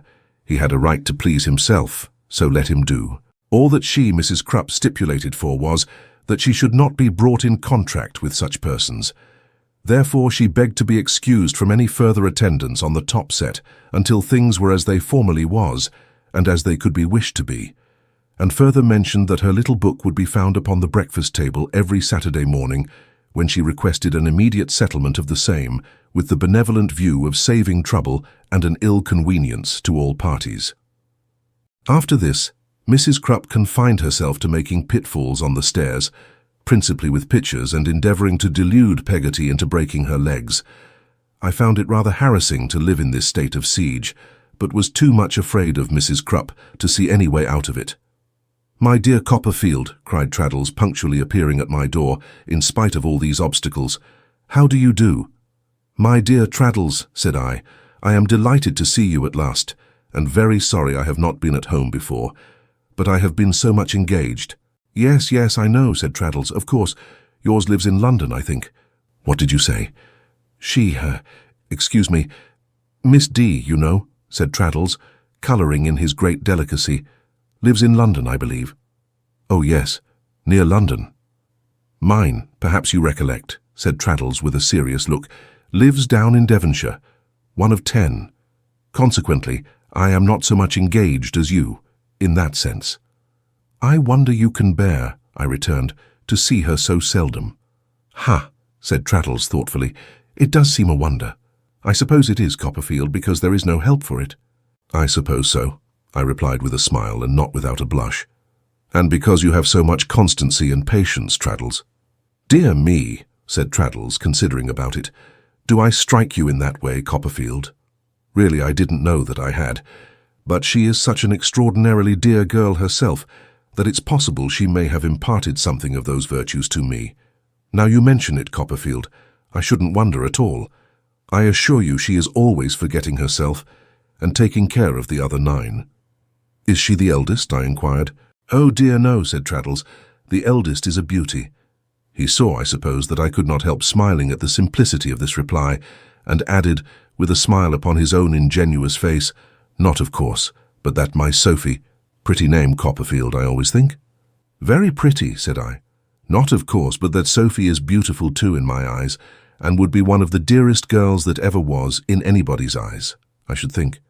But when I say the eldest is a beauty, I mean she really is a—" He seemed to be describing clouds about himself with both hands. "Splendid, you know," said Traddles energetically. "Indeed," said I. "Oh, I assure you," said Traddles, "something very uncommon indeed. Then, you know, being formed for society and admiration, and not being able to enjoy much of it in consequence of their limited means, she naturally gets a little irritable and exacting sometimes. Sophie puts her in good humour." "Is Sophie the youngest?" I hazarded. "Oh dear no," said Traddles, stroking his chin. The two youngest are only 9 and 10. Sophie educates them. The second daughter, perhaps? I hazarded. No, said Traddles. Sarah's the second. Sarah has something the matter with her spine, poor girl. The malady will wear out by and by, the doctors say, but in the meantime she has to lie down for a 12-month. Sophie nurses her. Sophie's the fourth. Is the mother living? I inquired. Oh, yes, said Traddles. She is alive. She is a very superior woman indeed, but the damp country is not adapted to her constitution, and in fact she has lost the use of her limbs. Dear me, said I. Very sad, is it not? Returned Traddles. But in a merely domestic view, it is not so bad as it might be because Sophie takes her place. She is quite as much a mother to her mother as she is to the other 9. So I felt the greatest admiration for the virtues of this young lady, and honestly, with the view of doing my best to prevent the good nature of Traddles from being imposed upon, to the detriment of their joint prospects in life, inquired how Mr. Micawber was. He is quite well, Copperfield, thank you, said Traddles. I am not living with him at present. No? No. You see, the truth is, said Traddles in a whisper, he had changed his name to Mortimer in consequence of his temporary embarrassments, and he don't come out till after dark and then in spectacles. There was an execution put into our house for rent. Mrs. Micawber was in such a dreadful state that I really couldn't resist giving my name to that second bill we spoke of here. You may imagine how delightful it was to my feelings, Copperfield, to see the matter settled with it, and Mrs. Micawber recover her spirits. Said I. Not that her happiness was of long duration, pursued Traddles, for unfortunately, within a week, another execution came in. It broke up the establishment. I have been living in a furnished apartment since then, and the Mortimers have been very private indeed. I hope you won't think it selfish, Copperfield, if I mention that the broker carried off my little round table with the marble top, and Sophie's flower pot and stand. What a hard thing, I exclaimed indignantly. It was a pull, said Traddles, with his usual wince at that expression. I don't mention it reproachfully, however, but with a motive. The fact is, Copperfield, I was unable to repurchase them at the time of their seizure. In the first place, because the broker, having an idea that I wanted them, ran the price up to an extravagant extent. And in the second place, because I hadn't any money. Now I have kept my eye since upon the broker's shop, said Traddles with a great enjoyment of his mystery, which is up at the top of Tottenham Court Road, and at last, today, I find them put out for sale. I have only noticed them from over the way because if the broker saw me, bless you, he'd ask any price for them. What has occurred to me, having now the money, is that perhaps you wouldn't object to ask that good nurse of yours to come with me to the shop. I can show it her from round the corner of the next street, and make the best bargain for them, as if they were for herself, that she can. The delight with which Traddles propounded this plan to me, and the sense he had of its uncommon artfulness, are among the freshest things in my remembrance. I told him that my old nurse would be delighted to assist him, and that we would all 3 take the field together, but on one condition. That condition was that he should make a solemn resolution to grant no more loans of his name or anything else to Mr. Micawber. My dear Copperfield, said Traddles, I have already done so because I begin to feel that I have not only been inconsiderate, but that I have been positively unjust to Sophie. My word being passed to myself, there is no longer any apprehension, but I pledge it to you too with the greatest readiness. That first unlucky obligation I have paid. I have no doubt Mr. Micawber would have paid it if he could, but he could not. One thing I ought to mention, which I like very much in Mr. Micawber, Copperfield.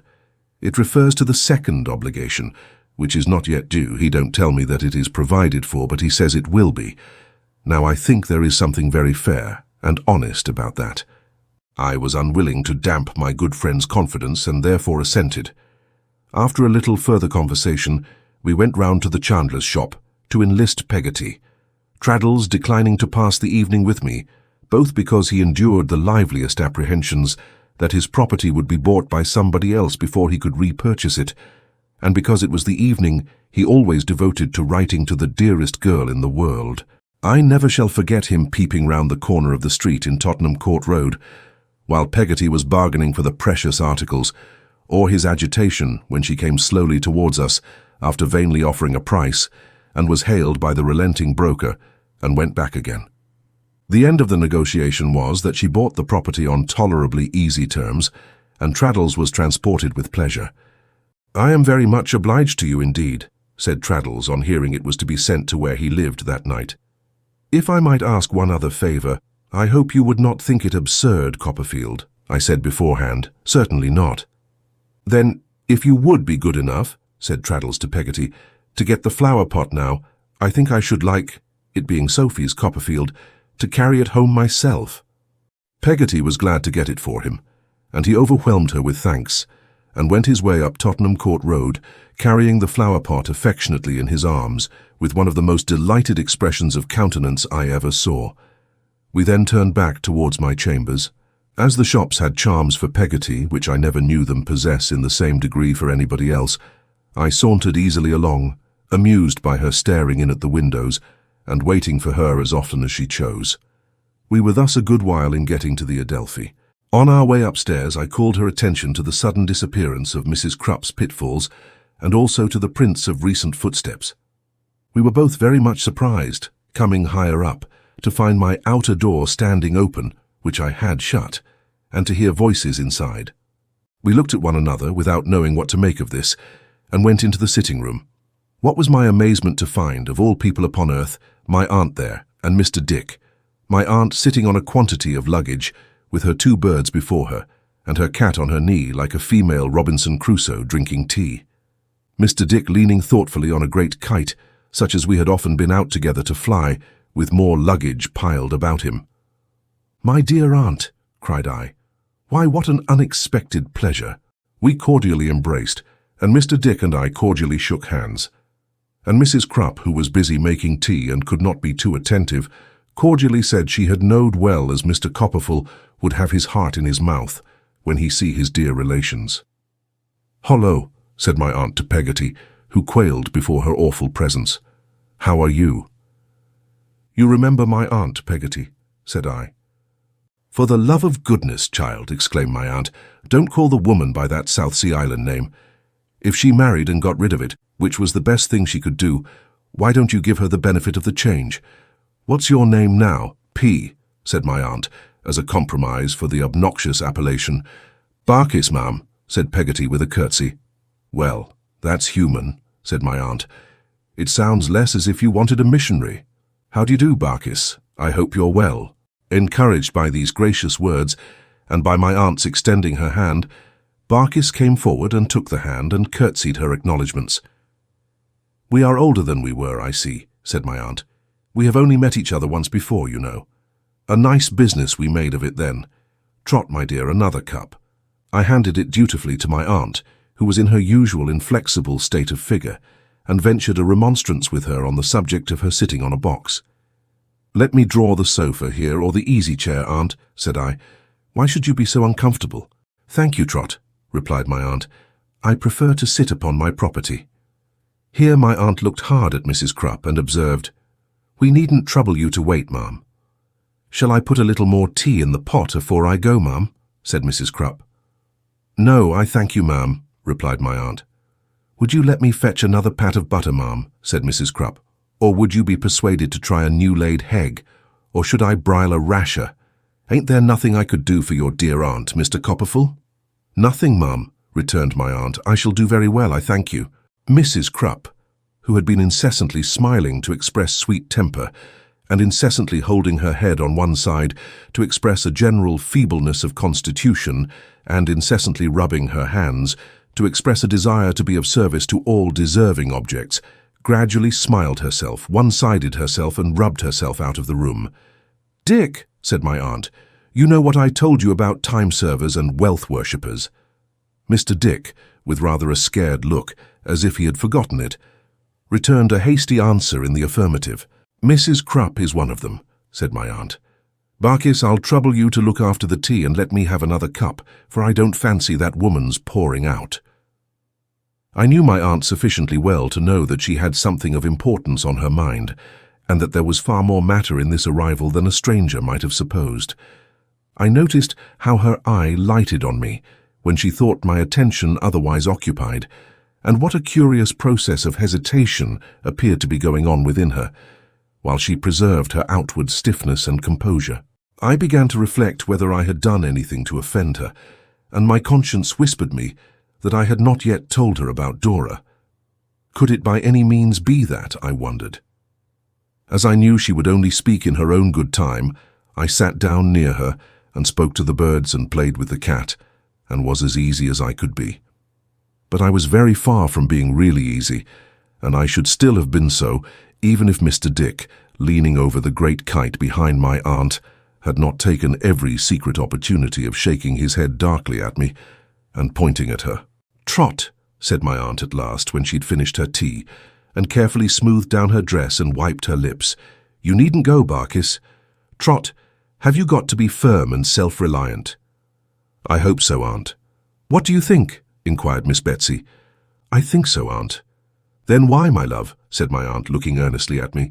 "Why do you think I prefer to sit upon this property of mine tonight?" I shook my head, unable to guess. "Because," said my aunt, "it's all I have. Because I'm ruined, my dear." If the house and every one of us had tumbled out into the river together, I could hardly have received a greater shock. "Dick knows it," said my aunt, laying her hand calmly on my shoulder. "I am ruined, my dear Trot. All I have in the world is in this room except the cottage, and that I have left Janet to let. Barkis, I want to get a bed for this gentleman tonight. To save expense, perhaps you can make up something here for myself. Anything will do. It's only for tonight. We'll talk about this more tomorrow." I was roused from my amazement and concern for her, I am sure for her by her falling on my neck for a moment, and crying that she only grieved for me.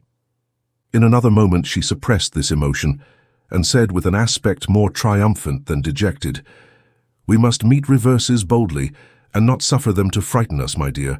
We must learn to act the play out. We must live misfortune down, Trot." Chapter 35. Depression. As soon as I could recover my presence of mind, which quite deserted me in the first overpowering shock of my aunt's intelligence, I proposed to Mr. Dick to come round to the chandler's shop and take possession of the bed which Mr. Peggotty had lately vacated. The chandler's shop being in Hungerford Market, and Hungerford Market being a very different place in those days, there was a low wooden colonnade before the door, not very unlike that before the house where the little man and woman used to live in the old weather-glass, which pleased Mr. Dick mightily.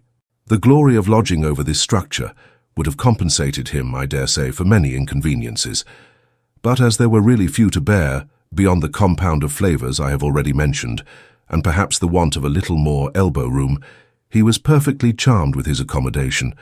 Mrs. Crupp had indignantly assured him that there wasn't room to swing a cat there, but, as Mr. Dick justly observed to me, sitting down on the foot of the bed, nursing his leg, "You know, Trotwood, I don't want to swing a cat. I never do swing a cat, therefore what does that signify to me?" I tried to ascertain whether Mr. Dick had any understanding of the causes of this sudden and great change in my aunt's affairs. As I might have expected, he had none at all. The only account he could give of it was that my aunt had said to him the day before yesterday, "Now, Dick, are you really and truly the philosopher I take you for?" That then he had said, "Yes, he hoped so." That then my aunt had said, "Dick, I am ruined." That then he had said, "Oh, indeed." That then my aunt had praised him highly, which he was glad of, and that then they had come to me and had had bottled porter and sandwiches on the road. Mr. Dick was so very complacent sitting on the foot of the bed, nursing his leg and telling me this, with his eyes wide open and a surprised smile, that I am sorry to say I was provoked into explaining to him that ruin meant distress, want, and starvation. But I was soon bitterly reproved for this harshness by seeing his face turn pale, and tears coursed down his lengthened cheeks, while he fixed upon me a look of such unutterable woe that it might have softened a far harder heart than mine. I took infinitely greater pains to cheer him up again than I had taken to depress him, and I soon understood, as I ought to have known at first, that he had been so confident merely because of his faith in the wisest and most wonderful of women, and his unbounded reliance on my intellectual resources. The latter, I believe, he considered a match for any kind of disaster not absolutely mortal. "What can we do, Trotwood?" said Mr. Dick. "There's the memorial." "To be sure there is," said I. "But all we can do just now, Mr. Dick, is to keep a cheerful countenance and not let my aunt see that we are thinking about it." He assented to this in the most earnest manner, and implored me, if I should see him wandering an inch out of the right course, to recall him by some of those superior methods which were always at my command. But I regret to state that the fright I had given him proved too much for his best attempts at concealment. All the evening his eyes wandered to my aunt's face with an expression of the most dismal apprehension, as if he saw her growing thin on the spot. He was conscious of this, and put a constraint upon his head, but his keeping that immovable and sitting rolling his eyes like a piece of machinery did not mend the matter at all. I saw him look at the loaf at supper, which happened to be a small one, as if nothing else stood between us and famine, and when my aunt insisted on his making his customary repast, I detected him in the act of pocketing fragments of his bread and cheese, I have no doubt for the purpose of reviving us with those savings, when we should have reached an advanced stage of attenuation. My aunt, on the other hand, was in a composed frame of mind, which was a lesson to all of us, to me, I am sure. She was extremely gracious to Peggotty, except when I inadvertently called her by that name, and strange as I knew she felt in London, appeared quite at home. She was to have my bed, and I was to lie in the sitting-room to keep guard over her. She made a great point of being so near the river in case of a conflagration, and I suppose really did find some satisfaction in that circumstance. "Trot, my dear," said my aunt, when she saw me making preparations for compounding her usual night draught. "No, nothing, aunt. Not wine, my dear, ale. But there is wine here, aunt, and you always have it made of wine." "Keep that in case of sickness," said my aunt. "We mustn't use it carelessly, Trot. Ale for me, half a pint." I thought Mr. Dick would have fallen insensible. My aunt being resolute, I went out and got the ale myself. As it was growing late, Peggotty and Mr. Dick took that opportunity of repairing to the chandler's shop together. I parted from him, poor fellow, at the corner of the street, with his great kite at his back, a very monument of human misery. My aunt was walking up and down the room when I returned, crimping the borders of her nightcap with her fingers. I warmed the ale and made the toast on the usual infallible principles.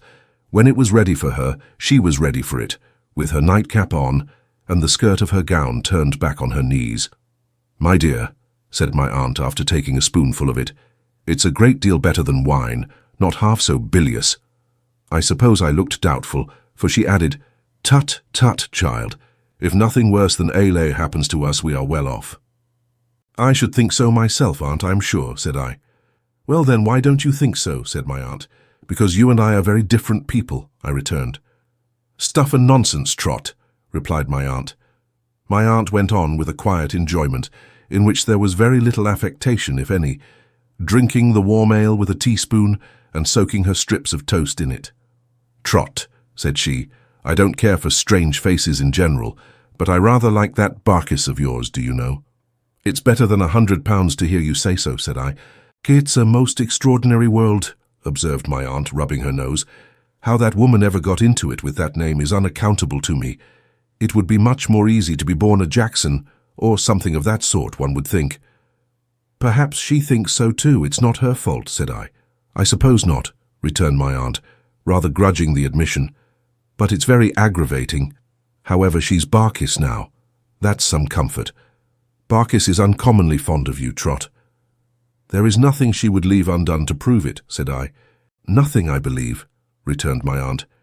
"Here the poor fool has been begging and praying about handing over some of her money, because she has got too much of it. A simpleton." My aunt's tears of pleasure were positively trickling down into the warm ale. "She's the most ridiculous creature that ever was born," said my aunt. "I knew from the first moment when I saw her with that poor, dear, blessed baby of a mother of yours that she was the most ridiculous of mortals. But there are good points in Barkis." Affecting to laugh, she got an opportunity of putting her hand to her eyes. Having availed herself of it, she resumed her toast and her discourse together. "Ah, mercy upon us," sighed my aunt. "I know all about it, Trot. Barkis and myself had quite a gossip while you were out with Dick. I know all about it.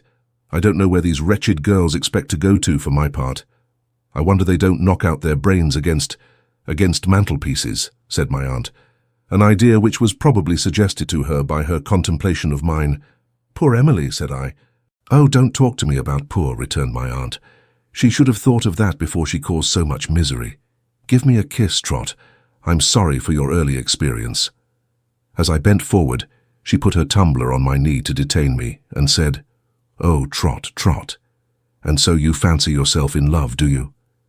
"Fancy, Aunt," I exclaimed, as red as I could be. "I adore her with my whole soul."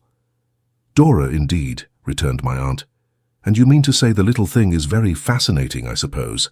"My dear aunt," I replied, "no one can form the least idea what she is." "Ah, and not silly," said my aunt. "Silly, Aunt." I seriously believe it had never once entered my head for a single moment to consider whether she was or not. I resented the idea, of course, but I was in a manner struck by it as a new one altogether. "Not light-headed," said my aunt. "Light-headed, Aunt." I could only repeat this daring speculation with the same kind of feeling with which I had repeated the preceding question. "Well, well," said my aunt. "I only ask. I don't depreciate her. Poor little couple.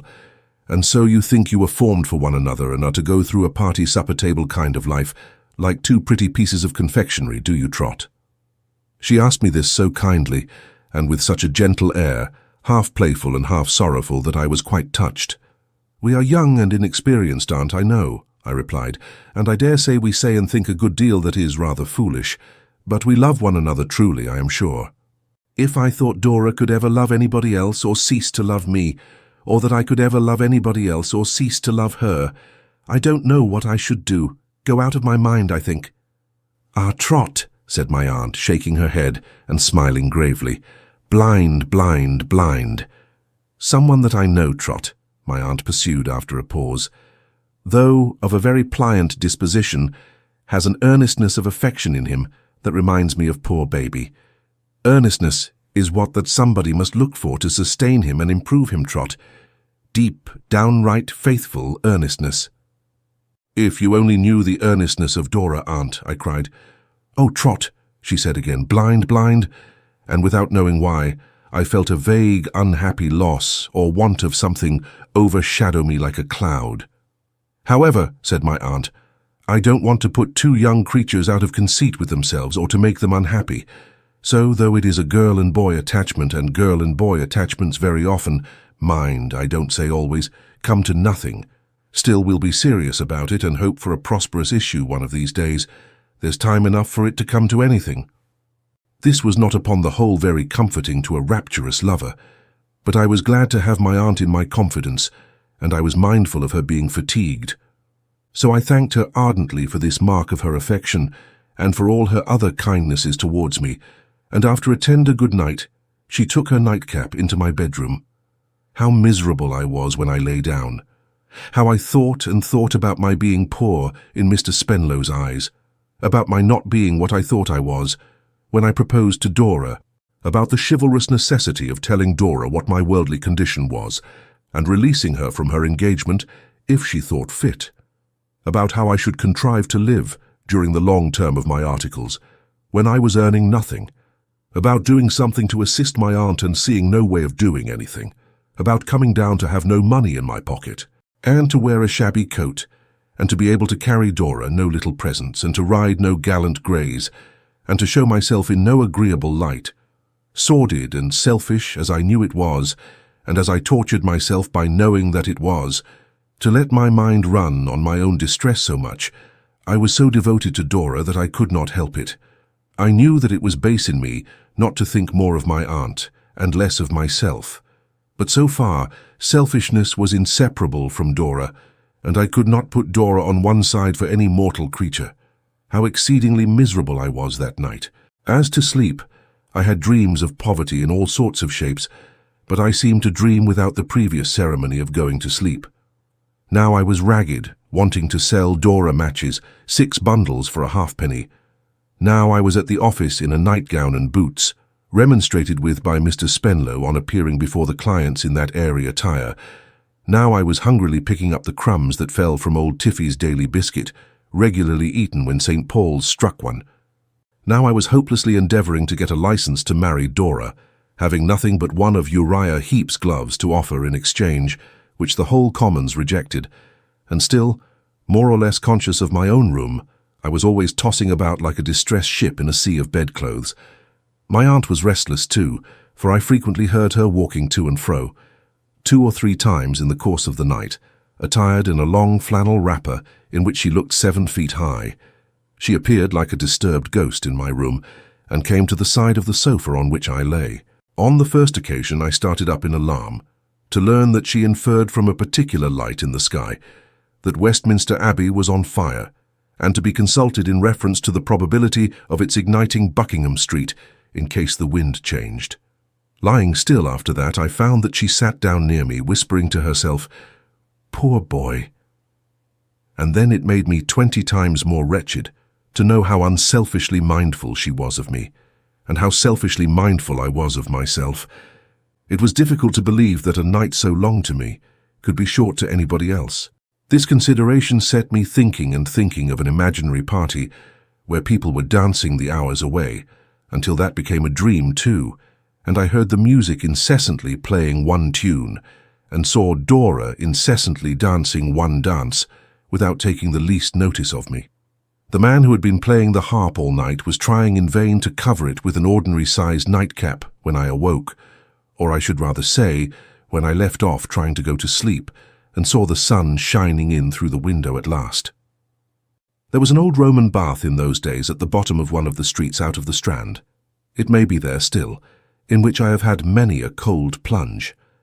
Dressing myself as quietly as I could, and leaving Peggotty to look after my aunt, I tumbled head foremost into it and then went for a walk to Hampstead.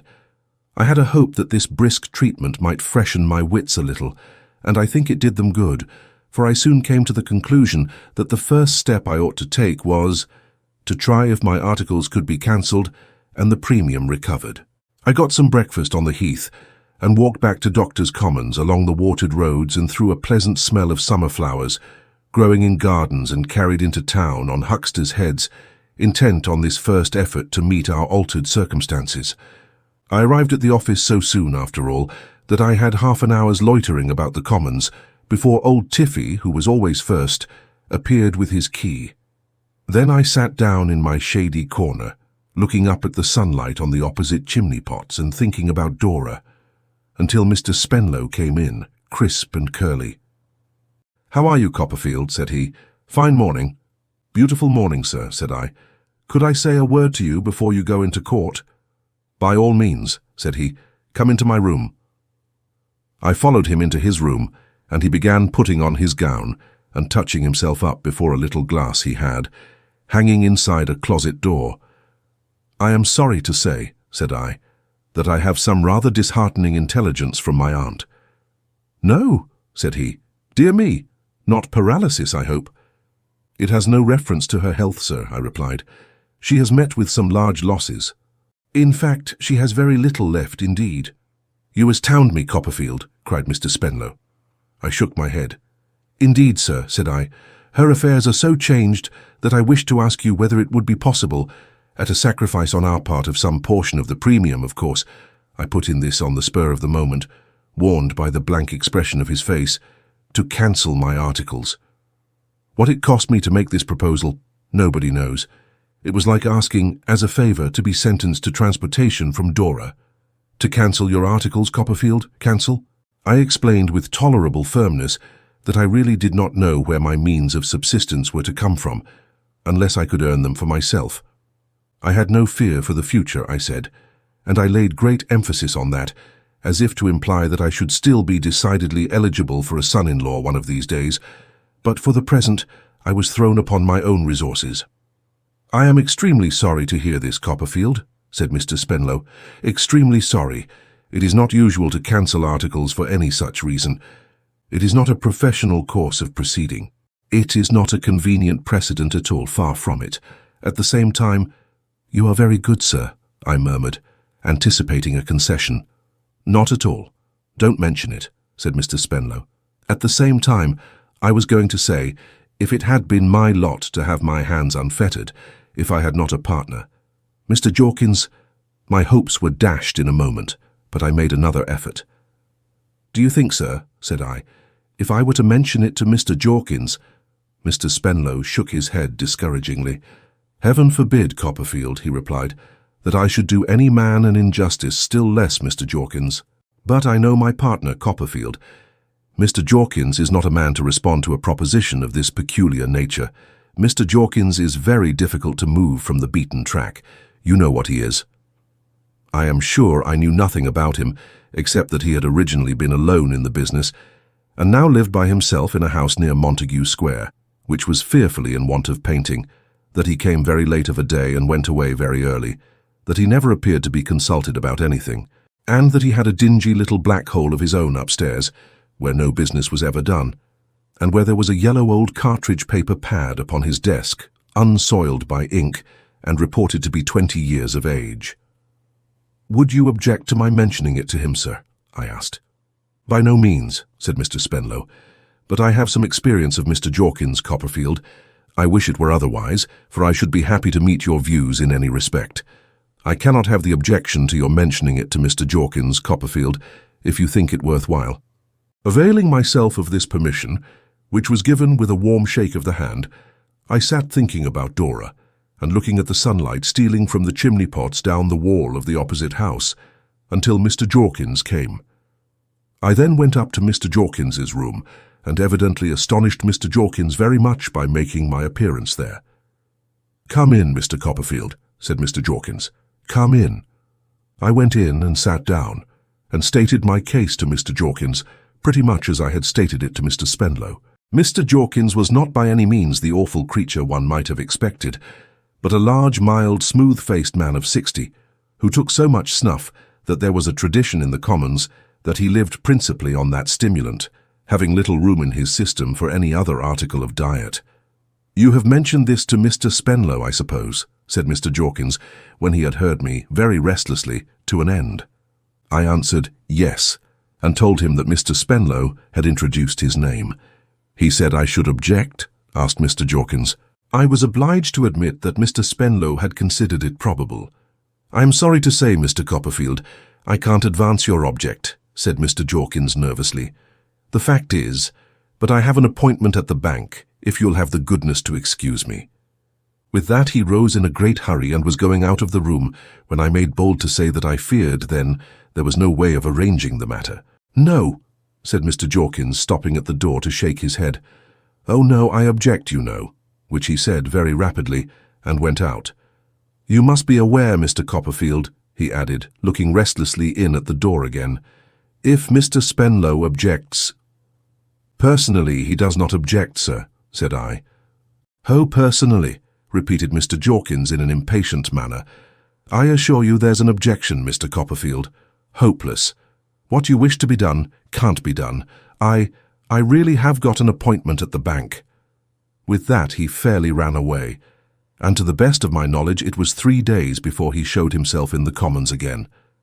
Being very anxious to leave no stone unturned, I waited until Mr. Spenlow came in, and then described what had passed, giving him to understand that I was not hopeless of his being able to soften the adamantine Jorkins if he would undertake the task. "Copperfield," returned Mr. Spenlow with a gracious smile, "you have not known my partner, Mr. Jorkins, as long as I have. Nothing is farther from my thoughts than to attribute any degree of artifice to Mr. Jorkins, but Mr. Jorkins has a way of stating his objections which often deceives people. No, Copperfield," shaking his head, "Mr. Jorkins is not to be moved, believe me." I was completely bewildered between Mr. Spenlow and Mr. Jorkins as to which of them really was the objecting partner, but I saw with sufficient clearness that there was obduracy somewhere in the firm, and that the recovery of my aunt's £1,000 was out of the question. In a state of despondency, which I remember with anything but satisfaction, for I know it still had too much reference to myself, though always in connection with Dora, I left the office and went homeward. I was trying to familiarize my mind with the worst, and to present to myself the arrangements we should have to make for the future in their sternest aspect, when a hackney chariot coming after me, and stopping at my very feet, occasioned me to look up. A fair hand was stretched forth to me from the window, and the face I had never seen without a feeling of serenity and happiness, from the moment when it first turned back on the old oak staircase with the great broad balustrade, and when I associated its softened beauty with the stained glass window in the church, was smiling on me. "Agnes!" I joyfully exclaimed. "Oh, my dear Agnes, of all people in the world, what a pleasure to see you." "Is it indeed?" she said in her cordial voice. "I want to talk to you so much," said I.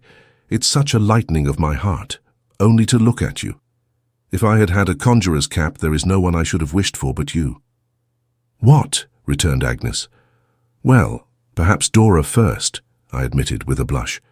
"Certainly Dora first, I hope," said Agnes, laughing. "But you next," said I. "Where are you going?" She was going to my rooms to see my aunt. The day being very fine, she was glad to come out of the chariot, which smelt, I had my head in it all this time, like a stable put under a cucumber frame. I dismissed the coachman, and she took my arm, and we walked on together. She was like hope embodied to me.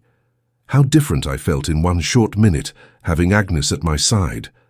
My aunt had written her one of the odd, abrupt notes, very little longer than a banknote, to which her epistolary efforts were usually limited. She had stated therein that she had fallen into adversity, and was leaving Dover for good, but had quite made up her mind to it, and was so well that nobody need be uncomfortable about her. Agnes had come to London to see my aunt, between whom and herself there had been a mutual liking these many years. Indeed, it dated from the time of my taking up my residence in Mr. Wickfield's house. She was not alone, she said. Her papa was with her, and Uriah Heep. "And now they are partners," said I. "Confound him." "Yes," said Agnes. "They have some business here, and I took advantage of their coming to come too. You must not think my visit all friendly and disinterested, Trotwood, for I am afraid I may be cruelly prejudiced. I do not like to let Papa go away alone with him." "Does he exercise the same influence over Mr. Wickfield still, Agnes?" Agnes shook her head. "There is such a change at home," said she, "that you would scarcely know the dear old house. They live with us now." "They?" said I. "Mr. Heep and his mother. He sleeps in your old room," said Agnes, looking up into my face. "I wish I had the ordering of his dreams," said I. "He wouldn't sleep there long." "I keep my own little room," said Agnes, "where I used to learn my lessons. How the time goes. You remember? The little panelled room that opens from the drawing-room. Remember, Agnes, when I saw you for the first time coming out at the door with your quaint little basket of keys hanging at your side? It is just the same," said Agnes, smiling. "I am glad you think of it so pleasantly. We were very happy." "We were indeed," said I. "I keep that room to myself still, but I cannot always desert Mrs. Heep, you know, and so," said Agnes quietly, "I feel obliged to bear her company when I might prefer to be alone. But I have no other reason to complain of her. If she tires me sometimes by her praises of her son, it is only natural in a mother. He is a very good son to her." I looked at Agnes when she said these words, without detecting in her any consciousness of Uriah's design. Her mild but earnest eyes met mine with their own beautiful frankness, and there was no change in her gentle face. "The chief evil of their presence in the house," said Agnes, "is that I cannot be as near Papa as I could wish, Uriah Heep being so much between us, and cannot watch over him, if that is not too bold a thing to say, as closely as I would. But if any fraud or treachery is practicing against him, I hope that simple love and truth will be strong in the end. I hope that real love and truth are stronger in the end than any evil or misfortune in the world." A certain bright smile, which I never saw on any other face, died away, even while I thought how good it was, and how familiar it had once been to me, and she asked me with a quick change of expression, we were drawing very near my street, if I knew how the reverse in my aunt's circumstances had been brought about. On my replying no, she had not told me yet. Agnes became thoughtful, and I fancied I felt her arm tremble in mine. We found my aunt alone, in a state of some excitement.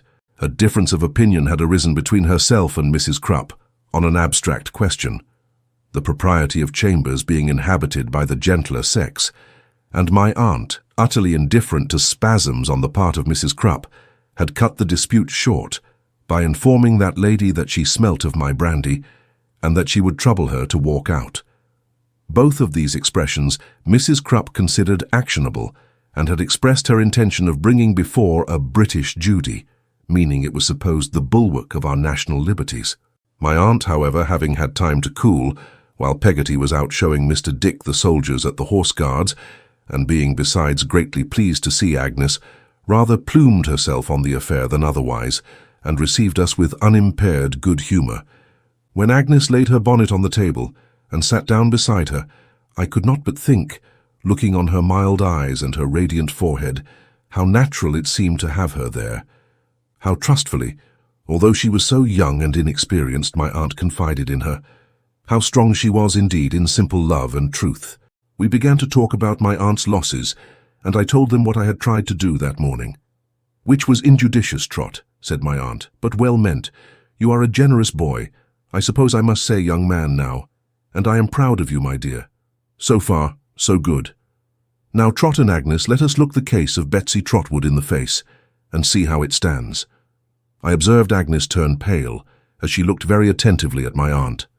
My aunt, patting her cat, looked very attentively at Agnes.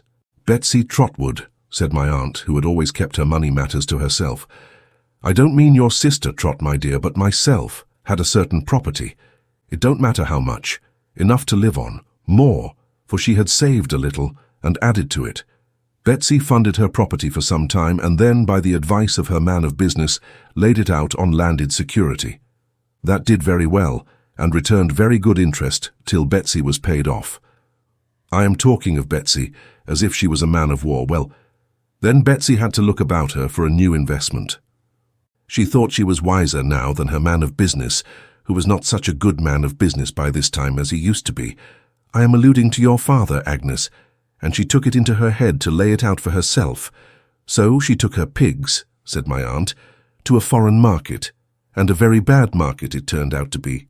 First she lost in the mining way, and then she lost in the diving way, fishing up treasure or some such Tom Tiddler nonsense, explained my aunt, rubbing her nose, and then she lost in the mining way again, and last of all, to set the thing entirely to rights, she lost in the banking way.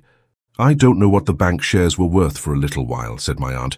Cent per cent was the lowest of it, I believe. But the bank was at the other end of the world and tumbled into space, for what I know. Anyhow, it fell to pieces, and never will, and never can pay sixpence. And Betsey's sixpences were all there, and there's an end of them. Least said, soonest mended. My aunt concluded this philosophical summary by fixing her eyes with a kind of triumph on Agnes, whose colour was gradually returning. "Dear Miss Trotwood, is that all the history?" said Agnes. "I hope it's enough, child," said my aunt. "If there had been more money to lose, it wouldn't have been all, I dare say. Betsey would have contrived to throw that after the rest and make another chapter, I have little doubt. But there was no more money, and there's no more story." Agnes had listened at first with suspended breath. Her colour still came and went, but she breathed more freely. I thought I knew why. I thought she had had some fear that her unhappy father might be in some way to blame for what had happened. My aunt took her hand in hers and laughed. "Is that all?" repeated my aunt. "Why, yes, that's all, except, and she lived happy ever afterwards. Perhaps I may add that of Betsey yet, one of these days. Now, Agnes, you have a wise head. So have you, Trot, in some things, though I can't compliment you always." And here my aunt shook her own at me, with an energy peculiar to herself. "What's to be done? Here's the cottage, taking one time with another, will produce, say, £70 a year. I think we may safely put it down at that." "Well, that's all we've got," said my aunt, with whom it was an idiosyncrasy, as it is with some horses, to stop very short when she appeared to be in a fair way of going on for a long while. "Then," said my aunt, after a rest, "there's Dick. He's good for 100 a year, but of course that must be expended on himself. I would sooner send him away, though I know I'm the only person who appreciates him, than have him, and not spend his money on himself. How can Trot and I do best upon our means? What do you say, Agnes?" "I say, aunt," I interposed, "that I must do something." "Go for a soldier, do you mean?" returned my aunt, alarmed. "Or go to sea? I won't hear of it. You are to be a proctor.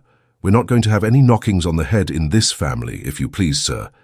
I was about to explain that I was not desirous of introducing that mode of provision into the family, when Agnes inquired if my rooms were held for any long term. "You come to the point, my dear," said my aunt. "They are not to be got rid of for 6 months at least, unless they could be underlet, and that I don't believe." The last man died here. 5 people out of 6 would die, of course, of that woman in Nankin with the flannel petticoat. I have a little ready money, and I agree with you, the best thing we can do is to live the term out here and get a bedroom hard by.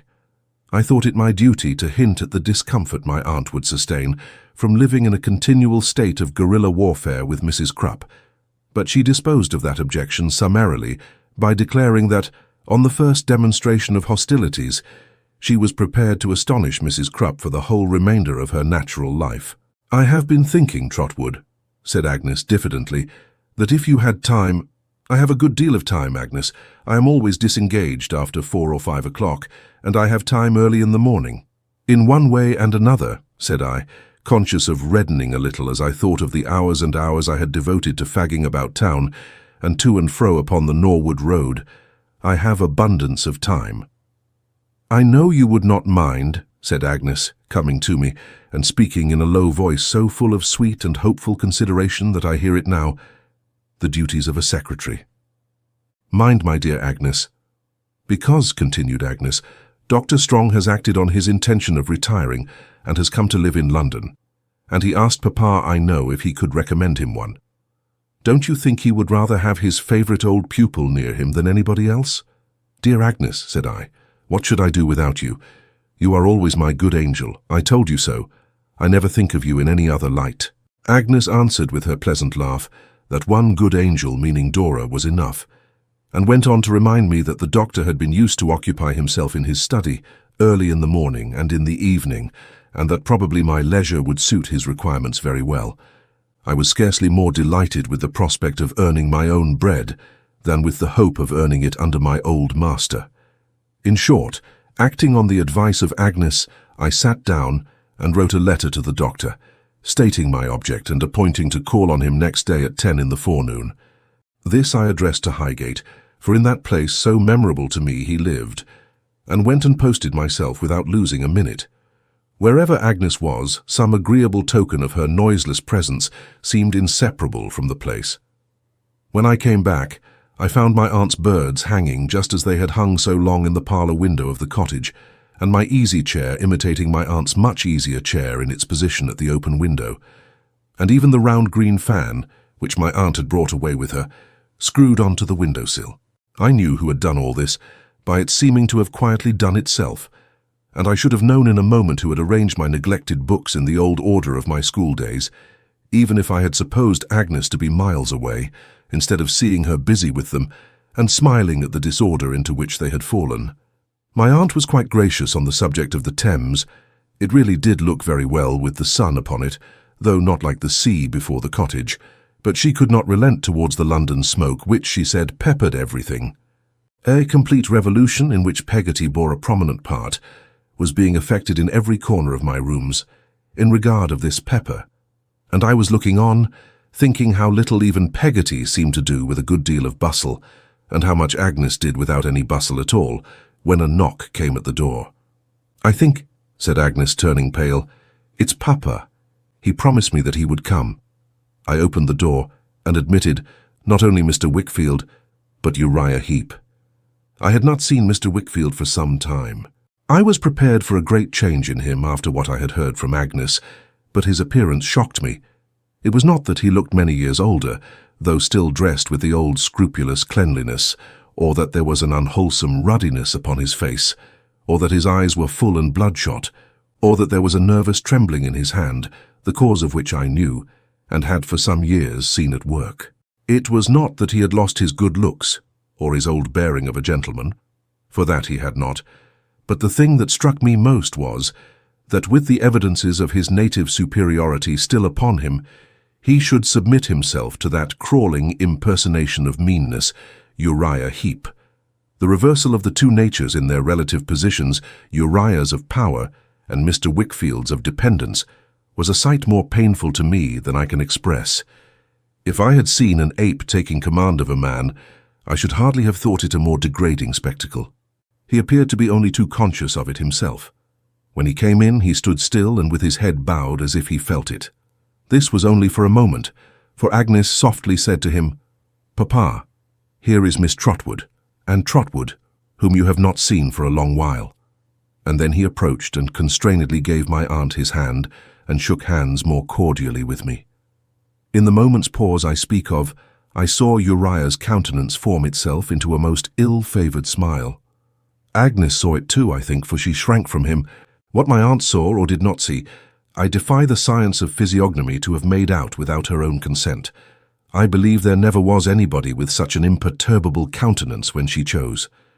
Her face might have been a dead wall on the occasion in question, for any light it threw upon her thoughts, until she broke silence with her usual abruptness.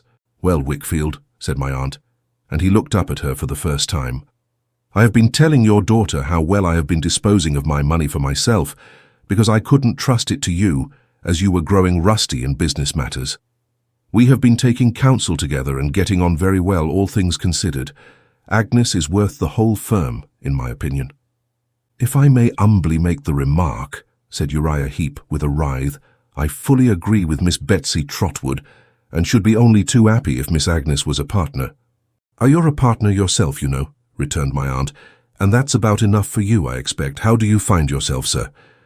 In acknowledgment of this question, addressed to him with extraordinary curtness, Mr. Heep, uncomfortably clutching the blue bag he carried, replied that he was pretty well.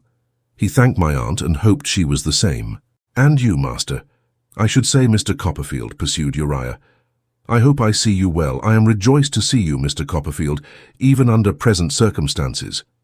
I believed that, for he seemed to relish them very much.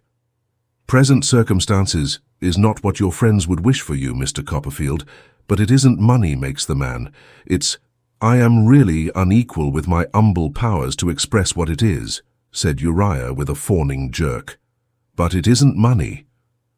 Here he shook hands with me, not in the common way, but standing at a good distance from me, and lifting my hand up and down like a pump handle that he was a little afraid of.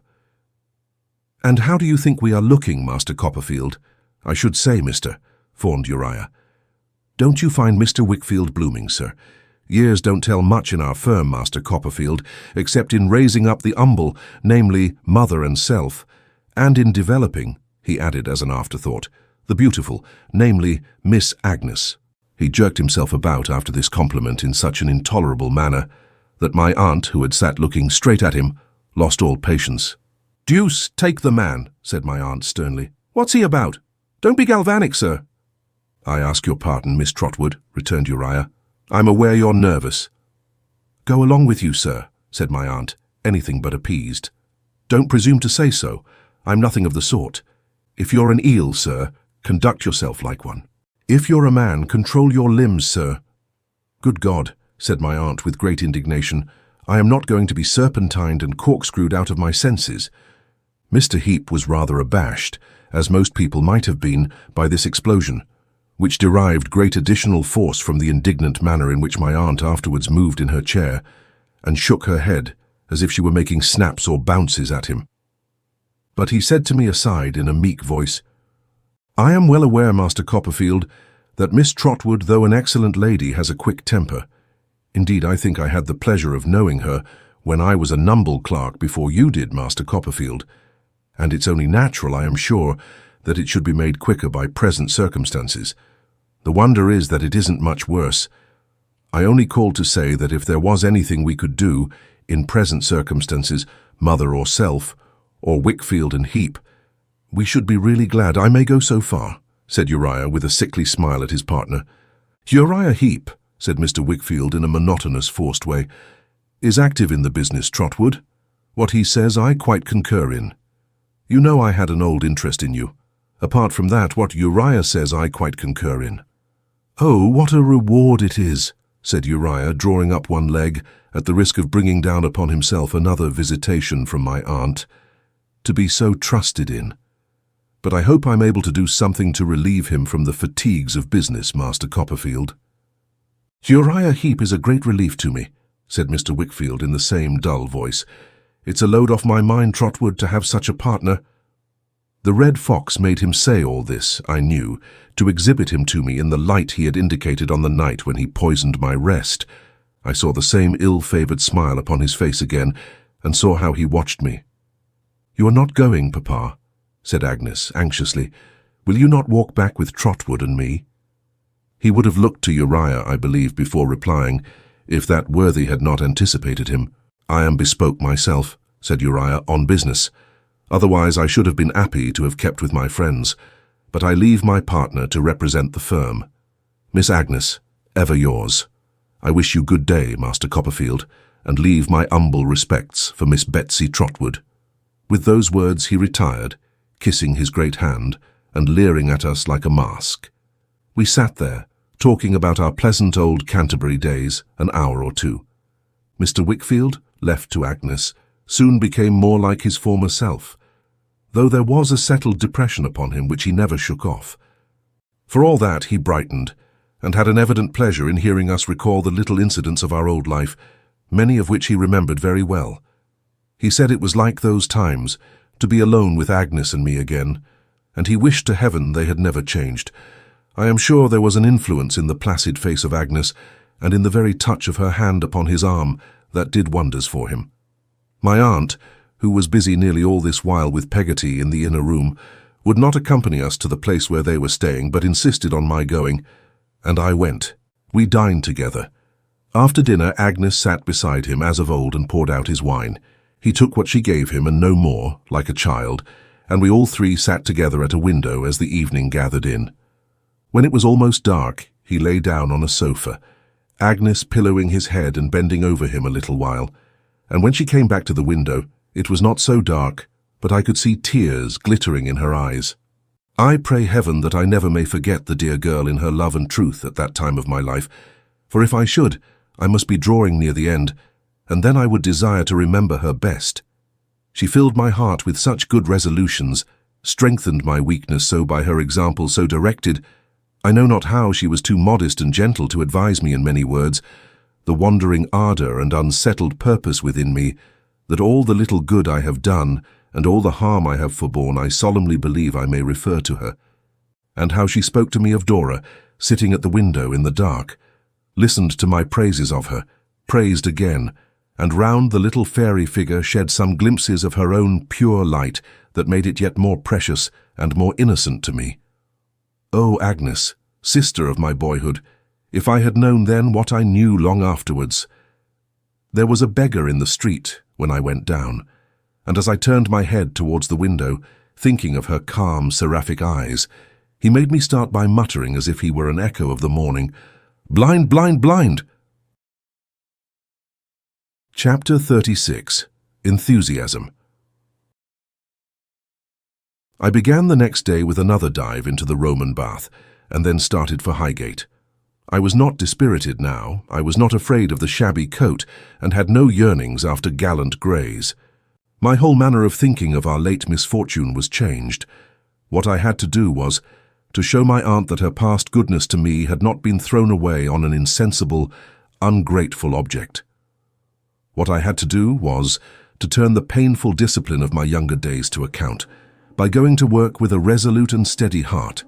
What I had to do was to take my woodman's axe in my hand and clear my own way through the forest of difficulty, by cutting down the trees until I came to Dora. And I went on at a mighty rate as if it could be done by walking.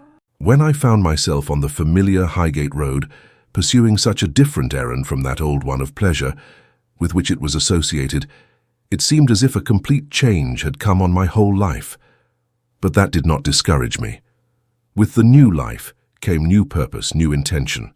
Great was the labour, priceless the reward.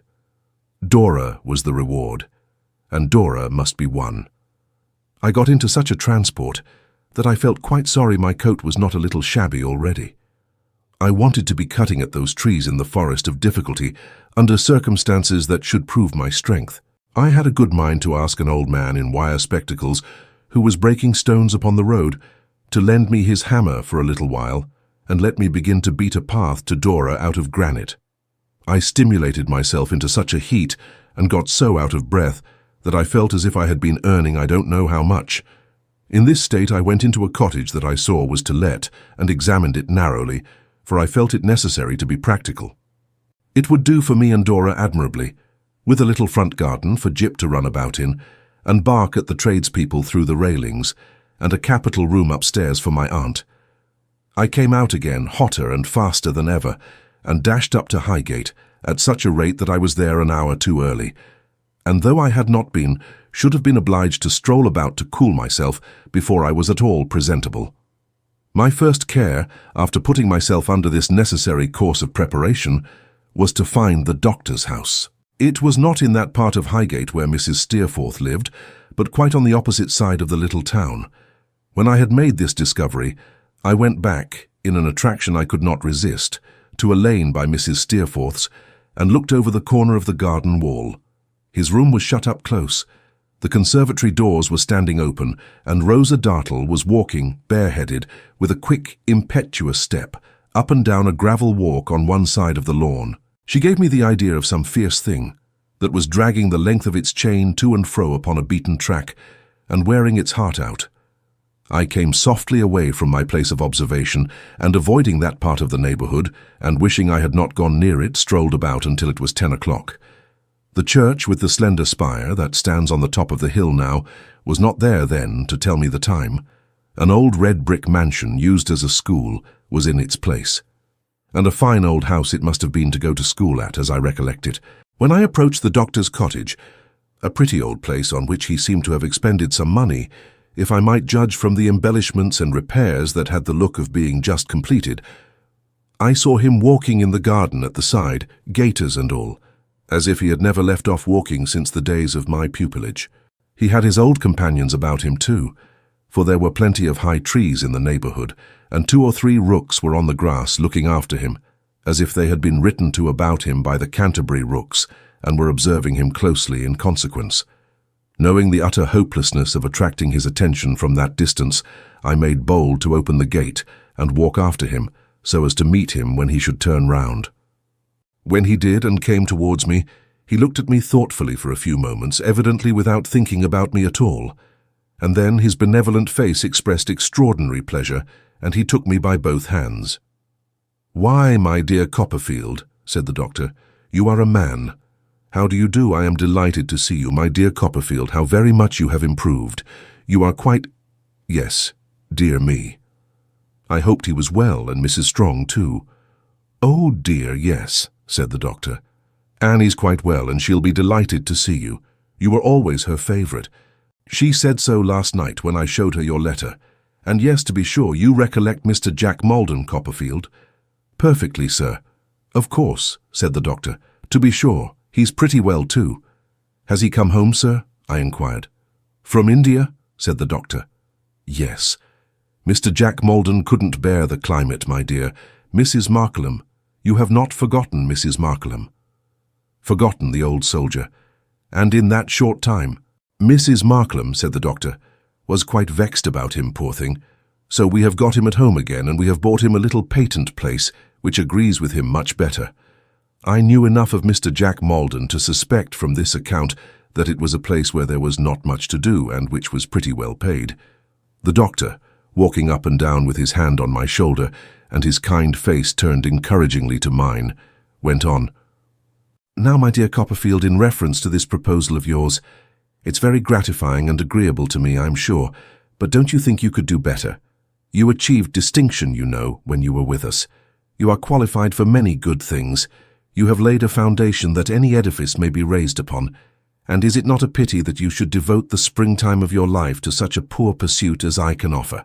I became very glowing again, and, expressing myself in a rhapsodical style, I'm afraid, urged my request strongly, reminding the doctor that I had already a profession.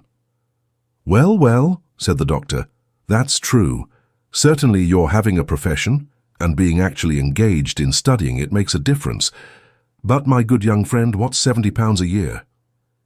"It doubles our income, Dr. Strong," said I. "Dear me," replied the doctor, "to think of that.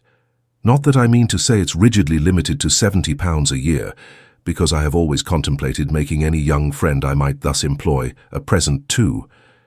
"Undoubtedly," said the doctor, still walking me up and down with his hand on my shoulder.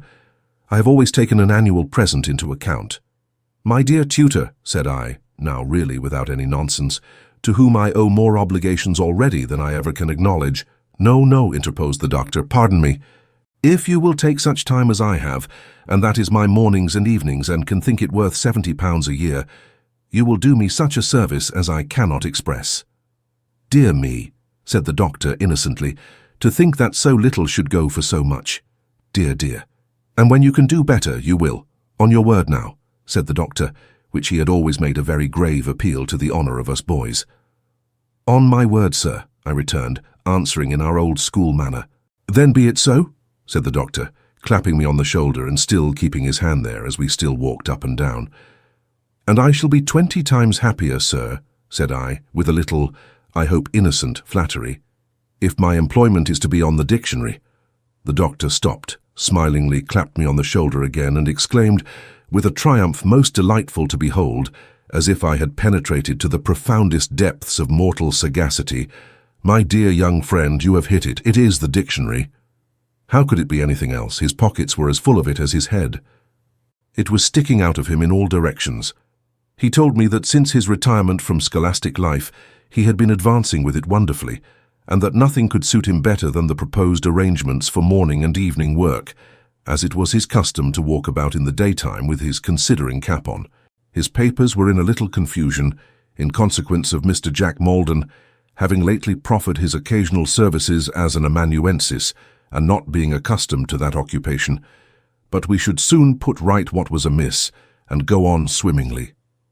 Afterwards, when we were fairly at our work, I found Mr. Jack Maldon's efforts more troublesome to me than I had expected, as he had not confined himself to making numerous mistakes, but had sketched so many soldiers' and ladies' heads over the doctor's manuscript, that I often became involved in labyrinths of obscurity.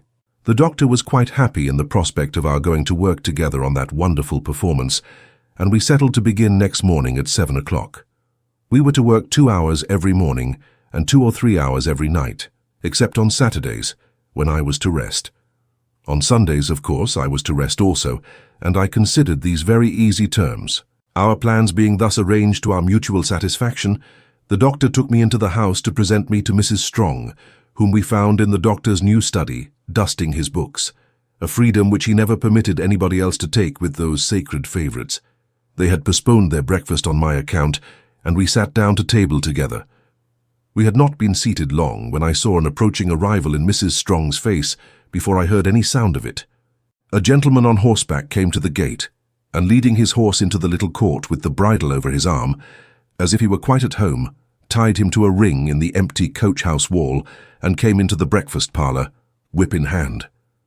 It was Mr. Jack Maldon, and Mr. Jack Maldon was not at all improved by India, I thought.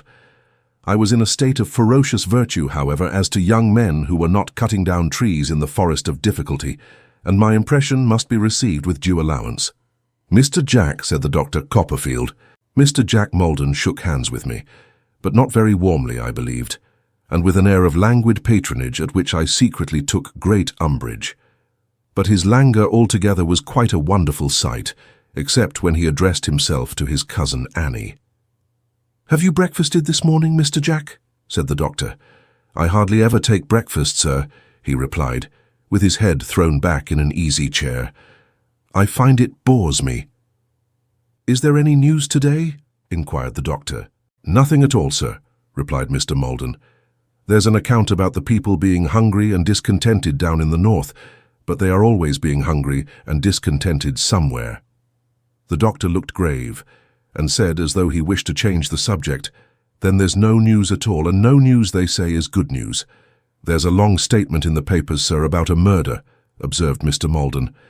"But somebody is always being murdered, and I didn't read it. A display of indifference to all the actions and passions of mankind was not supposed to be such a distinguished quality at that time, I think, as I have observed it to be considered since.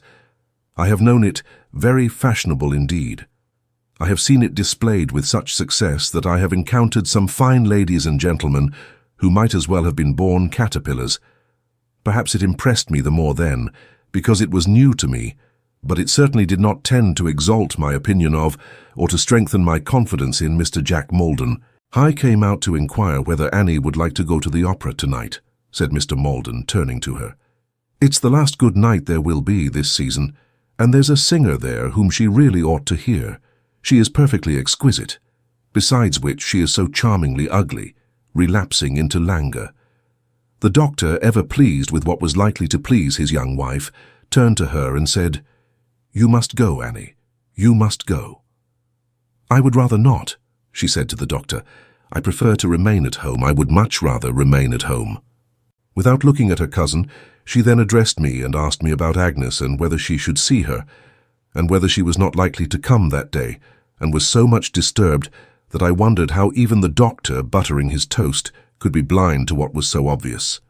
But he saw nothing. He told her good-naturedly that she was young and ought to be amused and entertained, and must not allow herself to be made dull by a dull old fellow. Moreover, he said, he wanted to hear her sing all the new singers' songs to him, and how could she do that well unless she went? So the doctor persisted in making the engagement for her, and Mr. Jack Maldon was to come back to dinner. This concluded, he went to his patent place, I suppose, but at all events went away on his horse, looking very idle. I was curious to find out next morning whether she had been. She had not, but had sent into London to put her cousin off, and had gone out in the afternoon to see Agnes, and had prevailed upon the doctor to go with her, and they had walked home by the fields, the doctor told me, the evening being delightful. I wondered then whether she would have gone if Agnes had not been in town, and whether Agnes had some good influence over her too. She did not look very happy, I thought, but it was a good face, or a very false one. I often glanced at it, for she sat in the window all the time we were at work, and made our breakfast, which we took by snatches as we were employed. When I left, at 9 o'clock, she was kneeling on the ground at the doctor's feet, putting on his shoes and gaiters for him. There was a softened shade upon her face, thrown from some green leaves overhanging the open window of the low room, and I thought all the way to Doctors' Commons of the night when I had seen it looking at him as he read.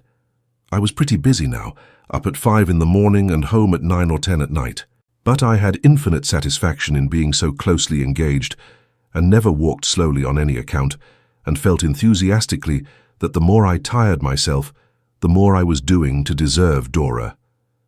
I had not revealed myself in my altered character to Dora yet, because she was coming to see Miss Mills in a few days, and I deferred all I had to tell her until then, merely informing her in my letters, all our communications were secretly forwarded through Miss Mills, that I had much to tell her. In the meantime I put myself on a short allowance of bear's grease, wholly abandoned scented soap and lavender water, and sold off 3 waistcoats at a prodigious sacrifice, as being too luxurious for my stern career. Not satisfied with all these proceedings, but burning with impatience to do something more, I went to see Traddles, now lodging up behind the parapet of a house in Castle Street, Holborn. Mr. Dick, who had been with me to Highgate twice already, and had resumed his companionship with the doctor, I took with me. I took Mr. Dick with me, because acutely sensitive to my aunt's reverses, and sincerely believing that no galley slave or convict worked as I did, he had begun to fret and worry himself out of spirits and appetite as having nothing useful to do. In this condition, he felt more incapable of finishing the memorial than ever, and the harder he worked at it, the oftener that unlucky head of King Charles I got into it, seriously apprehending that his malady would increase unless we put some innocent deception upon him and caused him to believe that he was useful, or unless we could put him in the way of being really useful, which would be better. I made up my mind to try if Traddles could help us. Before we went, I wrote Traddles a full statement of all that had happened, and Traddles wrote me back a capital answer, expressive of his sympathy and friendship. We found him hard at work with his inkstand and papers, refreshed by the sight of the flower-pot stand and the little round table in a corner of the small apartment. He received us cordially and made friends with Mr. Dick in a moment. Mr. Dick professed an absolute certainty of having seen him before, and we both said very likely. The first subject on which I had to consult Traddles was this. I had heard that many men distinguished in various pursuits had begun life by reporting the debates in Parliament. Traddles having mentioned newspapers to me as one of his hopes, I had put the two things together, and told Traddles in my letter that I wished to know how I could qualify myself for this pursuit.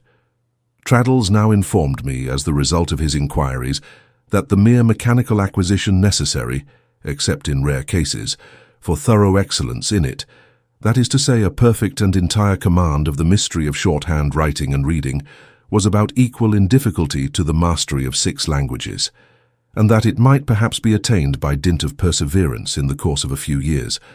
Traddles reasonably supposed that this would settle the business, but I, only feeling that here indeed were a few tall trees to be hewn down, immediately resolved to work my way on to Dora through this thicket, axe in hand. "I am very much obliged to you, my dear Traddles," said I. "I'll begin tomorrow." Traddles looked astonished, as he well might, but he had no notion as yet of my rapturous condition. "I'll buy a book," said I, "with a good scheme of this art in it.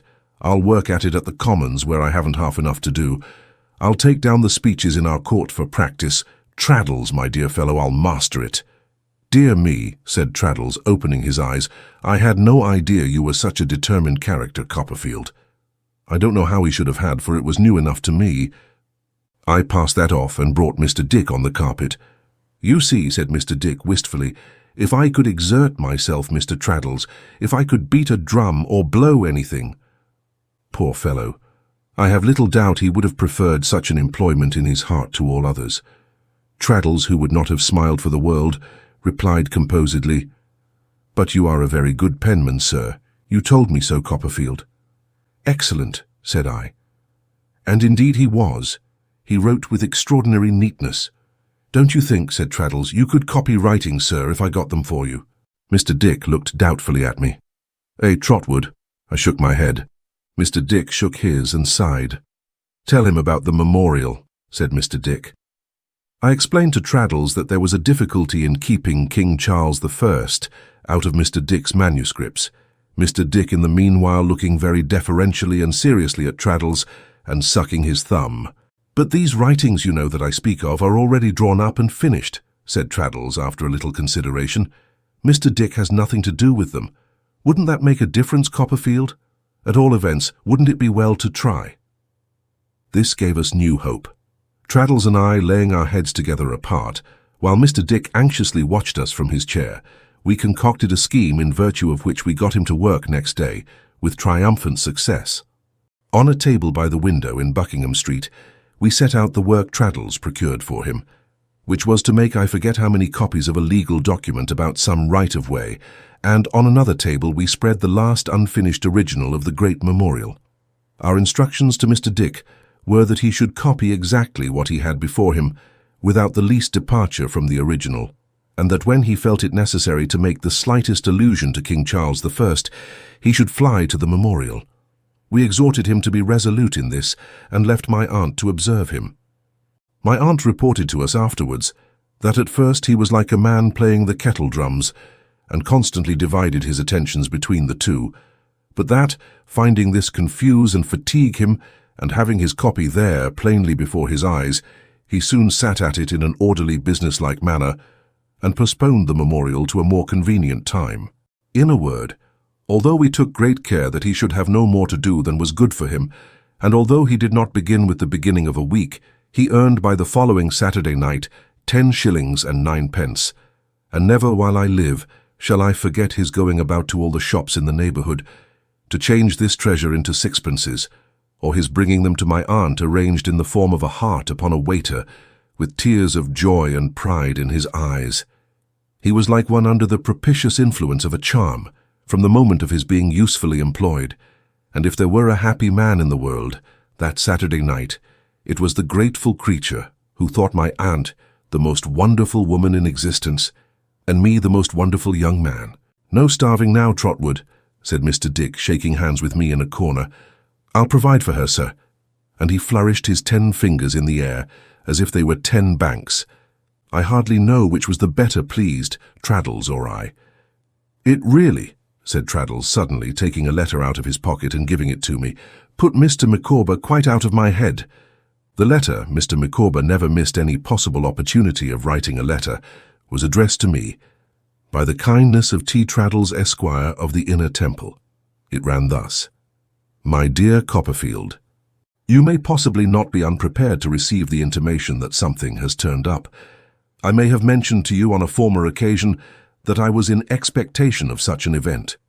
I am about to establish myself in one of the provincial towns of our favoured island, where the society may be described as a happy admixture of the agricultural and the clerical, in immediate connection with one of the learned professions. Mrs. Micawber and our offspring will accompany me.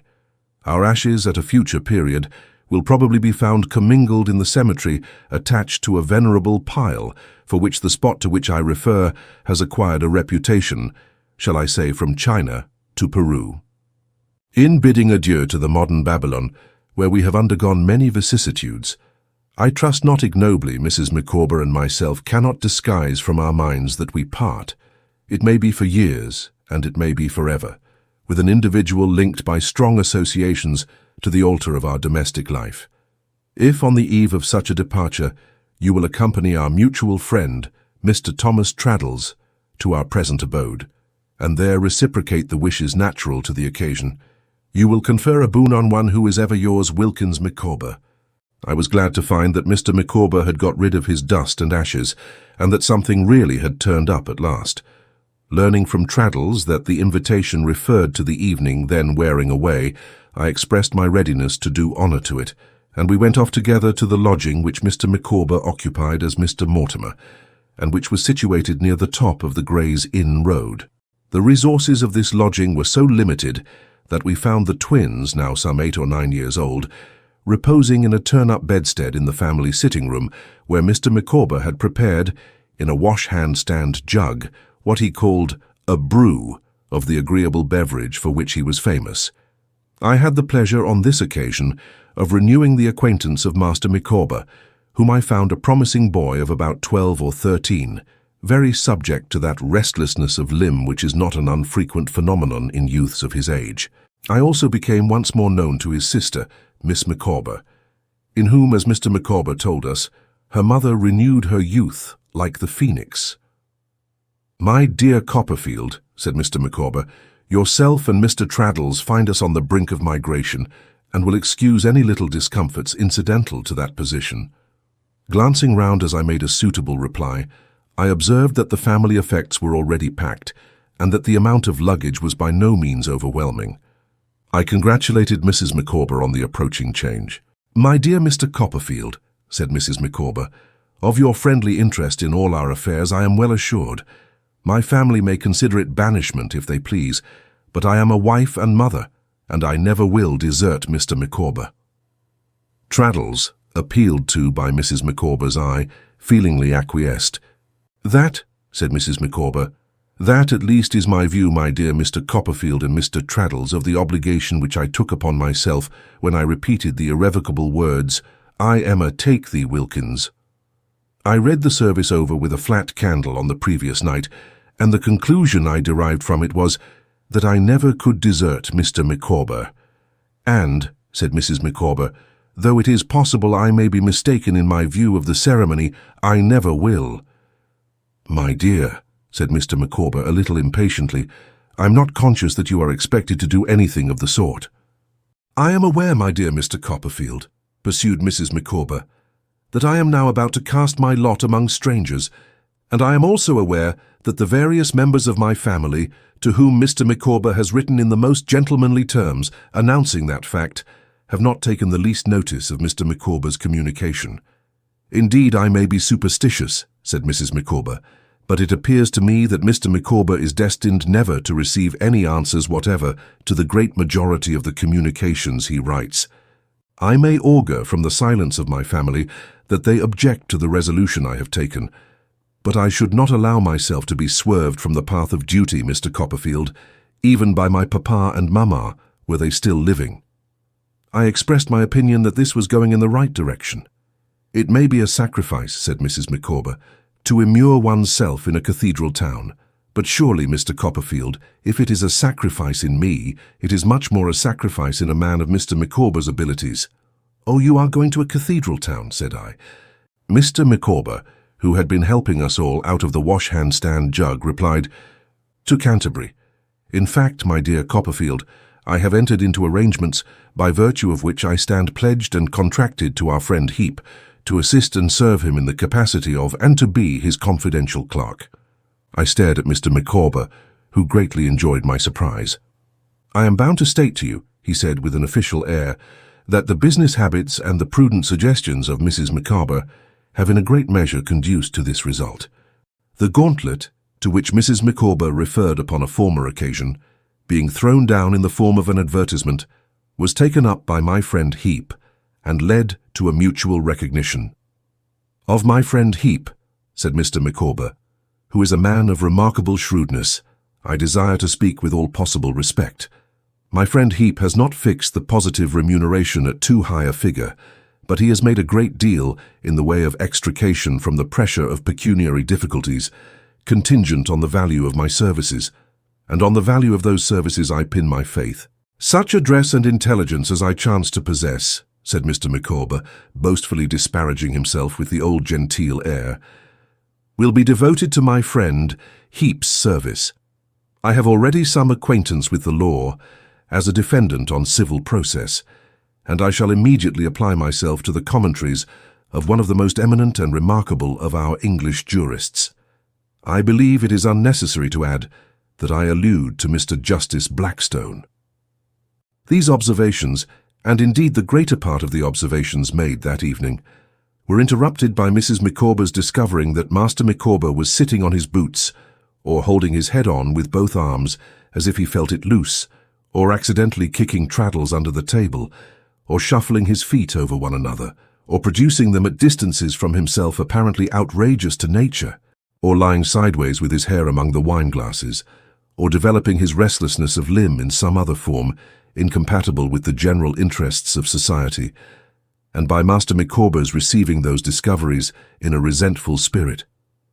I sat all the while, amazed by Mr. Micawber's disclosure, and wondering what it meant, until Mrs. Micawber resumed the thread of the discourse and claimed my attention.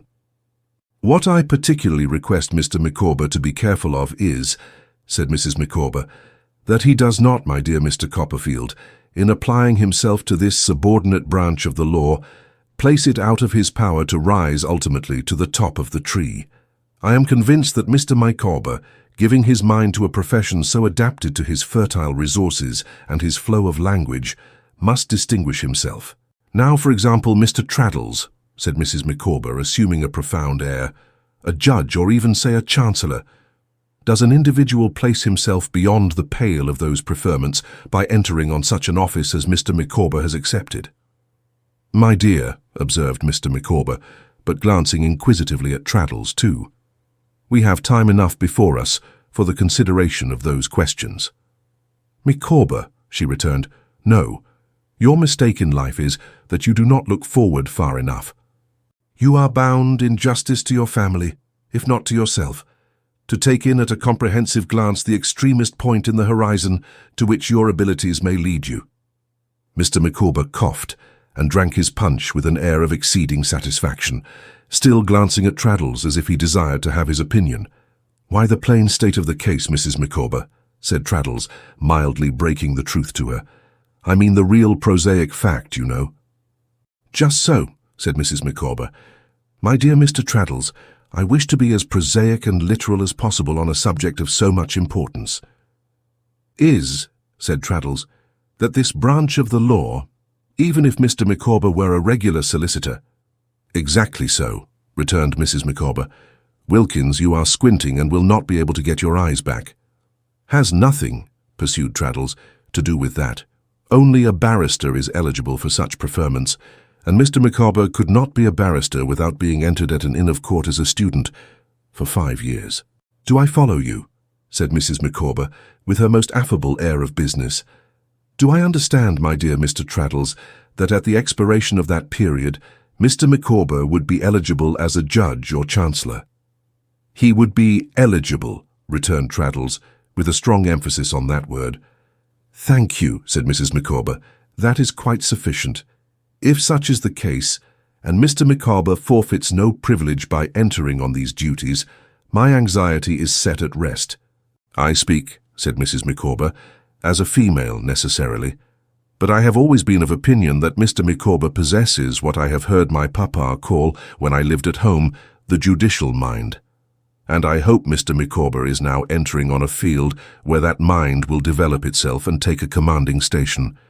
I quite believe that Mr. Micawber saw himself, in his judicial mind's eye, on the woolsack."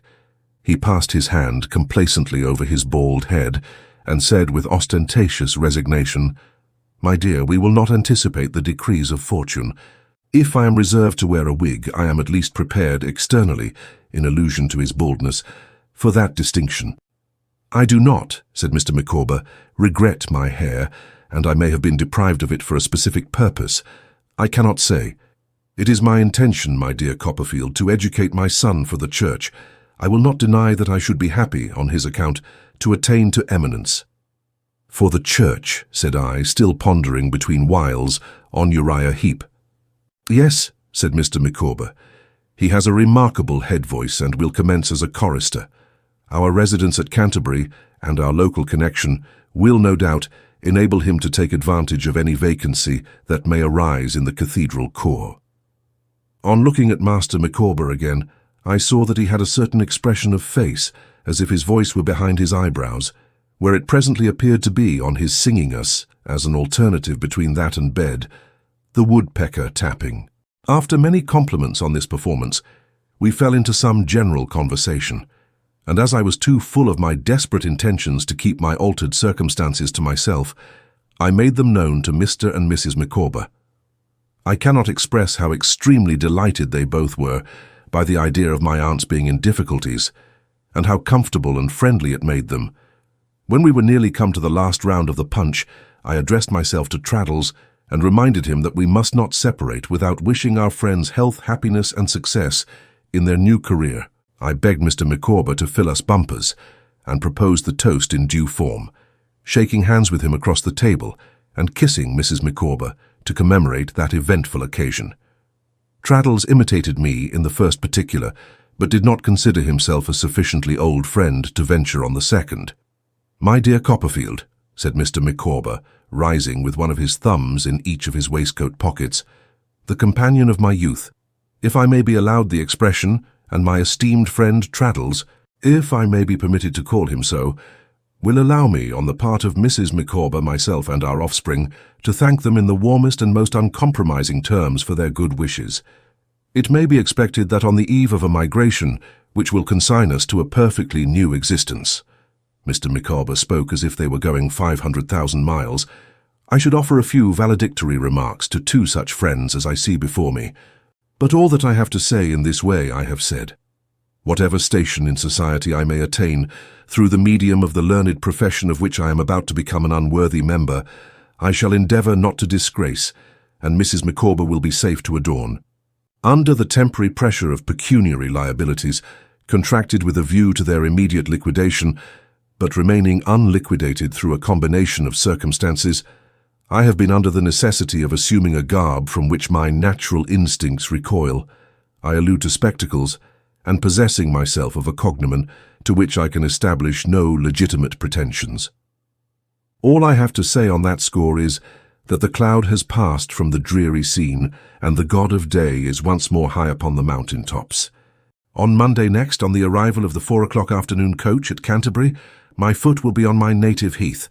My name, Micawber." Mr. Micawber resumed his seat on the close of these remarks, and drank 2 glasses of punch in grave succession. He then said with much solemnity, "One thing more I have to do before this separation is complete, and that is to perform an act of justice.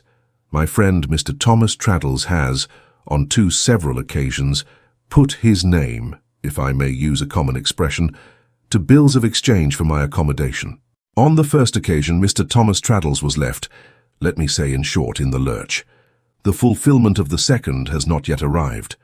The amount of the first obligation," here Mr. Micawber carefully referred to papers, "was, I believe, 23, 4, 9½ of the second. According to my entry of that transaction, 18, 6, 2. These sums, united, make a total, if my calculation is correct, amounting to 41, 10, 11½. My friend Copperfield will perhaps do me the favour to check that total." I did so and found it correct. "To leave this metropolis," said Mr. Micawber, "and my friend Mr. Thomas Traddles, without acquitting myself of the pecuniary part of this obligation, would weigh upon my mind to an insupportable extent.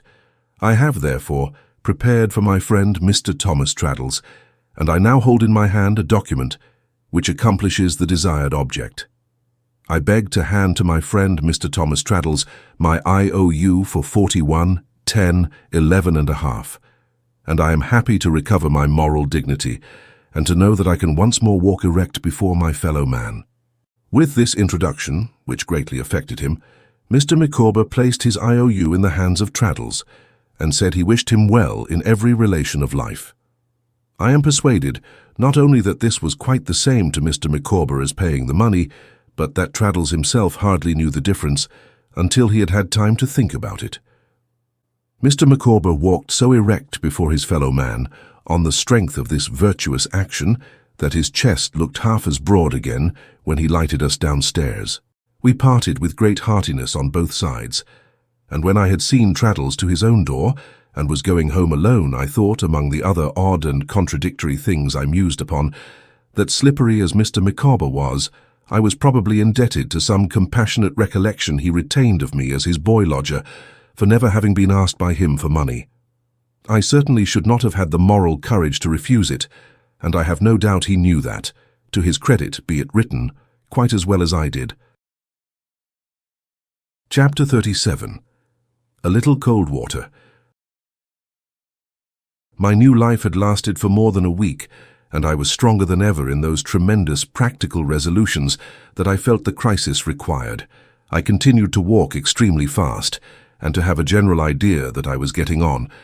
I made it a rule to take as much out of myself as I possibly could, in my way of doing everything to which I applied my energies. I made a perfect victim of myself. I even entertained some idea of putting myself on a vegetable diet, vaguely conceiving that, in becoming a graminivorous animal, I should sacrifice to Dora. As yet, little Dora was quite unconscious of my desperate firmness, otherwise than as my letters darkly shadowed it forth. But another Saturday came, and on that Saturday evening she was to be at Miss Mills's, and when Mr. Mills had gone to his whist club, telegraphed to me in the street by a birdcage in the drawing-room middle window, I was to go there to tea. By this time, we were quite settled down in Buckingham Street, where Mr. Dick continued his copying in a state of absolute felicity. My aunt had obtained a signal victory over Mrs. Krupp by paying her off, throwing the first picture she planted on the stairs out of window, and protecting in person up and down the staircase, a supernumerary whom she engaged from the outer world. These vigorous measures struck such terror to the breast of Mrs. Krupp that she subsided into her own kitchen, under the impression that my aunt was mad. My aunt being supremely indifferent to Mrs. Krupp's opinion and everybody else's, and rather favouring than discouraging the idea, Mrs. Krupp of late the bold became within a few days so faint-hearted that rather than encounter my aunt upon the staircase, she would endeavour to hide her portly form behind doors, leaving visible, however, a wide margin of flannel petticoat, or would shrink into dark corners. This gave my aunt such unspeakable satisfaction that I believe she took a delight in prowling up and down, with her bonnet insanely perched on the top of her head, at times when Mrs. Krupp was likely to be in the way. My aunt, being uncommonly neat and ingenious, made so many little improvements in our domestic arrangements that I seemed to be richer instead of poorer. Among the rest, she converted the pantry into a dressing-room for me, and purchased and embellished a bedstead for my occupation, which looked as like a bookcase in the daytime as a bedstead could. I was the object of her constant solicitude, and my poor mother herself could not have loved me better, or studied more how to make me happy. Peggotty had considered herself highly privileged in being allowed to participate in these labours, and, although she still retained something of her old sentiment of awe in reference to my aunt, had received so many marks of encouragement and confidence that they were the best friends possible.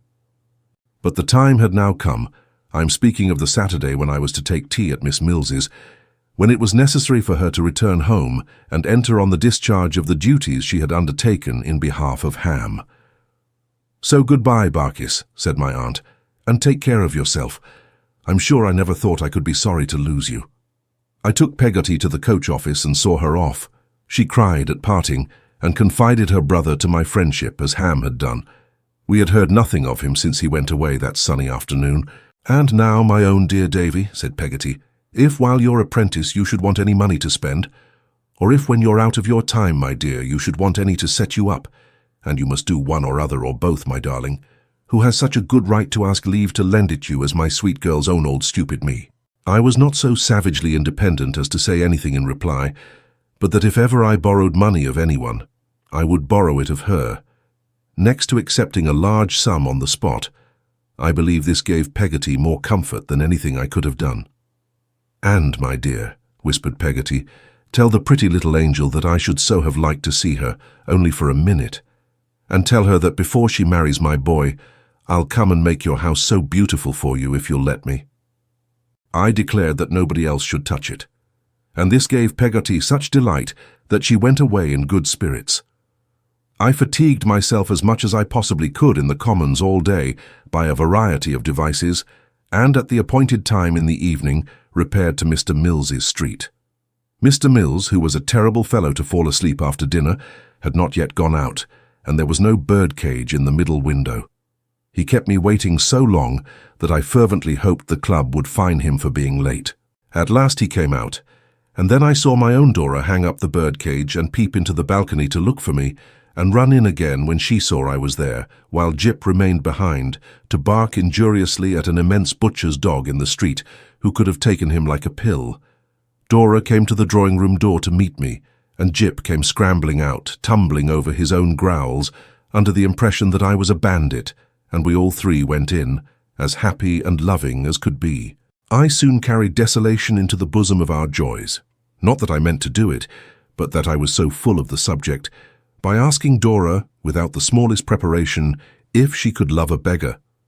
My pretty little startled Dora.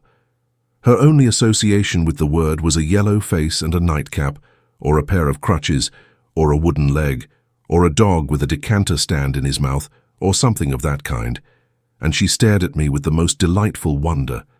"How can you ask me anything so foolish?" pouted Dora. "Love a beggar."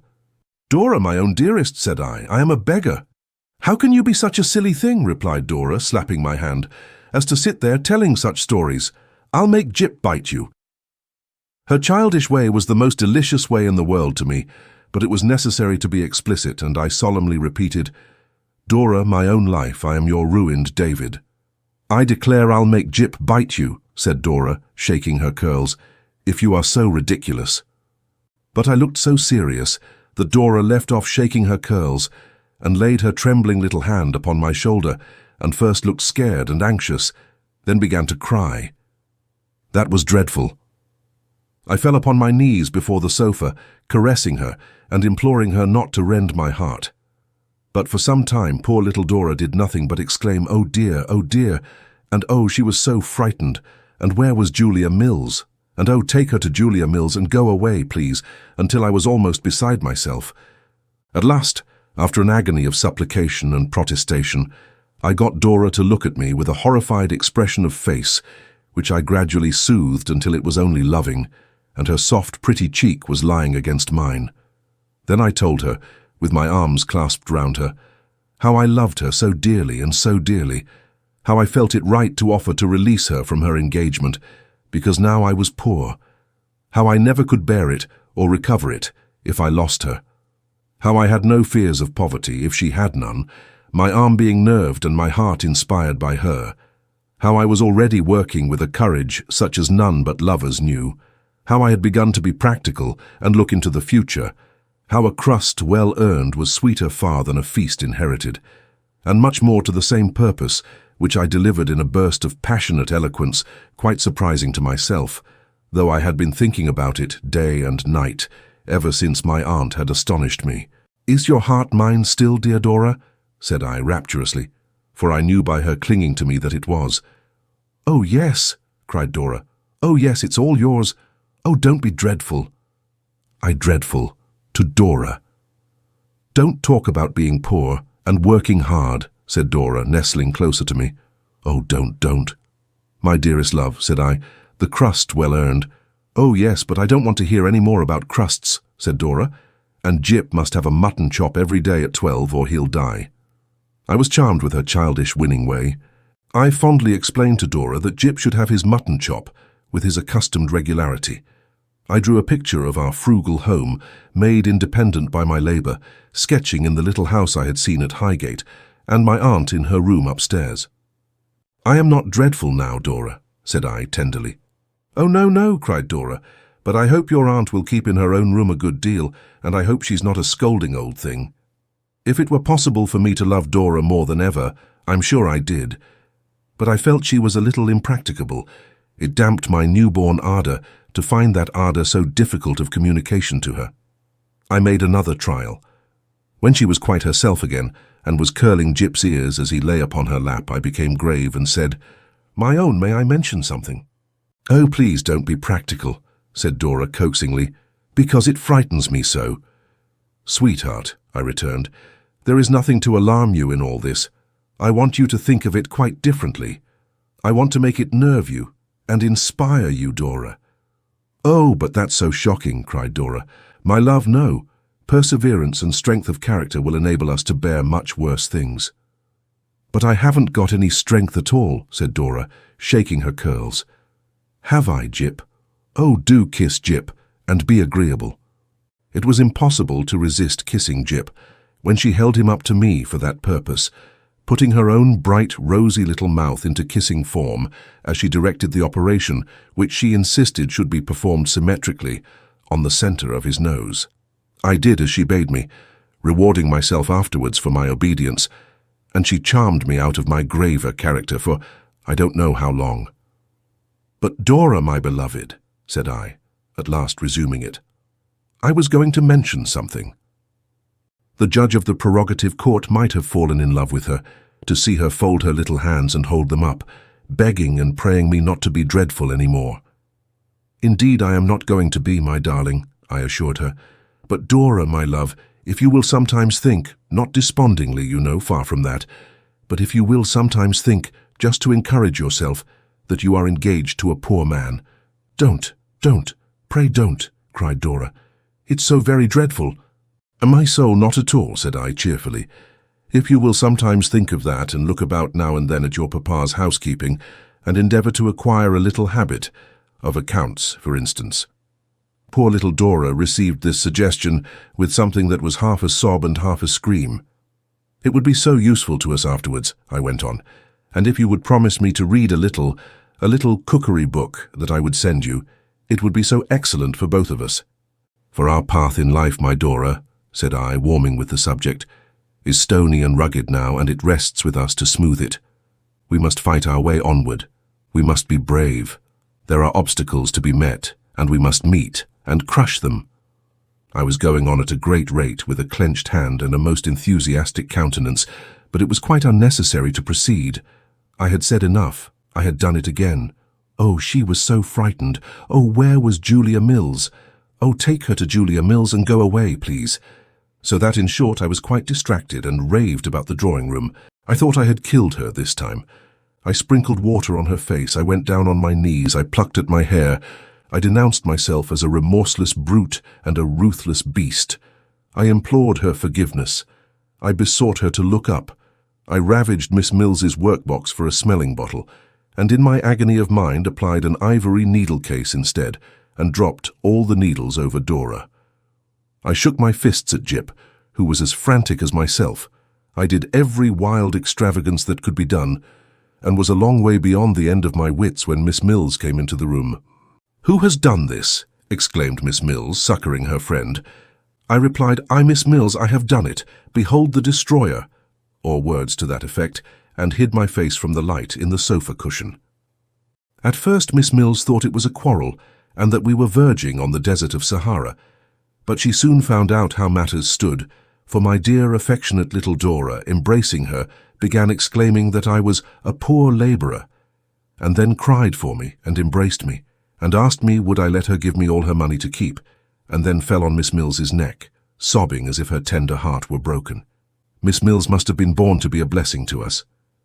She ascertained from me in a few words what it was all about, comforted Dora, and gradually convinced her that I was not a labourer.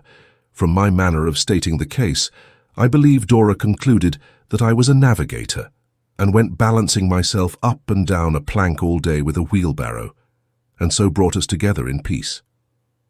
When we were quite composed, and Dora had gone upstairs to put some rose-water to her eyes, Miss Mills rang for tea. In the ensuing interval, I told Miss Mills that she was evermore my friend, and that my heart must cease to vibrate ere I could forget her sympathy. I then expounded to Miss Mills what I had endeavoured so very unsuccessfully to expound to Dora. Miss Mills replied on general principles that the cottage of content was better than the palace of cold splendour, and that where love was, all was. I said to Miss Mills that this was very true, and who should know it better than I, who loved Dora with a love that never mortal had experienced yet.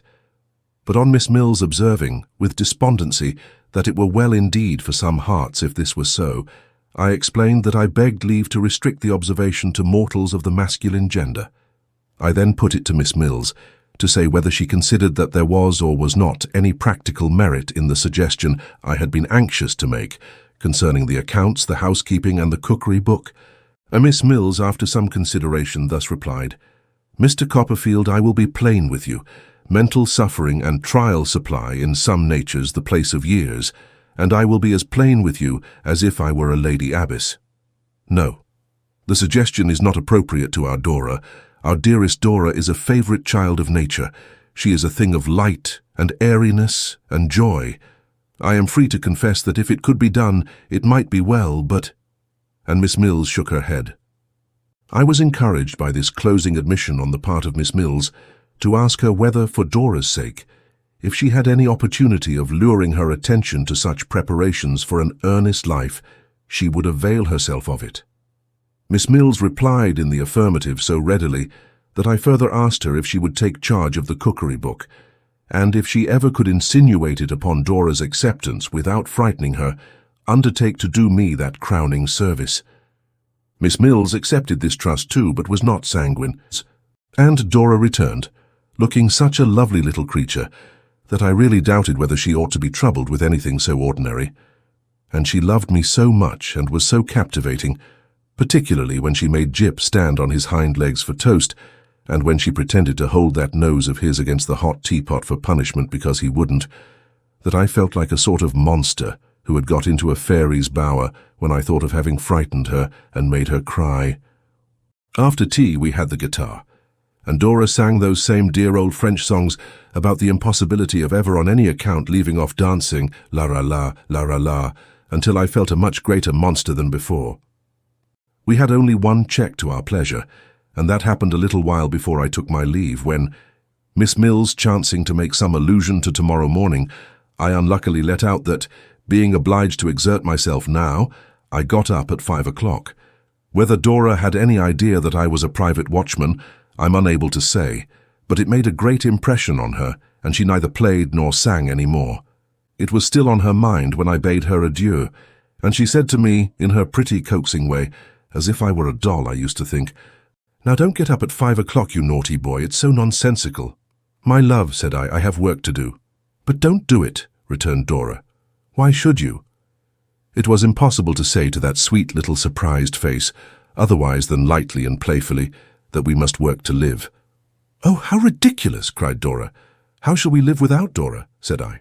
"How? Anyhow," said Dora. She seemed to think she had quite settled the question, and gave me such a triumphant little kiss, direct from her innocent heart, that I would hardly have put her out of conceit with her answer, for a fortune. Well, I loved her, and I went on loving her, most absorbingly, entirely, and completely. But going on too, working pretty hard, and busily keeping red-hot all the irons I now had in the fire. I would sit sometimes of a night opposite my aunt, thinking how I had frightened Dora that time, and how I could best make my way with a guitar case through the forest of difficulty, until I used to fancy that my head was turning quite grey. Chapter 38. A Dissolution of Partnership. I did not allow my resolution with respect to the parliamentary debates to cool.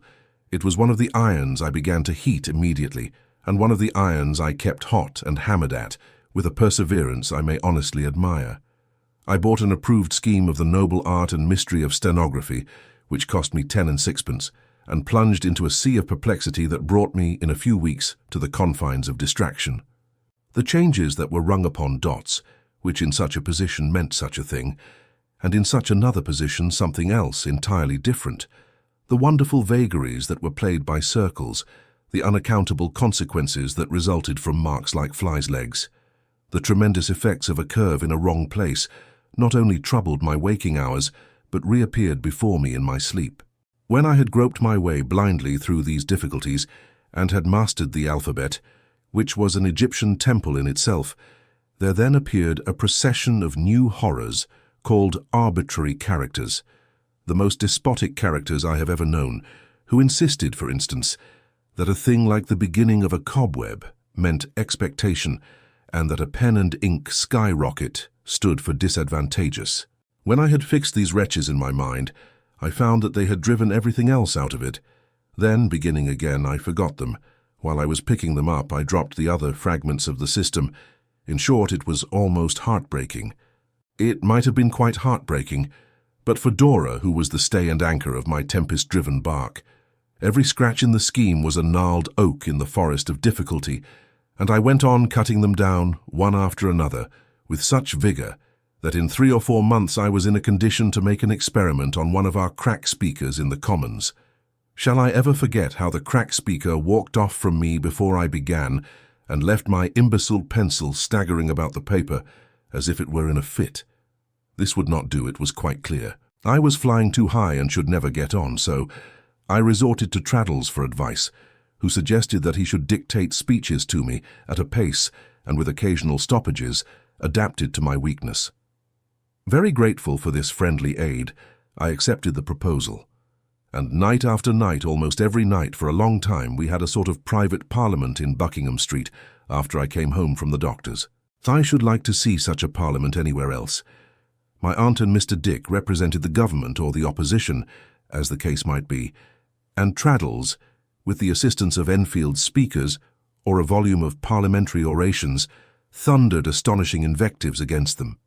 Standing by the table with his finger in the page to keep the place and his right arm flourishing above his head, Traddles as Mr. Pitt, Mr. Fox, Mr. Sheridan, Mr. Burke, Lord Castlereagh, Viscount Sidmouth or Mr. Canning, would work himself into the most violent heats and deliver the most withering denunciations of the profligacy and corruption of my aunt and Mr. Dick, while I used to sit at a little distance with my notebook on my knee, fagging after him with all my might and main.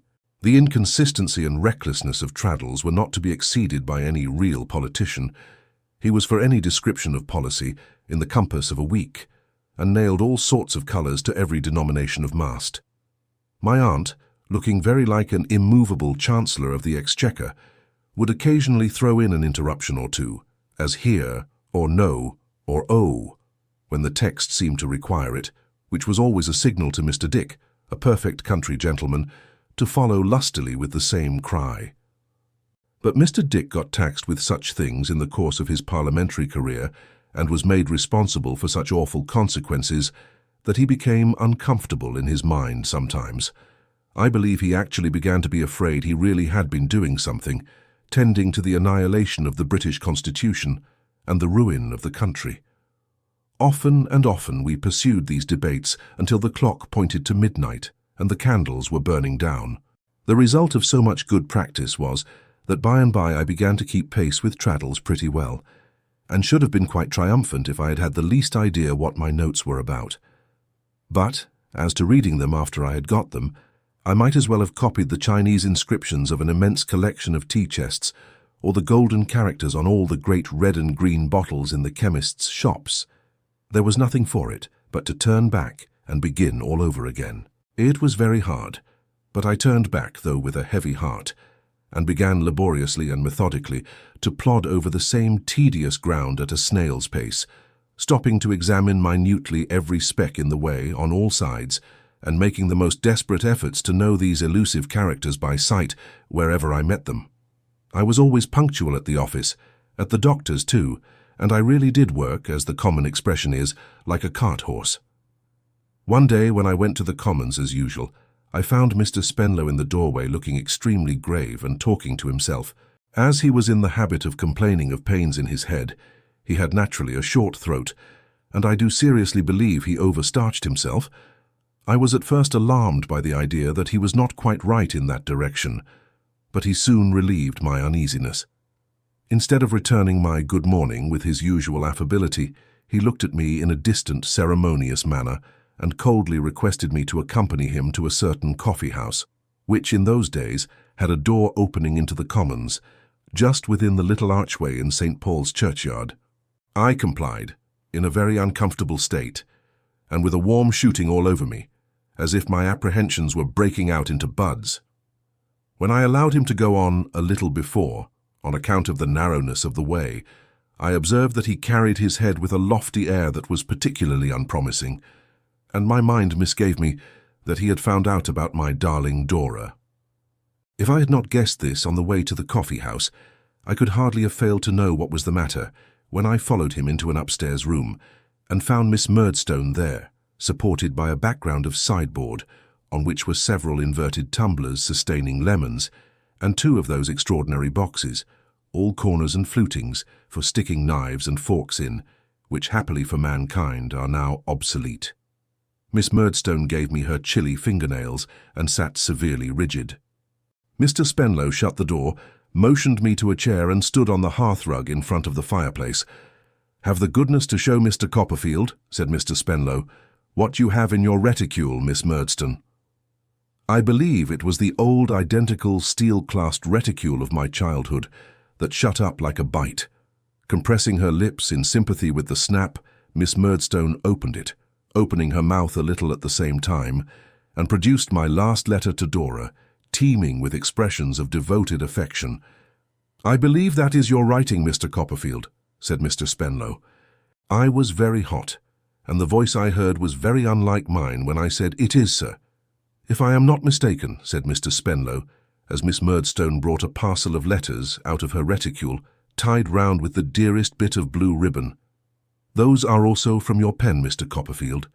I took them from her with a most desolate sensation, and glancing at such phrases at the top as, "My ever dearest and own Dora," "My best beloved angel," "My blessed one forever," and the like, blushed deeply and inclined my head. "So no, thank you," said Mr. Spenlow coldly, as I mechanically offered them back to him. "I will not deprive you of them. Miss Murdstone, be so good as to proceed." That gentle creature, after a moment's thoughtful survey of the carpet, delivered herself with much dry unction as follows. "I must confess to having entertained my suspicions of Miss Spenlow in reference to David Copperfield for some time. I observed Miss Spenlow and David Copperfield when they first met, and the impression made upon me then was not agreeable. The depravity of the human heart is such—" "For you will oblige me, ma'am," interrupted Mr. Spenlow, "by confining yourself to facts." Miss Murdstone cast down her eyes, shook her head as if protesting against this unseemly interruption, and with frowning dignity resumed. "Since I am to confine myself to facts, I will state them as dryly as I can. Perhaps that will be considered an acceptable course of proceeding. I have already said, sir, that I have had my suspicions of Miss Spenlow in reference to David Copperfield for some time. I have frequently endeavoured to find decisive corroboration of those suspicions, but without effect. I have therefore forborne to mention them to Miss Spenlow's father, looking severely at him, knowing how little disposition there usually is in such cases to acknowledge the conscientious discharge of duty." Mr. Spenlow seemed quite cowed by the gentlemanly sternness of Miss Murdstone's manner, and deprecated her severity with a conciliatory little wave of his hand. "On my return to Norwood, after the period of absence occasioned by my brother's marriage," pursued Miss Murdstone in a disdainful voice, "and on the return of Miss Spenlow from her visit to her friend Miss Mills, I imagined that the manner of Miss Spenlow gave me greater occasion for suspicion than before. Therefore I watched Miss Spenlow closely. Dear tender little Dora, so unconscious of this dragon's eye. Still," resumed Miss Murdstone, "I found no proof until last night. It appeared to me that Miss Spenlow received too many letters from her friend Miss Mills, but Miss Mills being her friend with her father's full concurrence, another telling blow at Mr. Spenlow, it was not for me to interfere. If I may not be permitted to allude to the natural depravity of the human heart, at least I must be permitted so far to refer to misplaced confidence." Mr. Spenlow apologetically murmured his assent. "Last evening after tea," pursued Miss Murdstone, I observed the little dog starting, rolling and growling about the drawing-room, worrying something. I said to Miss Spenlow, "Dora, what is that the dog has in his mouth? It's paper." Miss Spenlow immediately put her hand to her frock, gave a sudden cry and ran to the dog. I interposed and said, "Dora, my love, you must permit me." "Oh, Jip, miserable spaniel, this wretchedness then was your work." "Miss Spenlow endeavoured," said Miss Murdstone, "to bribe me with kisses, workboxes and small articles of jewellery. That, of course, I pass over." The little dog retreated under the sofa on my approaching him, and was with great difficulty dislodged by the fire-irons. Even when dislodged, he still kept the letter in his mouth, and on my endeavouring to take it from him, at the imminent risk of being bitten, he kept it between his teeth so pertinaciously as to suffer himself to be held suspended in the air by means of the document. At length I obtained possession of it. After perusing it, I taxed Miss Spenlow with having many such letters in her possession, and ultimately obtained from her the packet which is now in David Copperfield's hand. Here she ceased, and snapping her reticule again and shutting her mouth, looked as if she might be broken but could never be bent. "You have heard, Miss Murdstone," said Mr. Spenlow, turning to me. "I beg to ask Mr. Copperfield if you have anything to say in reply."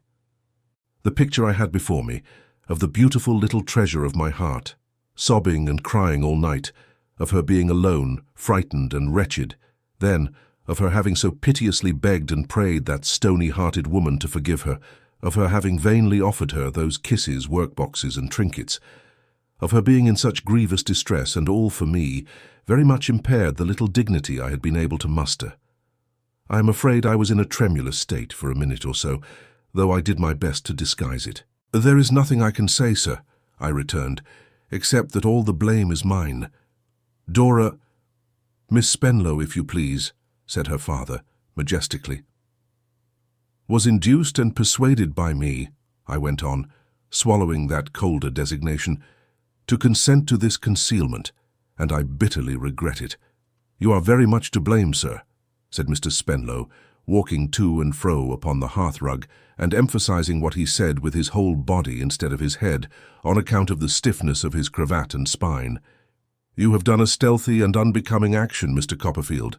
When I take a gentleman to my house, no matter whether he is 19, 29, or 90, I take him there in a spirit of confidence. If he abuses my confidence, he commits a dishonourable action, Mr. Copperfield." "I feel it, sir, I assure you," I returned, "but I never thought so before. Sincerely, honestly indeed, Mr. Spenlow, I never thought so before. I love Miss Spenlow to that extent." "Pooh, nonsense," said Mr. Spenlow, reddening. "Pray don't tell me to my face that you love my daughter, Mr. Copperfield." "Could I defend my conduct if I did not, sir?" I returned with all humility. "Can you defend your conduct if you do, sir?" said Mr. Spenlow, stopping short upon the hearthrug. "Have you considered your years and my daughter's years, Mr. Copperfield? Have you considered what it is to undermine the confidence that should subsist between my daughter and myself? Have you considered my daughter's station in life, the projects I may contemplate for her advancement, the testamentary intentions I may have with reference to her? Have you considered anything, Mr. Copperfield?" "Very little, sir, I'm afraid," I answered, speaking to him as respectfully and sorrowfully as I felt. "But pray believe me, I have considered my own worldly position. When I explained it to you, we were already engaged." "I beg," said Mr. Spenlow, more like Punch than I had ever seen him, as he energetically struck one hand upon the other. I could not help noticing that even in my despair, "that you will not talk to me of engagements, Mr. Copperfield." The otherwise immovable Miss Murdstone laughed contemptuously in one short syllable. "When I explained my altered position to you, sir," I began again, substituting a new form of expression for what was so unpalatable to him, "this concealment, into which I am so unhappy as to have led Miss Spenlow, had begun. Since I have been in that altered position, I have strained every nerve, I have exerted every energy to improve it. I am sure I shall improve it in time. Will you grant me time, any length of time? We are both so young, sir." "You are right," interrupted Mr. Spenlow, nodding his head a great many times and frowning very much. "You are both very young. It's all nonsense. Let there be an end of the nonsense. Take away those letters and throw them in the fire. Give me Miss Spenlow's letters to throw in the fire. And although our future intercourse must, you are aware, be restricted to the commons here, We will agree to make no further mention of the past. Come, Mr. Copperfield, you don't want sense, and this is the sensible course. No, I couldn't think of agreeing to it. I was very sorry, but there was a higher consideration than sense. Love was above all earthly considerations, and I loved Dora to idolatry, and Dora loved me. I didn't exactly say so. I softened it down as much as I could, but I implied it, and I was resolute upon it. I don't think I made myself very ridiculous, but I know I was resolute. Very well, Mr. Copperfield, said Mr. Spenlow. I must try my influence with my daughter. Miss Murdstone, by an expressive sound, a long-drawn respiration, which was neither a sigh nor a moan but was like both, gave it as her opinion that he should have done this at first. I must try, said Mr. Spenlow, confirmed by this support, my influence with my daughter. Do you decline to take those letters, Mr. Copperfield? For I had laid them on the table. Yes. I told him I hoped he would not think it wrong, but I couldn't possibly take them from Miss Murdstone. Nor from me? Said Mr. Spenlow. No, I replied with the profoundest respect. Nor from him. Very well, said Mr. Spenlow.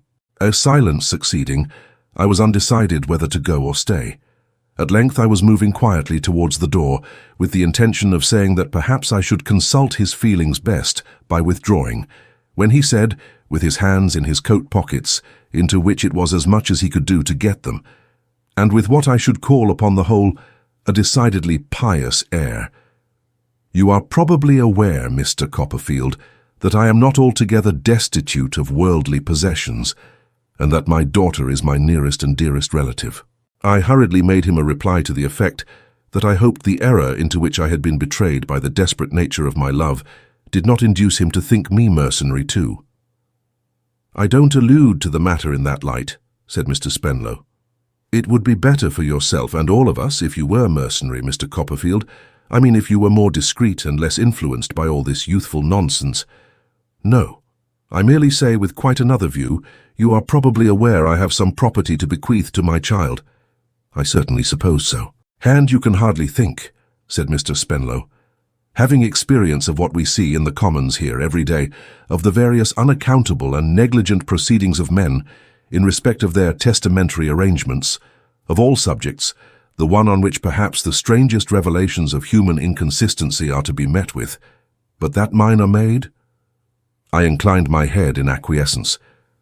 "I should not allow," said Mr. Spenlow with an evident increase of pious sentiment, and slowly shaking his head as he poised himself upon his toes and heels alternately, "my suitable provision for my child to be influenced by a piece of youthful folly like the present. It is mere folly, mere nonsense. In a little while it will weigh lighter than any feather.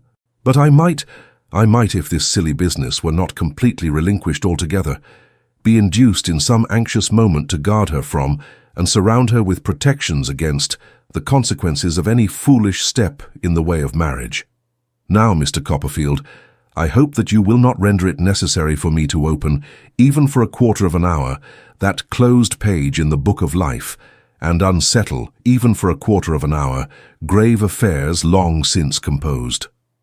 There was a serenity, a tranquillity, a calm sunset air about him, which quite affected me. He was so peaceful and resigned, clearly had his affairs in such perfect train and so systematically wound up, that he was a man to feel touched in the contemplation of. I really think I saw tears rise to his eyes, from the depth of his own feeling of all this. But what could I do? I could not deny Dora and my own heart. When he told me I had better take a week to consider of what he had said, how could I say I wouldn't take a week? Yet how could I fail to know that no amount of weeks could influence such love as mine? "In the meantime, confer with Miss Trotwood, or with any person with any knowledge of life," said Mr. Spenlow, adjusting his cravat with both hands. "Take a week, Mr. Copperfield." I submitted, and with a countenance as expressive as I was able to make it of dejected and despairing constancy, came out of the room. Miss Murdstone's heavy eyebrows followed me to the door. I say her eyebrows rather than her eyes, because they were much more important in her face, and she looked so exactly as she used to look, at about that hour of the morning in our parlour at Blunderstone, that I could have fancied I had been breaking down in my lessons again, and that the dead weight on my mind was that horrible old spelling book, with oval woodcuts, shaped, to my youthful fancy, like the glasses out of spectacles. When I got to the office and, shutting out old Tiffy and the rest of them with my hands, sat at my desk, in my own particular nook, thinking of this earthquake that had taken place so unexpectedly, and in the bitterness of my spirit cursing Jip, I fell into such a state of torment about Dora that I wonder I did not take up my hat and rush insanely to Norwood. The idea of their frightening her and making her cry, and of mine not being there to comfort her, was so excruciating that it impelled me to write a wild letter to Mr. Spenlow, beseeching him not to visit upon her the consequences of my awful destiny.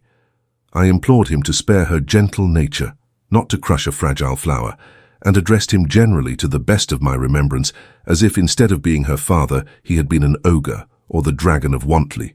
This letter I sealed and laid upon his desk before he returned, and when he came in I saw him, through the half-open door of his room, take it up and read it. He said nothing about it all the morning, but before he went away in the afternoon he called me in and told me that I need not make myself at all uneasy about his daughter's happiness. He had assured her, he said, that it was all nonsense, and he had nothing more to say to her. He believed he was an indulgent father, as indeed he was, and I might spare myself any solicitude on her account. "You may make it necessary, if you are foolish or obstinate, Mr. Copperfield," he observed, "for me to send my daughter abroad again for a term, but I have a better opinion of you. I hope you will be wiser than that in a few days. As to Miss Murdstone, for I had alluded to her in the letter, I respect that lady's vigilance and feel obliged to her, but she has strict charge to avoid the subject. All I desire, Mr. Copperfield, is that it should be forgotten. All you have got to do, Mr. Copperfield, is to forget it. All. In the note I wrote to Miss Mills, I bitterly quoted this sentiment. All I had to do, I said with gloomy sarcasm, was to forget Dora. That was all, and what was that? I entreated Miss Mills to see me that evening. If it could not be done with Mr. Mills's sanction and concurrence, I besought a clandestine interview in the back kitchen where the mangle was. I informed her that my reason was tottering on its throne, and only she, Miss Mills, could prevent its being deposed. I signed myself hers distractedly, and I couldn't help feeling, while I read this composition over, before sending it by a porter, that it was something in the style of Mr. Micawber. However, I sent it. At night I repaired to Miss Mills's street and walked up and down until I was stealthily fetched in by Miss Mills's maid, and taken the area way to the back kitchen. I have since seen reason to believe that there was nothing on earth to prevent my going in at the front door and being shown up into the drawing-room except Miss Mills's love of the romantic and mysterious. In the back kitchen I raved as became me. I went there, I suppose, to make a fool of myself, and I am quite sure I did it. Miss Mills had received a hasty note from Dora, telling her that all was discovered, and saying, "Oh, pray come to me, Julia, do." But Miss Mills, mistrusting the acceptability of her presence to the higher powers, had not yet gone, and we were all benighted in the desert of Sahara. Miss Mills had a wonderful flow of words, and liked to pour them out. I could not help feeling, though she mingled her tears with mine, that she had a dreadful luxury in our afflictions. She petted them, as I may say, and made the most of them. A deep gulf, she observed, had opened between Dora and me, and love could only span it with its rainbow. Love must suffer in this stern world. It ever had been so, it ever would be so. No matter, Miss Mills remarked. Hearts confined by cobwebs would burst at last, and then love was avenged. This was small consolation, but Miss Mills wouldn't encourage fallacious hopes. She made me much more wretched than I was before, and I felt and told her with the deepest gratitude that she was indeed a friend. We resolved that she should go to Dora the first thing in the morning and find some means of assuring her, either by looks or words, of my devotion and misery. We parted overwhelmed with grief, and I think Miss Mills enjoyed herself completely. I confided all to my aunt when I got home, and in spite of all she could say to me, went to bed despairing. I got up despairing and went out despairing. It was Saturday morning, and I went straight to the Commons. I was surprised when I came within sight of our office door to see the ticket porters standing outside talking together, and some half-dozen stragglers gazing at the windows which were shut up. I quickened my pace, and passing among them, wondering at their looks, went hurriedly in. The clerks were there, but nobody was doing anything. Old Tiffy, for the first time in his life I should think, was sitting on somebody else's stool and had not hung up his hat. "This is a dreadful calamity, Mr. Copperfield," said he as I entered. "What is?" I exclaimed. "What's the matter?" "Don't you know?" cried Tiffy, and all the rest of them coming round me.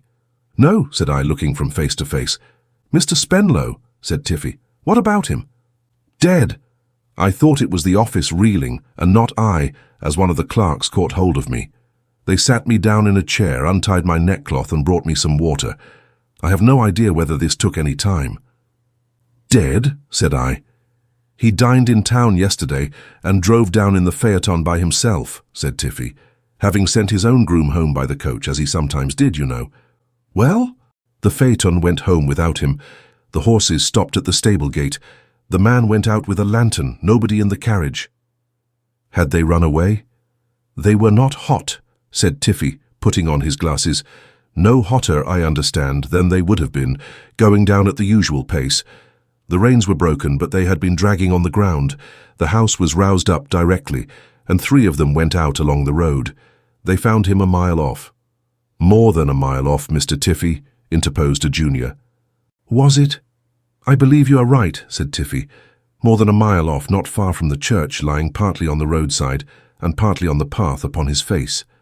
Whether he fell out in a fit or got out, feeling ill before the fit came on, or even whether he was quite dead then, though there is no doubt he was quite insensible, no one appears to know.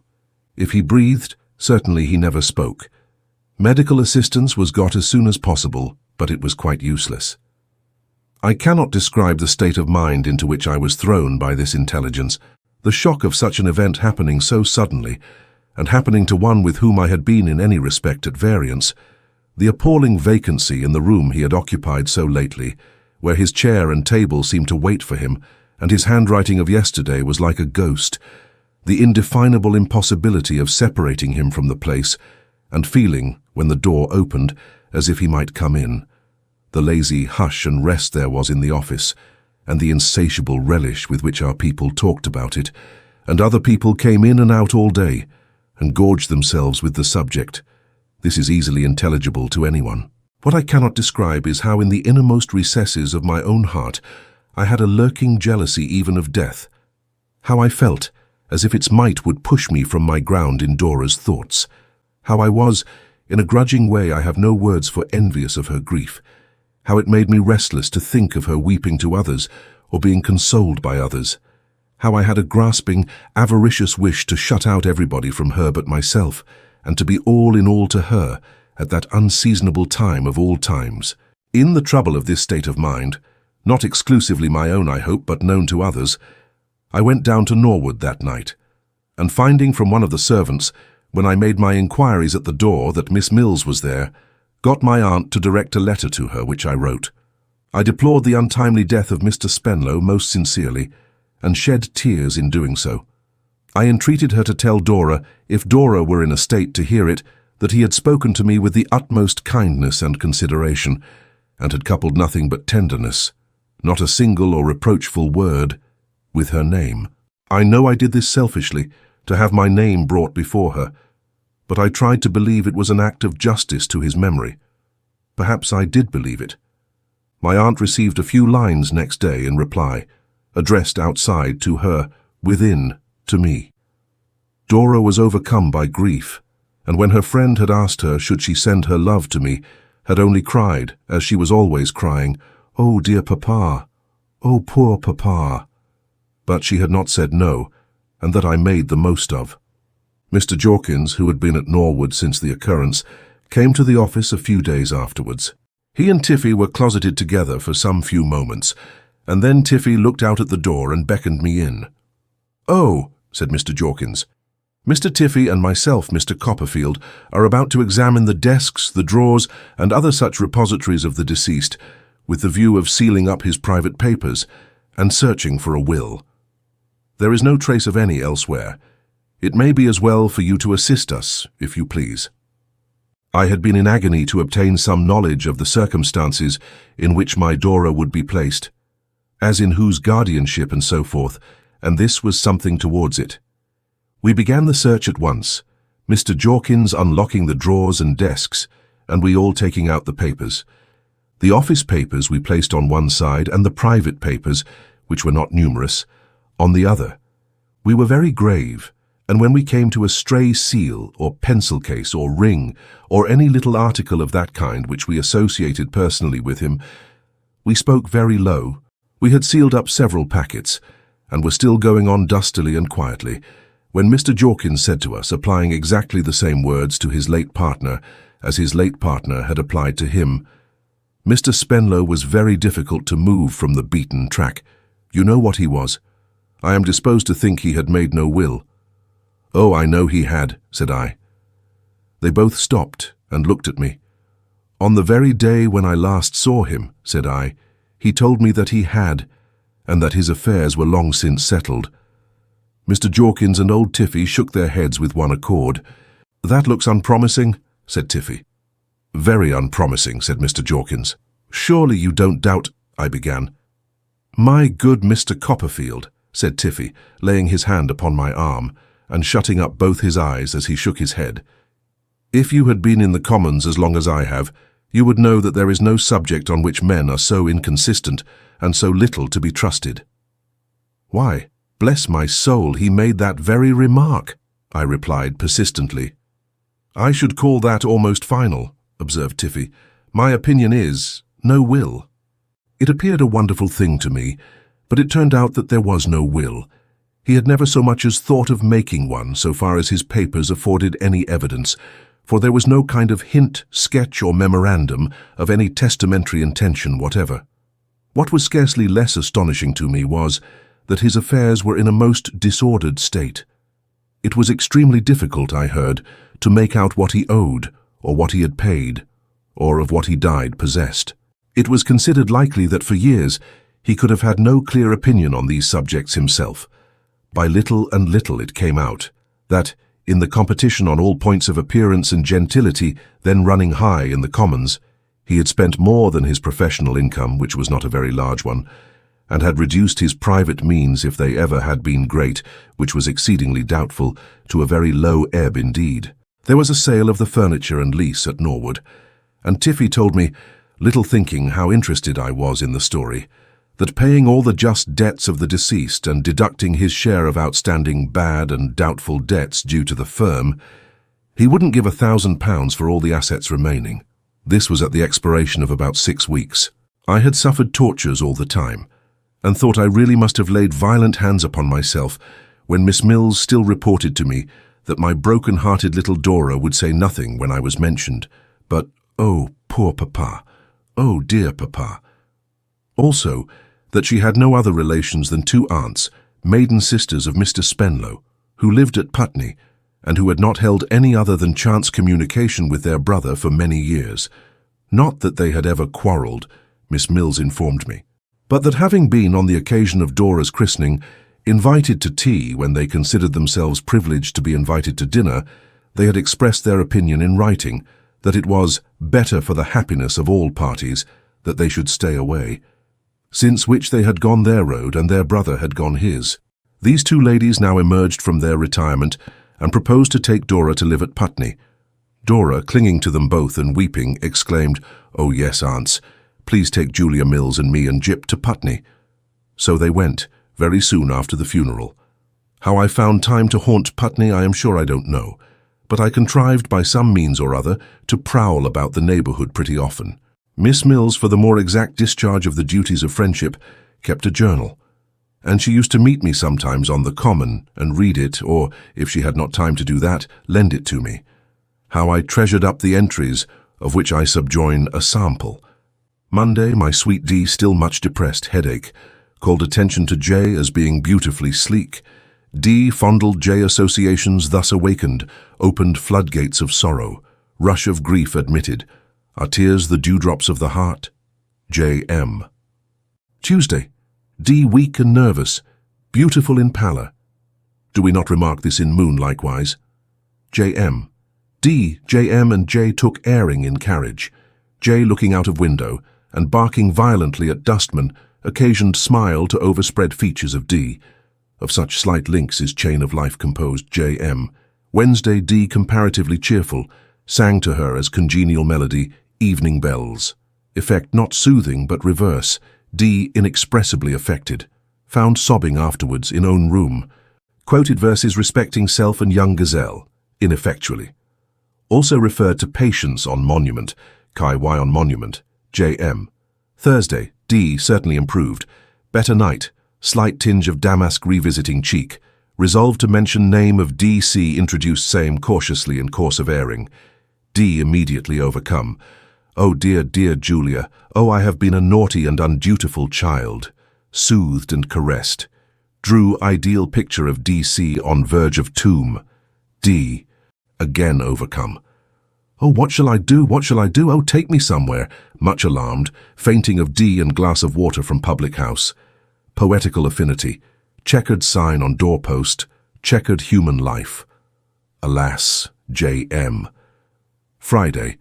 Day of incident. Man appears in kitchen with blue bag. For ladies' boots left out to heel. Cook replies, no such orders. Man argues point. Cook withdraws to inquire, leaving man alone with J. On Cook's return, man still argues point but ultimately goes. J missing, D distracted. Information sent to police. Man to be identified by broad nose and legs like balustrades of bridge. Search made in every direction. No J.D. weeping bitterly and inconsolable. Renewed reference to young gazelle. Appropriate but unavailing. Towards evening, strange boy calls. Brought into parlour. Broad nose but no balustrades.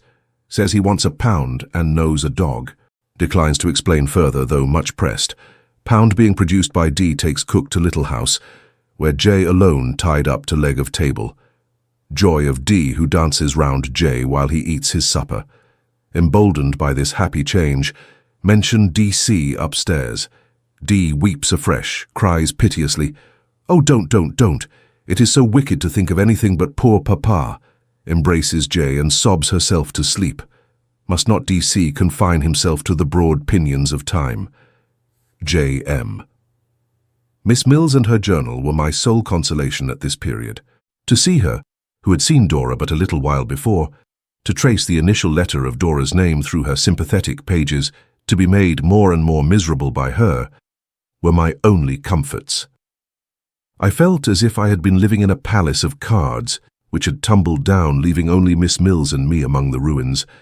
I felt as if some grim enchanter had drawn a magic circle round the innocent goddess of my heart, which nothing indeed but those same strong pinions, capable of carrying so many people over so much, would enable me to enter.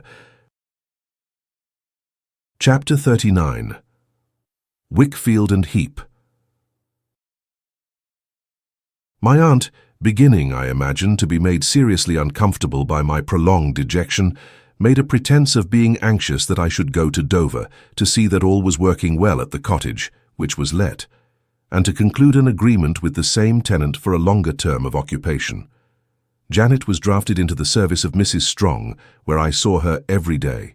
She had been undecided on leaving Dover, whether or no to give the finishing touch to that renunciation of mankind in which she had been educated, by marrying a pilot. But she decided against that venture. Not so much for the sake of principle, I believe, as because she happened not to like him. Although it required an effort to leave Miss Mills, I fell rather willingly into my aunt's pretence, as a means of enabling me to pass a few tranquil hours with Agnes. I consulted the good doctor relative to an absence of 3 days, and the doctor wishing me to take that relaxation, he wished me to take more, but my energy could not bear that. I made up my mind to go. As to the Commons, I had no great occasion to be particular about my duties in that quarter. To say the truth, we were getting in no very good odour among the tip-top proctors, and were rapidly sliding down to but a doubtful position.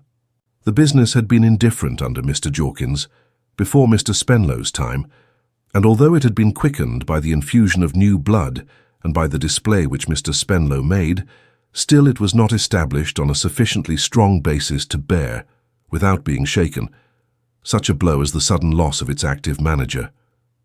It fell off very much.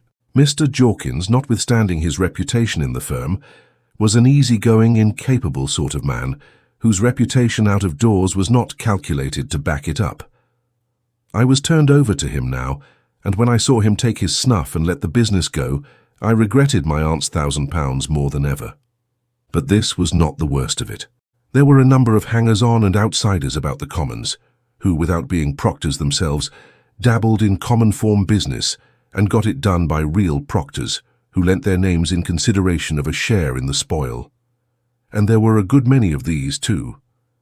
As our house now wanted business on any terms, we joined this noble band, and threw out lures to the hangers-on and outsiders to bring their business to us. Marriage licenses and small probates were what we all looked for and what paid us best, and the competition for these ran very high indeed.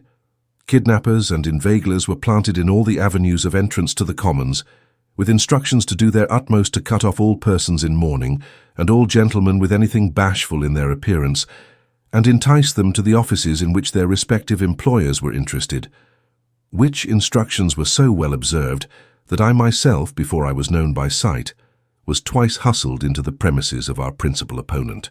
The conflicting interests of these tooting gentlemen being of a nature to irritate their feelings, personal collisions took place, and the Commons was even scandalized by our principal inveigler, who had formerly been in the wine trade and afterwards in the sworn brokery line, walking about for some days with a black eye. Any one of these scouts used to think nothing of politely assisting an old lady in black out of a vehicle, killing any proctor whom she inquired for, representing his employer as the lawful successor and representative of that proctor, and bearing the old lady off, sometimes greatly affected, to his employer's office. Many captives were brought to me in this way. As to marriage licenses, the competition rose to such a pitch that a shy gentleman in want of one had nothing to do but submit himself to the first inveigler, or be fought for, and become the prey of the strongest. One of our clerks, who was an outsider, used in the height of this contest to sit with his hat on, that he might be ready to rush out and swear before a surrogate any victim who was brought in. The system of inveigling continues, I believe, to this day. The last time I was in the Commons, a civil, able-bodied person in a white apron pounced out upon me from a doorway, and whispering the word marriage license in my ear, was with great difficulty prevented from taking me up in his arms and lifting me into a proctor's. From this digression, let me proceed to Dover. I found everything in a satisfactory state at the cottage, and was enabled to gratify my aunt exceedingly by reporting that the tenant inherited her feud and waged incessant war against donkeys. Having settled the little business I had to transact there and slept there one night, I walked on to Canterbury early in the morning. It was now winter again, and the fresh, cold, windy day and the sweeping downland brightened up my hopes a little. Coming into Canterbury, I loitered through the old streets with a sober pleasure that calmed my spirits and eased my heart. There were the old signs, the old names over the shops, the old people serving in them. It appeared so long since I had been a schoolboy there that I wondered the place was so little changed, until I reflected how little I was changed myself. Strange to say, that quiet influence which was inseparable in my mind from Agnes seemed to pervade even the city where she dwelt. The venerable cathedral towers, and the old jackdaws and rooks whose airy voices made them more retired than perfect silence would have done. The battered gateways, one stuck full with statues long thrown down and crumbled away, like the reverential pilgrims who had gazed upon them, the still nooks where the ivied growth of centuries crept over gabled ends and ruined walls, the ancient houses, the pastoral landscape of field, orchard and garden, everywhere, on everything. I felt the same serener air, the same calm, thoughtful, softening spirit. Arrived at Mr. Wickfield's house, I found, in the little lower room on the ground floor where Uriah Heep had been of old accustomed to sit, Mr. Micawber plying his pen with great assiduity. He was dressed in a legal-looking suit of black, and loomed burly and large in that small office. Mr. Micawber was extremely glad to see me, but a little confused too. He would have conducted me immediately into the presence of Uriah, but I declined. "I know the house of old, you recollect," said I, "and will find my way upstairs. How do you like the law, Mr. Micawber?" "My dear Copperfield," he replied, "to a man possessed of the higher imaginative powers, the objection to legal studies is the amount of detail which they involve. Even in our professional correspondence," said Mr. Micawber, glancing at some letters he was writing, "the mind is not at liberty to soar to any exalted form of expression. Still, It is a great pursuit. A great pursuit. He then told me that he had become the tenant of Uriah Heep's old house, and that Mrs. Micawber would be delighted to receive me once more, under her own roof. "It is humble," said Mr. Micawber, to quote a favourite expression of my friend Heep, "but it may prove the stepping stone to more ambitious domiciliary accommodation." I asked him whether he had reason so far to be satisfied with his friend Heep's treatment of him. He got up to ascertain if the door were close shut, before he replied in a lower voice, "My dear Copperfield, a man who labours under the pressure of pecuniary embarrassments is, with the generality of people, at a disadvantage. That disadvantage is not diminished when that pressure necessitates the drawing of stipendiary emoluments before those emoluments are strictly due and payable. All I can say is that my friend Heep has responded to appeals to which I need not more particularly refer in a manner calculated to redound equally to the honour of his head and of his heart. I should not have supposed him to be very free with his money either," I observed. "Pardon me," said Mr. Micawber with an air of constraint. "I speak of my friend Heep as I have experience." "I am glad your experience is so favourable," I returned. "You are very obliging, my dear Copperfield," said Mr. Micawber, and hummed a tune. "Do you see much of Mr. Wickfield?" I asked, to change the subject. "Not much," said Mr. Micawber slightingly. "Mr. Wickfield is, I dare say, a man of very excellent intentions, but he is, in short, he is obsolete." "I am afraid his partner seeks to make him so," said I. "My dear Copperfield," returned Mr. Micawber after some uneasy evolutions on his stool, "allow me to offer a remark. I am here in a capacity of confidence. I am here in a position of trust.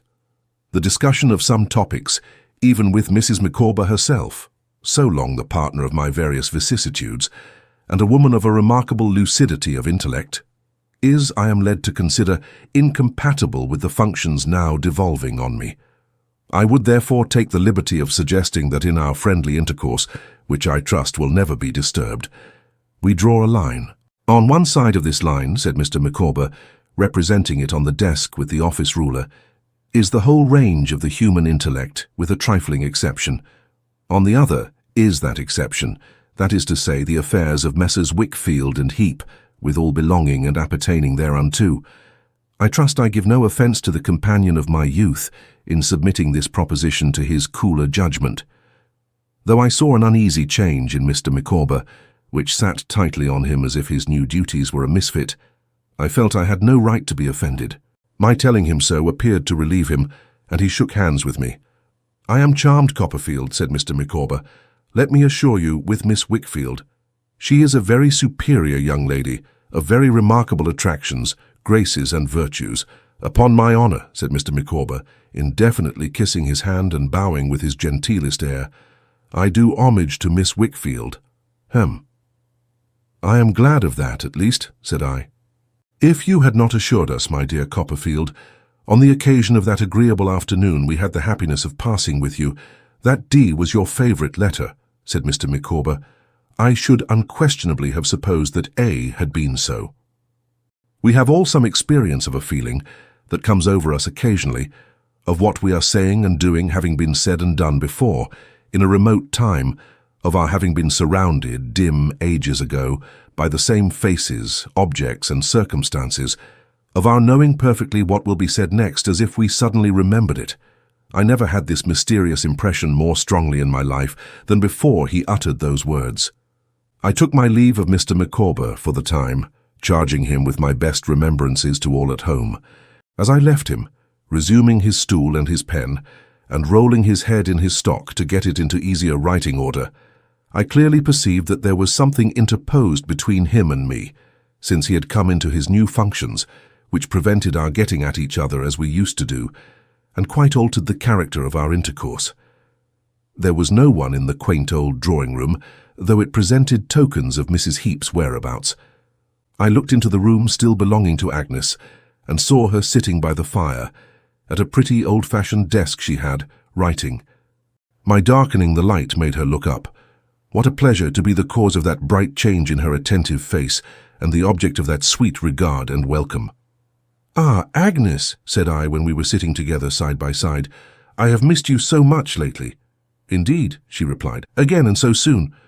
I shook my head. "I don't know how it is, Agnes. I seem to want some faculty of mind that I ought to have. You were so much in the habit of thinking for me, in the happy old days here, and I came so naturally to you for counsel and support, that I really think I have missed acquiring it." "And what is it?" said Agnes cheerfully. "I don't know what to call it," I replied. "I think I am earnest and persevering." "I am sure of it," said Agnes. "And patient, Agnes?" I inquired, with a little hesitation. "Yes," returned Agnes, laughing. "Pretty well." "And yet," said I get so miserable and worried, and am so unsteady and irresolute in my power of assuring myself that I know I must want, shall I call it, reliance of some kind?" "Call it so, if you will," said Agnes. "Well," I returned, "see here. You come to London, I rely on you, and I have an object and a course at once. I'm driven out of it, I come here, and in a moment I feel an altered person. The circumstances that distressed me are not changed since I came into this room, but an influence comes over me in that short interval that alters me. Oh, how much for the better. What is it? What is your secret, Agnes?" Her head was bent down, looking at the fire. "It's the old story," said I. "Don't laugh when I say it was always the same in little things as it is in greater ones. My old troubles were nonsense, and now they are serious. But whenever I have gone away from my adopted sister—" Agnes looked up, with such a heavenly face, and gave me her hand, which I kissed. "Whenever I have not had you, Agnes, to advise and approve in the beginning, I have seemed to go wild, and to get into all sorts of difficulty. When I have come to you at last, as I have always done, I have come to peace and happiness. I come home now, like a tired traveller, and find such a blessed sense of rest." I felt so deeply what I said, it affected me so sincerely that my voice failed, and I covered my face with my hand and broke into tears. I write the truth. Whatever contradictions and inconsistencies there were within me, as there are within so many of us, whatever might have been so different and so much better, whatever I had done in which I had perversely wandered away from the voice of my own heart, I knew nothing of. I only knew that I was fervently in earnest when I felt the rest and peace of having Agnes near me. In her placid sisterly manner, with her beaming eyes, with her tender voice, and with that sweet composure which had long ago made the house that held her quite a sacred place to me, she soon won me from this weakness, and led me on to tell all that had happened since our last meeting. "And there is not another word to tell, Agnes," said I, when I had made an end of my confidence. "Now, my reliance is on you." "But it must not be on me, Trotwood," returned Agnes with a pleasant smile. "It must be on someone else." "On Dora," said I. "Assuredly." "Why, I have not mentioned, Agnes," said I, a little embarrassed, "that Dora is rather difficult to, I would not for the world say to rely upon, because she is the soul of purity and truth, but rather difficult to— I hardly know how to express it really, Agnes. She is a timid little thing and easily disturbed and frightened. Some time ago, before her father's death, when I thought it right to mention to her, but I'll tell you, if you will bear with me, how it was." Accordingly, I told Agnes about my declaration of poverty, about the cookery book, the housekeeping accounts, and all the rest of it. "Oh, Trotwood," she remonstrated with a smile, "just your old headlong way. You might have been in earnest in striving to get on in the world, without being so very sudden with a timid, loving, inexperienced girl. Poor Dora." I never heard such sweet, forbearing kindness expressed in a voice as she expressed in making this reply. It was as if I had seen her admiringly and tenderly embracing Dora and tacitly reproving me, by her considerate protection, for my hot haste in fluttering that little heart. It was as if I had seen Dora, in all her fascinating artlessness, caressing Agnes, and thanking her, and coaxingly appealing against me, and loving me with all her childish innocence. I felt so grateful to Agnes, and admired her so. I saw those two together, in a bright perspective, such well-associated friends, each adorning the other so much. "What ought I to do then, Agnes?" I inquired after looking at the fire a little while. "What would it be right to do?" "I think," said Agnes, "that the honourable course to take would be to write to those two ladies. Don't you think that any secret course is an unworthy one?" Yes. If you think so, said I. I am poorly qualified to judge of such matters, replied Agnes, with a modest hesitation. But I certainly feel, in short, I feel that your being secret and clandestine is not being like yourself. Like myself in the too high opinion you have of me, Agnes, I'm afraid, said I. Like yourself in the candour of your nature, she returned, and therefore I would write to those two ladies. I would relate as plainly and as openly as possible all that has taken place, and I would ask their permission to visit sometimes at their house. Considering that you are young and striving for a place in life, I think it would be well to say that you would readily abide by any conditions they might impose upon you.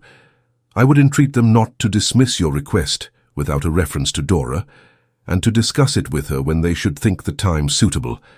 I would not be too vehement, said Agnes gently, or propose too much.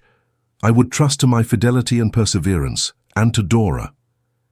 But if they were to frighten Dora again, Agnes, by speaking to her, said I, and if Dora were to cry and say nothing about me, is that likely? Inquired Agnes with the same sweet consideration in her face.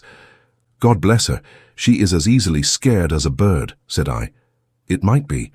Or if the two Miss Spenlows, elderly ladies of that sort are odd characters sometimes, should not be likely persons to address in that way. I don't think, Trotwood, returned Agnes, raising her soft eyes to mine. I would consider that. Perhaps it would be better only to consider whether it is right to do this, and, if it is, to do it. I had no longer any doubt on the subject. With a lightened heart, though with a profound sense of the weighty importance of my task, I devoted the whole afternoon to the composition of the draft of this letter, for which great purpose Agnes relinquished her desk to me. But first I went downstairs to see Mr. Wickfield and Uriah Heep. I found Uriah in possession of a new plaster-smelling office built out in the garden, looking extraordinarily mean in the midst of a quantity of books and papers. He received me in his usual fawning way and pretended not to have heard of my arrival from Mr. Micawber, a pretence I took the liberty of disbelieving. He accompanied me into Mr. Wickfield's room, which was the shadow of its former self, having been divested of a variety of conveniences for the accommodation of the new partner, and stood before the fire, warming his back and shaving his chin with his bony hand, while Mr. Wickfield and I exchanged greetings. "You stay with us, Trotwood, while you remain in Canterbury," said Mr. Wickfield, not without a glance at Uriah for his approval. "Is there room for me?" said I. "I am sure, Master Copperfield, I should say Mr., but the other comes so natural," said Uriah. "I would turn out of your old room with pleasure, if it would be agreeable." "No, no," said Mr. Wickfield. "Why should you be inconvenienced? There's another room, there's another room." "Oh, but you know," returned Uriah with a grin, "I should really be delighted." To cut the matter short, I said I would have the other room or none at all, so it was settled that I should have the other room, and taking my leave of the firm until dinner, I went upstairs again. I had hoped to have no other companion than Agnes, but Mrs. Heep had asked permission to bring herself and her knitting near the fire, in that room, on pretence of its having an aspect more favourable for her rheumatics, as the wind then was, than the drawing-room or dining-parlour. Though I could almost have consigned her to the mercies of the wind on the topmost pinnacle of the cathedral without remorse, I made a virtue of necessity, and gave her a friendly salutation. "I'm humbly thankful to you, sir," said Mrs. Heep in acknowledgment of my inquiries concerning her health, "but I'm only pretty well. I haven't much to boast of. If I could see my Uriah well settled in life, I couldn't expect much more, I think." "How do you think my Uri looking, sir?" I thought him looking as villainous as ever, and I replied that I saw no change in him. "Oh, don't you think he's changed?" said Mrs. Heep. "There I must humbly beg leave to differ from you. Don't you see a thinness in him?" "Not more than usual," I replied. "Don't you, though?" said Mrs. Heep. "But you don't take notice of him with a mother's eye." His mother's eye was an evil eye to the rest of the world, I thought as it met mine, howsoever affectionate to him, and I believe she and her son were devoted to one another. It passed me and went on to Agnes. "Don't you see a wasting and a wearing in him, Miss Wickfield?" inquired Mrs. Heep. "No," said Agnes, quietly pursuing the work on which she was engaged. "You are too solicitous about him, he is very well." Mrs. Heep, with a prodigious sniff, resumed her knitting. She never left off or left us for a moment. I had arrived early in the day, and we had still 3 or 4 hours before dinner, but she sat there, plying her knitting needles as monotonously as an hourglass might have poured out its sands. She sat on one side of the fire. I sat at the desk in front of it. A little beyond me on the other side sat Agnes.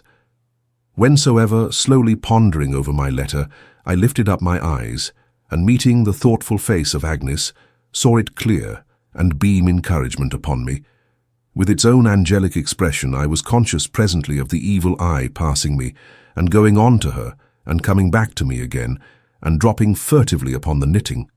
What the knitting was, I don't know, not being learned in that art, but it looked like a net, and as she worked away with those Chinese chopsticks of knitting needles, she showed in the firelight like an ill-looking enchantress, balked as yet by the radiant goodness opposite, but getting ready for a cast of her net by and by. At dinner she maintained her watch with the same unwinking eyes. After dinner her son took his turn, and when Mr. Wickfield himself and I were left alone together, leered at me and writhed until I could hardly bear it. In the drawing-room there was the mother knitting and watching again. All the time that Agnes sang and played, the mother sat at the piano. Once she asked for a particular ballad, which she said her Uri, who was yawning in a great chair, doted on, and at intervals she looked round at him and reported to Agnes that he was in raptures with the music. But she hardly ever spoke, I question if she ever did, without making some mention of him. It was evident to me that this was the duty assigned to her. This lasted until bedtime. To have seen the mother and son, like 2 great bats hanging over the whole house, and darkening it with their ugly forms, made me so uncomfortable that I would rather have remained downstairs, knitting and all, than gone to bed. I hardly got any sleep. Next day the knitting and watching began again, and lasted all day. I had not an opportunity of speaking to Agnes for 10 minutes. I could barely show her my letter. I proposed to her to walk out with me, but Mrs. Heep repeatedly complaining that she was worse, Agnes charitably remained within to bear her company. Towards the twilight I went out by myself, musing on what I ought to do and whether I was justified in withholding from Agnes any longer what Uriah Heep had told me in London, for that began to trouble me again very much. I had not walked out far enough to be quite clear of the town upon the Ramsgate Road, where there was a good path, when I was hailed through the dust by somebody behind me. The shambling figure and the scanty great coat were not to be mistaken. I stopped, and Uriah Heep came up. "Well?" said I. "How fast you walk," said he. "My legs are pretty long, but you've given 'em quite a job." "Where are you going?" said I. "I am going with you, Master Copperfield, if you'll allow me the pleasure of a walk with an old acquaintance." Saying this, with a jerk of his body, which might have been either propitiatory or derisive, he fell into step beside me. "Uriah," said I, as civilly as I could after a silence. "Master Copperfield," said Uriah, "to tell you the truth, at which you will not be offended, I came out to walk alone because I have had so much company." He looked at me sideways and said with his hardest grin, "You mean mother?" "Why, yes, I do," said I. "Ah, but you know we're so very humble," he returned, "and having such a knowledge of our own humbleness, we must really take care that we're not pushed to the wall by them as isn't humble. All stratagems are fair in love, sir." Raising his great hands until they touched his chin, he rubbed them softly and softly chuckled, looking as like a malevolent baboon, I thought, as anything human could look. "You see," he said, still hugging himself in that unpleasant way and shaking his head at me, "you're quite a dangerous rival, Master Copperfield. You always was, you know." "Do you set a watch upon Miss Wickfield, and make her home no home because of me?" said I. "Oh, Master Copperfield, those are very harsh words," he replied. "Put my meaning into any words you like," said I. "You know what it is, Uriah, as well as I do." "Oh, no, you must put it into words," he said. "Oh, really, I couldn't myself." "Do you suppose," said I, constraining myself to be very temperate and quiet with him on account of Agnes, "that I regard Miss Wickfield otherwise than as a very dear sister?" "Well, Master Copperfield," he replied, "you perceive I am not bound to answer that question. You may not, you know, but then, you see, you may." Anything to equal the low cunning of his visage and of his shadowless eyes without the ghost of an eyelash I never saw. "Come then," said I, For the sake of Miss Wickfield, my Agnes, he exclaimed, with a sickly, angular contortion of himself. Would you be so good as call her Agnes, Master Copperfield? For the sake of Agnes Wickfield, heaven bless her. Thank you for that blessing, Master Copperfield, he interposed. I will tell you what I should, under any other circumstances, as soon have thought of telling to Jack Ketch. To who, sir? Said Uriah, stretching out his neck and shading his ear with his hand. To the hangman, I returned, the most unlikely person I could think of, though his own face had suggested the allusion quite as a natural sequence. I am engaged to another young lady. I hope that contents you. Upon your soul, said Uriah. I was about indignantly to give my assertion the confirmation he required, when he caught hold of my hand and gave it a squeeze. Oh, Master Copperfield, he said, if you had only had the condescension to return my confidence when I poured out the fullness of my art, the night I put you so much out of the way by sleeping before your sitting-room fire, I never should have doubted you. As it is, I'm sure I'll take off Mother directly and only too happy. I know you'll excuse the precautions of affection, won't you? What a pity, Master Copperfield, that you didn't condescend to return my confidence. I'm sure I gave you every opportunity, but you never have condescended to me as much as I could have wished. I know you have never liked me as I have liked you. All this time he was squeezing my hand with his damp, fishy fingers, while I made every effort I decently could to get it away. But I was quite unsuccessful. He drew it under the sleeve of his mulberry-coloured greatcoat, and I walked on almost upon compulsion, arm in arm with him. Shall we turn? Said Uriah, by and by wheeling me face about towards the town, on which the early moon was now shining, silvering the distant windows. Before we leave the subject, you ought to understand, said I, breaking a pretty long silence, that I believe Agnes Wickfield to be as far above you and as far removed from all your aspirations as that moon herself. Peaceful, ain't she? Said Uriah. Very. Now confess, Master Copperfield, that you haven't liked me quite as I have liked you. All along you've thought me too humble now, I shouldn't wonder. I am not fond of professions of humility, I returned, or professions of anything else. There now, said Uriah, looking flabby and lead-coloured in the moonlight. Didn't I know it? But how little you think of the rightful humbleness of a person in my station, Master Copperfield. Father and me was both brought up at a foundation school for boys, and Mother she was likewise brought up at a public sort of charitable establishment. They taught us all a deal of humbleness, not much else that I know of, from morning to night. We was to be humble to this person and humble to that, and to pull off our caps here and to make bows there, and always to know our place and abase ourselves before our betters. And we had such a lot of betters. Father got the Monitor Medal by being humble, so did I. Father got made a sexton by being humble. He had the character among the gentlefolks of being such a well-behaved man that they were determined to bring him in. Be humble, Uriah, says Father to me, and you'll get on. It was what was always being dinned into you and me at school. It's what goes down best. Be humble, says Father, and you'll do. And really it ain't done bad. It was the first time it had ever occurred to me that this detestable cant of false humility might have originated out of the Heep family. I had seen the harvest, but had never thought of the seed. When I was quite a young boy, said Uriah, I got to know what humbleness did, and I took to it. I ate humble pie with an appetite. I stopped at the humble point of my learning, and says I, hold hard. When you offered to teach me Latin, I knew better. People like to be above you, says Father. Keep yourself down. I am very humble to the present moment, Master Copperfield, but I've got a little power. And he said all this, I knew, as I saw his face in the moonlight, that I might understand he was resolved to recompense himself by using his power. I had never doubted his meanness, his craft and malice, but I fully comprehended now for the first time what a base, unrelenting, and revengeful spirit must have been engendered by this early and this long suppression.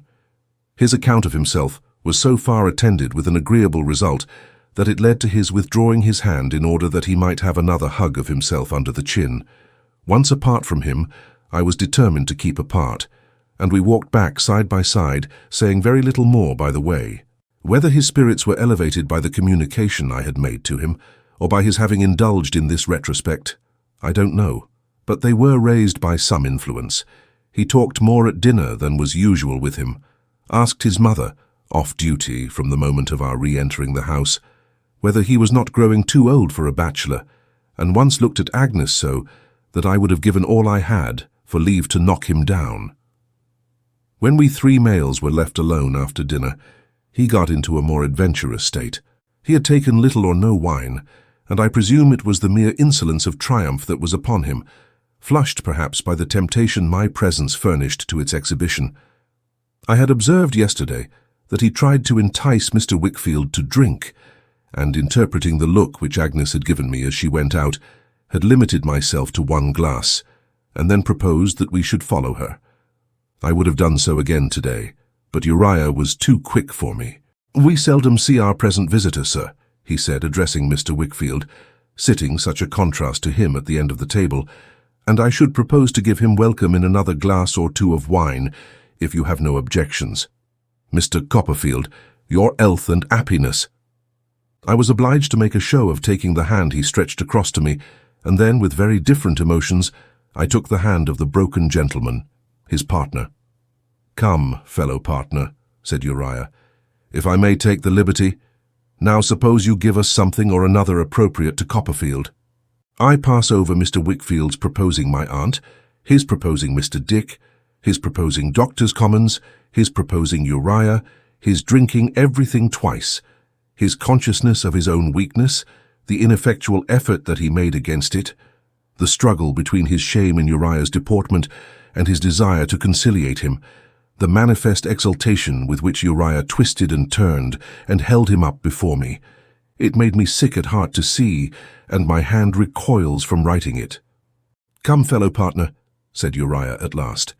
"I'll give you another one, and I humbly ask for bumpers, seeing I intend to make it the divinest of her sex." Her father had his empty glass in his hand. I saw him set it down, look at the picture she was so like, put his hand to his forehead and shrink back in his elbow chair. "I'm an humble individual to give you her health," proceeded Uriah, "but I adore her. No physical pain that her father's grey head could have borne, I think, could have been more terrible to me than the mental endurance I saw compressed now within both his hands." "Agnes," said Uriah, either not regarding him or not knowing what the nature of his action was, "Agnes Wickfield is, I am safe to say, the divinest of her sex. May I speak out, among friends? To be her father is a proud distinction, but to be her husband, spare me from ever again hearing such a cry as that with which her father rose up from the table." "What's the matter?" said Uriah, turning of a deadly colour. "You are not gone mad after all, Mr. Wickfield, I hope. If I say I've an ambition to make your Agnes my Agnes, I have as good a right to it as another man. I have a better right to it than any other man. I had my arms round Mr. Wickfield, imploring him by everything that I could think of, oftenest of all by his love for Agnes, to calm himself a little. He was mad for the moment, tearing out his hair, beating his head, trying to force me from him and to force himself from me, not answering a word, not looking at or seeing anyone, blindly striving for he knew not what, his face all staring and distorted, a frightful spectacle. I conjured him incoherently, but in the most impassioned manner, not to abandon himself to this wildness, but to hear me.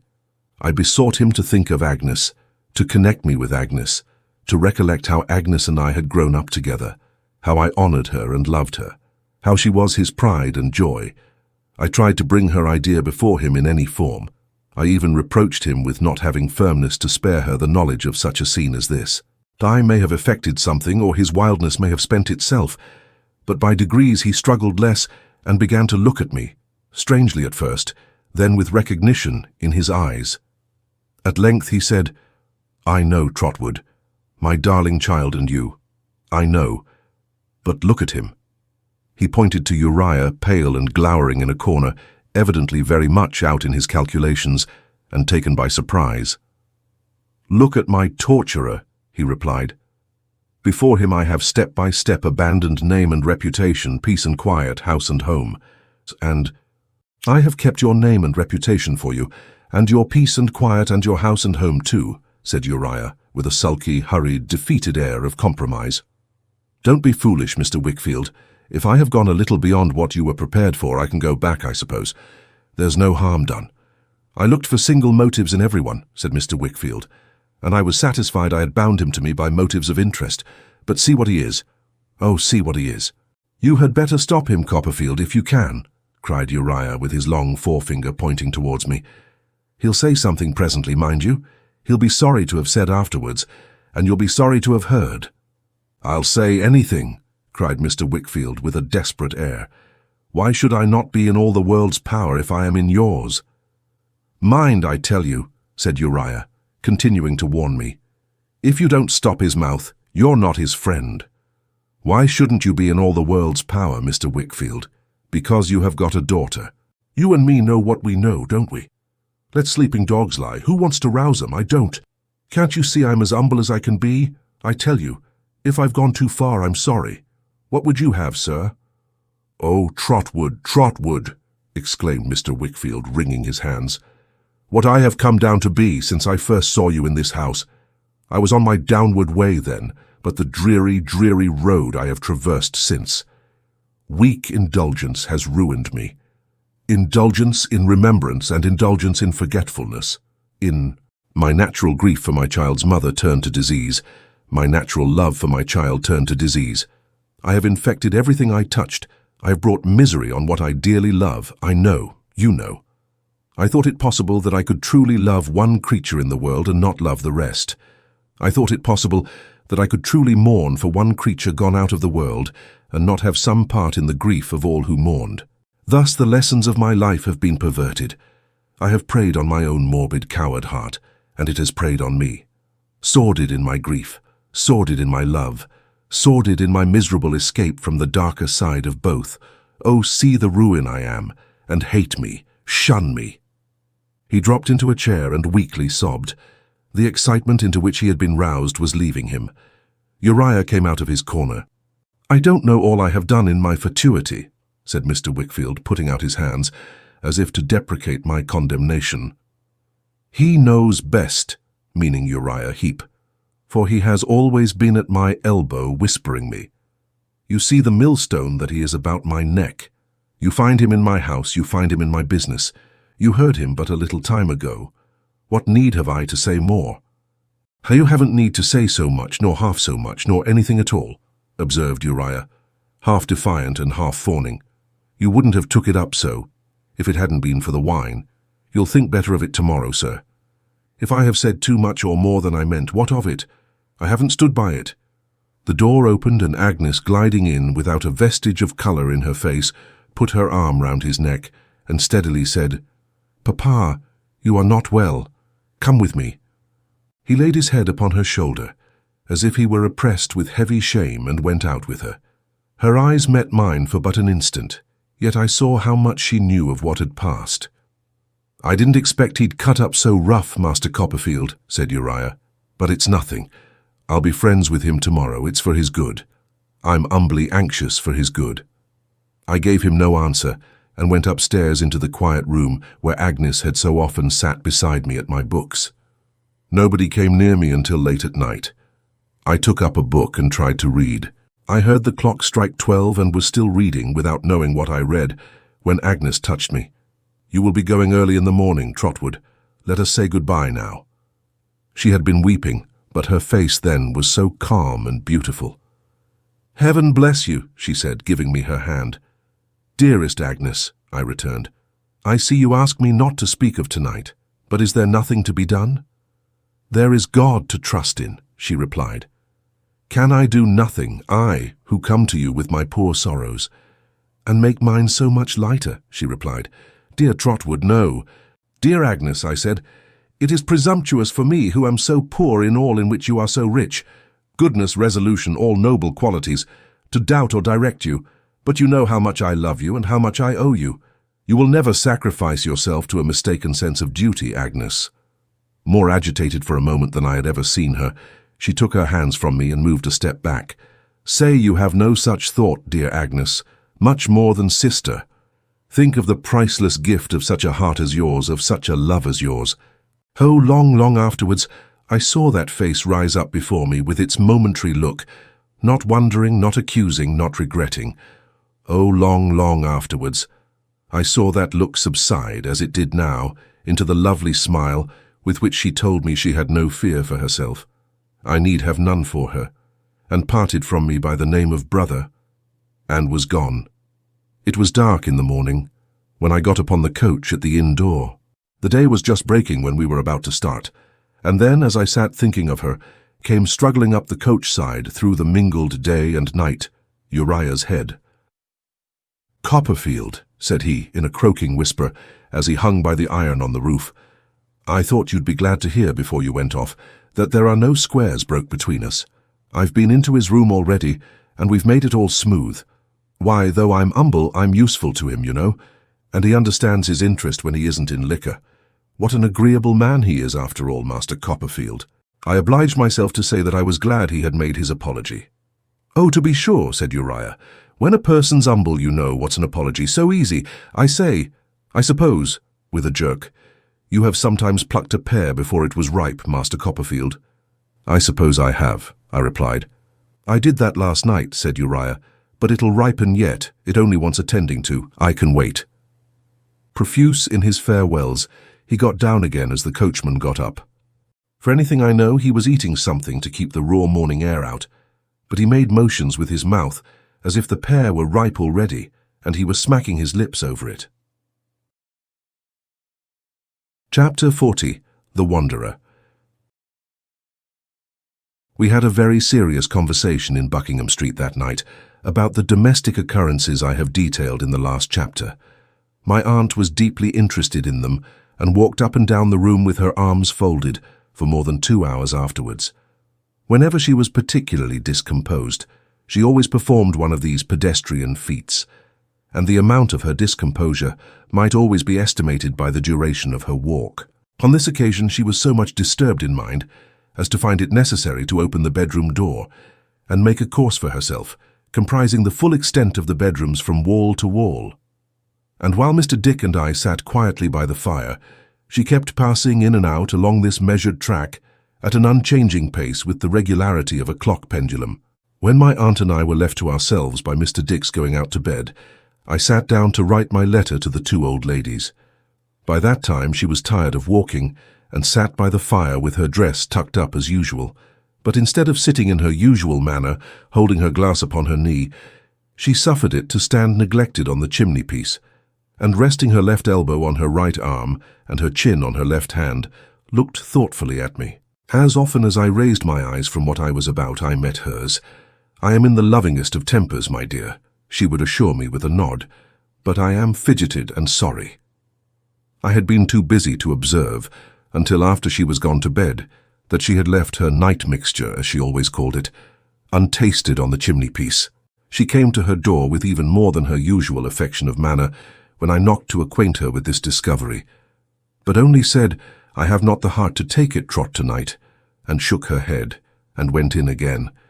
She read my letter to the two old ladies in the morning and approved of it. I posted it, and had nothing to do then but wait as patiently as I could for the reply. I was still in this state of expectation, and had been for nearly a week, when I left the doctor's one snowy night to walk home. It had been a bitter day, and a cutting northeast wind had blown for some time. The wind had gone down with the light, and so the snow had come on. It was a heavy, settled fall, I recollect, in great flakes, and it lay thick. The noise of wheels and tread of people were as hushed as if the streets had been strewn that depth with feathers.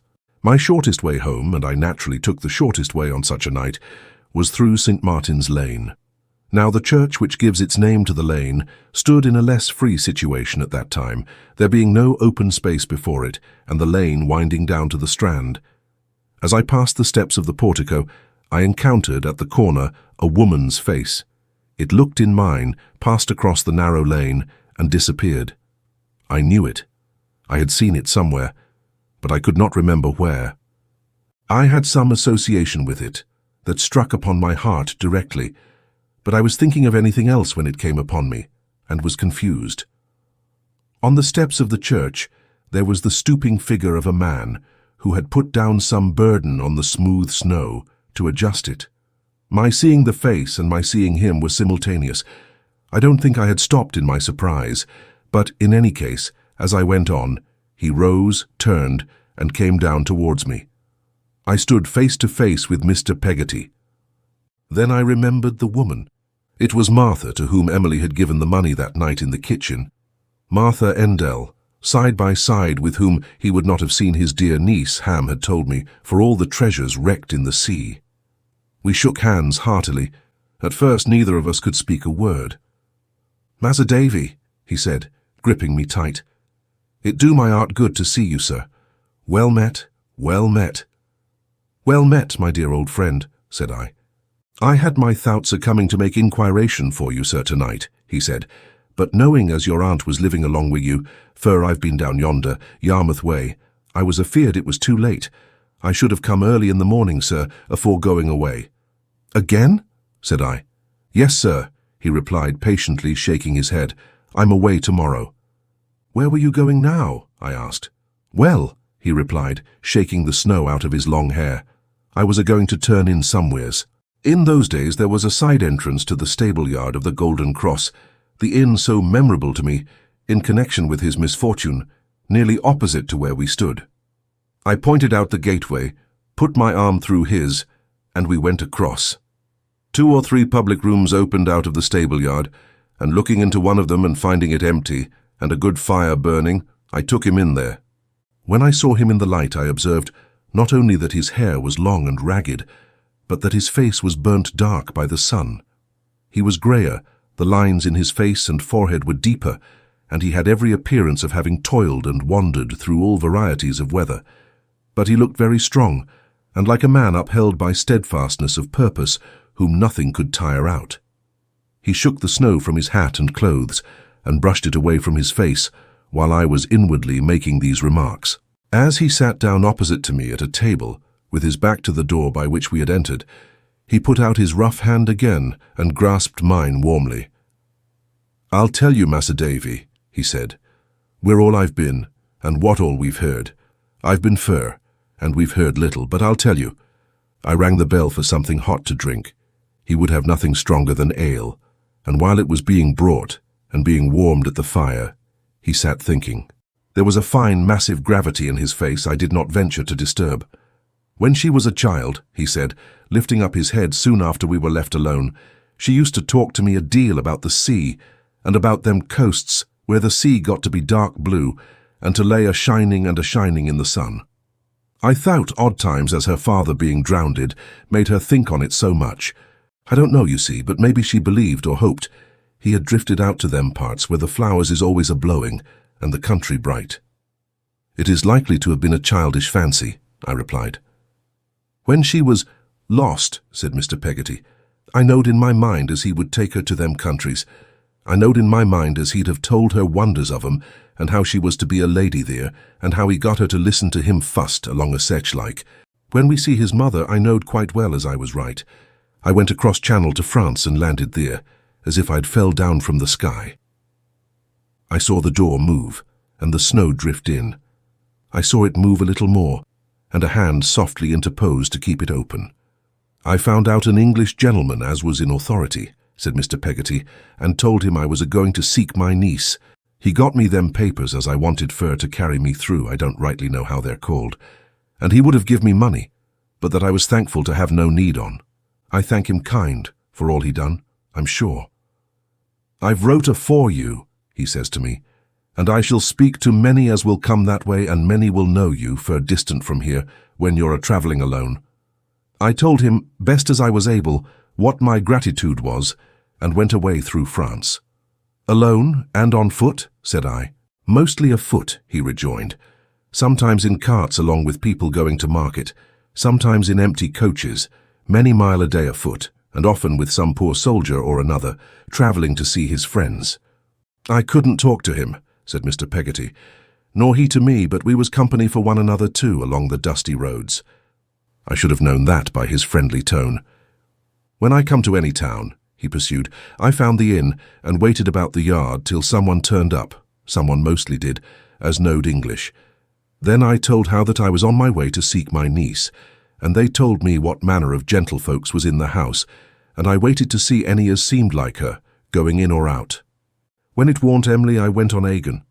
By little and little, when I come to a new village or that, among the poor people, I found they knowed about me. They would set me down at their cottage doors and give me what not fur to eat and drink, and show me where to sleep.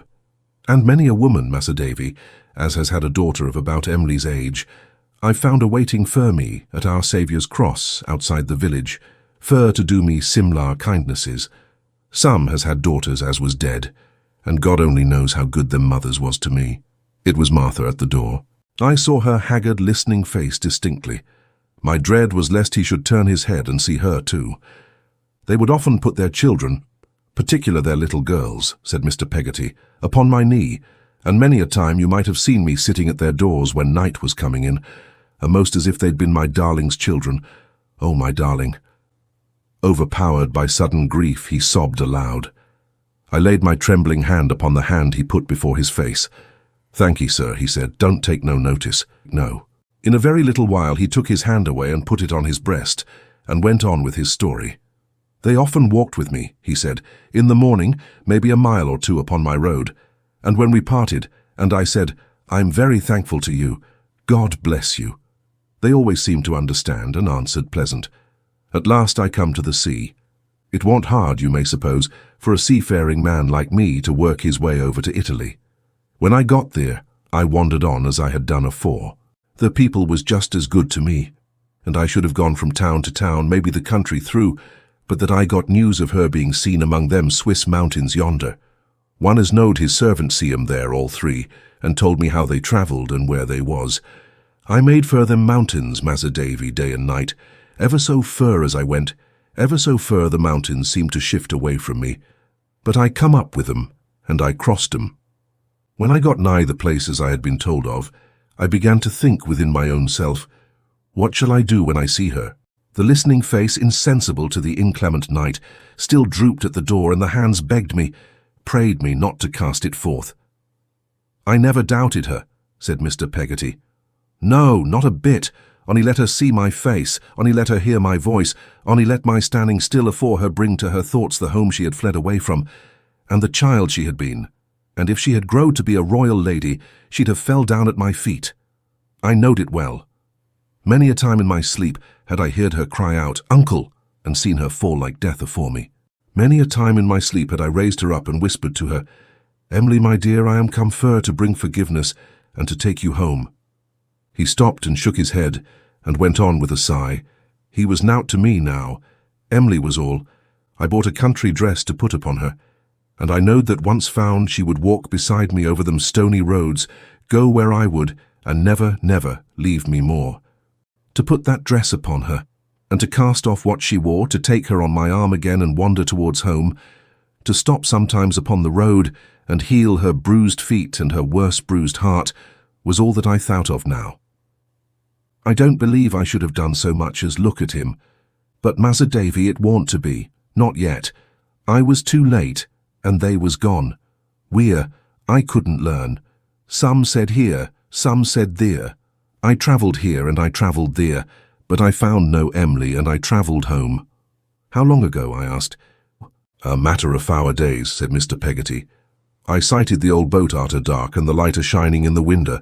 When I come nigh and looked in through the glass, I see the faithful creatur Mrs. Gummidge sitting by the fire, as we had fixed upon alone. I called out, 'Don't be afeard, it's Dan'l,' and I went in. I never could have thought the old boat would have been so strange." From some pocket in his breast he took out, with a very careful hand, a small paper bundle containing 2 or 3 letters or little packets, which he laid upon the table. "This fust one come," he said, selecting it from the rest, "afore I had been gone a week. A £50 bank note in a sheet of paper directed to me and put underneath the door in the night. She tried to hide her writing, but she couldn't hide it from me." He folded up the note again with great patience and care, in exactly the same form, and laid it on one side.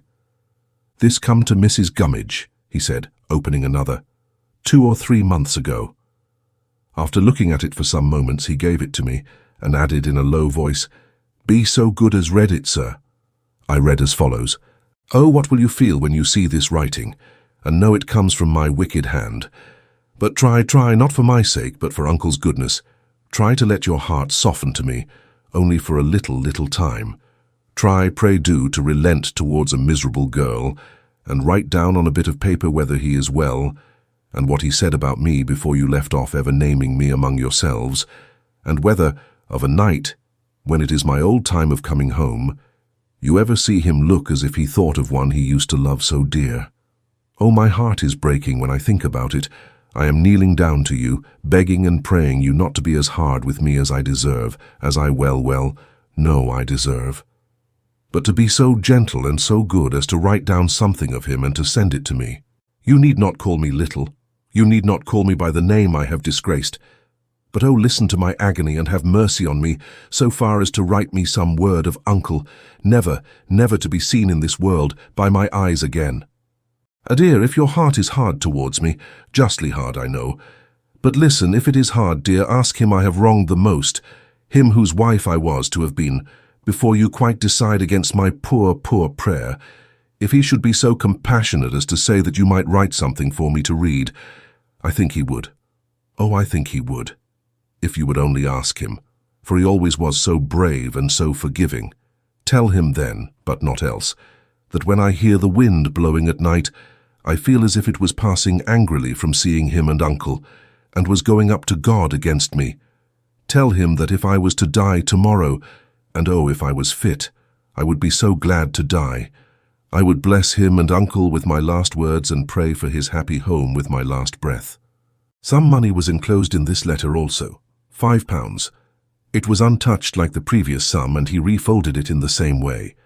Detailed instructions were added relative to the address of a reply, which, although they betrayed the intervention of several hands, and made it difficult to arrive at any very probable conclusion, in reference to her place of concealment, made it at least not unlikely that she had written from that spot where she was stated to have been seen.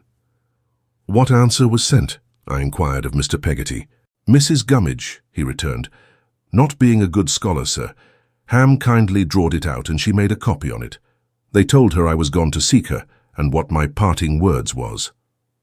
Is that another letter in your hand? Said I. It's money, sir, said Mr. Peggotty, unfolding it a little way. £10, you see, and wrote inside, from a true friend, like the fust. But the fust was put underneath the door, and this come by the post, day afore yesterday. I'm a-going to seek her at the postmark. He showed it to me. It was a town on the Upper Rhine. He had found out at Yarmouth some foreign dealers who knew that country, and they had drawn him a rude map on paper, which he could very well understand. He laid it between us on the table, and with his chin resting on one hand, tracked his course upon it with the other. I asked him how Ham was. He shook his head. He works, he said, as bold as a man can. His name's as good, in all that part, as any man's is, anywheres in the world. Anyone's hand is ready to help him, you understand, and his is ready to help them. He's never been heard fur to complain. But my sister's belief is twixt ourselves, as it has cut him deep. Poor fellow, I can believe it. He ain't no care, Massa Davy, said Mr. Peggotty in a solemn whisper. Kinder no care, no how for his life. When a man's wanted for rough sarvice in rough weather, he's there. When there's hard duty to be done with danger in it, he steps for'ard afore all his mates, and yet he's as gentle as any child. There ain't a child in Yarmouth that don't know him. He gathered up the letters thoughtfully, smoothing them with his hand, put them into their little bundle and placed it tenderly in his breast again. The face was gone from the door. I still saw the snow drifting in, but nothing else was there. Well, he said, looking to his bag, having seen you tonight, Massa Davy, and that does me good, I shall away betimes tomorrow morning. You have seen what I've got here, putting his hand on where the little packet lay. All that troubles me is to think that any harm might come to me, afore that money was give back. If I was to die and it was lost or stole, or elseways made away with, and it was never knowed by him but what I'd took it, I believe the t'other world wouldn't hold me. I believe I must come back. He rose, and I rose too. We grasped each other by the hand again before going out. I'd go 10,000 mile, he said. I'd go till I dropped dead to lay that money down afore him. If I do that and find my Em'ly, I'm content. If I don't find her, maybe she'll come to here sometime, as her loving uncle only ended his search for her when he ended his life. And if I know her, even that will turn her home at last. As he went out into the rigorous night, I saw the lonely figure flit away before us. I turned him hastily on some pretense and held him in conversation until it was gone. He spoke of a traveller's house on the Dover Road, where he knew he could find a clean, plain lodging for the night. I went with him over Westminster Bridge and parted from him on the Surrey shore. Everything seemed to my imagination to be hushed in reverence for him as he resumed his solitary journey through the snow. I returned to the inn yard and, impressed by my remembrance of the face, looked awfully around for it. It was not there. The snow had covered our late footprints. My new track was the only one to be seen, and even that began to die away. It snowed so fast as I looked back over my shoulder. Thanks for watching. Please like the video and subscribe to the channel for more excellent content.